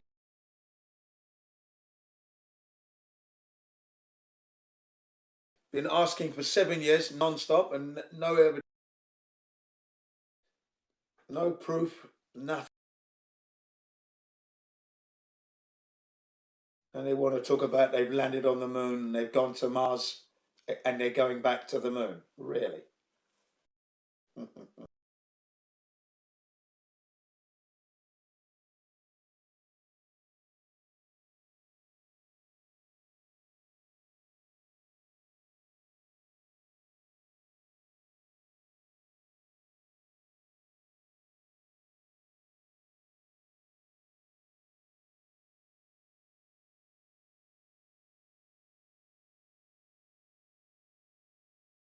Hey, Jen, I'm glad I have you.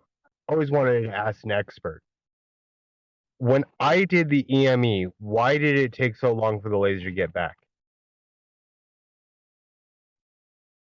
I know not of the equipment you used, did not know what you were trying to achieve, and the reason why it took such a long time, who knows? How long's a piece of string?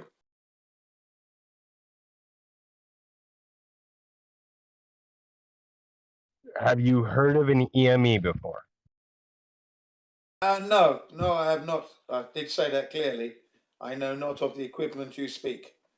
Yeah, you might want to look into it. It sort of, is done all the time, all over the world, and completely disproves what you're saying. Well, what is it? What is this? EMU, was it? EME. EME. What is this? EME. Earth, Moon, Earth. Electric, magnetic, something? Nope. Earth, Moon, Earth.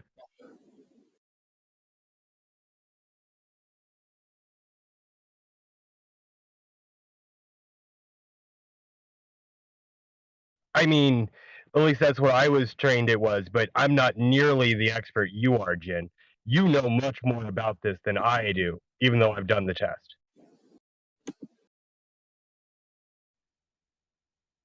I certainly do.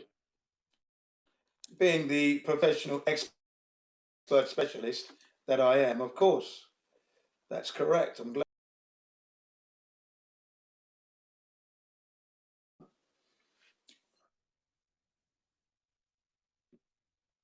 But I know not of that equipment. I shall check it out. Not that I need.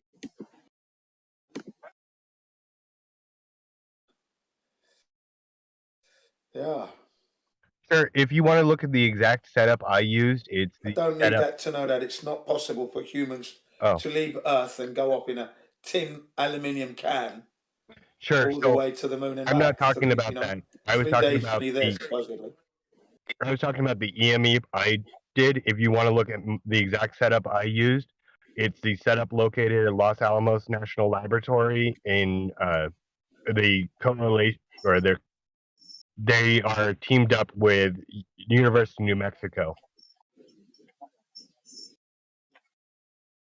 So when you look at the equipment, tell us how we did it. I don't think you did it. I think it was all book BS.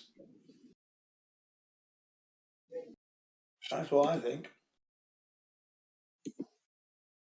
Come on, you got more than that. That's just a basic. No, come on, you can do better. I don't believe that your equipment can do what it claims it can do at this point. Throwing signals to the moon and bouncing it off the moon is just absolute fantasy, mate.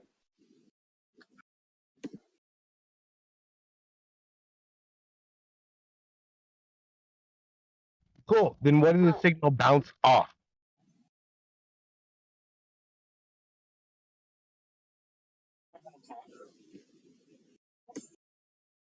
You know, if we weren't bouncing the signal off the moon, what were we bouncing the signal off?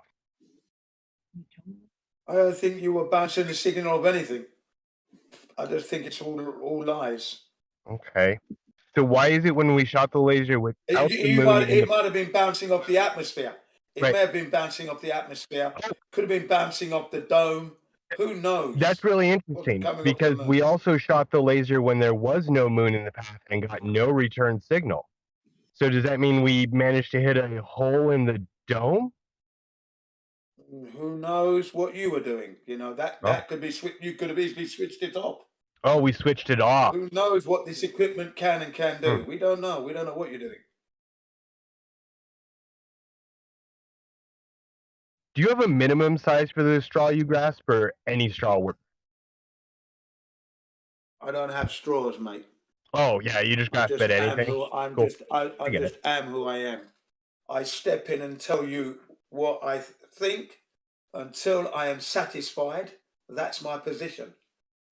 There's a preponderance of evidence that proves to me without a doubt, with my knowledge and expertise, that the Earth is indeed not a ball that is spinning in the vacuum of space, hurtling through the universe. We're not. That's just fantasy, American delusional Hollywood shit. That's all it is. You got to realize, Kool-Aid, you're dealing with professional expert specialists, so you have a tough time. You're going to have a rock hard time there, isn't he? Thank you. He's definitely the queen of flat Earth. Well, you know, I don't put myself in that position, that's for sure, but there you are. You don't put yourself in that position, but the pumps sure look good on you. Whatever. Whatever your fantasy produces is okay with you.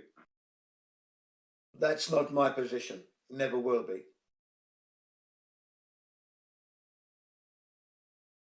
As you well know, I'm here to chew bubblegum and destroy your fantasy. And I'm right out of bubblegum.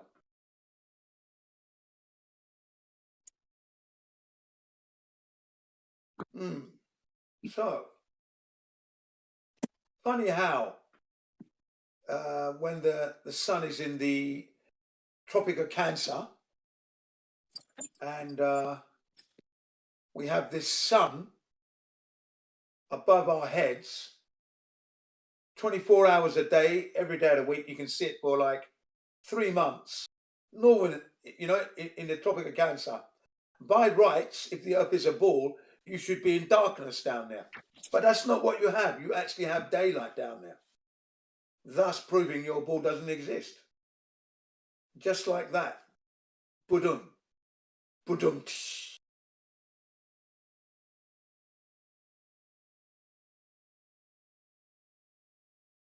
Hey, Jin, do you ever figure out my sailboat race question? No, I've come to the conclusion that that will be done later on. But you know my position on that. In all these races, a race across the flat Earth does not prove your globe. Okay, so how did these sailboats travel at the speeds that would destroy the sailboat? That's all to be called into question later on. The fact is, it's happening. What you're telling me on what I would say is the races you claim to be having, or that they are held on a flat, level plane. We do have the experts. We do have experts in the field telling you this. Okay, I would love to talk to one of these experts who can tell me how the ship is able to go the speed of sound. That would be really cool.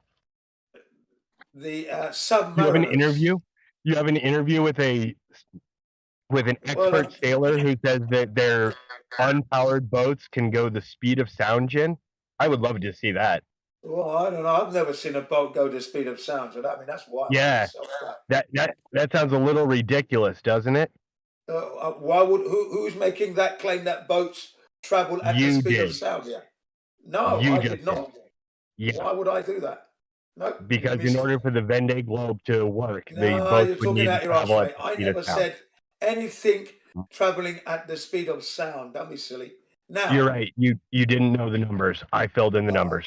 I know for sure that hmm your races are happening on a flat, leveled plane, and we have submariners. Why don't the boats We have destroy themselves sailors on going that speed? aircraft carriers. We have jet fighters. We have pilots, professional pilots with piloting schools telling us all that if their equipment was subjected to curvature and earth spin, their equipment couldn't work. They couldn't work their equipment. That's what they tell you. They tell you Okay, so themselves. Jin, do any of those people tell me that a sailboat can move at the speed of sound? I've never said that. I've never made that claim. Okay. Those words have never come out of my mouth. Then how does the Vendée Globe or the Antarctic Yacht Race work if boats can't go the speed of sound? Why would they be going at the speed of sound? Because that's how fast they would have to be going in order to maintain a VMG that would get them around in the same amount of. No, you're talking out your ass, my friend. You're talking out your ass. It's fantasy. They're traveling at the speeds that their boats will allow, and it's happening on a flat, level ocean. It's where it's happening. Is this like when you tell me I didn't do the down. test I They're did? not upside down, inverted. I from shut the off UK. the They're not test doing in the that. middle of the recording, even though you have no idea what an EME even was. Jin, I think you need to do a little research and just stop talking out of your ass, sir. No, you need to stop talking out of your ass and stop believing your fantasy. Wake up to the reality that flat earthers are increasing on a daily basis. We're coming for you. We're rapidly moving towards the tipping point. Don't you worry. It's all right. You don't have a map. You can't find me. Yeah, you better put on your Don't 3D worry. glasses. Flat 'cause earthers we're coming locally right will at find you. The flat earthers will find you locally. Don't you worry. When you hear everyone talking No, we're flat not. earth We're all not looking around for. you, We're not looking and you for them. stand out as the glober, you're going to be feeling very embarrassed. We're not looking for you, Kool-Aid. Almost called you eggshells. Yeah, you know what Hey, I mean. Tell you what, Jin, I'll give you my 3-star celestial navigation fix, and you tell me where I'm at. Don't dox yourself. Don't dox yourself, please. I wasn't going to use my dude. Yeah, don't worry. When I say we're coming for you, I don't mean we're coming to harm you in any way. We're coming to inform you. Do you think if I gave you a 3-star fix, you could? Nothing Could you solve a nefarious. 3-star fix, Jin? Could you? Sorry? Could you solve a 3-star fix? I'm not in the.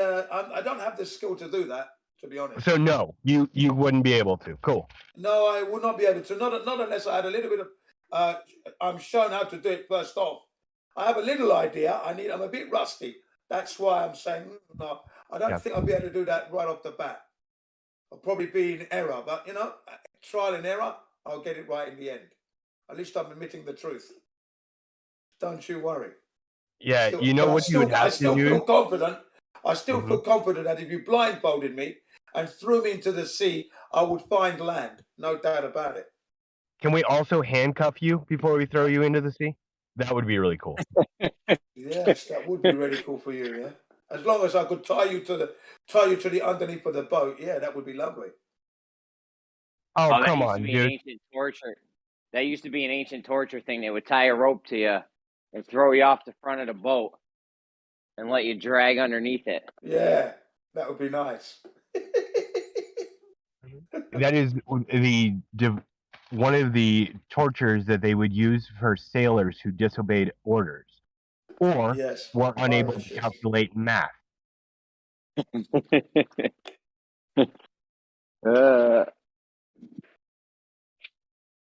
Yeah, so no problem. I know the Earth is indeed a black plane. We know this.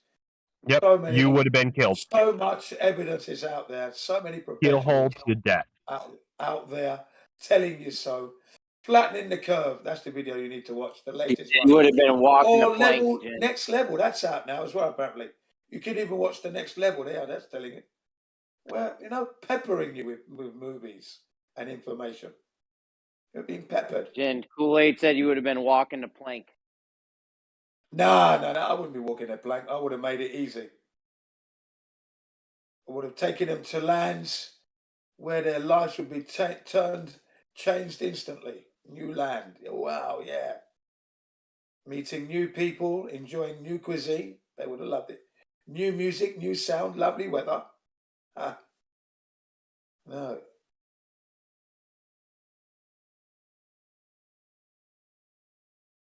They wouldn't be needing the plank.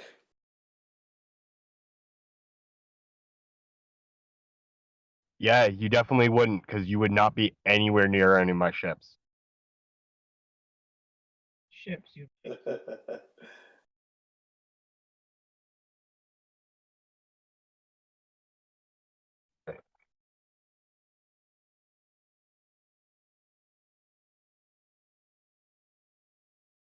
Did you know back in the day, if you weren't able to understand celestial navigation by your 12th birthday, you were kicked out of the fleet and were labeled a dunce for life? Well, I don't know if that's true there. I mean, that's a wild claim in itself. Yeah, it really is. Yeah? Cabin Yeah, boys I'm would sure. start at 8, and if 12 they years didn't get it old by and the you can't time... leave the stars. That would... No, I don't know about that. Yeah. Not even in the Polynesians were they doing that. So Kids started cabin boys at 8. If you didn't get it by 12, you were kicked off the ships and labeled a dunce. Yeah, right.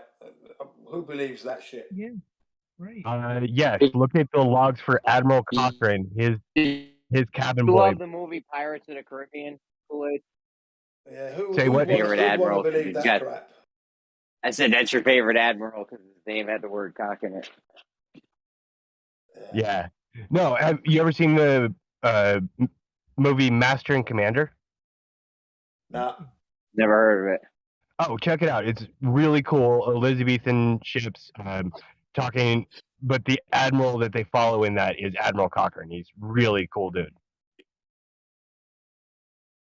Still on the hunt for Red October.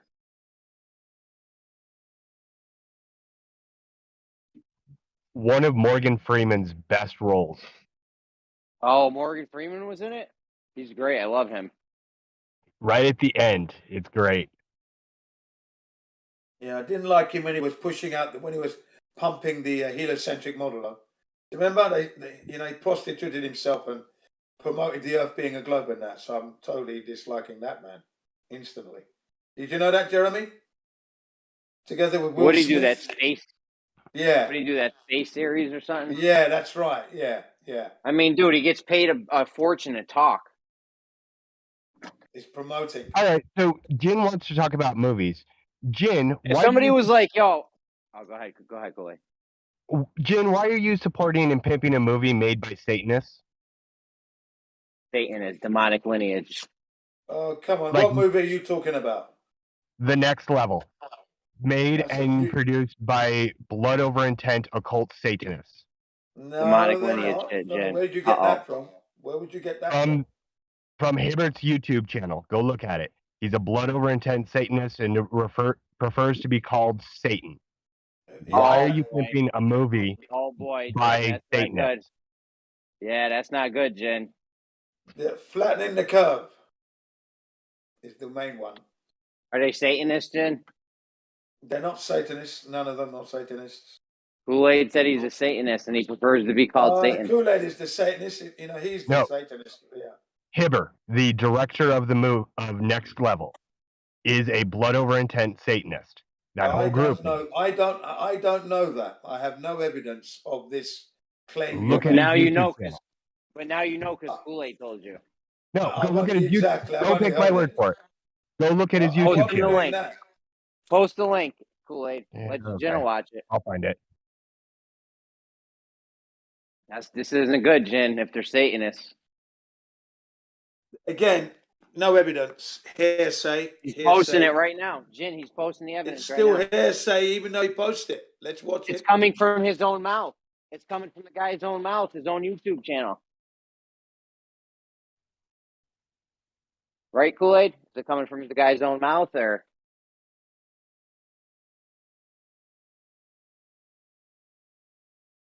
Oh, boy.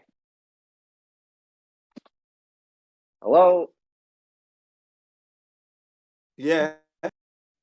Yeah, I was trying to find his YouTube channel. I had my mic muted. Yes, It's from coming from his own mouth on his own YouTube channel? Yes, I will find the evidence. Stand by. Oh, give us a timestamp with that. We're gonna need a timestamp. This ain't good, Jin. This is not Will good. do. Well, I'm waiting for the link. All right, he's getting it. He's getting it. Hold on. Oh, demonic lineage, Jin. This is not good. If this is true.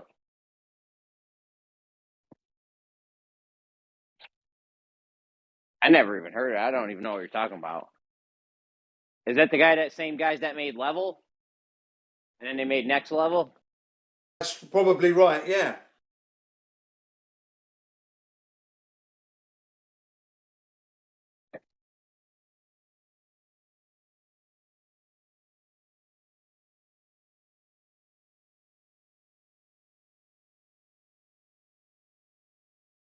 Yeah.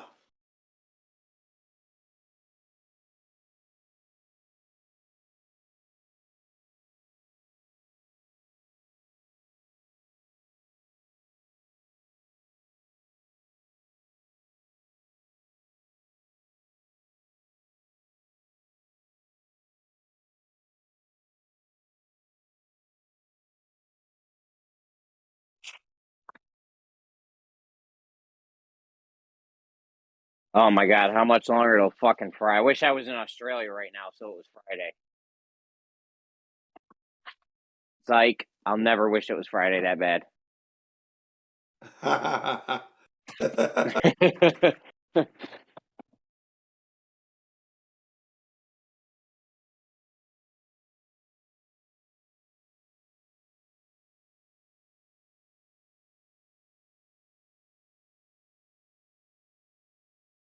I would like to go fishing with bandsaw, catch some nice fucking giant fish, fry them up on a Barbie.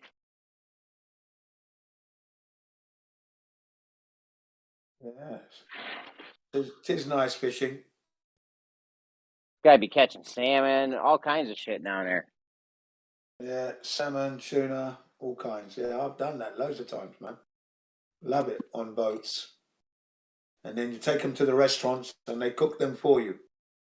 They gut it, clean it, and cook it for you right on site, or you take it to a restaurant and they cook it for you, man. Beautiful. Ecstasy.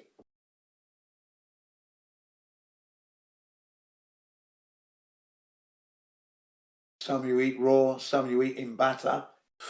Ooh, some you eat boiled with a soup and broth. Ah, lovely. Bit of rice, herbs, yeah.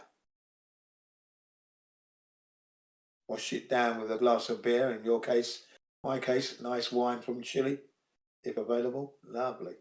Yeah, here we go. Whoa. Exquisite.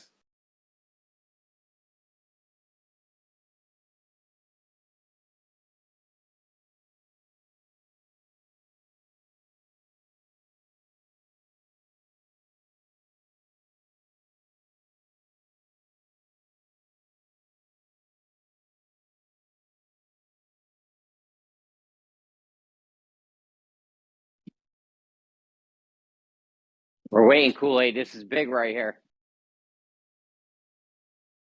This is big stuff, my man.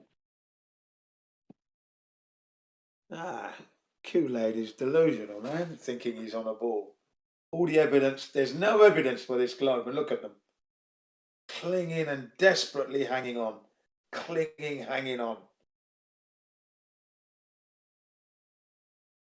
Professionals, the professionals in the sea, they use that every day in, day out. They're telling them it's not a ball, but he's still hanging on. Unbelievable. Come on, man. You know, the professionals are telling him. Those whose occupation are required to operate certain equipment on said globe, telling him, no, it's not a globe. We don't live on a globe. Our equipment wouldn't work. I mean, what more do you want? What more do you need? Fucking hell. I mean, that's just outrageous. The level of I mean, you think denial. these guys would be? You think these guys would be trying to falsify this? I don't know. That's right. I don't know either, because you got class clearly going? their lives depend on it. Their lives depend on it. Their job is to protect the free world, and they're telling you if it's a globe, we can't protect the free world. We wouldn't be able to do our jobs.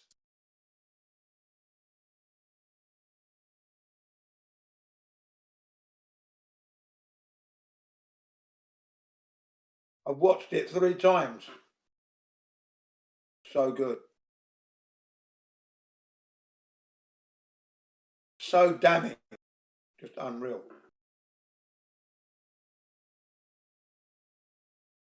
And you can tell it's damning because the opposition, the heliocentrists, are looking for credentials. They don't even look at the claims, that, you know, their statements, their facts. They can't look at that. They look to tarnish the character themselves, you know, and find fault in their character. I mean, to be fair, you did just do that with Morgan Freeman. But I know Morgan Freeman. I know, and Kool-Aid knows this guy. Yeah. As far as Like I'm concerned, personally, you know Morgan personally, or I mean, you just know of him? No, I know of him for many, many years. Not only that, don't get me wrong, he also promoted vaccines. Man's a bloody dickhead. Keep seeing him on TikTok. They say he wears earrings in case he dies in a country, like another country or something, and his earrings will pay. Really?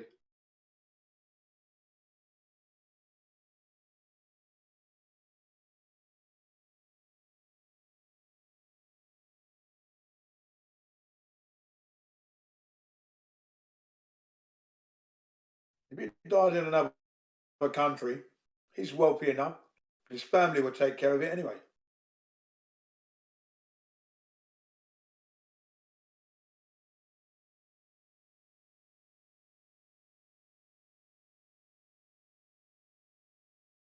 He's wearing earrings because his Illuminati bosses wear earrings. He's conforming. That's why.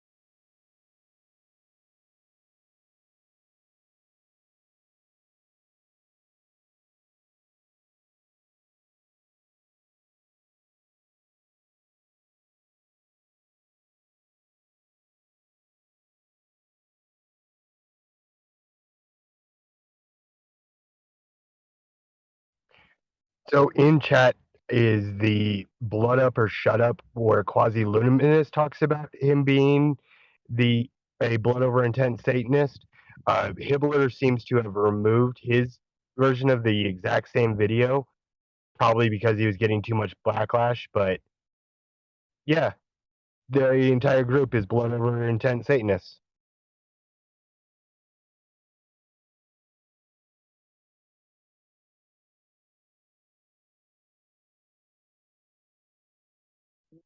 Really?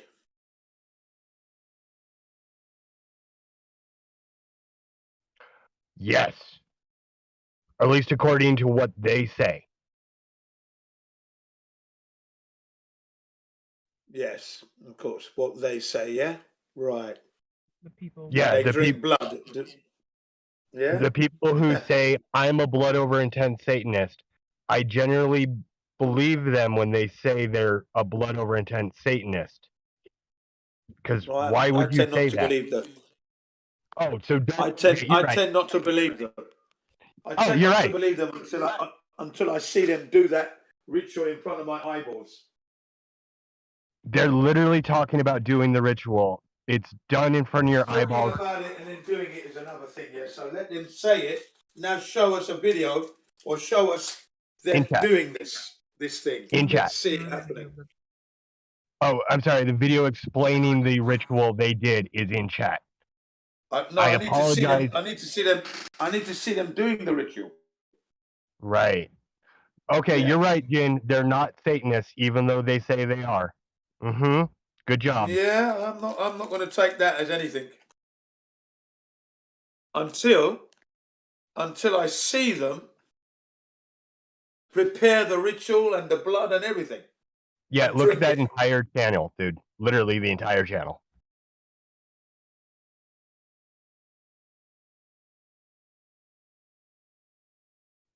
And then when you want to apologize for being an ass, I'll be here.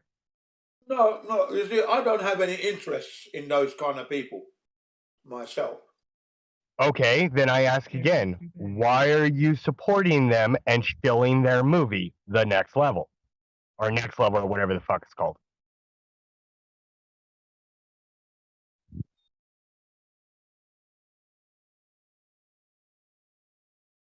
No evidence. Except for them saying I'm a Satanist. It's not enough. For fuck's sake. Listen, are they the ones that promoted the video? Yes. How do you know this? He's on the production team. He's listed in the credits of the video. He talks about how he is part of the Next Level video. He talks about doing blood over intent Satanist rituals with other members of the production team. What else do you want, Jin? Have you seen him say this and heard him say it? I've heard him say it. Yes. It's all over his YouTube channel that I just posted. What the fuck?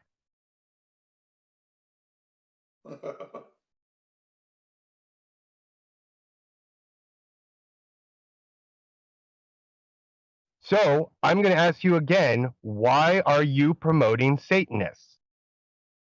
I'm not promoting Satanists. But you are by shilling for their movie. I'm not. That wasn't. I'm not promoting That Satanism. wasn't Jin CBR1 that was lit up saying we all should go watch this movie because there's good truth in it. That wasn't you. Oh, okay, cool. I guess the recordings are wrong.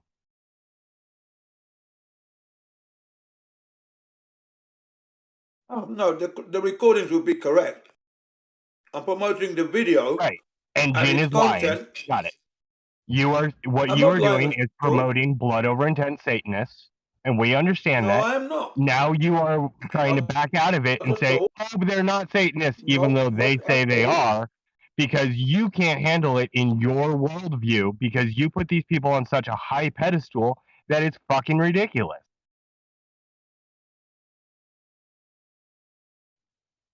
It's absolute bullshit because that's not what I'm. Flat Earth only.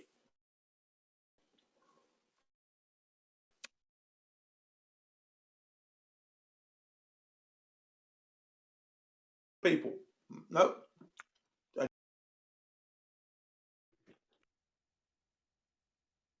It's full.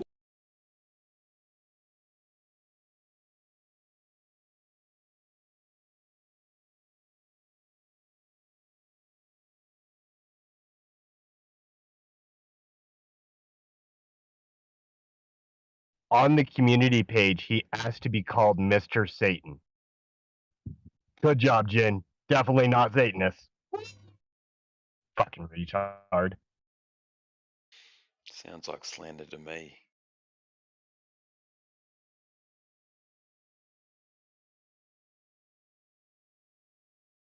I say I have no interest in this.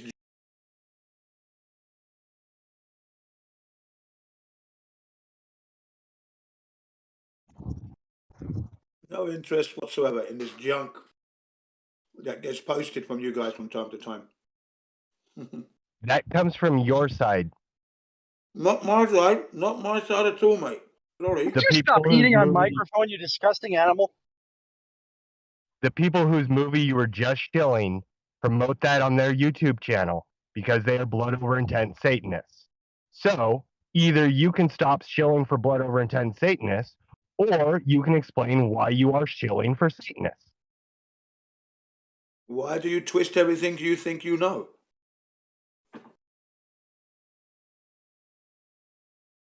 What's the film called Next Level? It's all about flat Earth. Was made by Satanists. It's all about flat Earth. That's it. Also made by Satanists. I have Do you no have any movies affiliation. that I aren't have made no by affiliation to Satanists? that side of their world. No affiliation whatsoever. So do you have any movie that wasn't made by a Satanist? I have loads. Every single movie I promote has nothing to do with Satanism. Every movie you just mentioned was made by a Satanist group. Nah, I'm sorry, that's bullshit. Absolute crap. And like I said, I have no interest in that part of the world. I don't deal with that. It's not my lifestyle. I have no affiliation. Thank you very much indeed. Goodbye. Good luck.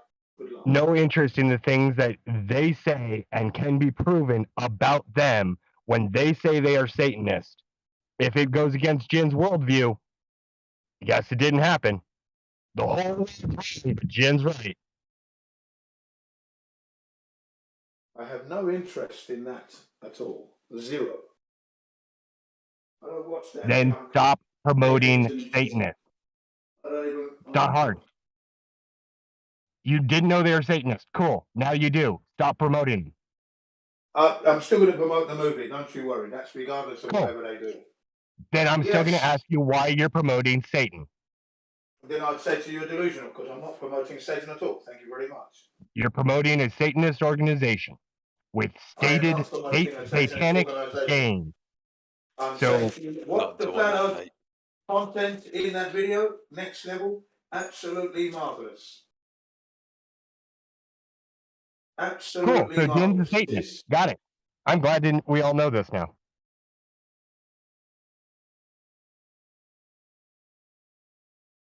To blow your mind.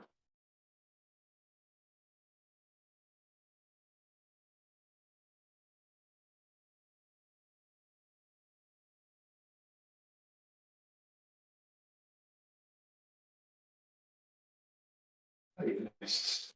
Bunch of fucking idiots, Satanists, huh? I've got no time for them. Not my world. Thank you. Fucking idiots, Satanists, and these people are Satanists, so your source is a bunch of idiots. Well, that's for others to discern when they're ready. But the concept about the flat Earth is very compelling and damning against the heliocentric model. Well, that's where my interests lie. People who have a source of the Prince of Lies is their source. That's going to be who you believe. And then the people who you've never proven a lie are the people you don't believe. The Prince of Lies is Satan. Now you talk about Satan, boy. Yes. They work for him. Bullshit.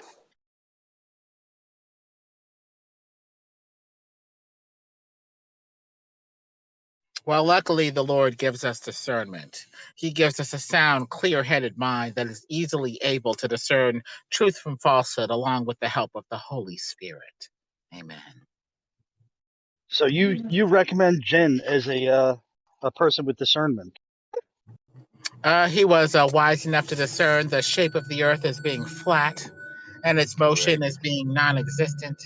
So he's wise enough on that count. Thank you very much for that. That's exactly correct. Thank you. Thank you. I'll take that to the bank. I will. So now, if you Keep said in that about mind- me, I'd punch you in the nose.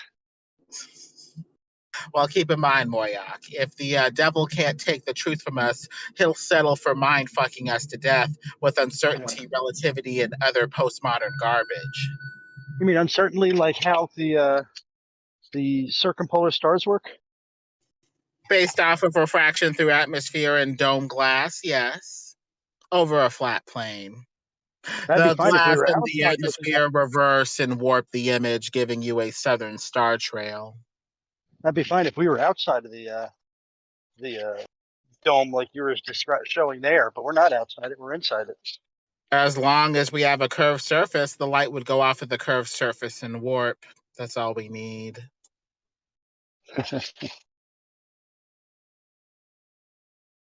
But how does it make two spots? The north spot is closer to reality. It's like a record or a revolving overhead. The curved glass in the atmosphere make the image warp and reverse toward the outer edges, just like in that Spanish dude's video that I put on the chat. I put it right here. Different stars, though. You can tell they're different stars. They're different formations. It's just a local image warped and distorted by atmosphere and glass. That's all. That's the worst one for you guys, isn't it? Just like because it's a killer. I mean, there's really no way around it except for making. You just need a big refractive dome surface. No, you need two, and you need the second one to refract different stars and different locations. And Perhaps the dome is multi-layered. Yeah, but there you go. Separate them and move them around and make the constellations different constellations. That Spanish dude's video shows one motion with two apparent trails simply by warping and distorting it through the firmament dome. Does he show those two apparent trails in multiple directions? So like the outer trail. Well, the outer trail is making a circle in South America and Africa at the very least. And when you look south on both of those, you get two of the same image. Now, how does that work in your world? It works fine. Looking in different directions. Oh, okay, yeah. Just say it works fine. That's all you need. It's right there. Anywhere that has a similar, view on the outer rim would have the same star trail appearance once those concentric circles revolve to wherever you are. Those concentric circles on the Spanish guy's video were very, very specific where they were. They were only in one location, one center of rotation on both of those. Oh, yeah. But you can ignore that. That's no problem. I understand. It's easy to ignore because it's irrelevant. Basically, it's refraction through atmosphere and glass, with a local star trail being seen locally by the observer under their own personal dome, if you will.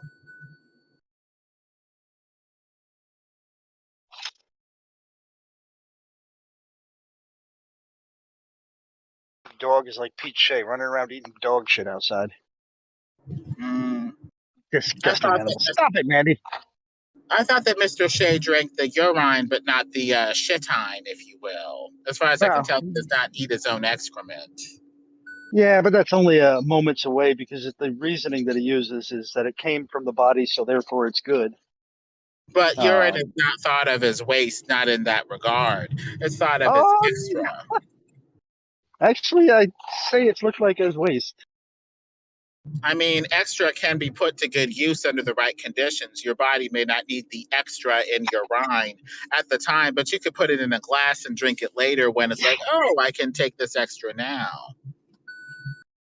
It's more like Hmm. extra as opposed to unreusable waste, like, the dookie. Dookie's good. It actually can be used on your plants. Makes plants But grow. on human, can I put It makes that stuff plants. on human beings? As far as I can tell, It makes plants grow. It's like Brondo. nobody has such specious reasoning, Moyak. They say that the urine is extra. Stem cells, vitamins, minerals, extra that you don't need at the time, but can possibly If drink you have away. stem cells in your urine, I think you got a problem. Yeah, there's stem cells in the urine, yes. I would think maybe trace amounts, but I wouldn't think there'd be any quantifiable amounts.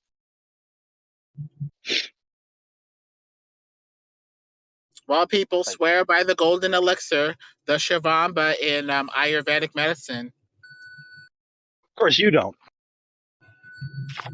Well, I'm willing to look into another school since consensus regular Western medicine doesn't really cure or treat people.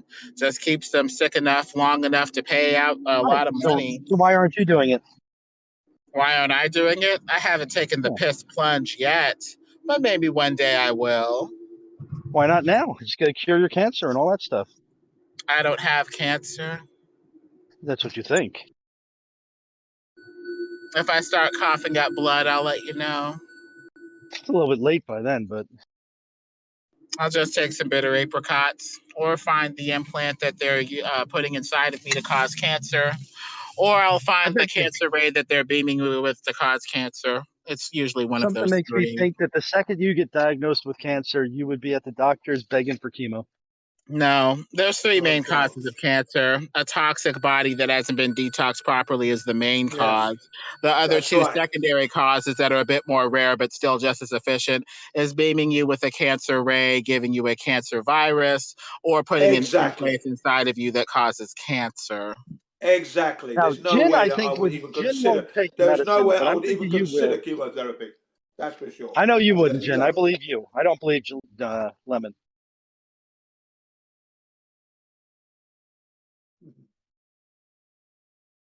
I think Lemon's got his jabs, and he's doesn't do any of the things he claims are good for you. On the fringe stuff, which is kind of a compliment because I just don't think he's that stupid. Jin, I think you are. Okay, fair enough. Jin is wise enough to know the truth. That's all he has to be. That's hilarious. And I'm wise enough to pass on the wise message. Thank you.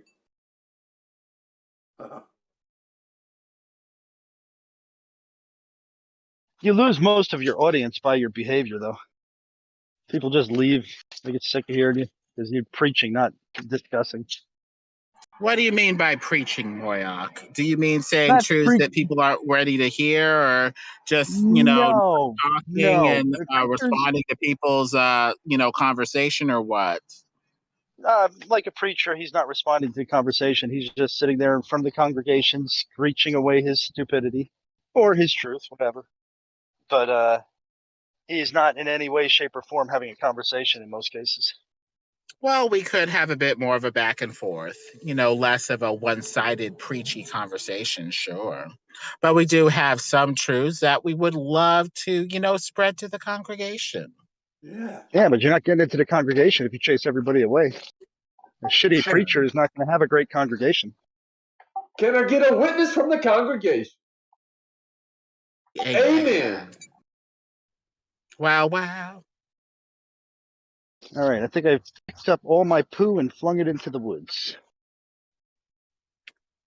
That's a good doggy pooing on Moyak's carpet. There you go. Here's a doggy treat. No, she doesn't poo on the carpet. Although the old bitch is kind of wetting the carpet a lot. Poor thing. How old is she? How old is she? 2006, 2007? I think she's a 2006, 2005 model year. She's like 70, 90. Yeah, she's She's very long in the tooth. Her back legs are looking real bad, but she still seems happy and still likes to play and stuff a little bit. So she keeps getting a reprieve every day. I think She you're still taking her out waggles in the her tail, backyard and yeah. shooting her.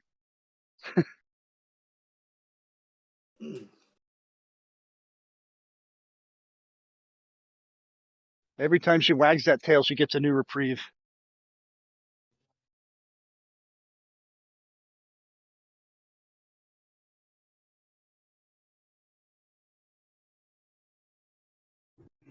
Yeah, man's best friend. Some of us have to preach the truth so that the listeners get it as well, yeah? It's not just for your benefit, it's for the benefit of the listeners as well. I would think that it probably would chase away a shit. The reason they To listen to run a is because screaming the idiots. truth is unbearable. That is why they run. That may be the They case, but know that what they have to you're not say going to get any is falling condemnation the on way you're deaf going. ears. What they have to say falls on deaf ears because what I say totally debunks what they say and they can't rebut me. That's the problem. They can. As stated, I'm bored with You you. have So nothing. You have nothing. have a good We one, never will Lemon. have It was anything. nice talking to you. Well, God bless thee, Moyak, and keep it flat. Exactly. Keep it flat now because you know where you are. Our rebuttal I is know just exactly. basically No our rebuttal bull. is to ignore the insanity. That's our rebuttal. That's Really? literally all that is necessary. That is Nothing all that's there. necessary to do to counter flat Earth. Is look at the flat horizon and see that NASA's full We of can crap. listen and have conversations. Yeah, NASA's full of crap. No curvature, no actual rotation. You can't have a ball in the vacuum of space without the container to contain the air that which we breathe in, that elixir of life that we breathe in. So we need that. And as for education, it's indoctrination. It's not education. And just because let's say 90% of the world is thinking they're on a spinning ball, doesn't make them correct, does it? A lie is a lie, whether nobody believes it or not. And the truth is the truth, if everyone doesn't believe it. So there you go. All right. Well, Mr. Agnes, this appears to be showing us the northern and southern star trail that we appear to see over a flat plane. This is good enough for me. I don't know what evidence would be sufficient for you. I think a lot of times when men like you say evidence, you're talking about establishment sanction and them giving the go-ahead for people to think about this in a new way. I don't think I can give you establishment sanction yet, but one day potentially I can. It's on its way. For in the University of Japan here, their English classes, they're looking at anti-vaxxers and flat earthers.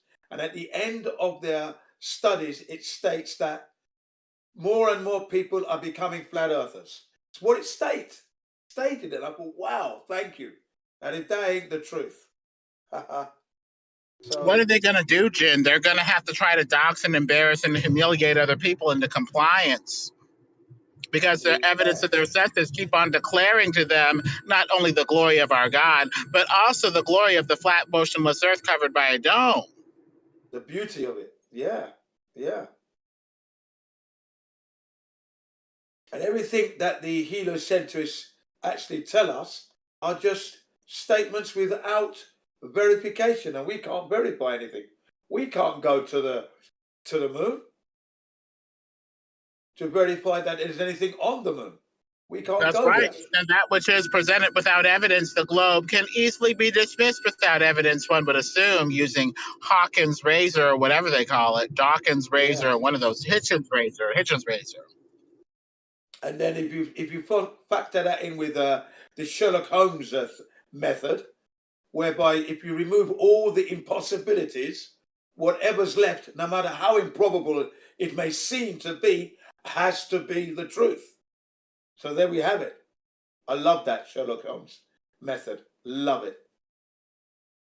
Yeah, we'll come to the truth bit by bit.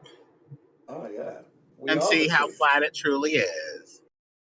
We are the truth. They'll come to the truth bit by bit is what I prefer to hear, really. You know? Appeal to authority. Oh, that would mean All the education system and the ministries are all involved. Yes, they are all involved. Actually, yes. I think the main thing is, Jen, they're going to need some help. They're going to need some help transitioning from the 500-year-old defunct globe model. We're going to need to talk to them. And that's where we can preach a little less and just try to listen and counsel these poor globers a bit more. No, the counselling that they want is just way too much. I've been into these listening on the outside, listening to you guys have these conversations with them, and I think, boy, you're allowing them a lot there. I mean, I just trump them with this, this, and this. Shut up, that can't be true. You're making a statement.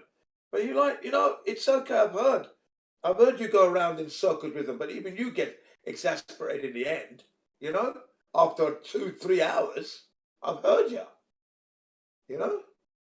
Can only take so much. Working hard, man. And you've been polite, you've been decent. They've insulted you, called you all manner of names, but you've been polite. And then they push that button, and then you let them They're have just it. trying to buy time for their elites. They worship the scientism elites that have lied to them for so long.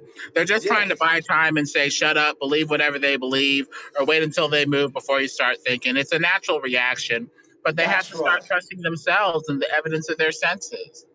That is why Or I we like could to be flog saying them, there are flog them with these their, independently I like to verifiable flog them. experiments you could do and you just won't do them. Yeah, that's why I like to flog them with their. Okay, independently verifiable experiments that can be interpreted in a flat way. There you go. There you go. Only because you want to. Thanks for proving your bias, by the way. I want to interpret it in a consistent way, consistent with what I already know, experience, the word of God, the laser test, and everything else. I want consistency. Exactly. That's why I don't have time to be wasting time on their zealot position. Highlight the anomalies, get them to address it. They tend to run away when you do that. Obfuscate, double speak, duck under the table, and call you names. But Sticks don't and address the stones anomalies. may break my bones, but the earth is still flat. Yes, still flat. That's right. Or the earth is still not a globe. Either way. And the fact that you don't get a 24-hour sun under your ball in the south speaks massive volumes across the universe. Universe.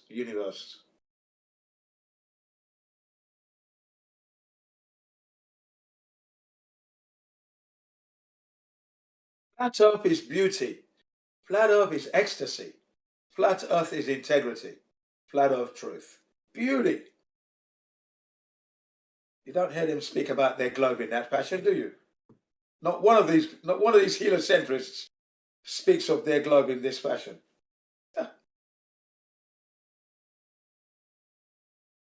There's no emotional content there except for the anxiety. That's all they have. That'll be the only emotional content. Anxiety. They can't let go. Separation anxiety disorder. Very bad. Very sad indeed.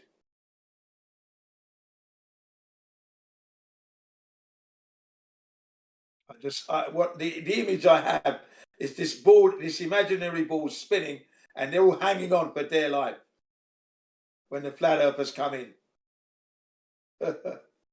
highlighting their discrepancies and anomalies. That's the image I have. Glober's hanging on desperately as it's spinning out of control, wobbling and everything, and they're hanging on as the flat earthers kick this ball around. Lovely. Flat earth truth. All right, I shall vacate. I've got to get ready for work. Some of us have to work, but I'll be back. See you, mate. Nice one, man. Enjoy. Now, how do I get out of here? Where's the door? Ah, here it is.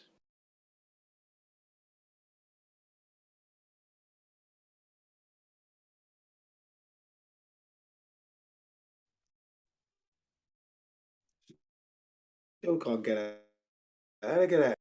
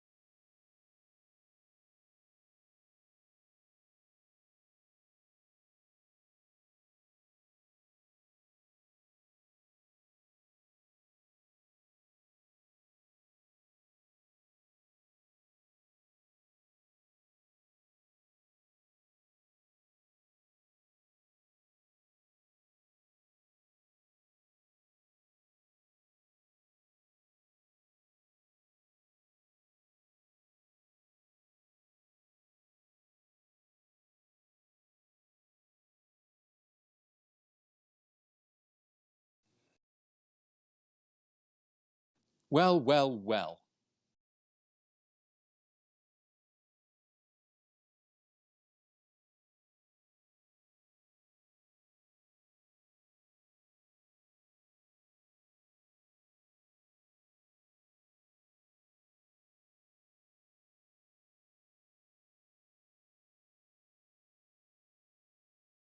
Where did everyone get to? We're all alone.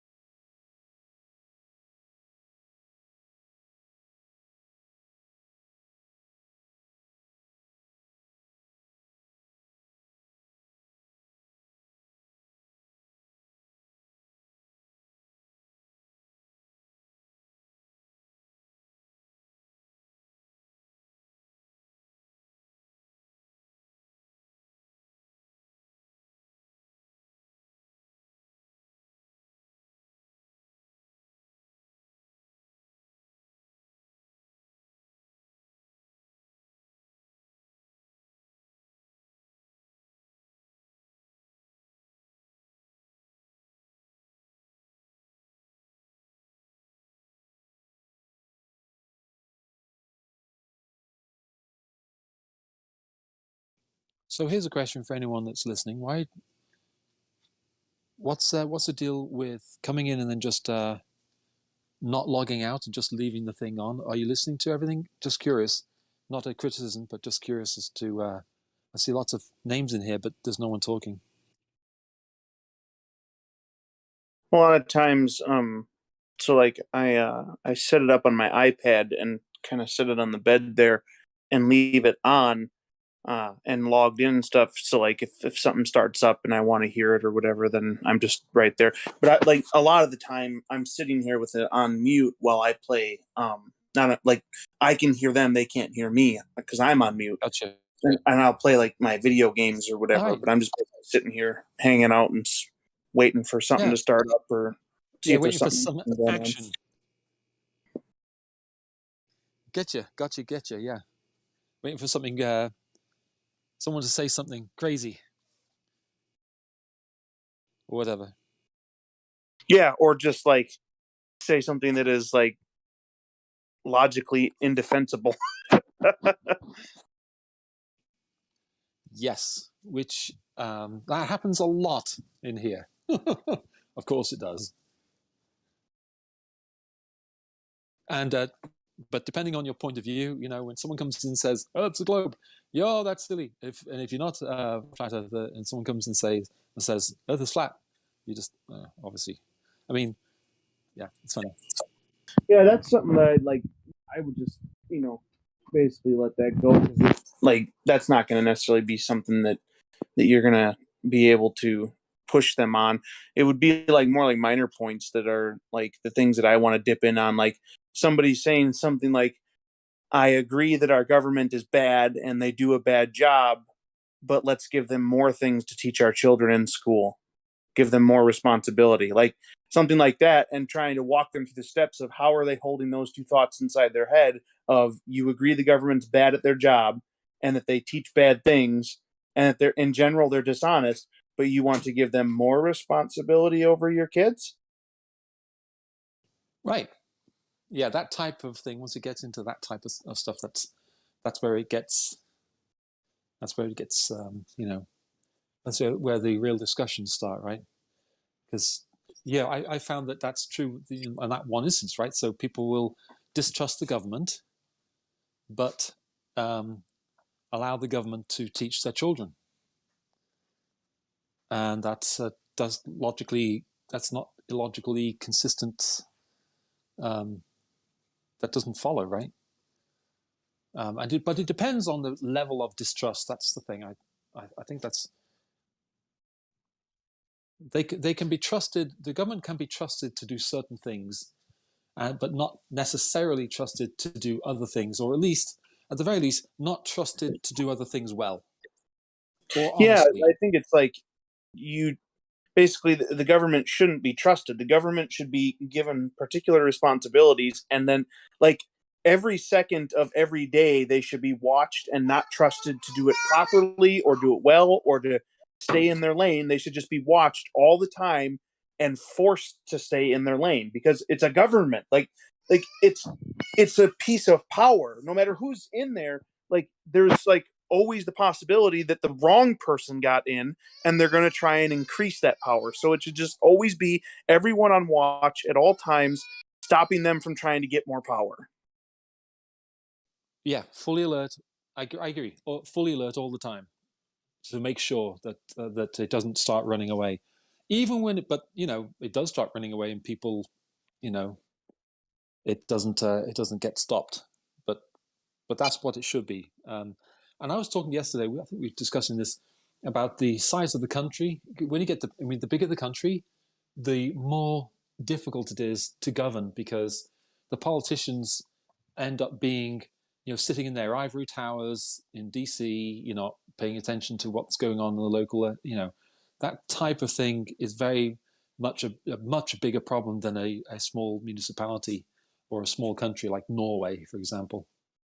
Or Finland. Someone I was chatting with from Finland, and he was, saying a few things about his country. So yeah, it's much easier in Finland because it's how many people in Finland? It's a small country, but in a huge country, it's much bigger problem. Easier for governments to spiral out of control, I suppose, in a lot of ways. But yeah, so I get what you mean. When you're just hanging out and waiting for something interesting to happen. I do that sometimes, but generally, if Jin's in, I know what he's going to be saying, and if Lemon's in, I know what he's going to be saying. It's the other people. Bansor's a bit more varied in what he comes up with, and a lot of the others, Jeremy is too. But if any of those two others that come in, it's we know what the topic's going to be.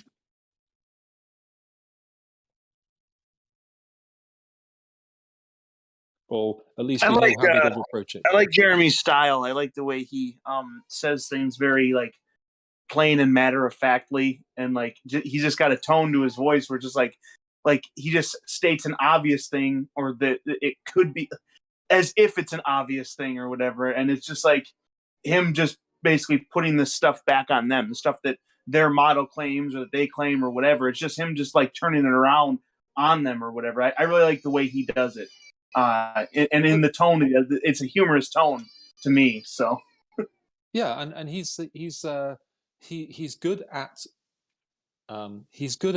debating. He's good at in the discussion, and he's not the type of person that lets things run away, and he doesn't like to let it run away. He said he was in Gem Pandas, and it would just run away. The yelling and all that stuff would just continue on and on. Yeah. But he isn't like that. I mean, by the way, I'm not a flat earther.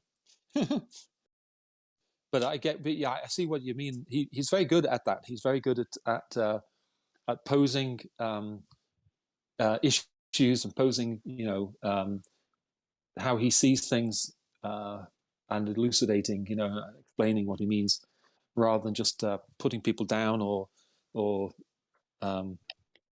coming at it from a very personal point of view, which is so many people do, Yeah, he doesn't usually. Most of the time, he doesn't descend into the the name calling and stuff. Like he just keeps reiterating the point he's trying to make, like bringing him back to the conversation and stuff like that. He doesn't usually get down in the mud real often, if at all. So yeah. I see. We have the rumpus in. Is this the rumpus, or is that's not? Or is it the real one? I don't know. It looks like his sheep profile pic or whatever.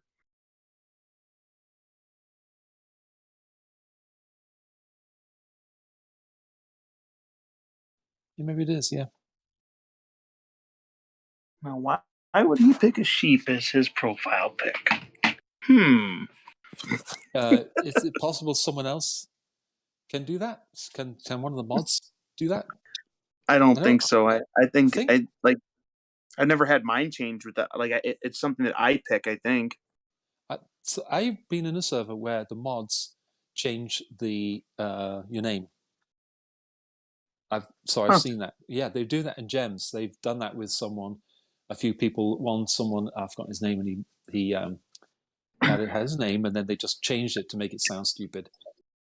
And I thought, well, he would never do that himself. So, yeah. And I think someone else did that to me, but it was a while ago, years ago when I first came in. Yeah, that's a weird thing. Like, I can understand, like, if you want to call somebody something that isn't their name, like, and make fun of their name, there's, like, that's one thing. But, like, to attempt to force that person to then use that name as if they are calling themselves that seems like not appropriate. Yeah. But, if you're in a chat where, the mods means mod rule, right? Mods set the rules, and whoever owns a server hires the mods, right? And the mods do the bidding of the server owner. So if I had a server, that's how I would do it. Say, here, mods, this is what I'd like. I would have no cursing. I would have no ad hom at all. I'd mute any ad homs. It would be an automatic mute. Any cursing, automatic mute. I don't know if the chat would be very popular, but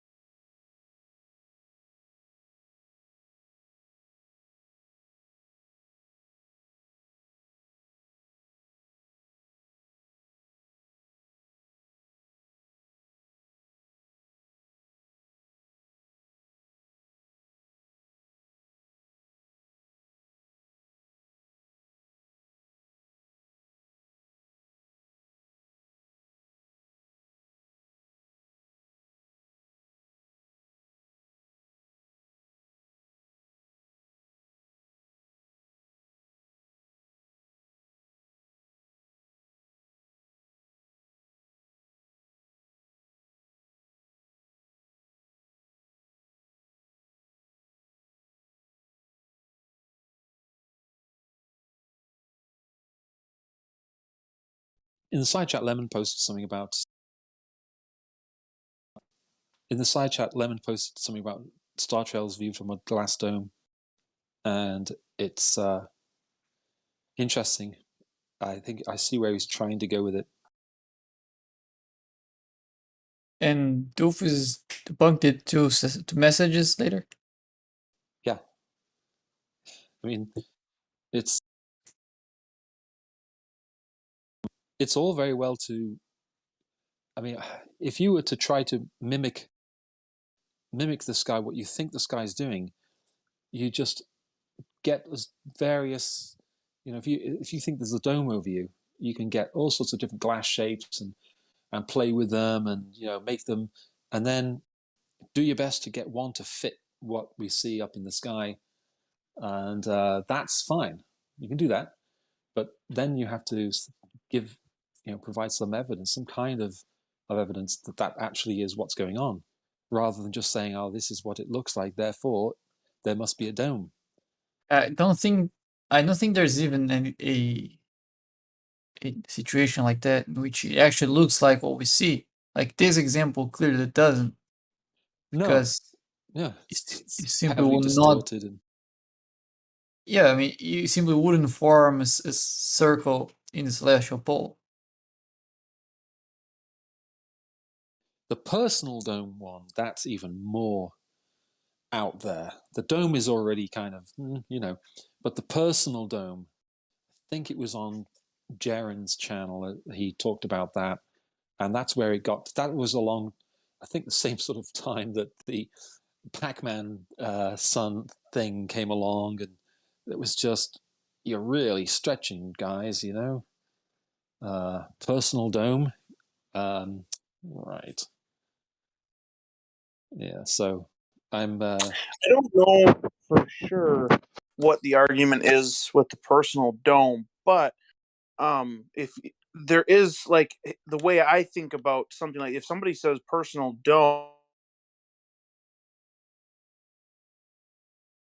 like, to me, like, my first guess would be they're referring to the necessity of there being a distance where our vision stops or is inhibited or something where we can't see any further, whatever the limit of our vision is. And if you, let's imagine you're out in space, whatever distance that is would be all around you. So it'd essentially make a sphere around you. Whatever the distance of the limit of your vision is would be a sphere around you, because you look all around you, down below you, up above you. It, whatever is the distance is from your eyes, that's going to be the same wherever you look around. And so it would be like a sphere around you. So then now you put the ground underneath you, and it basically just cuts that sphere in half, and you have a dome, your personal dome. Whatever is the limit of your vision it's the exact same as if when the ground wasn't there. It's just you have something underneath you now, and so it automatically makes it into a dome instead of just a sphere around you of the limit of your vision. Do you know what I'm saying? Nope. Yeah, I get it exactly. It's I get why they would say that, but it puts you in a how can I say it? It means that your viewpoint and your outlook is very literally self-centered. Not that I mean, you know what I mean. I mean self-centered in that respect, but it puts you in the center. So you are the center of the universe from that perspective, if you think about it. But I mean, that's just how we live our lives. We are ourselves. We don't see things from other people's perspective physically. We literally can't. We have to see it from our perspective. So that's literally our existence. All of our lives is us seeing the entire world from our perspective. Mm-hmm. Yeah, that's what makes movies and stuff so interesting, right? Because we can look at things from outside our perspective, and look at it, be given perspectives from someone else, fictional or otherwise. Right, but that's we can't actually do that. We can't do that in reality. We can only do that in media, basically, by means that are other than reality. We can't in reality ever have the perspective physically of another human being. It's not possible. We can only ever try to replicate it through means of tools and things like that. We could give them some glasses with cameras on it, and then we'd obviously see what their perspective is. Even that wouldn't be their perspective. That would be the perspective of the glasses that they're wearing, though. You could say that it would be a close. Well, let's give them some context then. How about some retinal implants? Even it still wouldn't do it, because now all you're doing is you're taking a mechanical object's viewpoint and then representing it on the screen through pixels. You're still not having that literally that person's perspective. You have the direction they're looking, maybe, and it's just a representation of what they're seeing through the pixels, not the actual vision itself. And so I think it's that perspective that just gives you the idea of a personal dome. Although physically, there's no personal dome. It just looks like that. Yeah, I don't know if anyone makes an argument for a personal physical dome. I guess, again, I don't know exactly what the argument is with the personal dome, but if somebody said personal dome to me in one of these discussions, I wouldn't assume they meant a physical dome around them personally. I get the Depeche Mode reference now. I would just assume they meant a visual dome. I don't know. Whatever. You'd have to hear from someone who subscribes to that idea. I don't know. Yeah, maybe I'm misunderstanding it, or maybe that's the wrong idea about it. But that's just that's the guess I would make if they said those words is, they don't mean a physical dome they can touch. They mean whatever the limit of their eye is around them. But yeah, I could be getting that wrong. Maybe they do mean something else. Yeah. I mean, I mean, the dome thing, I mean, you should let the dome thing go. I mean, because it's obvious there is no dome. Let's talk about the horizon. Like, why is the horizon sharp, like a nice, clear, sharp line instead of fuzzy? I'm not sure why you would say let the dome thing go. Well, the dome's ridiculous. I mean, obviously there's no dome. Like a dome argument, a personal dome argument, and I was addressing that. Yeah, like I wasn't arguing for a dome or anything. Yeah, but, so it is good to demonstrate this. You know, there is no dome, and there's certainly, definitely, absolutely not any personal dome. That doesn't. Yeah, I mean, this is just ridiculous. Of course, there isn't. So horizon line, why is it so sharp? That's a good question, right? That we can talk about, I suppose. I think in Flat Earth they talk about. At least it's something that exists. I'm sorry. Yeah, that's what I was going to say. In Flat Earth they talk about horizon a lot, don't they? And then always insisting that they have a viewpoint that no one else has sort of figured out. Whether, you know, what is the horizon? What does the horizon mean? And as if no one knows, as if it's a mystery, and it's sort of, you know, it's knowledge that only a few can hold. No, I think it's pretty easy. I think it's if you were to talk to somebody the flat Earth view, right? It's related to when they say see too far, they're talking about the apparent horizon as compared to the geometric horizon. So, like, if we were to have an Earth of a particular radius, then our horizon, depending on the observer height, should technically be at a fixed position. We don't see that. We see a refracted horizon, which is something they call a apparent horizon, although the horizon's always apparent. So therefore there's a difference, right? And then, like, sometimes it makes it look like if the Earth was of a particular radius that we shouldn't be able to see things that far out. But, you know, obviously refraction allows us to see things a little further than geometric horizon. And then also, on top of that, the horizon, well, no, let's just stay with that. Let's not get complicated. Yep, spot on all the way. But there is obviously a nice sharp line, right? Like, if the Earth was flat and it continued on for a good number of miles, our vision would cease to be able to make out objects in the distance, and so it would therefore just be a sort of mirage, if you will, like a cloudy mess. It would be fuzzy at certain spots and just sort of disappear, in a sense, in a gray sort of mass, maybe, or maybe not gray. You know what I mean? Like, it would disappear. Absolutely. But like, we see, like, especially like near the ocean, or like if we're on the beach and we look out into the ocean, out along ocean like the Atlantic or Pacific Ocean, we see a rather sharp line. Like, unless it's like super cloudy, like foggy, you know what I mean? But like, I'm thinking, like, when it is super foggy, that's basically what the horizon would look like, just in a sort of more narrow perspective at the horizon.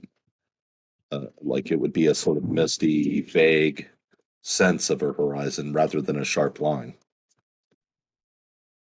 That sounds more, that sounds quite reasonable. I think I would agree with that. As we go further away, I mean, if you imagine that the surface of the Earth is flat, it would be. I can't picture how there would be a horizon that is very, very, very clear and very well defined. Well, like if there was mountains, like, right, like, and you're looking kind of like up at the mountains, there would be a sharp edge of the mountains. Unless that, obviously they were really far out, but, like, you know what I'm saying? Like, just a general mountains in a couple of mile distance. There's a nice sharp line to that, right? Like, always. Right. Yeah, it's true. But so that's like a horizon, if you will, where the sky meets the Earth. It's a nice sharp line, and we see that most of the time. Except for certain atmospheric conditions. I mean, it's generally like that all the time. Land or ocean. It's not a fuzzy mist.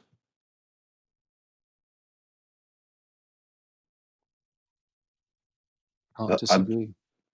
Yeah, but why did flat earthers never explain that? They just sort of like give you some weird thing like where it's perspective, and like it's cut off because a certain angle of vision to your eyes, like the way your eyes see. Like I tried to understand it one time.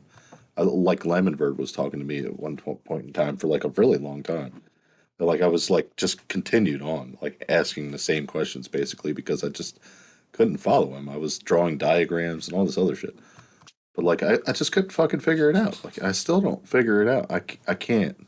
Like nothing logical seems to make sense with the eye vision. Like it's cut off at a certain angle due to perspective or something. I don't. It's I think it's a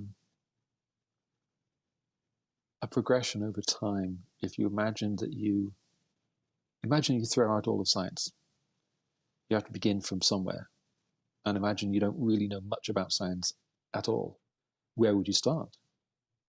You'd start with your, what knowledge, what limited ideas you do have, and then you'd build it up from there. You certainly wouldn't build it up by, doing experiments or building your own scientific models. No. For example, like we talked about earlier, we were talking about motion. Ali B was saying that you need something to push off. Anything that's if rockets don't work in space because you need something to push off, but it's not even the formula for motion. But he has thrown out the formula for motion, and so what he's left is his own imagination. And if he can't imagine, he's got the assumption that there is no such thing as space or whatever, and then he's stuck with this bedrock that's just sand. It's not really solid, and he can't build anything on it. So anything he builds just sinks. There's nothing to really hard to build the flat Earth idea on, and that's why I think that they've gone so long without being able to come up with any kind of model. Well, to talk to the earlier points.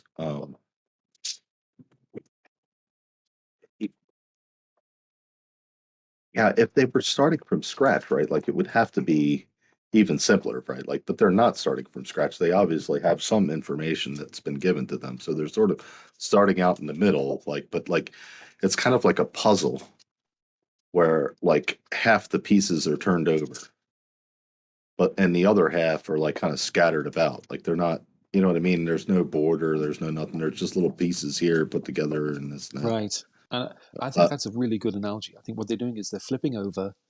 The whole of science is a jigsaw puzzle. It's upside down. So what they then do is they flip over the puzzle pieces one at a time, and if they believe that it supports flat Earth, they'll keep it flipped over, and then as they get 1,000 pieces, and they'll only flip over 46 of them, and then they're going to try and construct their model and construct their ideas from these 46 pieces. It is not a complete piece. So the Van Allen belts exist according to most flat earthers, but so they'll accept that because it supports their idea that you can't go into space because of Van Allen belts, which are in space. So I heard it differently. Like as far as I understood, it's not that they believe in the Van Halen belt, but that we do, and that's a contradiction to our own understanding of reality. So one of them should be wrong. Either we can't send rockets, or the Van Halen belt doesn't exist. So I think that's they trying to point out an inconsistency in our worldview. At least some of them. I'm not sure about all of them. There might be ones that actually believe it exists, but that's my. Sorry. Oh, that's it. Go on. That's what Jin was talking about. So he was talking about the Van Allen belts, but first of all, knows nothing about the Van Allen belts, and second of all, knows nothing about the astronauts' path through the Van Allen belts, or how much radiation the astronauts were subjected to. and just basically just misrepresented pretty much everything about it to say, oh, astronauts couldn't go in space because of these, invented reasons that he just, I don't know where he even pulled them from. He pulled them from a conspiracy thing he saw. I'm not sure, but anyway.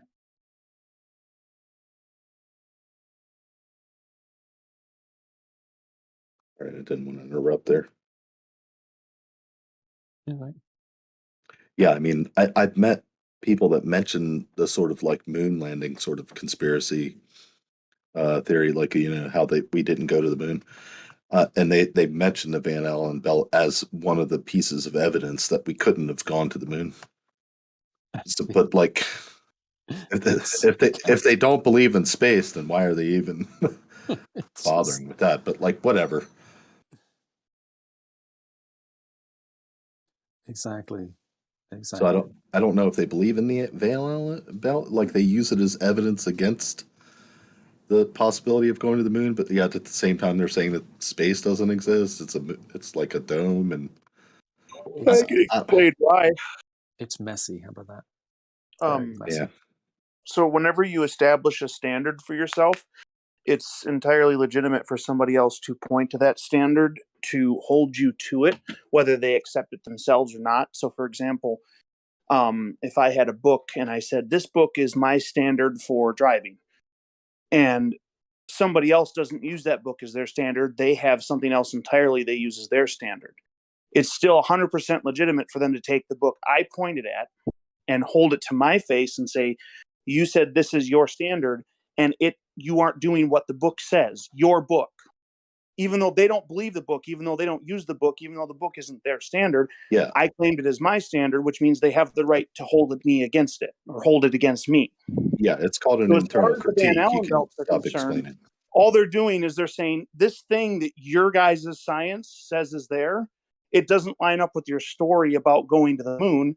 It's them just holding up your standard against you. They don't have to believe it at all to use that legitimately. It's to do a proper internal critique, like you're explaining. Like this is what it's called, right? Like, so our worldview as Globers, right? Like, say that we went to the moon, and we do say that there's a Van Allen belt, and that it does pose some risks to humans, right? But like also, most of the radiation that is an issue, right, can be blocked by simple like thin aluminum sheets. Like it's not like a huge deal, right? Like obviously the length of time that they're in it, they want to make sure that these things are blocked. So like if you're going to do a proper internal critique, you're going to have to take our worldview, which is to say the Van Allen belt, and then make it realistic, right? Like, and say the things that we can do to protect ourselves from the Van Allen belt and the real things about the Van Allen belt. You can't just make up like the Van Allen belt is this big boogeyman that nobody can pass. Yeah, right? Because like, we don't if you believe didn't that, right? have, Like a we know it's video something of one else. of the astronauts literally saying it's a big deal, then yeah, you would be right. That would be a problem. But since we have videos from that side indicating it's a huge deal and something that It is prevents a us huge from going deal. outside low Earth orbit, well, now according to your claims, it's a big deal, and so it obviously flies in the face of them going through it without it being a big deal. No, it It is does. a big deal. It always was a big deal, but we were in they just ignored vehicles that were protected from the Van Allen belt, and they weren't in it long enough to make a difference. So, like, obviously, they took some risks. There, as a matter of fact, some of the first, I mean, all of the moon missions were like extreme risks to human life. I mean, so many fucking issues. I'm fucking amazed actually that many missions actually happened and were successful, and that we didn't have So it more was such a accidents big or deal that people they dead. didn't tell them about. What's that? It was such a big deal that they didn't tell them about it. Tell who about what? They knew about it. The astronauts. They were knew supposed all to the go through it. risks. There's They no knew because there's they had no to. issue there. So when they came back and the guy wasn't sure whether or not they'd even gone through the Van Allen belts, that was what exactly? That was him knowing about them, No, him not that's knowing whether or not they you. went through them. You cherry picking a very particular moment to sort of like say I'm that that's what cherry happened, but pick. that's I'm not just picking actually out what happened. the astronaut who said he didn't know that they even went through them, wasn't aware that they'd even been discovered yet. That doesn't sound like someone who's been informed of all of the risks of this very risky mission that they went on.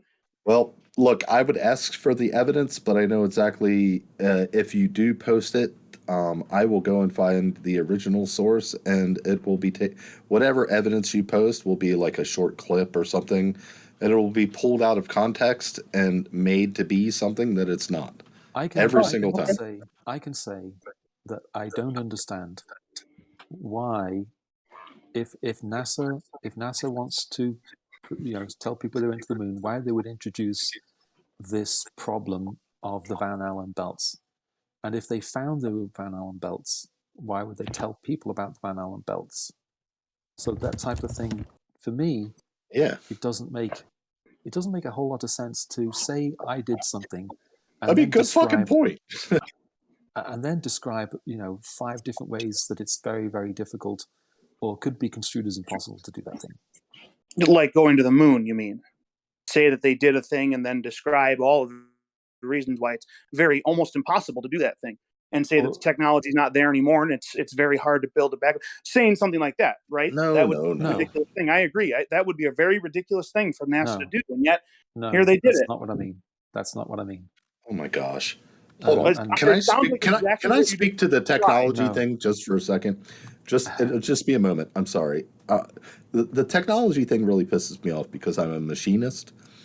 And like I was an old school machinist, right? So like I work on very like Bridgeport mills with no, well, there's some DROs on it, but there's no automation, there's no CNC, there's no nothing, right? Like I do everything from the lathe to the mill to fucking surface grinders, all that stuff, all by hand, right? Like there are things that I can do on that and make, right? That, like, and then CNC does something different and they make it a different way. And they can do things way beyond what I could possibly do. Or at least if I did do them, it would take me so long and my accuracy wouldn't be near as good to make it. So now the way we made things in the 1950s is considerably different than the way we make things and understand how to make things today. It's not that it's lost. It's that it doesn't exist anymore because we've moved the fuck on.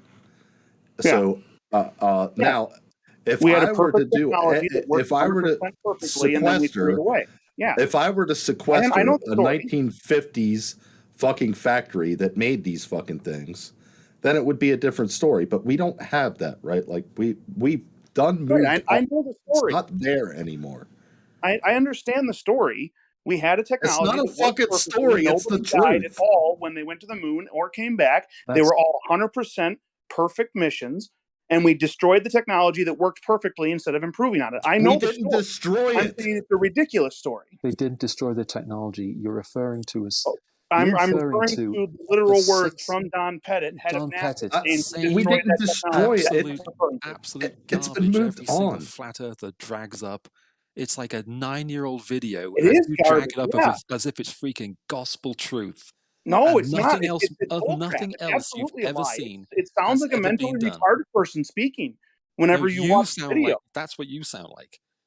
Like it literally really what does you sound sound like. dumb. I know it. He sounds like a mentally retarded person. That's a what really you sound stupid like. thing for someone to say. We had this perfect technology that did exactly what we wanted it to, and instead of improving it, we destroyed it. That's not what he does said. Sound retarded. Yes. No. Oh my God, we did improve it. Apparently, we didn't, because we don't have the ability to do exactly what it did. Are you aware of the Artemis? Are you aware of the Artemis program? What's that? Are you aware of the Artemis program? The one that isn't on the moon and has never gone to the moon? Starship program? Is that the one you're referring to? So you've never heard of Artemis? Oh, I've heard of Artemis. It's the one that isn't on the moon and has never been to the moon. Wow. Right? Okay. Tell me about Artemis. It's a program that has never been to the moon and isn't on the moon currently. Okay, so you don't know Which anything means about it's not as good as the program they had before, allegedly. Gotcha. All right. That answers that question. I mean, did they understand the certain motivations that existed back in the 1950s and No, 60s? I no, mean, because Doesn't matter. They were able to there do it was before, they can't do it now. there was a Cold War going on, and Doesn't matter. around the same exact time, right? We almost fucking destroyed the Earth. No, we didn't. From the Cuban Missile Crisis. No, we didn't. There's no Cuban. Damon, there was no Cuban Missile Crisis. There was no Are you Cold kidding War. me? Russians, Putting missiles Americans on an worked island together. isn't going to destroy the Earth. That's not how the Earth gets destroyed. That's It's all. not Oh my that's all God. We have fake. missiles all over the Earth, and the Earth's not destroyed. So obviously, all of- moving missiles from one place to another place wouldn't destroy the Earth. So draw me a line of where reality actually exists and where it like doesn't. Like what part of reality, that actually exists isn't real, and is this made up land that you exist in? Well, I don't live in a made-up land. Obviously, I'm here talking to you. You obviously I'm do. in made-up land. You are too. If we're made up, we're just made up. But we're No. made up in the same world because we're talking to each other, right? No.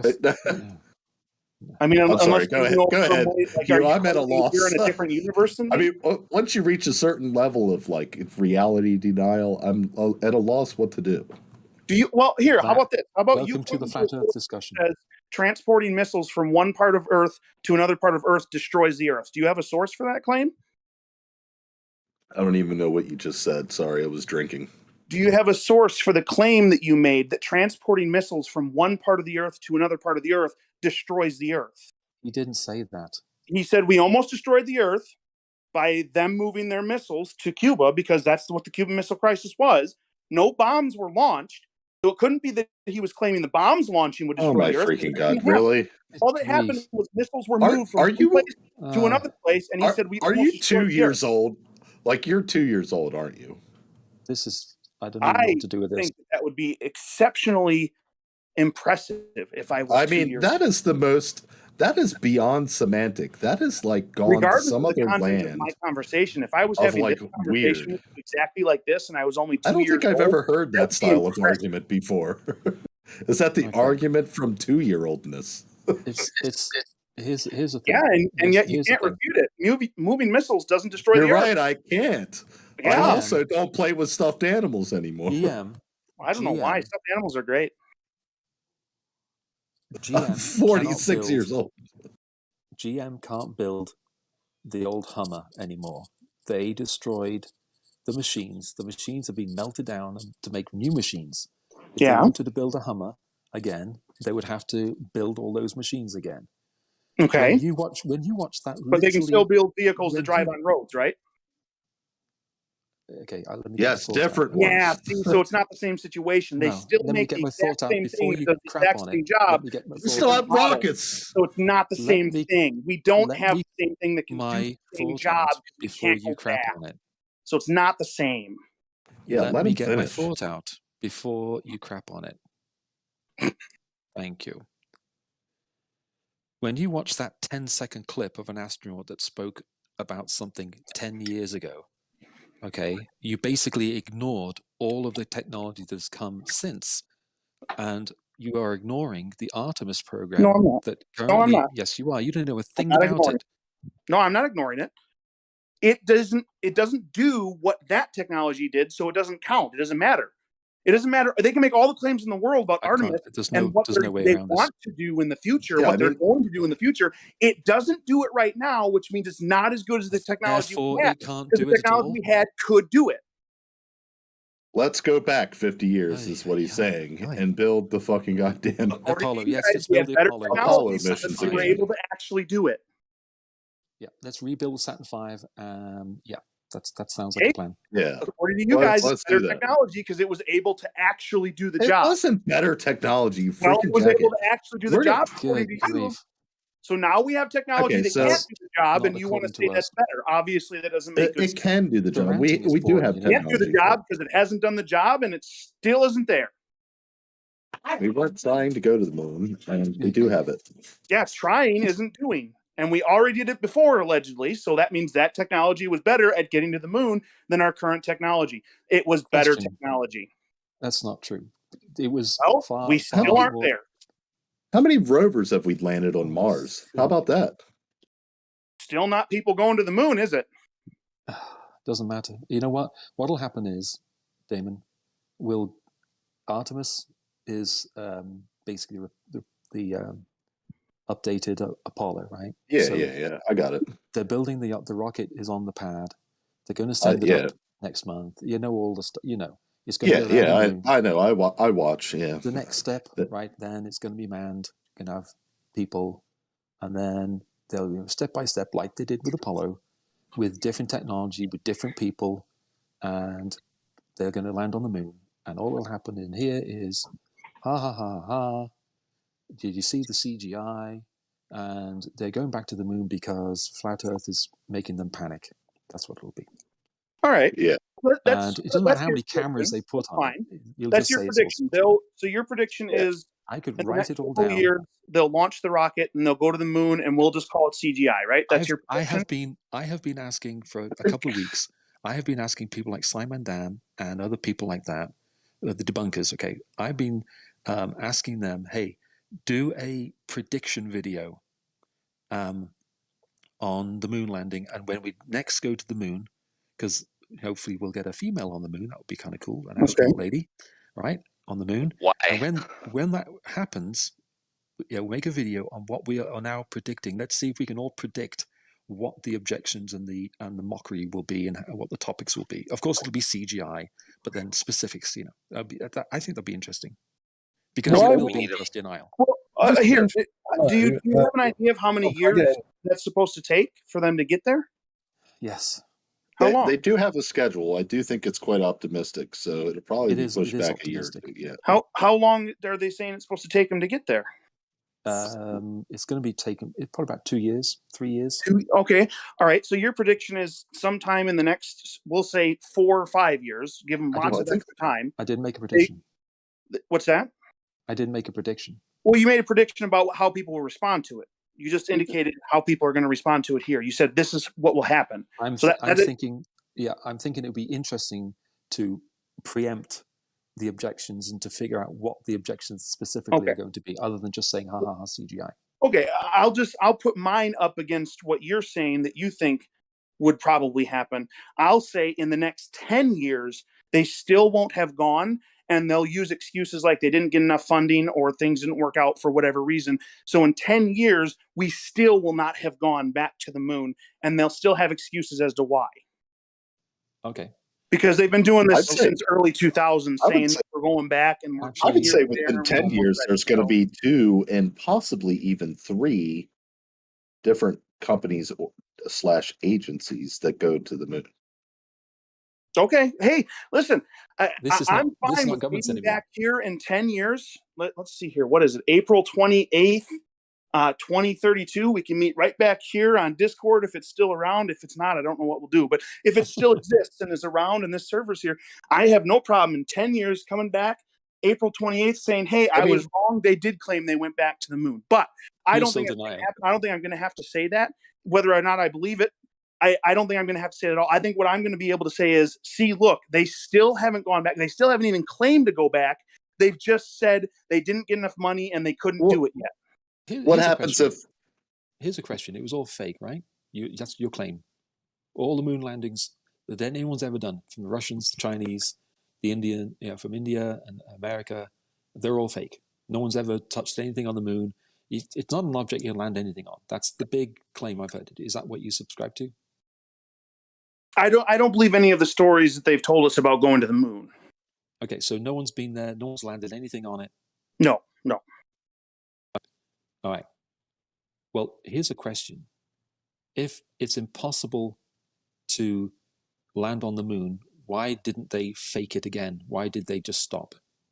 Why did they stop faking it? Why would they fake it again? They don't need to. You guys are doing exactly what they would want you to do anyway. Right now, we already say it was faked and they aren't going back, and you guys are still defending them saying we went. So what would be, there's no victory there. There's no bonus for them if they go back again. We already don't believe them. So what would they gain by going back again? Or by faking going back again? We already don't believe the first time. So it wouldn't help them to fake it again. Well, sure, because we need vaginas on the moon, and we need black vaginas, and we need trannies on the moon. Oh We gotta have that yeah, diversity. transgender people. That would be cool. Transgender astronaut. But I mean, like that's like the obvious answer is we already don't believe the first claim about them going to the moon. So them faking it a second time doesn't help them at all. All it does is just provide more risk of somebody else seeing something wrong. So That's why all. do they send? Why do they send anything out into the solar system? Why do they put rovers on Mars? They don't. But they claim that they do. So why fake Yeah. that? Oh, yeah. It's a lot easier to fake a robot in a dusty area than it is to fake human beings floating on a moon. Yeah, that's a lot easier to have a rover rolling around on the ground that looks a lot like Earth. You allege that they faked fake the human moon landing. beings jumping through the air like there's little to no gravity. Those are two very different things. Yeah, but you say that they faked that in the 1960s. How hard would it be to fake it today? None of this makes sense. It wouldn't be hard to fake it. I'm not saying it's hard to fake it as in it's hard to actually accomplish the task. What I'm saying is it would just put more content out there for us to point at and say, see, they obviously faked it. So there's no bonus for them there. There's no win there because the people that already think it's true, they believed it the first time. The people that don't think it's true, they didn't believe it the first time. So putting out a second one doesn't move the needle at all because we'll just point at it and say, see, here's the places on the second one that's fake. And all the people that believe it will say, oh, no, it's not fake. It's real again. What's the point? Well, what's the point of having the rocket on the pad that's going to be flying around the moon in about a month? Tell me that. Are you actually asking me? Because that's a simple question, or that's a very easy question to answer. Money.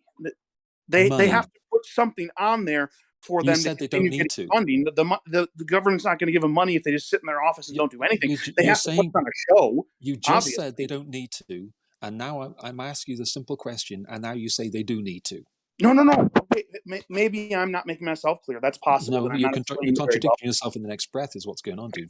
So it's not a contradiction. The moon thing would be extra risk for no reward whatsoever because they don't need to go to the moon to get funding. Okay, they've already proven for decades they can just put rockets onto pads and pretend they're rocketing up into space and they'll get the funding. So why open themselves up to more risk by trying to fake something that elaborate? Why would the government give when they can just do little stuff that really isn't important and still get the funding? But they do still need to do something to get the funding. Why is the government giving them money or funding? Why are we giving them money and funding? The government already owns all the money. The same reason we're giving Ukraine money and funding. The same reason we're giving lots of people money and funding. Because people want money and they get people that they want into government to get them money. Like, it's that simple. They already own all the money. The government already owns all the money. Yeah, the government can print money at will. It's fiat. You know the single biggest expense in any mission to put a satellite in orbit is the most obvious one, the rocket, right? So what is the purpose of building a rocket that could go into space but does in fact, as you claim, whatever it is, just arch down and then, pop back into the sea? Yeah, what would be the point that's very simple. in They wasting don't. that money? They don't build a rocket that can go into space. They build You don't something understand. that They've they got the make money. look like You don't it can understand. go into space, They're and then getting this money. There's a huge margin there. They build this There's very a huge cheap thing that doesn't actually go into cheap space. thing. Then they say it does go into space, and instead of getting, let's say, the couple $1 million it costs to build the thing that doesn't go into space, they get $100 million. Now they're up $98 million for a thing that didn't go into space. That's An object that easy. An It's just object profit that margin. large is a cheap thing. It's just a profit margin. That's all. The profit margin, and that's okay.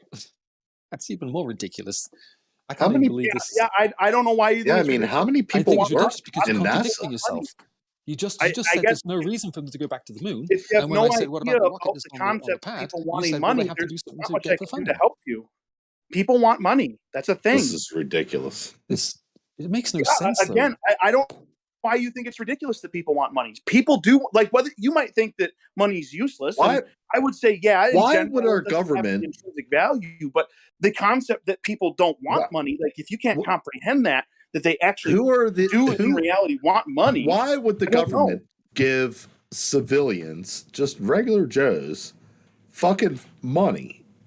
For what? What? What? Why? Why NASA's are the they government doing this agency. elaborate Asking why they scheme aren't giving regular so the people government money? can give them money? More to the point, NASA is a government agency. Why would Yeah. the government give the government a government agency money to spend on a rocket? Why? The government gives the government money because some people need money. I'm not sure which part you're missing here. I'm not missing anything. I'm trying to. It I'm trying to seems pull like you apart are. the logic. You're asking me why would the government give That's exactly. Hang on. want That's money? exactly. Money. Like That's exactly how it works. The government gives NASA money and gives other space agencies money. Not agencies. You're breaking up a lot, Sorry, Sean. Sean, you're breaking up. it seems pretty simple. People want money. They get the what people they want into power in the government so that they can grant them that money. Which and then the only thing they have to produce to get that millions and millions of dollars every single day is put a minimal amount of effort into little things that don't really matter, and then they can continue to have that money. Like orbital class rockets, and they spend years and years building telescopes like the James Webb Telescope, years and years building various rovers and landers and orbiters and on and on and on and on. And so they spend all the money on that. Where is this money going? Could you track any of this extra money? No, what they do is they spend years and years and years making toys and then making up CGI to tell people and they're pretend to be toys. like they're What sending do it you into think, Sean Not G? only What is do you that think? stupid, but it's also insulting. So it's insulting and stupid. Let Sean in and see if he can come in. Yeah, is really this stupid. mic I check? agree. Can you It's guys a hear dumb me? thing. Yes, Yeah, I can hear you now, Sean. Okay. Welcome, My bad. Sean G in the house. Yeah, I just wanted to like touch on what you were saying, Hugh, because you were saying about the government. The government does give money to NASA and the different space departments that are around. It's not just NASA for one. Oh yeah, of course, yeah. But yeah, and then you guys were talking about why we don't go back to the moon. Why would we? We don't need to. We have robots that can do that stuff. We have technology that we can send to do that. If we do go back to the moon, it'll be for other reasons besides just to prove it's there, right? It is. It is for other reasons. Yeah. There you go. I mean, yeah, and it would make more sense to me. Like, there's no benefit for them to try and go back or even pretend to It go makes back. more sense to me that they would send AI robots and stuff like that and drones and etc. out there. Yeah, which is safer. We're not risking people at all. Okay, so the question remains: if it's let me see, real Bob Dole. Oh, real Bob Dole, got it. You just said that there's no reason for them to fake it again.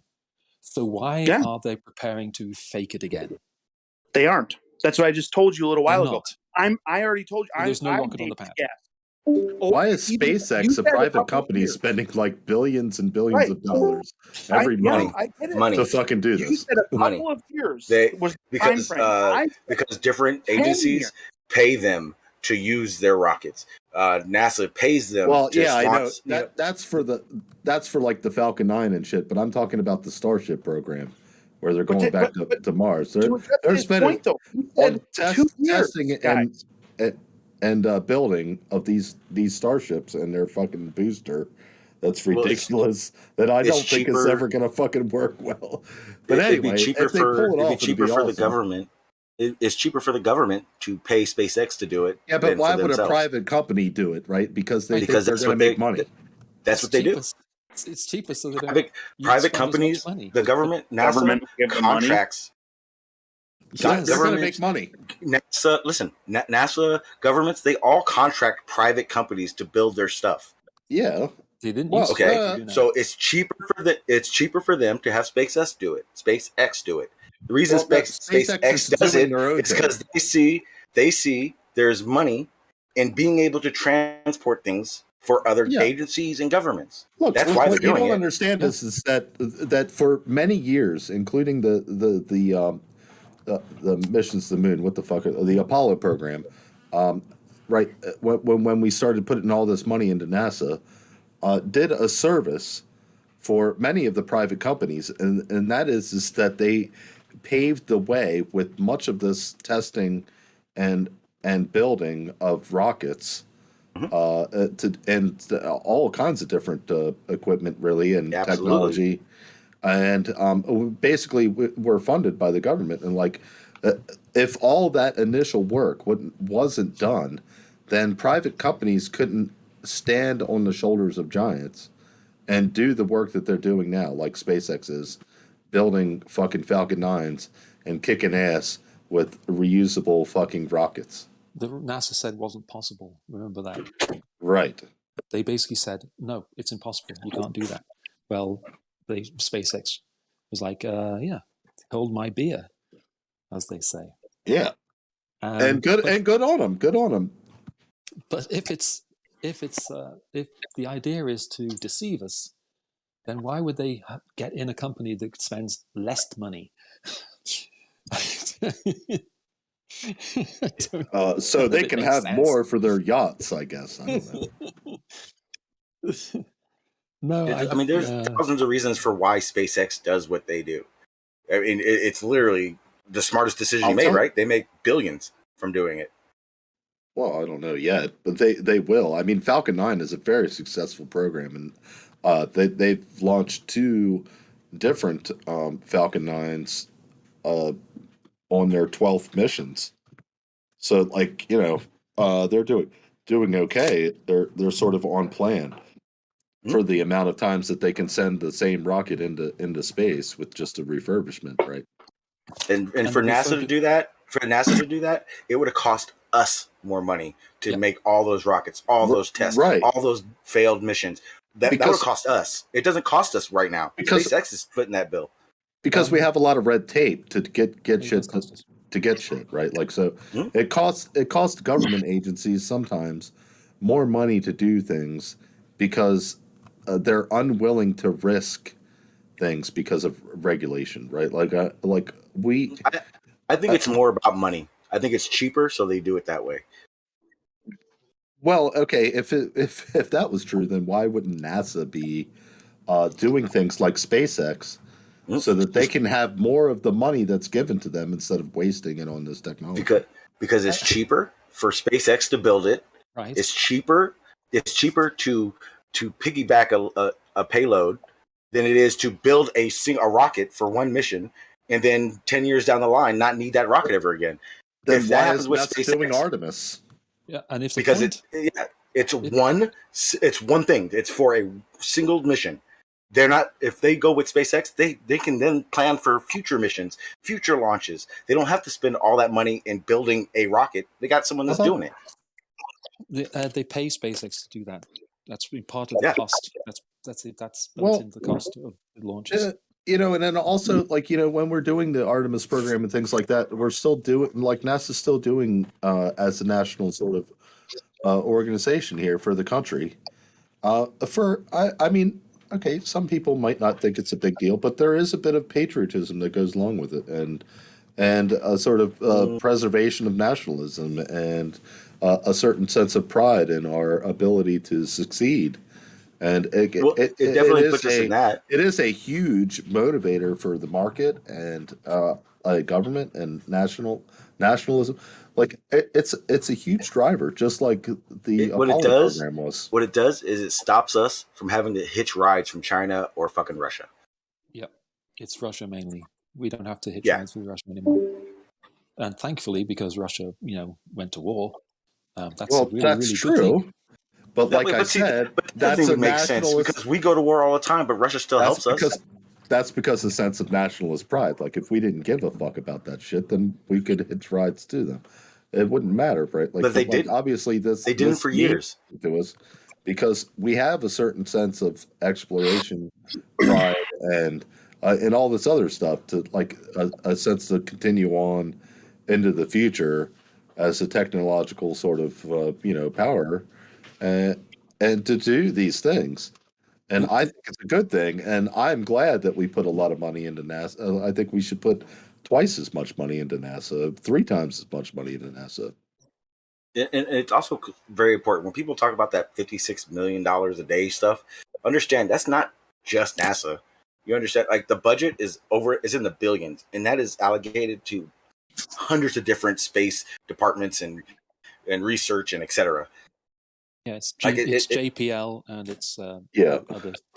It's not even space. It's not. It's not even all about space either, because like they do a lot from anywhere from like global warming studies to like just general like geographic studies and everything. They support scientists all around the world, really. They do many different things, like along with NOAA and several other agencies. Yeah, well, it's NOAA. NASA's The National problem is Aeronautics.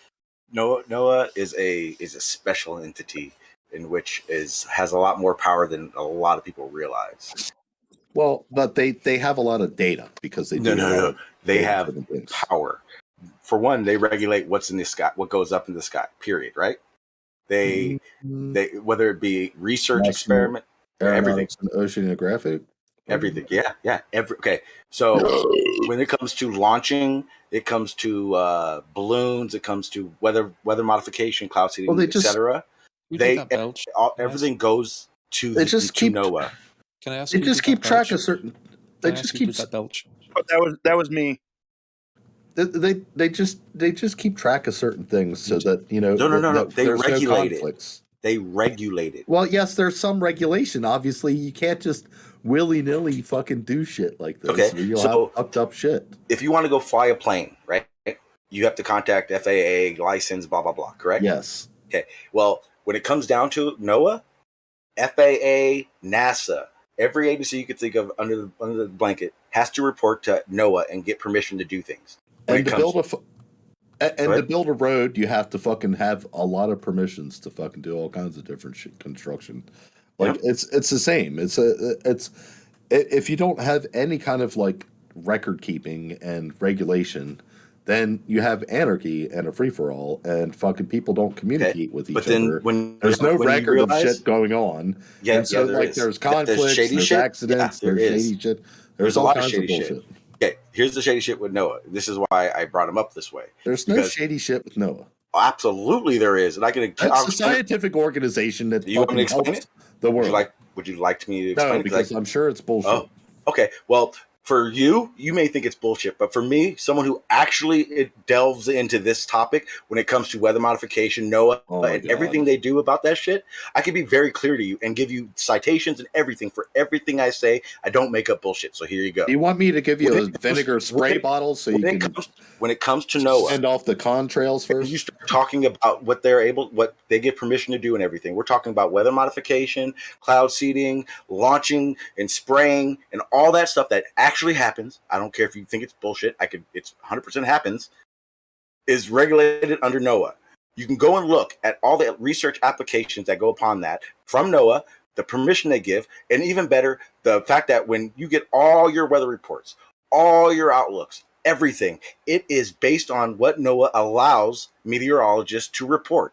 If you don't believe me, go ahead and look up NOAA's gag order, which they state that all weather personnel are not allowed to talk about cloud seeding. They are not allowed to talk about weather modification and researches and geoengineering projects that will be taking place. They're not allowed to do all these things. And when they start doing that, that's when you start saying NOAA is shady and they are doing shady shit. If you don't know that, then I'm sorry, but you're wrong.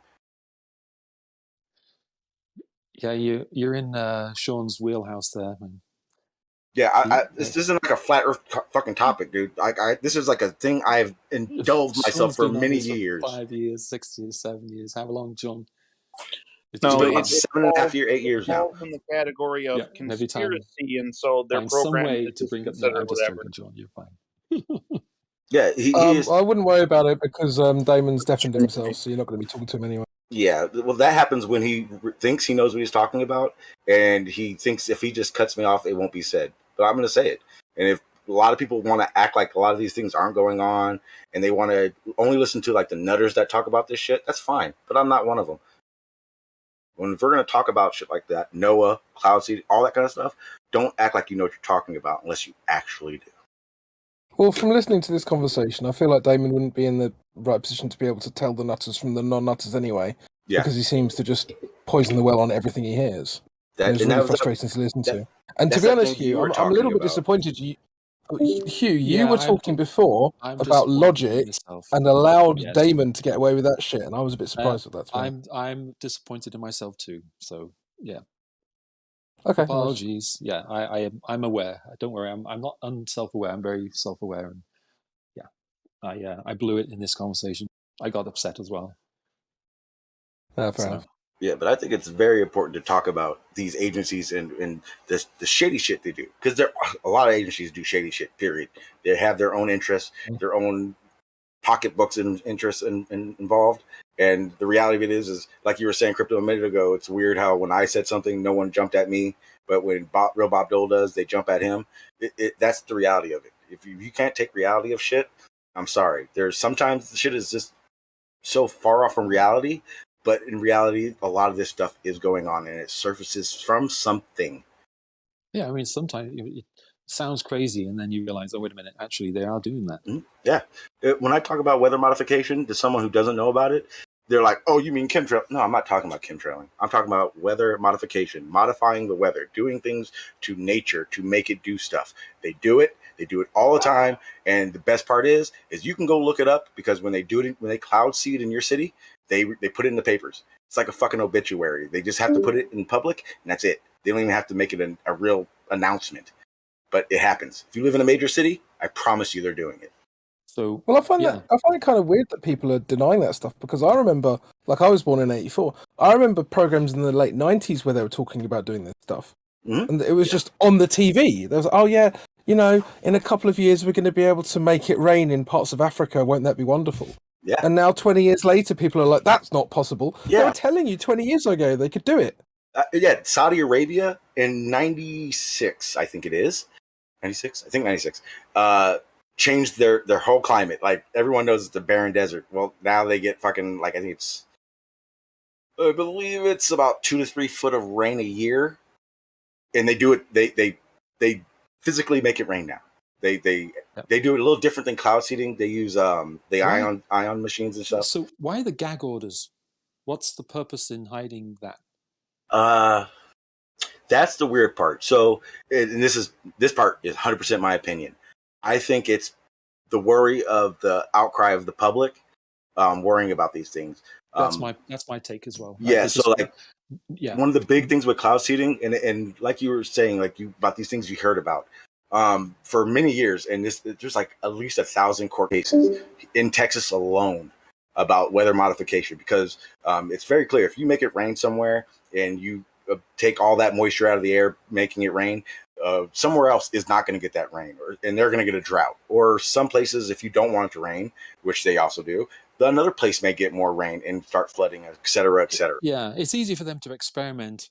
And yeah, people say, "Oh, the weather's changed. Exactly. It wasn't rainy here. Oh, what's going on?" And no one thinks twice about it. And so there was all these court cases where farmers who were saying, you're doing these cloud seeding projects and blah, blah, blah north of me. And usually that weather cell comes this way in this time of year, and we're not getting it now. It's droughts. Well, then it became a big, well, you can't prove we actually changed the weather. So that's when the data starts coming in. And that's when it gets real weird. They go, it works 15% of the time, 99% of the time they do it. Right? So real Bob Dole, are you still in here? I'm still here. I don't know if you guys can hear me. Hello? Yeah, we hear you. Oh, okay. Yeah, I'm still here. Okay, cool. Yeah, I know I owe you an apology.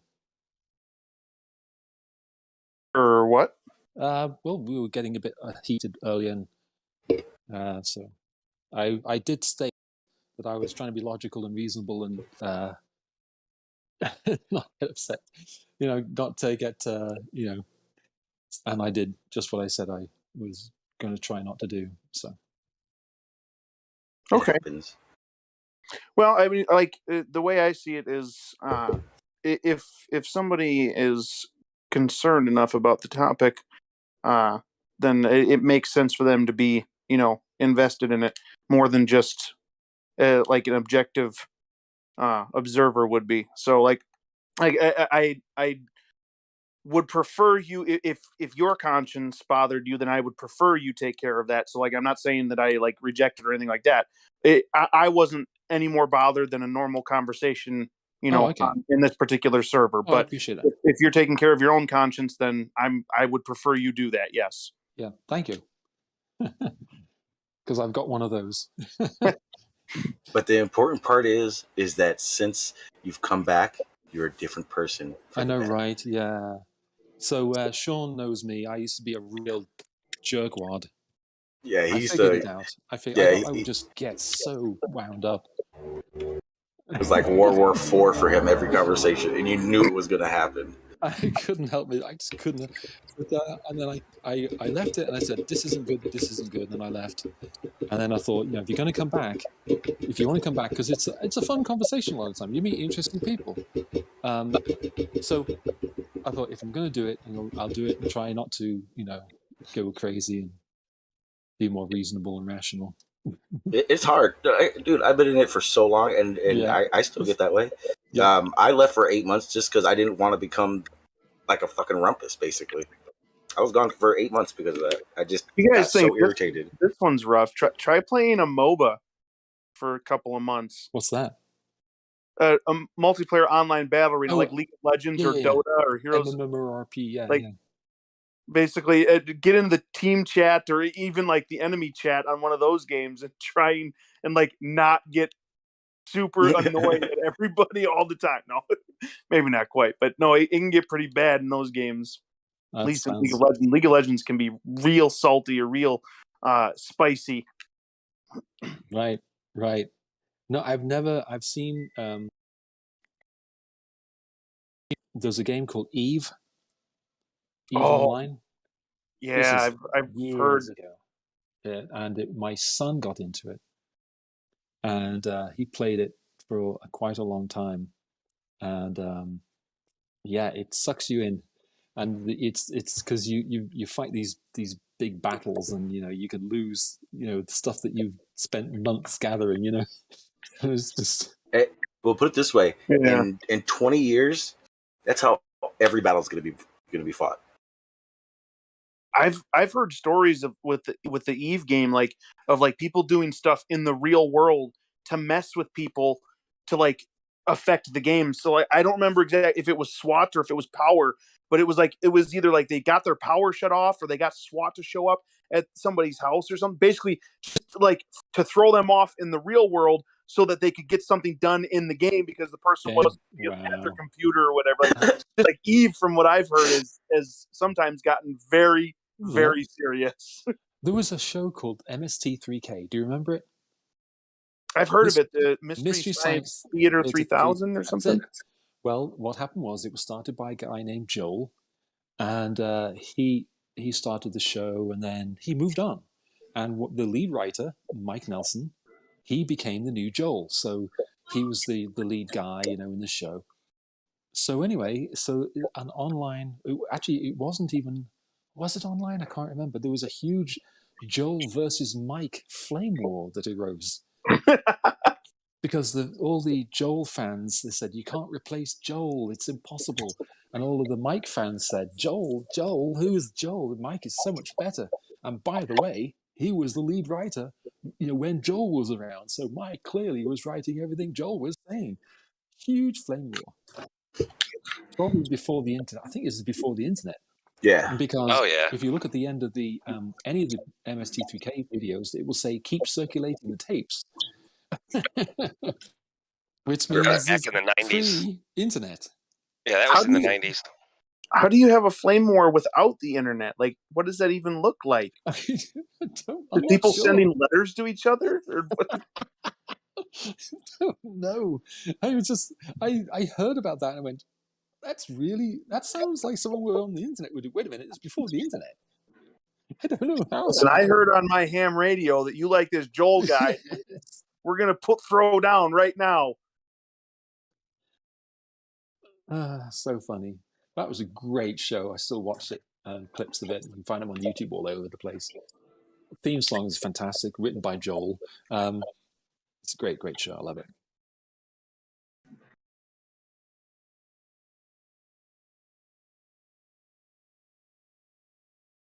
So has anyone actually seen that show, watched it?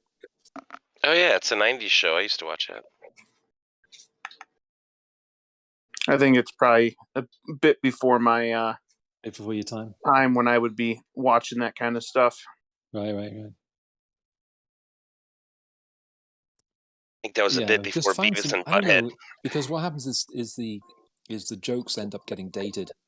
I mean, they'll refer to Bob Dole falling down or something, and a modern audience is not going to even know that was something that happened, you know.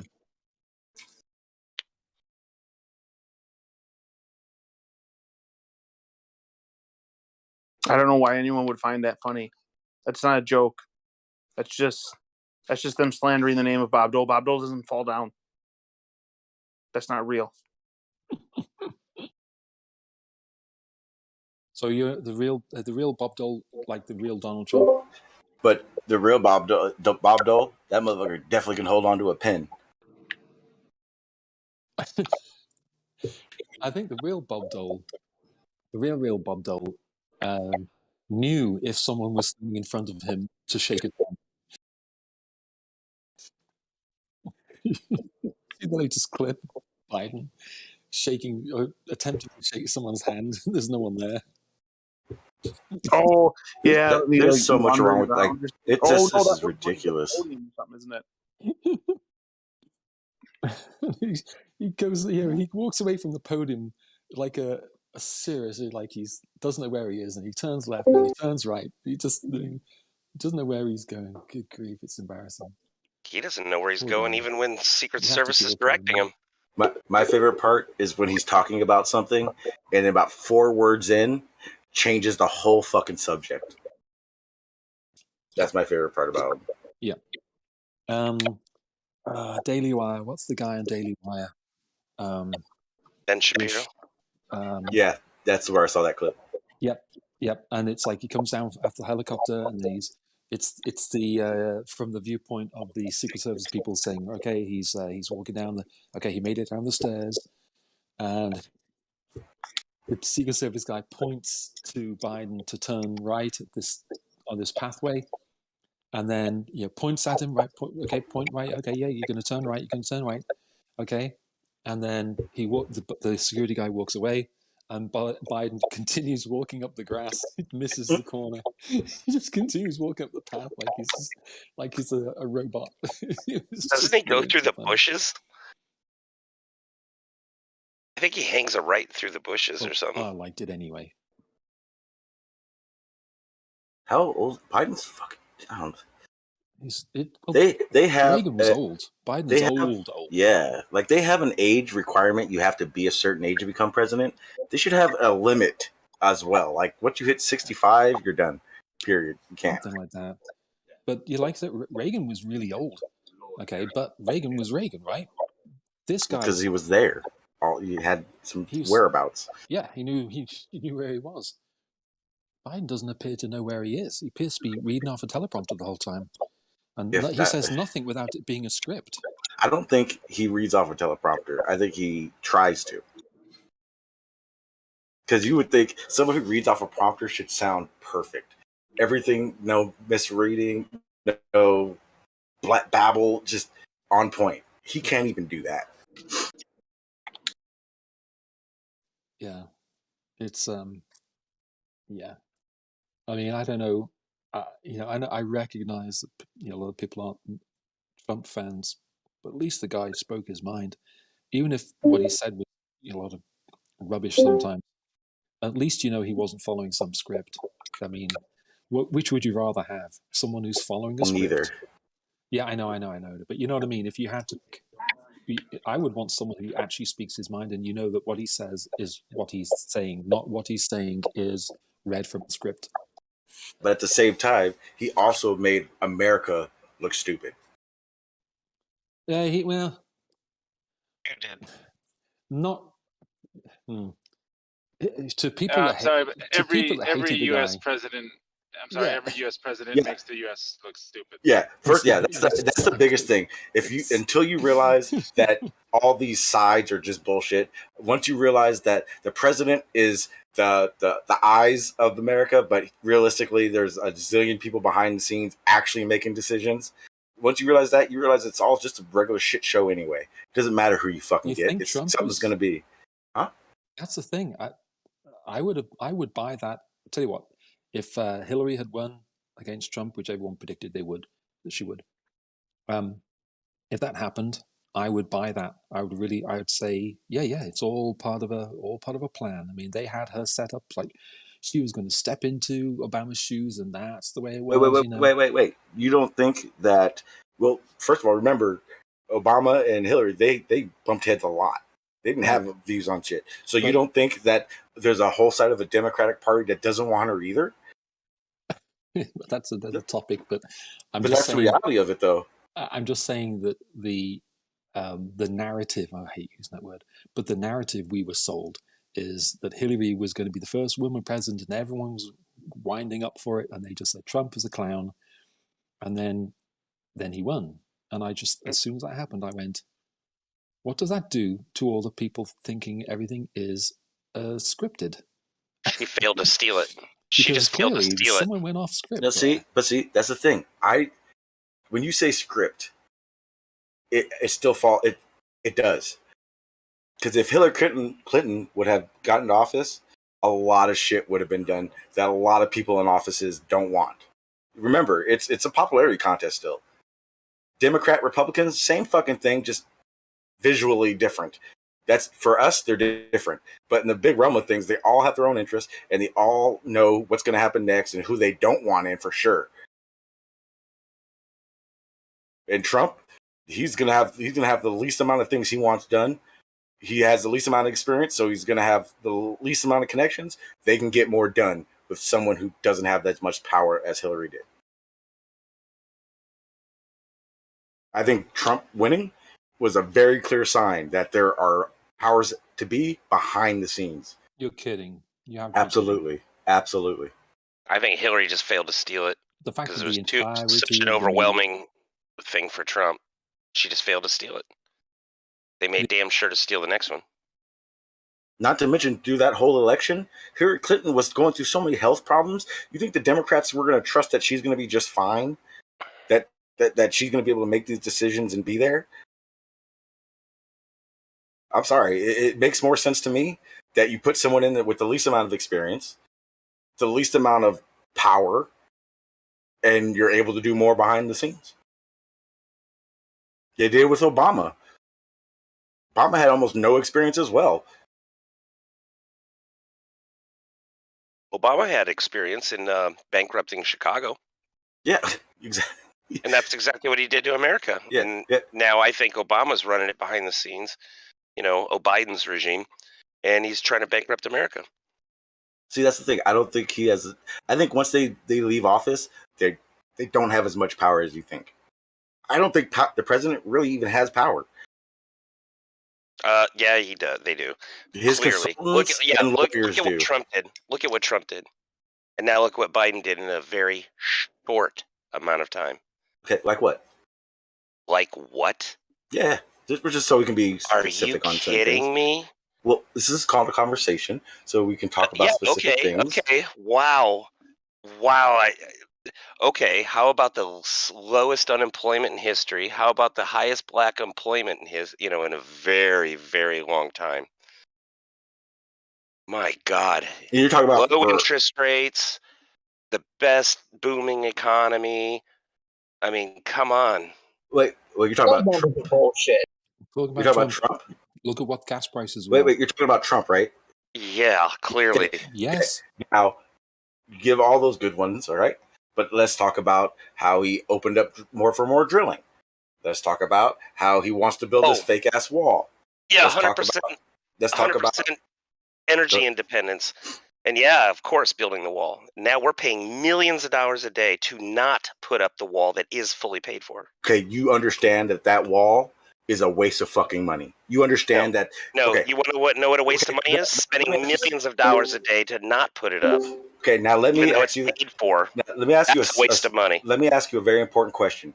Do you live in the southern United States near a Mexican border? It's irrelevant. No, it's very relevant. No, you said a waste of money. Okay. A waste of money is putting money down the drain, where a wall that is fully paid to be built is already paid for. Yeah. But we pay millions of dollars a day to not put it up. Well, first of all, we weren't even supposed to pay for it under Trump's guides. Second of all, let me explain to you why it's bullshit. And I'll explain this. The reason I asked you that question before was because I lived in San Diego and I off-roaded my ass off for 30 years along that border. And I'm going to tell you right now, the borders, every picture of a border you saw with Trump there talking about how new it was and revolutionary it was, that is only in a 10-mile section. There are hundreds of thousands of miles of Mexican border where there is zero fence. There only places there are fences is where the hubs are, where trucking and transport goes through, where tourists go, and where places of interest for certain like touristy things. Is that 100,000 miles? No, there isn't 100,000 miles. Hundreds of. Okay, my bad. I over-exacerbated. Thousands of miles of no fence at all. I can show you pictures of exactly this. Sound like Scotty. So if you start at the ocean, the Pacific Ocean, California, Mexico border, that fence goes 20 miles. That fence goes 20 miles to one of the trucking ports in Campo. Beyond that, for another 5 miles, is a cattle fence. If anyone knows what a cattle fence is, it's about 4.5 feet tall, and it's about 4 inches thick, wide piping. Stops cows. That's it. You go another 6 miles, there's nothing. No fence, no border patrol, nothing. You go another 60, 70 miles. There's, I think if I remember correctly, 20 miles of fence near the hub at Yuma. Aren't you making his point for him? There is no fence again. You need to understand, there is very limited area where this fence actually is. And the people that are smuggling drugs, people that are hopping the fence to get here illegally, they're not going where the fences are. They go where all these gaps are. Second of all, the problem we have with immigration isn't the people hopping the wall. It's the people that come here, go to court, get court dates, and then don't show up for the court dates and have expired visas. That is liberal propaganda. I'm telling you right now, someone who literally lived on the border for his whole life, I'm telling you exactly how it works. I can tell you for a fact that people that come across the border don't come across the border anywhere near where this fence is at. This new fence doesn't close that off. It's only replacing where the fence is in certain sections. The rest of the fence is only 10 foot tall and usually 10. I can show you pictures. Somebody needs to find the PDF of the Mexican government produced, explaining to citizens who were intending to come over the border illegally and live in America illegally. The pamphlet was designed to explain to them how to live in America undetected. The Mexican government produced this pamphlet. If you're going to build a wall, you're going to put it in strategic areas, known strategic areas. And what did it cost? $2 billion. And he had to fight and fight and fight and fight for that money. You know how much they gave just to Ukraine just recently? $200 billion. Not even part of the conversation. The conversation is where are they putting? I let you ramble for 5 minutes, dude. My whole point is strategic areas. I apologize. A drop in the bucket. Start somewhere. It's paid for. We are paying millions of dollars a day to not put it up in strategic areas. Hey, Biden is a waste of money today or whatever, didn't he? Like $33 billion more dollars to Ukraine. It's like we could just not spend money on a war that isn't ours and isn't about us and has nothing to do with us, and just like take a fraction of that money and try and improve the border situation. And you can it doesn't even have to be a wall specifically, but just improve the situation down there for a problem that seems to be pretty clearly existing. He's clearly not. He's exacerbating the situation, encouraging them to come over, and he's helping them. He's following them in. He's putting them on buses, planes, and trains, and scattering them throughout the country. $33 billion to Ukraine. On our expense. It's a waste of money is that's not even a valid argument, because he just wasted $33 billion on a country that isn't us, isn't our people, isn't our war, literally has nothing to do with us whatsoever. It's just some random people on the other side of the planet. Guys. Hold on, you could argue that it's part of the military budget to weaken Russia. One second. Everyone was just over talking Oblivion like crazy. I couldn't You even could hear what argue you saying. it's part of. If it's gonna weaken Russia, $30 billion is not much considering how much they spent in military, which is trillions and trillions of dollars. Anyways. Why would we need to weaken somebody that we've literally never fought in a war? Because it could be a threat. Can one of you guys unmute Maelstrom? By any chance? Can I just jump in real quick, because we were talking about the border and what you were saying. The pictures I just showed you, is a 10-mile stretch of fence. That fence is only about 15 feet tall, and no border patrol around it, obviously.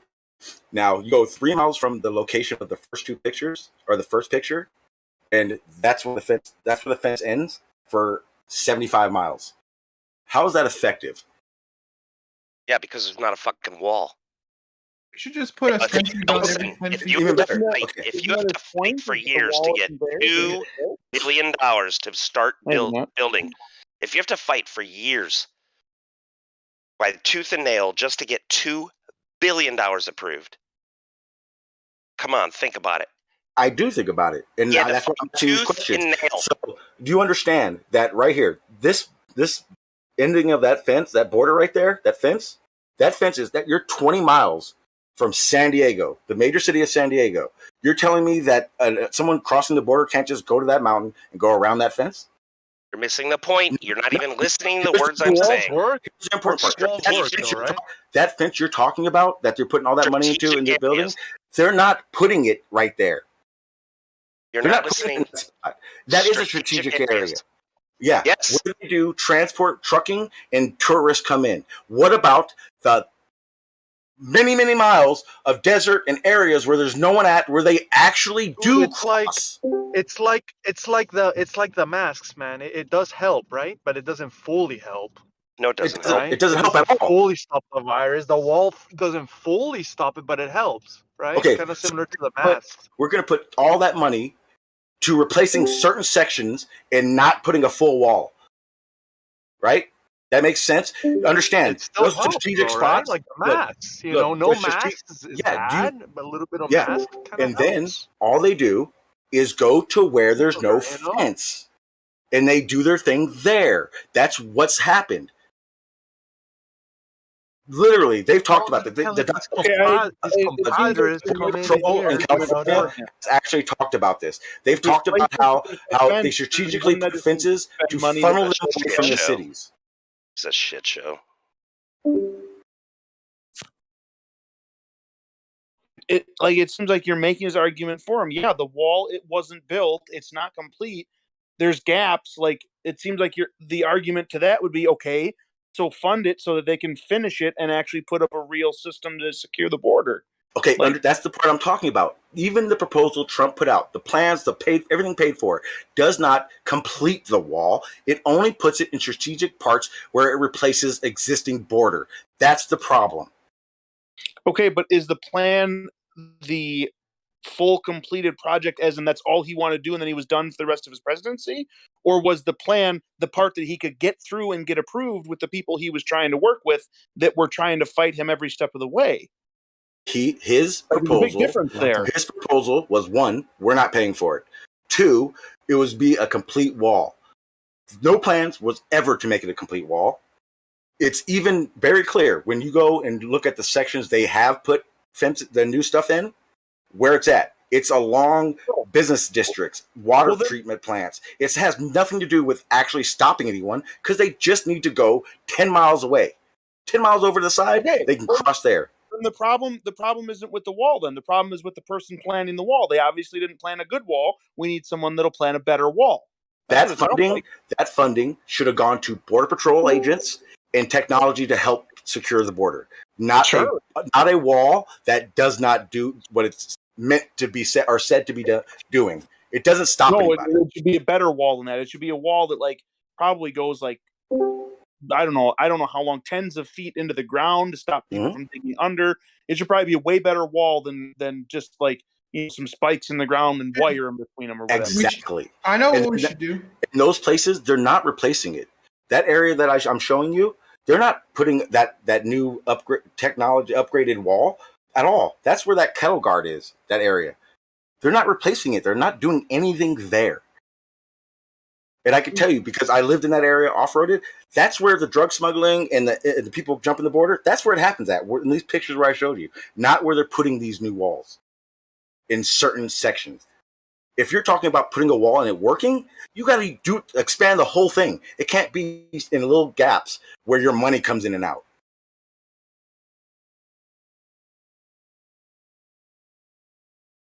I mean, I don't think walls really work. You can go over walls, under walls. El Chapo built They a use, fucking tunnel. yeah, and they use drones too. I mean, there's so many. Yeah, we need to build a better wall then. Like that's a No. matter of like designing the wall properly. You would make it like if you want to do a good job, you'd have to make it one that like it's sheer so that you can't like it can't be climbed. Then there would have to be something that would stop like ladders and stuff from being used, which might be armed guards or something. I mean, there's different things you could probably come up with. And then you got to make sure that it goes so far in the ground that no one could reasonably dig any hole in any amount of time that wouldn't have people all over that section of the wall. You know, they have videos of people climbing the new wall as well now. There's an easy way to solve the problem. People try to cross the border illegally? Yes, the way to solve the problem, or to help solve the problem of illegal aliens coming into America from Mexico, is to charge automatic turret. Is to charge the Mexican government a set fine for every illegal that's found in America. Well, that too, yeah. That would probably be something that would give them a kick in the pants. Okay, and that would be something that I give props to Trump for. One thing. Policy, like if you step across the border and you don't have your papers checked, I mean, it's shoot on sight. We should just kill all immigrants. All they need to do, is if they find an illegal here, send them back and charge the Mexican government for the extradition and for whatever, however long they've been in America. Yeah. The Mexican government, you know what the Mexican government actually does is instead of incarcerating some of their criminals, they give them a choice: go cross the border or serve your time. Yeah, because it costs them to have to house them. If you got an open border, why would you incarcerate your criminals when all you have to do is just send them over a border to the country that's not secured? Yeah, but more importantly, the wall isn't the solution. Like I said, money to border patrol agencies and their advancing their technology is how it's done. Because at the same time they're doing this wall, they're cutting border patrol hours. They're firing people. Like they're understaffed. That's the biggest problem.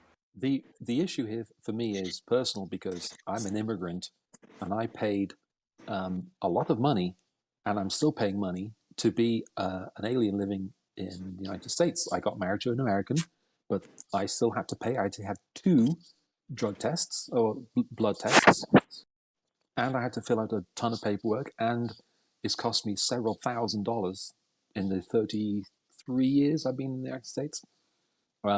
It's cost me thousands of dollars to be here, and for them to allow people just to walk over the border is unconscionable. That's my take. Yeah, our system. It's not even like it doesn't even line up like the way humans normally act. Like this is the thing that's been the standard since like the beginning of societies. Is you put walls up around your city or around your land to protect the people inside. You don't just let anyone inside the walls. This is just a normal thing that human beings do to protect citizens. So it's like it has become a joke. It's not racist. I'm not racist against Mexicans, but every country across its borders. That's just step one. That's the problem exactly. is the problem. You were saying what you were saying. This is the line. Yeah, but what you were saying, how it should be done, we should charge them and send them back immediately. That's right. The problem is that this whole how we look to the world situation going on is someone jumps the border, they get arrested, they get caught, they don't send them back. They give them a court date for trespassing, basically. And they don't show up. And they don't show up. The problem isn't the people jumping the border and populating the United States. It's the people that are caught. It's the people that have work visas that when all those things expire, they miss these dates and then disappear into the ether. Those are the problem. Those are the people that make it a problem for you. The people that want to do it honestly and get work visas and legal status. The reason this is a problem is because the left wing media doesn't see it as a problem, because typically what happens is because they get votes and they allow people to vote without even having a passport it's insane. Right. Yeah, because the Spanish vote, Mexican vote, is a very large proportion to the electoral vote. So that's why they dismiss it as a problem. I tell you what, if USA Today and NBC, ABC, the rest of them all said, wait a minute, why are these people illegally in our country? You'd have the citizens calling them out. You'd have the citizens rounding these people up and saying, we don't want you here. You're not paying taxes. We are supporting you. What? Well, what happens is what It happened doesn't in happen because the media California doesn't and say so. Arizona and Texas, New Mexico is a group of people will decide they're going to do it themselves. They were called the Minutemen out here, and basically it was civilians, ex-military mostly, and they would just plant themselves on the border and report what they saw. I know a lot of situations happened because a lot of the cartels didn't like it very much, and that was another big situation. Right.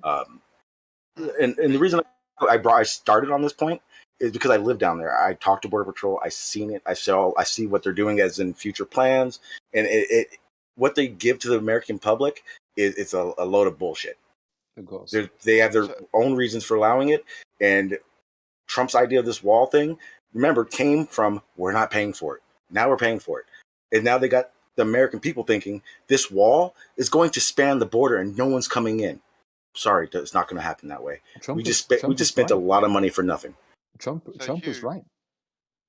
Yeah, so Hugh, you mentioned something about the voting and these left wingers appeal to these illegals and all that sort of stuff. Do you think compulsory voting is a way to possibly negate this, or do you think with compulsory voting the result would be pretty much the same? Well, we need less people voting. Oh, my bad. Go ahead. You need the right people voting.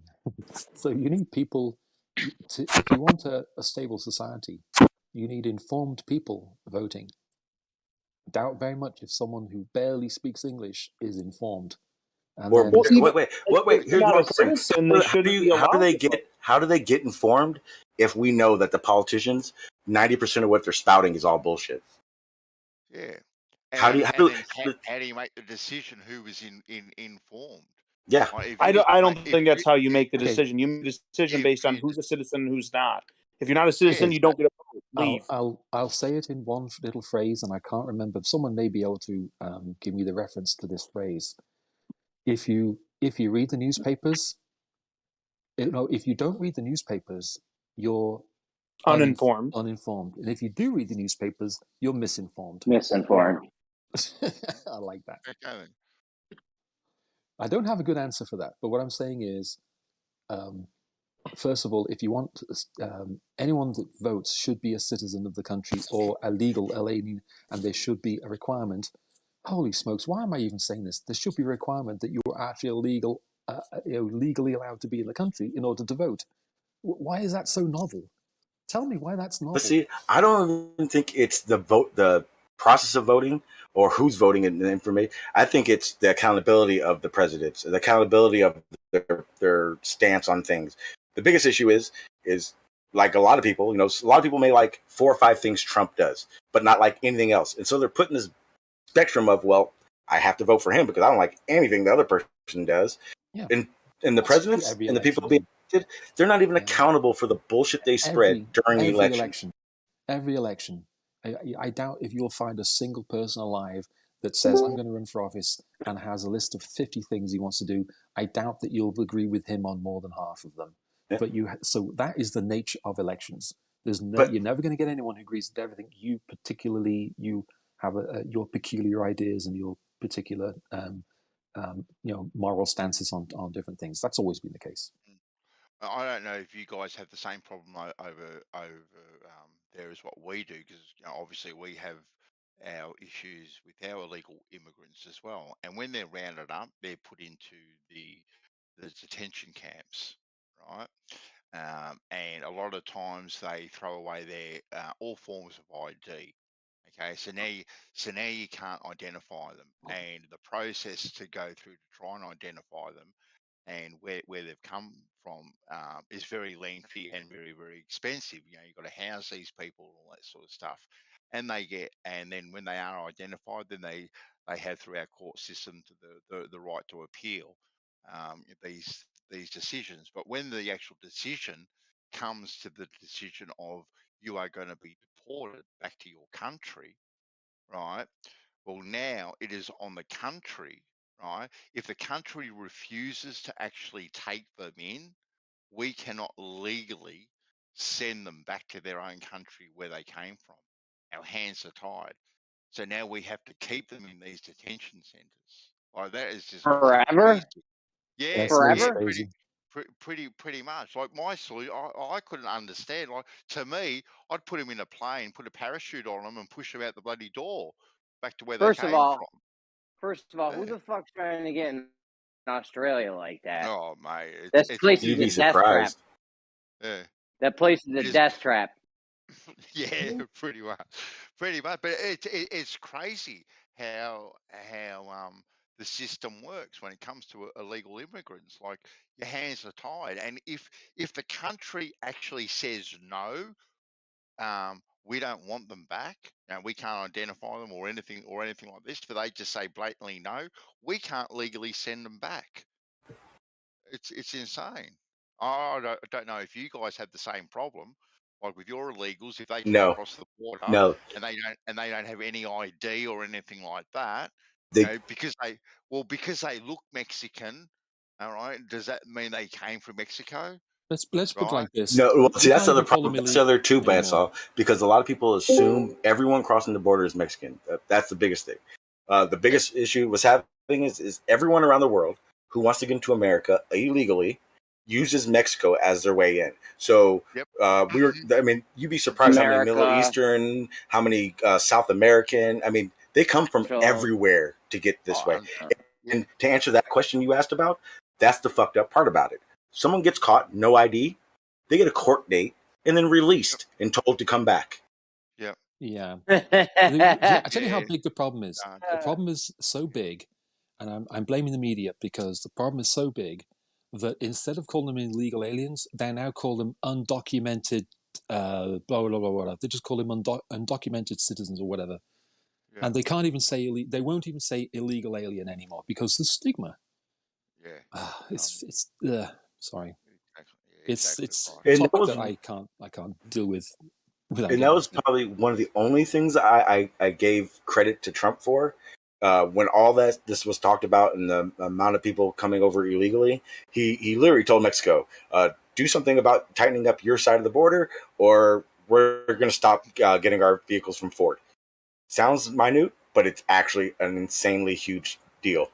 And what We're gonna happened? stop getting our vehicles from what? Yeah, every Ford you get, 90% come from Mexico. Ford, okay. Ford trucks, yeah. All right. The parts maybe, but they're built in. I mean, mine specifically says built in Detroit. There's not too many things being built in Detroit anymore, buddy.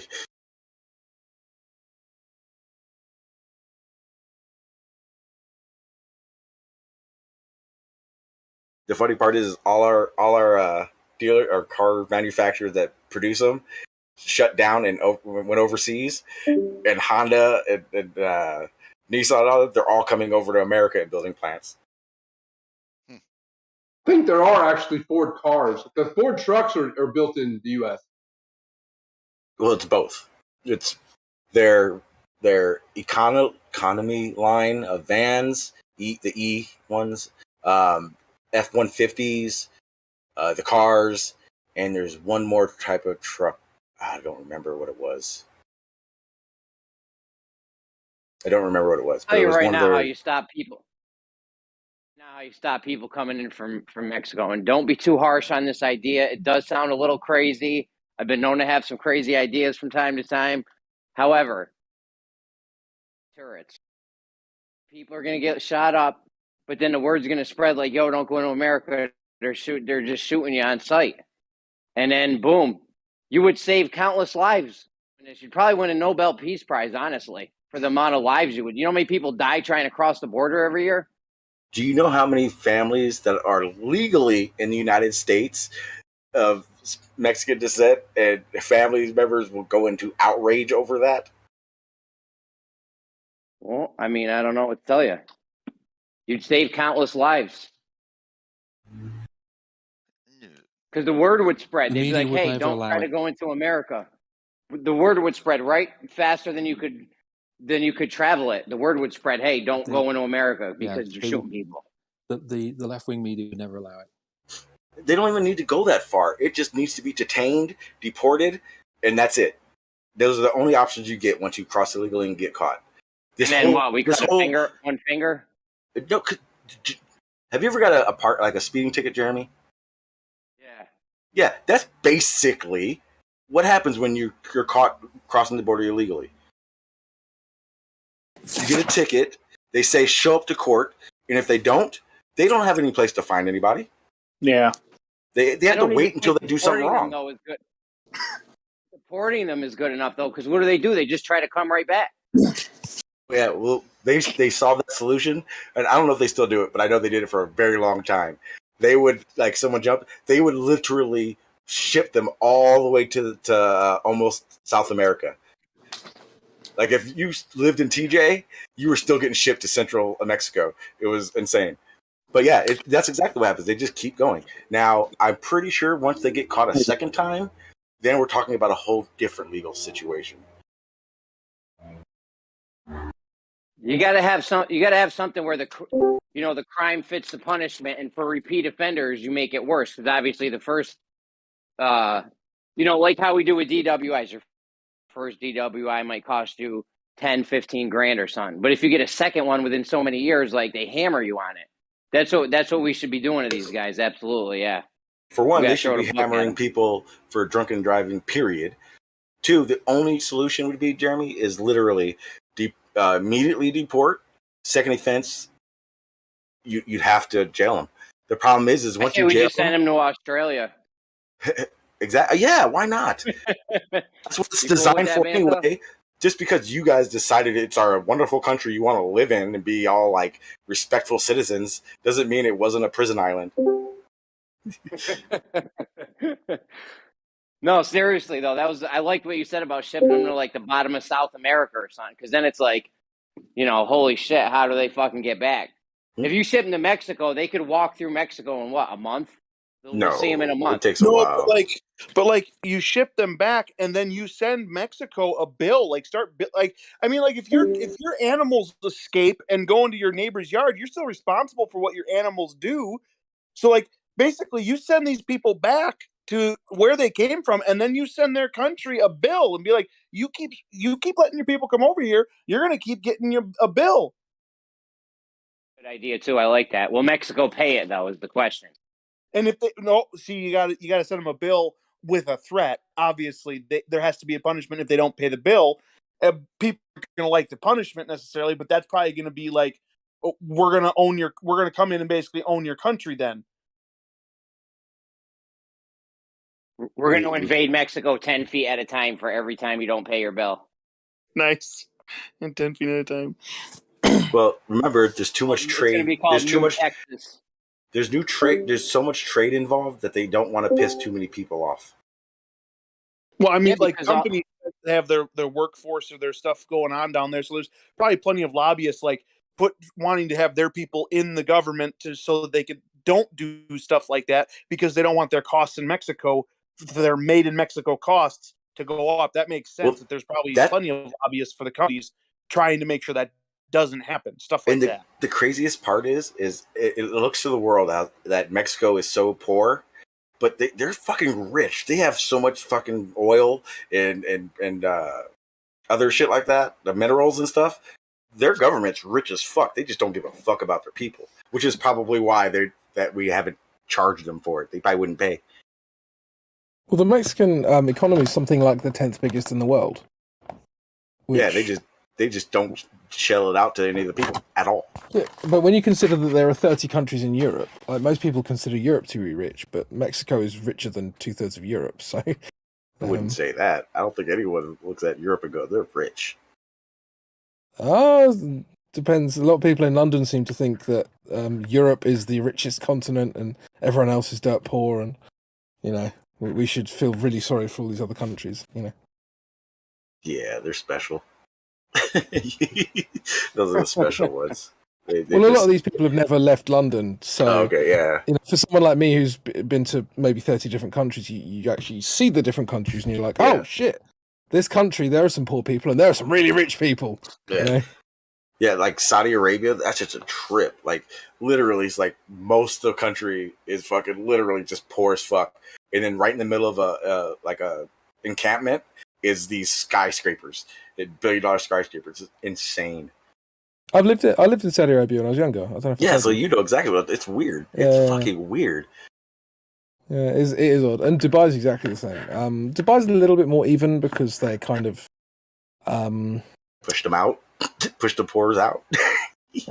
Well, it's funny because Saudi Arabia and Dubai, well, Dubai's obviously the United Arab Emirates, and a lot of these other countries, they have immigration laws that US leftists and UK leftists wouldn't allow. So they also favour their own people with regards to like government jobs and those kinds of things. It's very difficult to get a government job if you're not an Emirati in Dubai. So there's, I think that's how they've managed to make it so that their own people aren't kind of decimated by the high levels of it. They don't actually have immigration. You can't actually move there. You can only work there, and then you have to leave once your job's done. So I can't really call it immigration because it's not the same thing. But they certainly have a way to make sure that Emiratis aren't kind of disproportionately affected by the people coming. Yeah, but see, those places are different though. You couldn't compare those to like America. Those are just different ways of thinking. Oh, Like, I think they've got it. I think they've got it right, and we've got it wrong. To be honest, just being honest.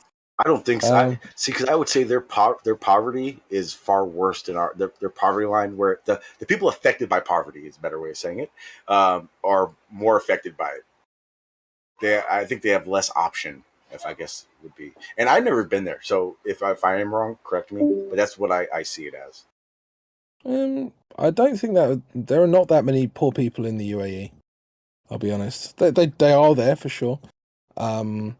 I haven't checked the statistics but I go there every year. Apart from last year, of course. So I guess it would be maybe just the gap is so wide. Yeah, maybe. But bear in mind, yeah, I mean the very richest people in the UAE are unbelievably wealthy. Like you can't imagine how rich they are. You know. Yeah, like they're in that realm of you no longer need a credit card. You don't have cash. you just have your name is worth the money. Right, yeah. You sign something and that's it. That's all you got to do. Yeah, exactly. Well, it's like you own the bank, so yeah, it doesn't like no one's asking you for money. The bank borrows from you. Right.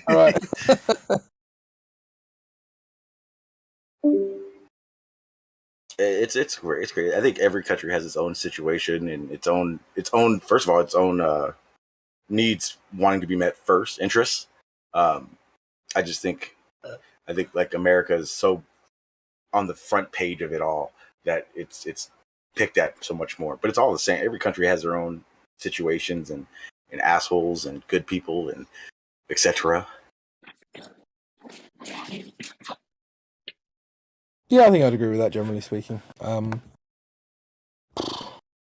Yeah. And they're all selfish because if they all just gave a little, we could solve everything. That's what I'm saying, bro. If everyone gave $10 right now, we'd have fucking $70 billion. Yeah, but the problem is unless everyone does, it's not gonna work. I know. And there are people that are just not willing to. They don't care.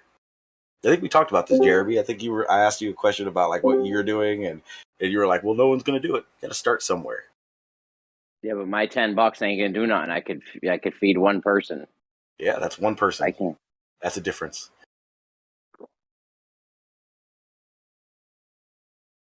But we got to give them. But see, that's the real reality of it, though. Just know that there is more than enough money so that no one needs to be poor or hungry. Yeah, that's the crazy part. But everyone has their own interests. Every single one of us in here, every single person has their own interests at heart first, and that's why there is hunger, there is all these things going on. But at the same time, kumbaya. Yeah, but at the same time, if any one of us worked our asses off and were millionaires, you made that money. You worked your ass off for that. It's yours. And every person would pretty much have some sort of, this is my money. And that's just how it is. Yeah, I think that if you see money as a store of value, then you could say, sure, there's enough money in the world for everyone not to be poor. But money isn't actually a store of value; it's a tool of control. And so, from that perspective, you have to understand that this is being done deliberately to people. But that goes with resources. Someone has more resources than everybody else. They know they have the upper hand. It's the same thing. Money is just the whole, like, we used to trade and now we go to money, and it's what what controls everyone. It was the same thing when we were doing trade, though. Whoever had the best things had the most value to everyone else, right? Funny. Yeah, I Funny wouldn't thing. deny that. Yeah, go on. Funny Sorry. thing. Sorry, Crypto.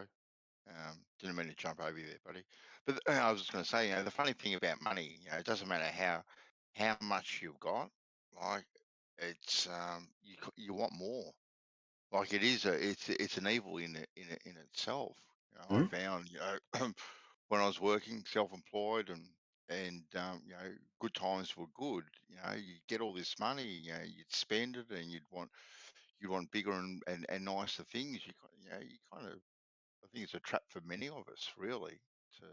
And so you missed it while you were gone. We figured out how to solve the illegal immigrant issue in America. We just take the illegal immigrants and we send them to Australia.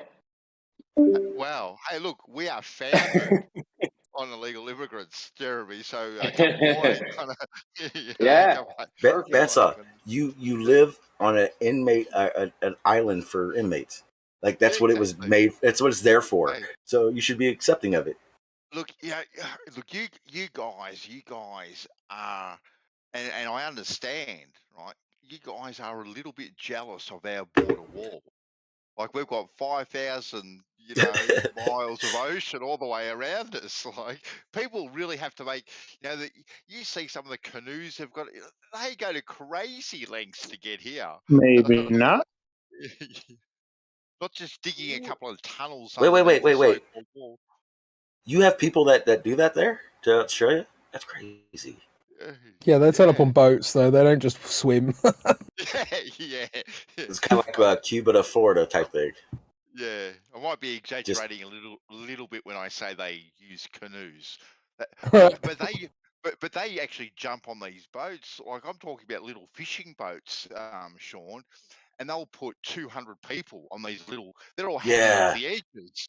Yeah, I've seen documents on those. They're like little flatbed barges and stuff. Yeah, that's crazy. Yeah. I know. These people literally take their lives in their own hands doing this sort of stuff. It is insane, and big business. It is a big business too for the people that arrange the coyotes.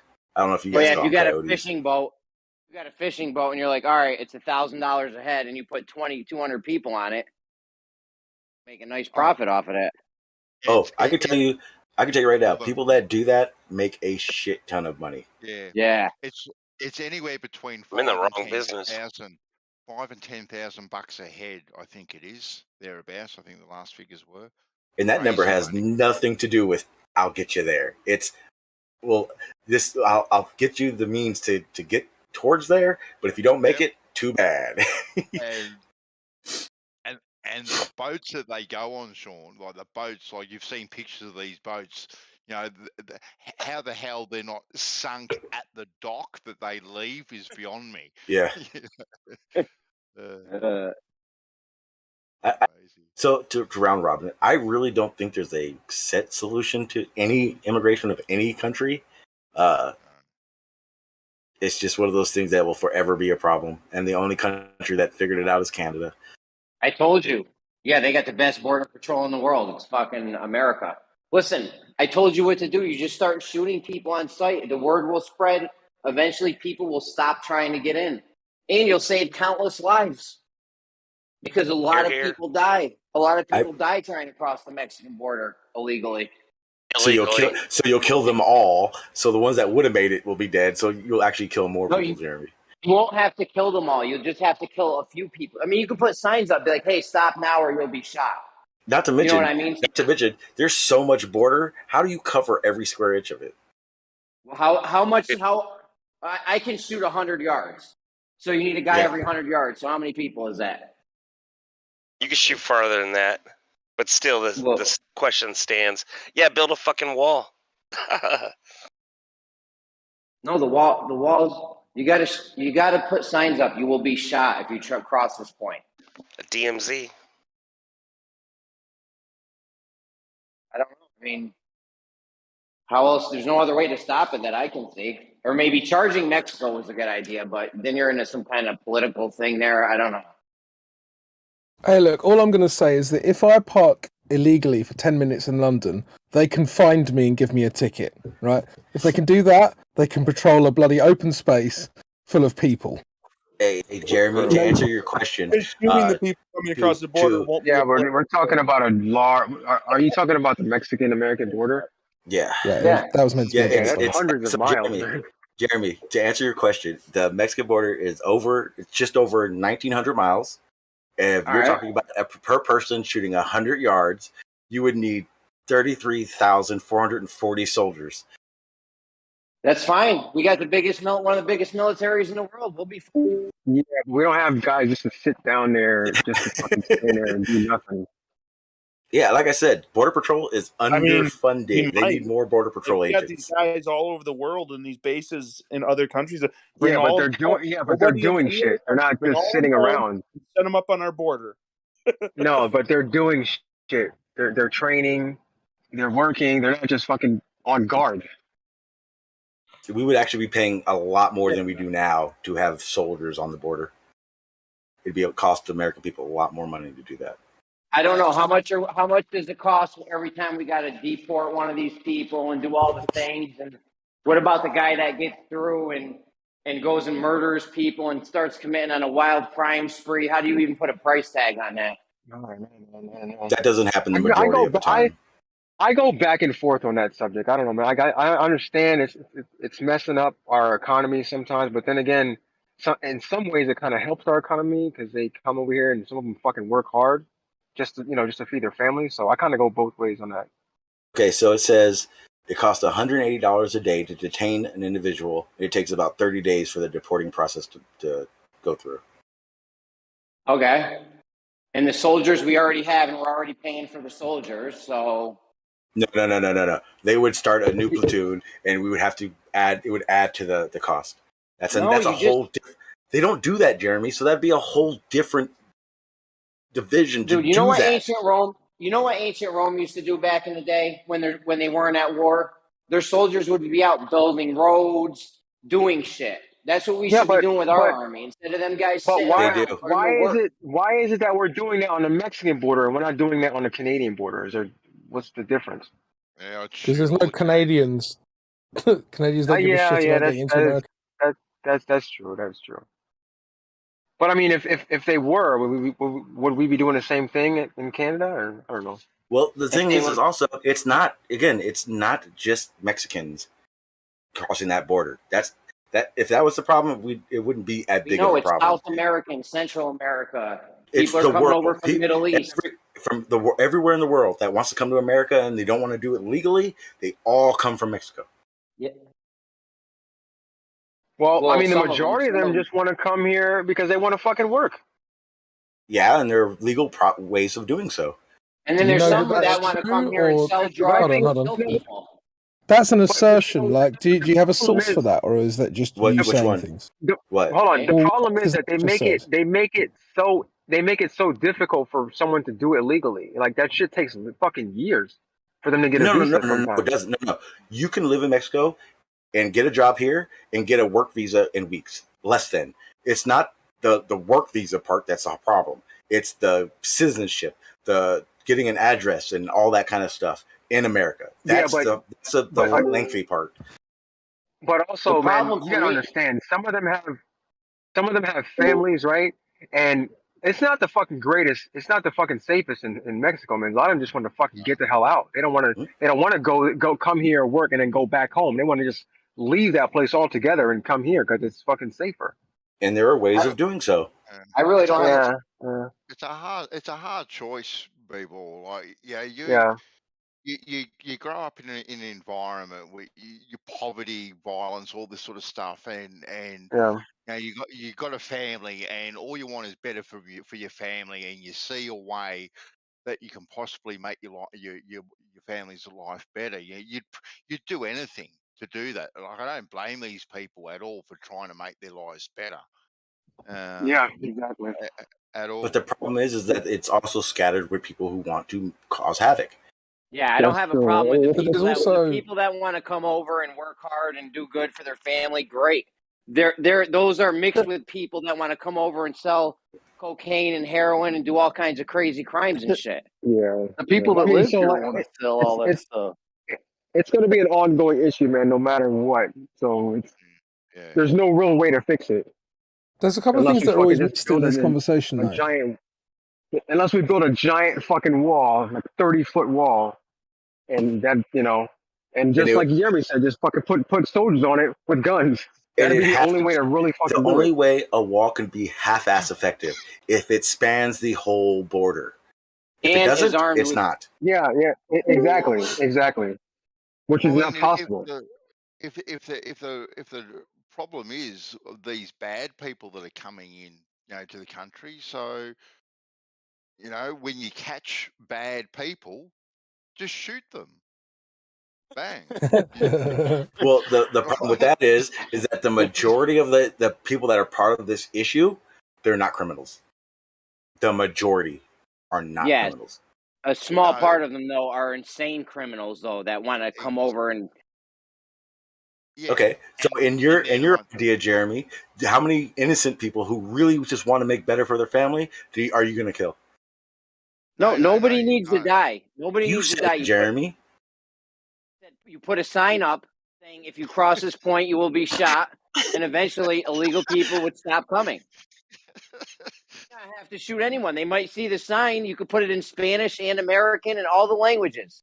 Until the cartel brings a rocket launcher over and blows it up. Right. The thing that always gets missed in this conversation, though, there's a couple of things. First of all, it's not necessarily just about the bad people that actually matters.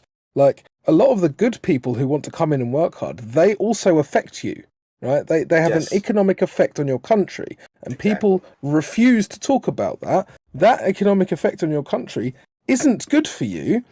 It's actually very bad for you. And so you need to consider that. The reason that these giant capitalists want these people in your country is because it's beneficial for them and it's not beneficial for you. That's the first thing to consider. The illegals that come and work and not do nothing wrong, just work their asses off. They're not paying the taxes. They're not paying. They're not putting in. They're taking American jobs. And they're sending all their money to Mexico. This is the thing. These are the good ones, right? These are the good ones. And then the bad ones are obviously a separate issue. But what really, I never hear anyone address this, right? Why does the US have any responsibility whatsoever to look after any of these people? They don't. If you're So then why is the argument made as if you do?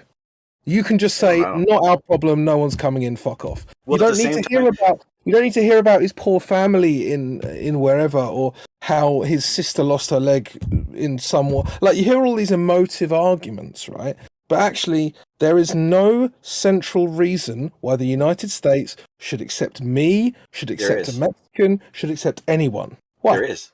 Because majority of Americans don't want to do shitty jobs. That's exactly what I was going to say, Sean. Well, you're talking about pragmatism. If Americans didn't hire these people to go pick the carrots for $1 a day, right? They had to pay a normal wage to a normal American, to do it. Like, there wouldn't be the incentive for these people to come over and do the shitty jobs in the first place, because there'd be no shitty jobs there. Exactly. We have the same. We have the same problem here. With a lot of taxi drivers and whatever lowly job that someone would even consider a lowly job in the first place, right? Which are low paid jobs, which is what the immigrants do, or the illegal immigrants do, right? That the normal people, the citizens, people that are born here, don't want to do these things. So we are to blame ourselves for kind of creating this problem in the first place. Exactly. Sorry, fundamentally disagree with that. There was a study that was done in the UK about Polish immigrants versus youth unemployment, and what they found is there was an almost direct correlation between how many young people were being employed versus how many Polish immigrants, well, not Polish, but EU immigrants that we took in. And so what you're finding is that actually these people who are coming in from other countries, they're not actually taking the jobs that I would do, but they are doing the job that I would have done as a 16-year-old or an 18-year-old.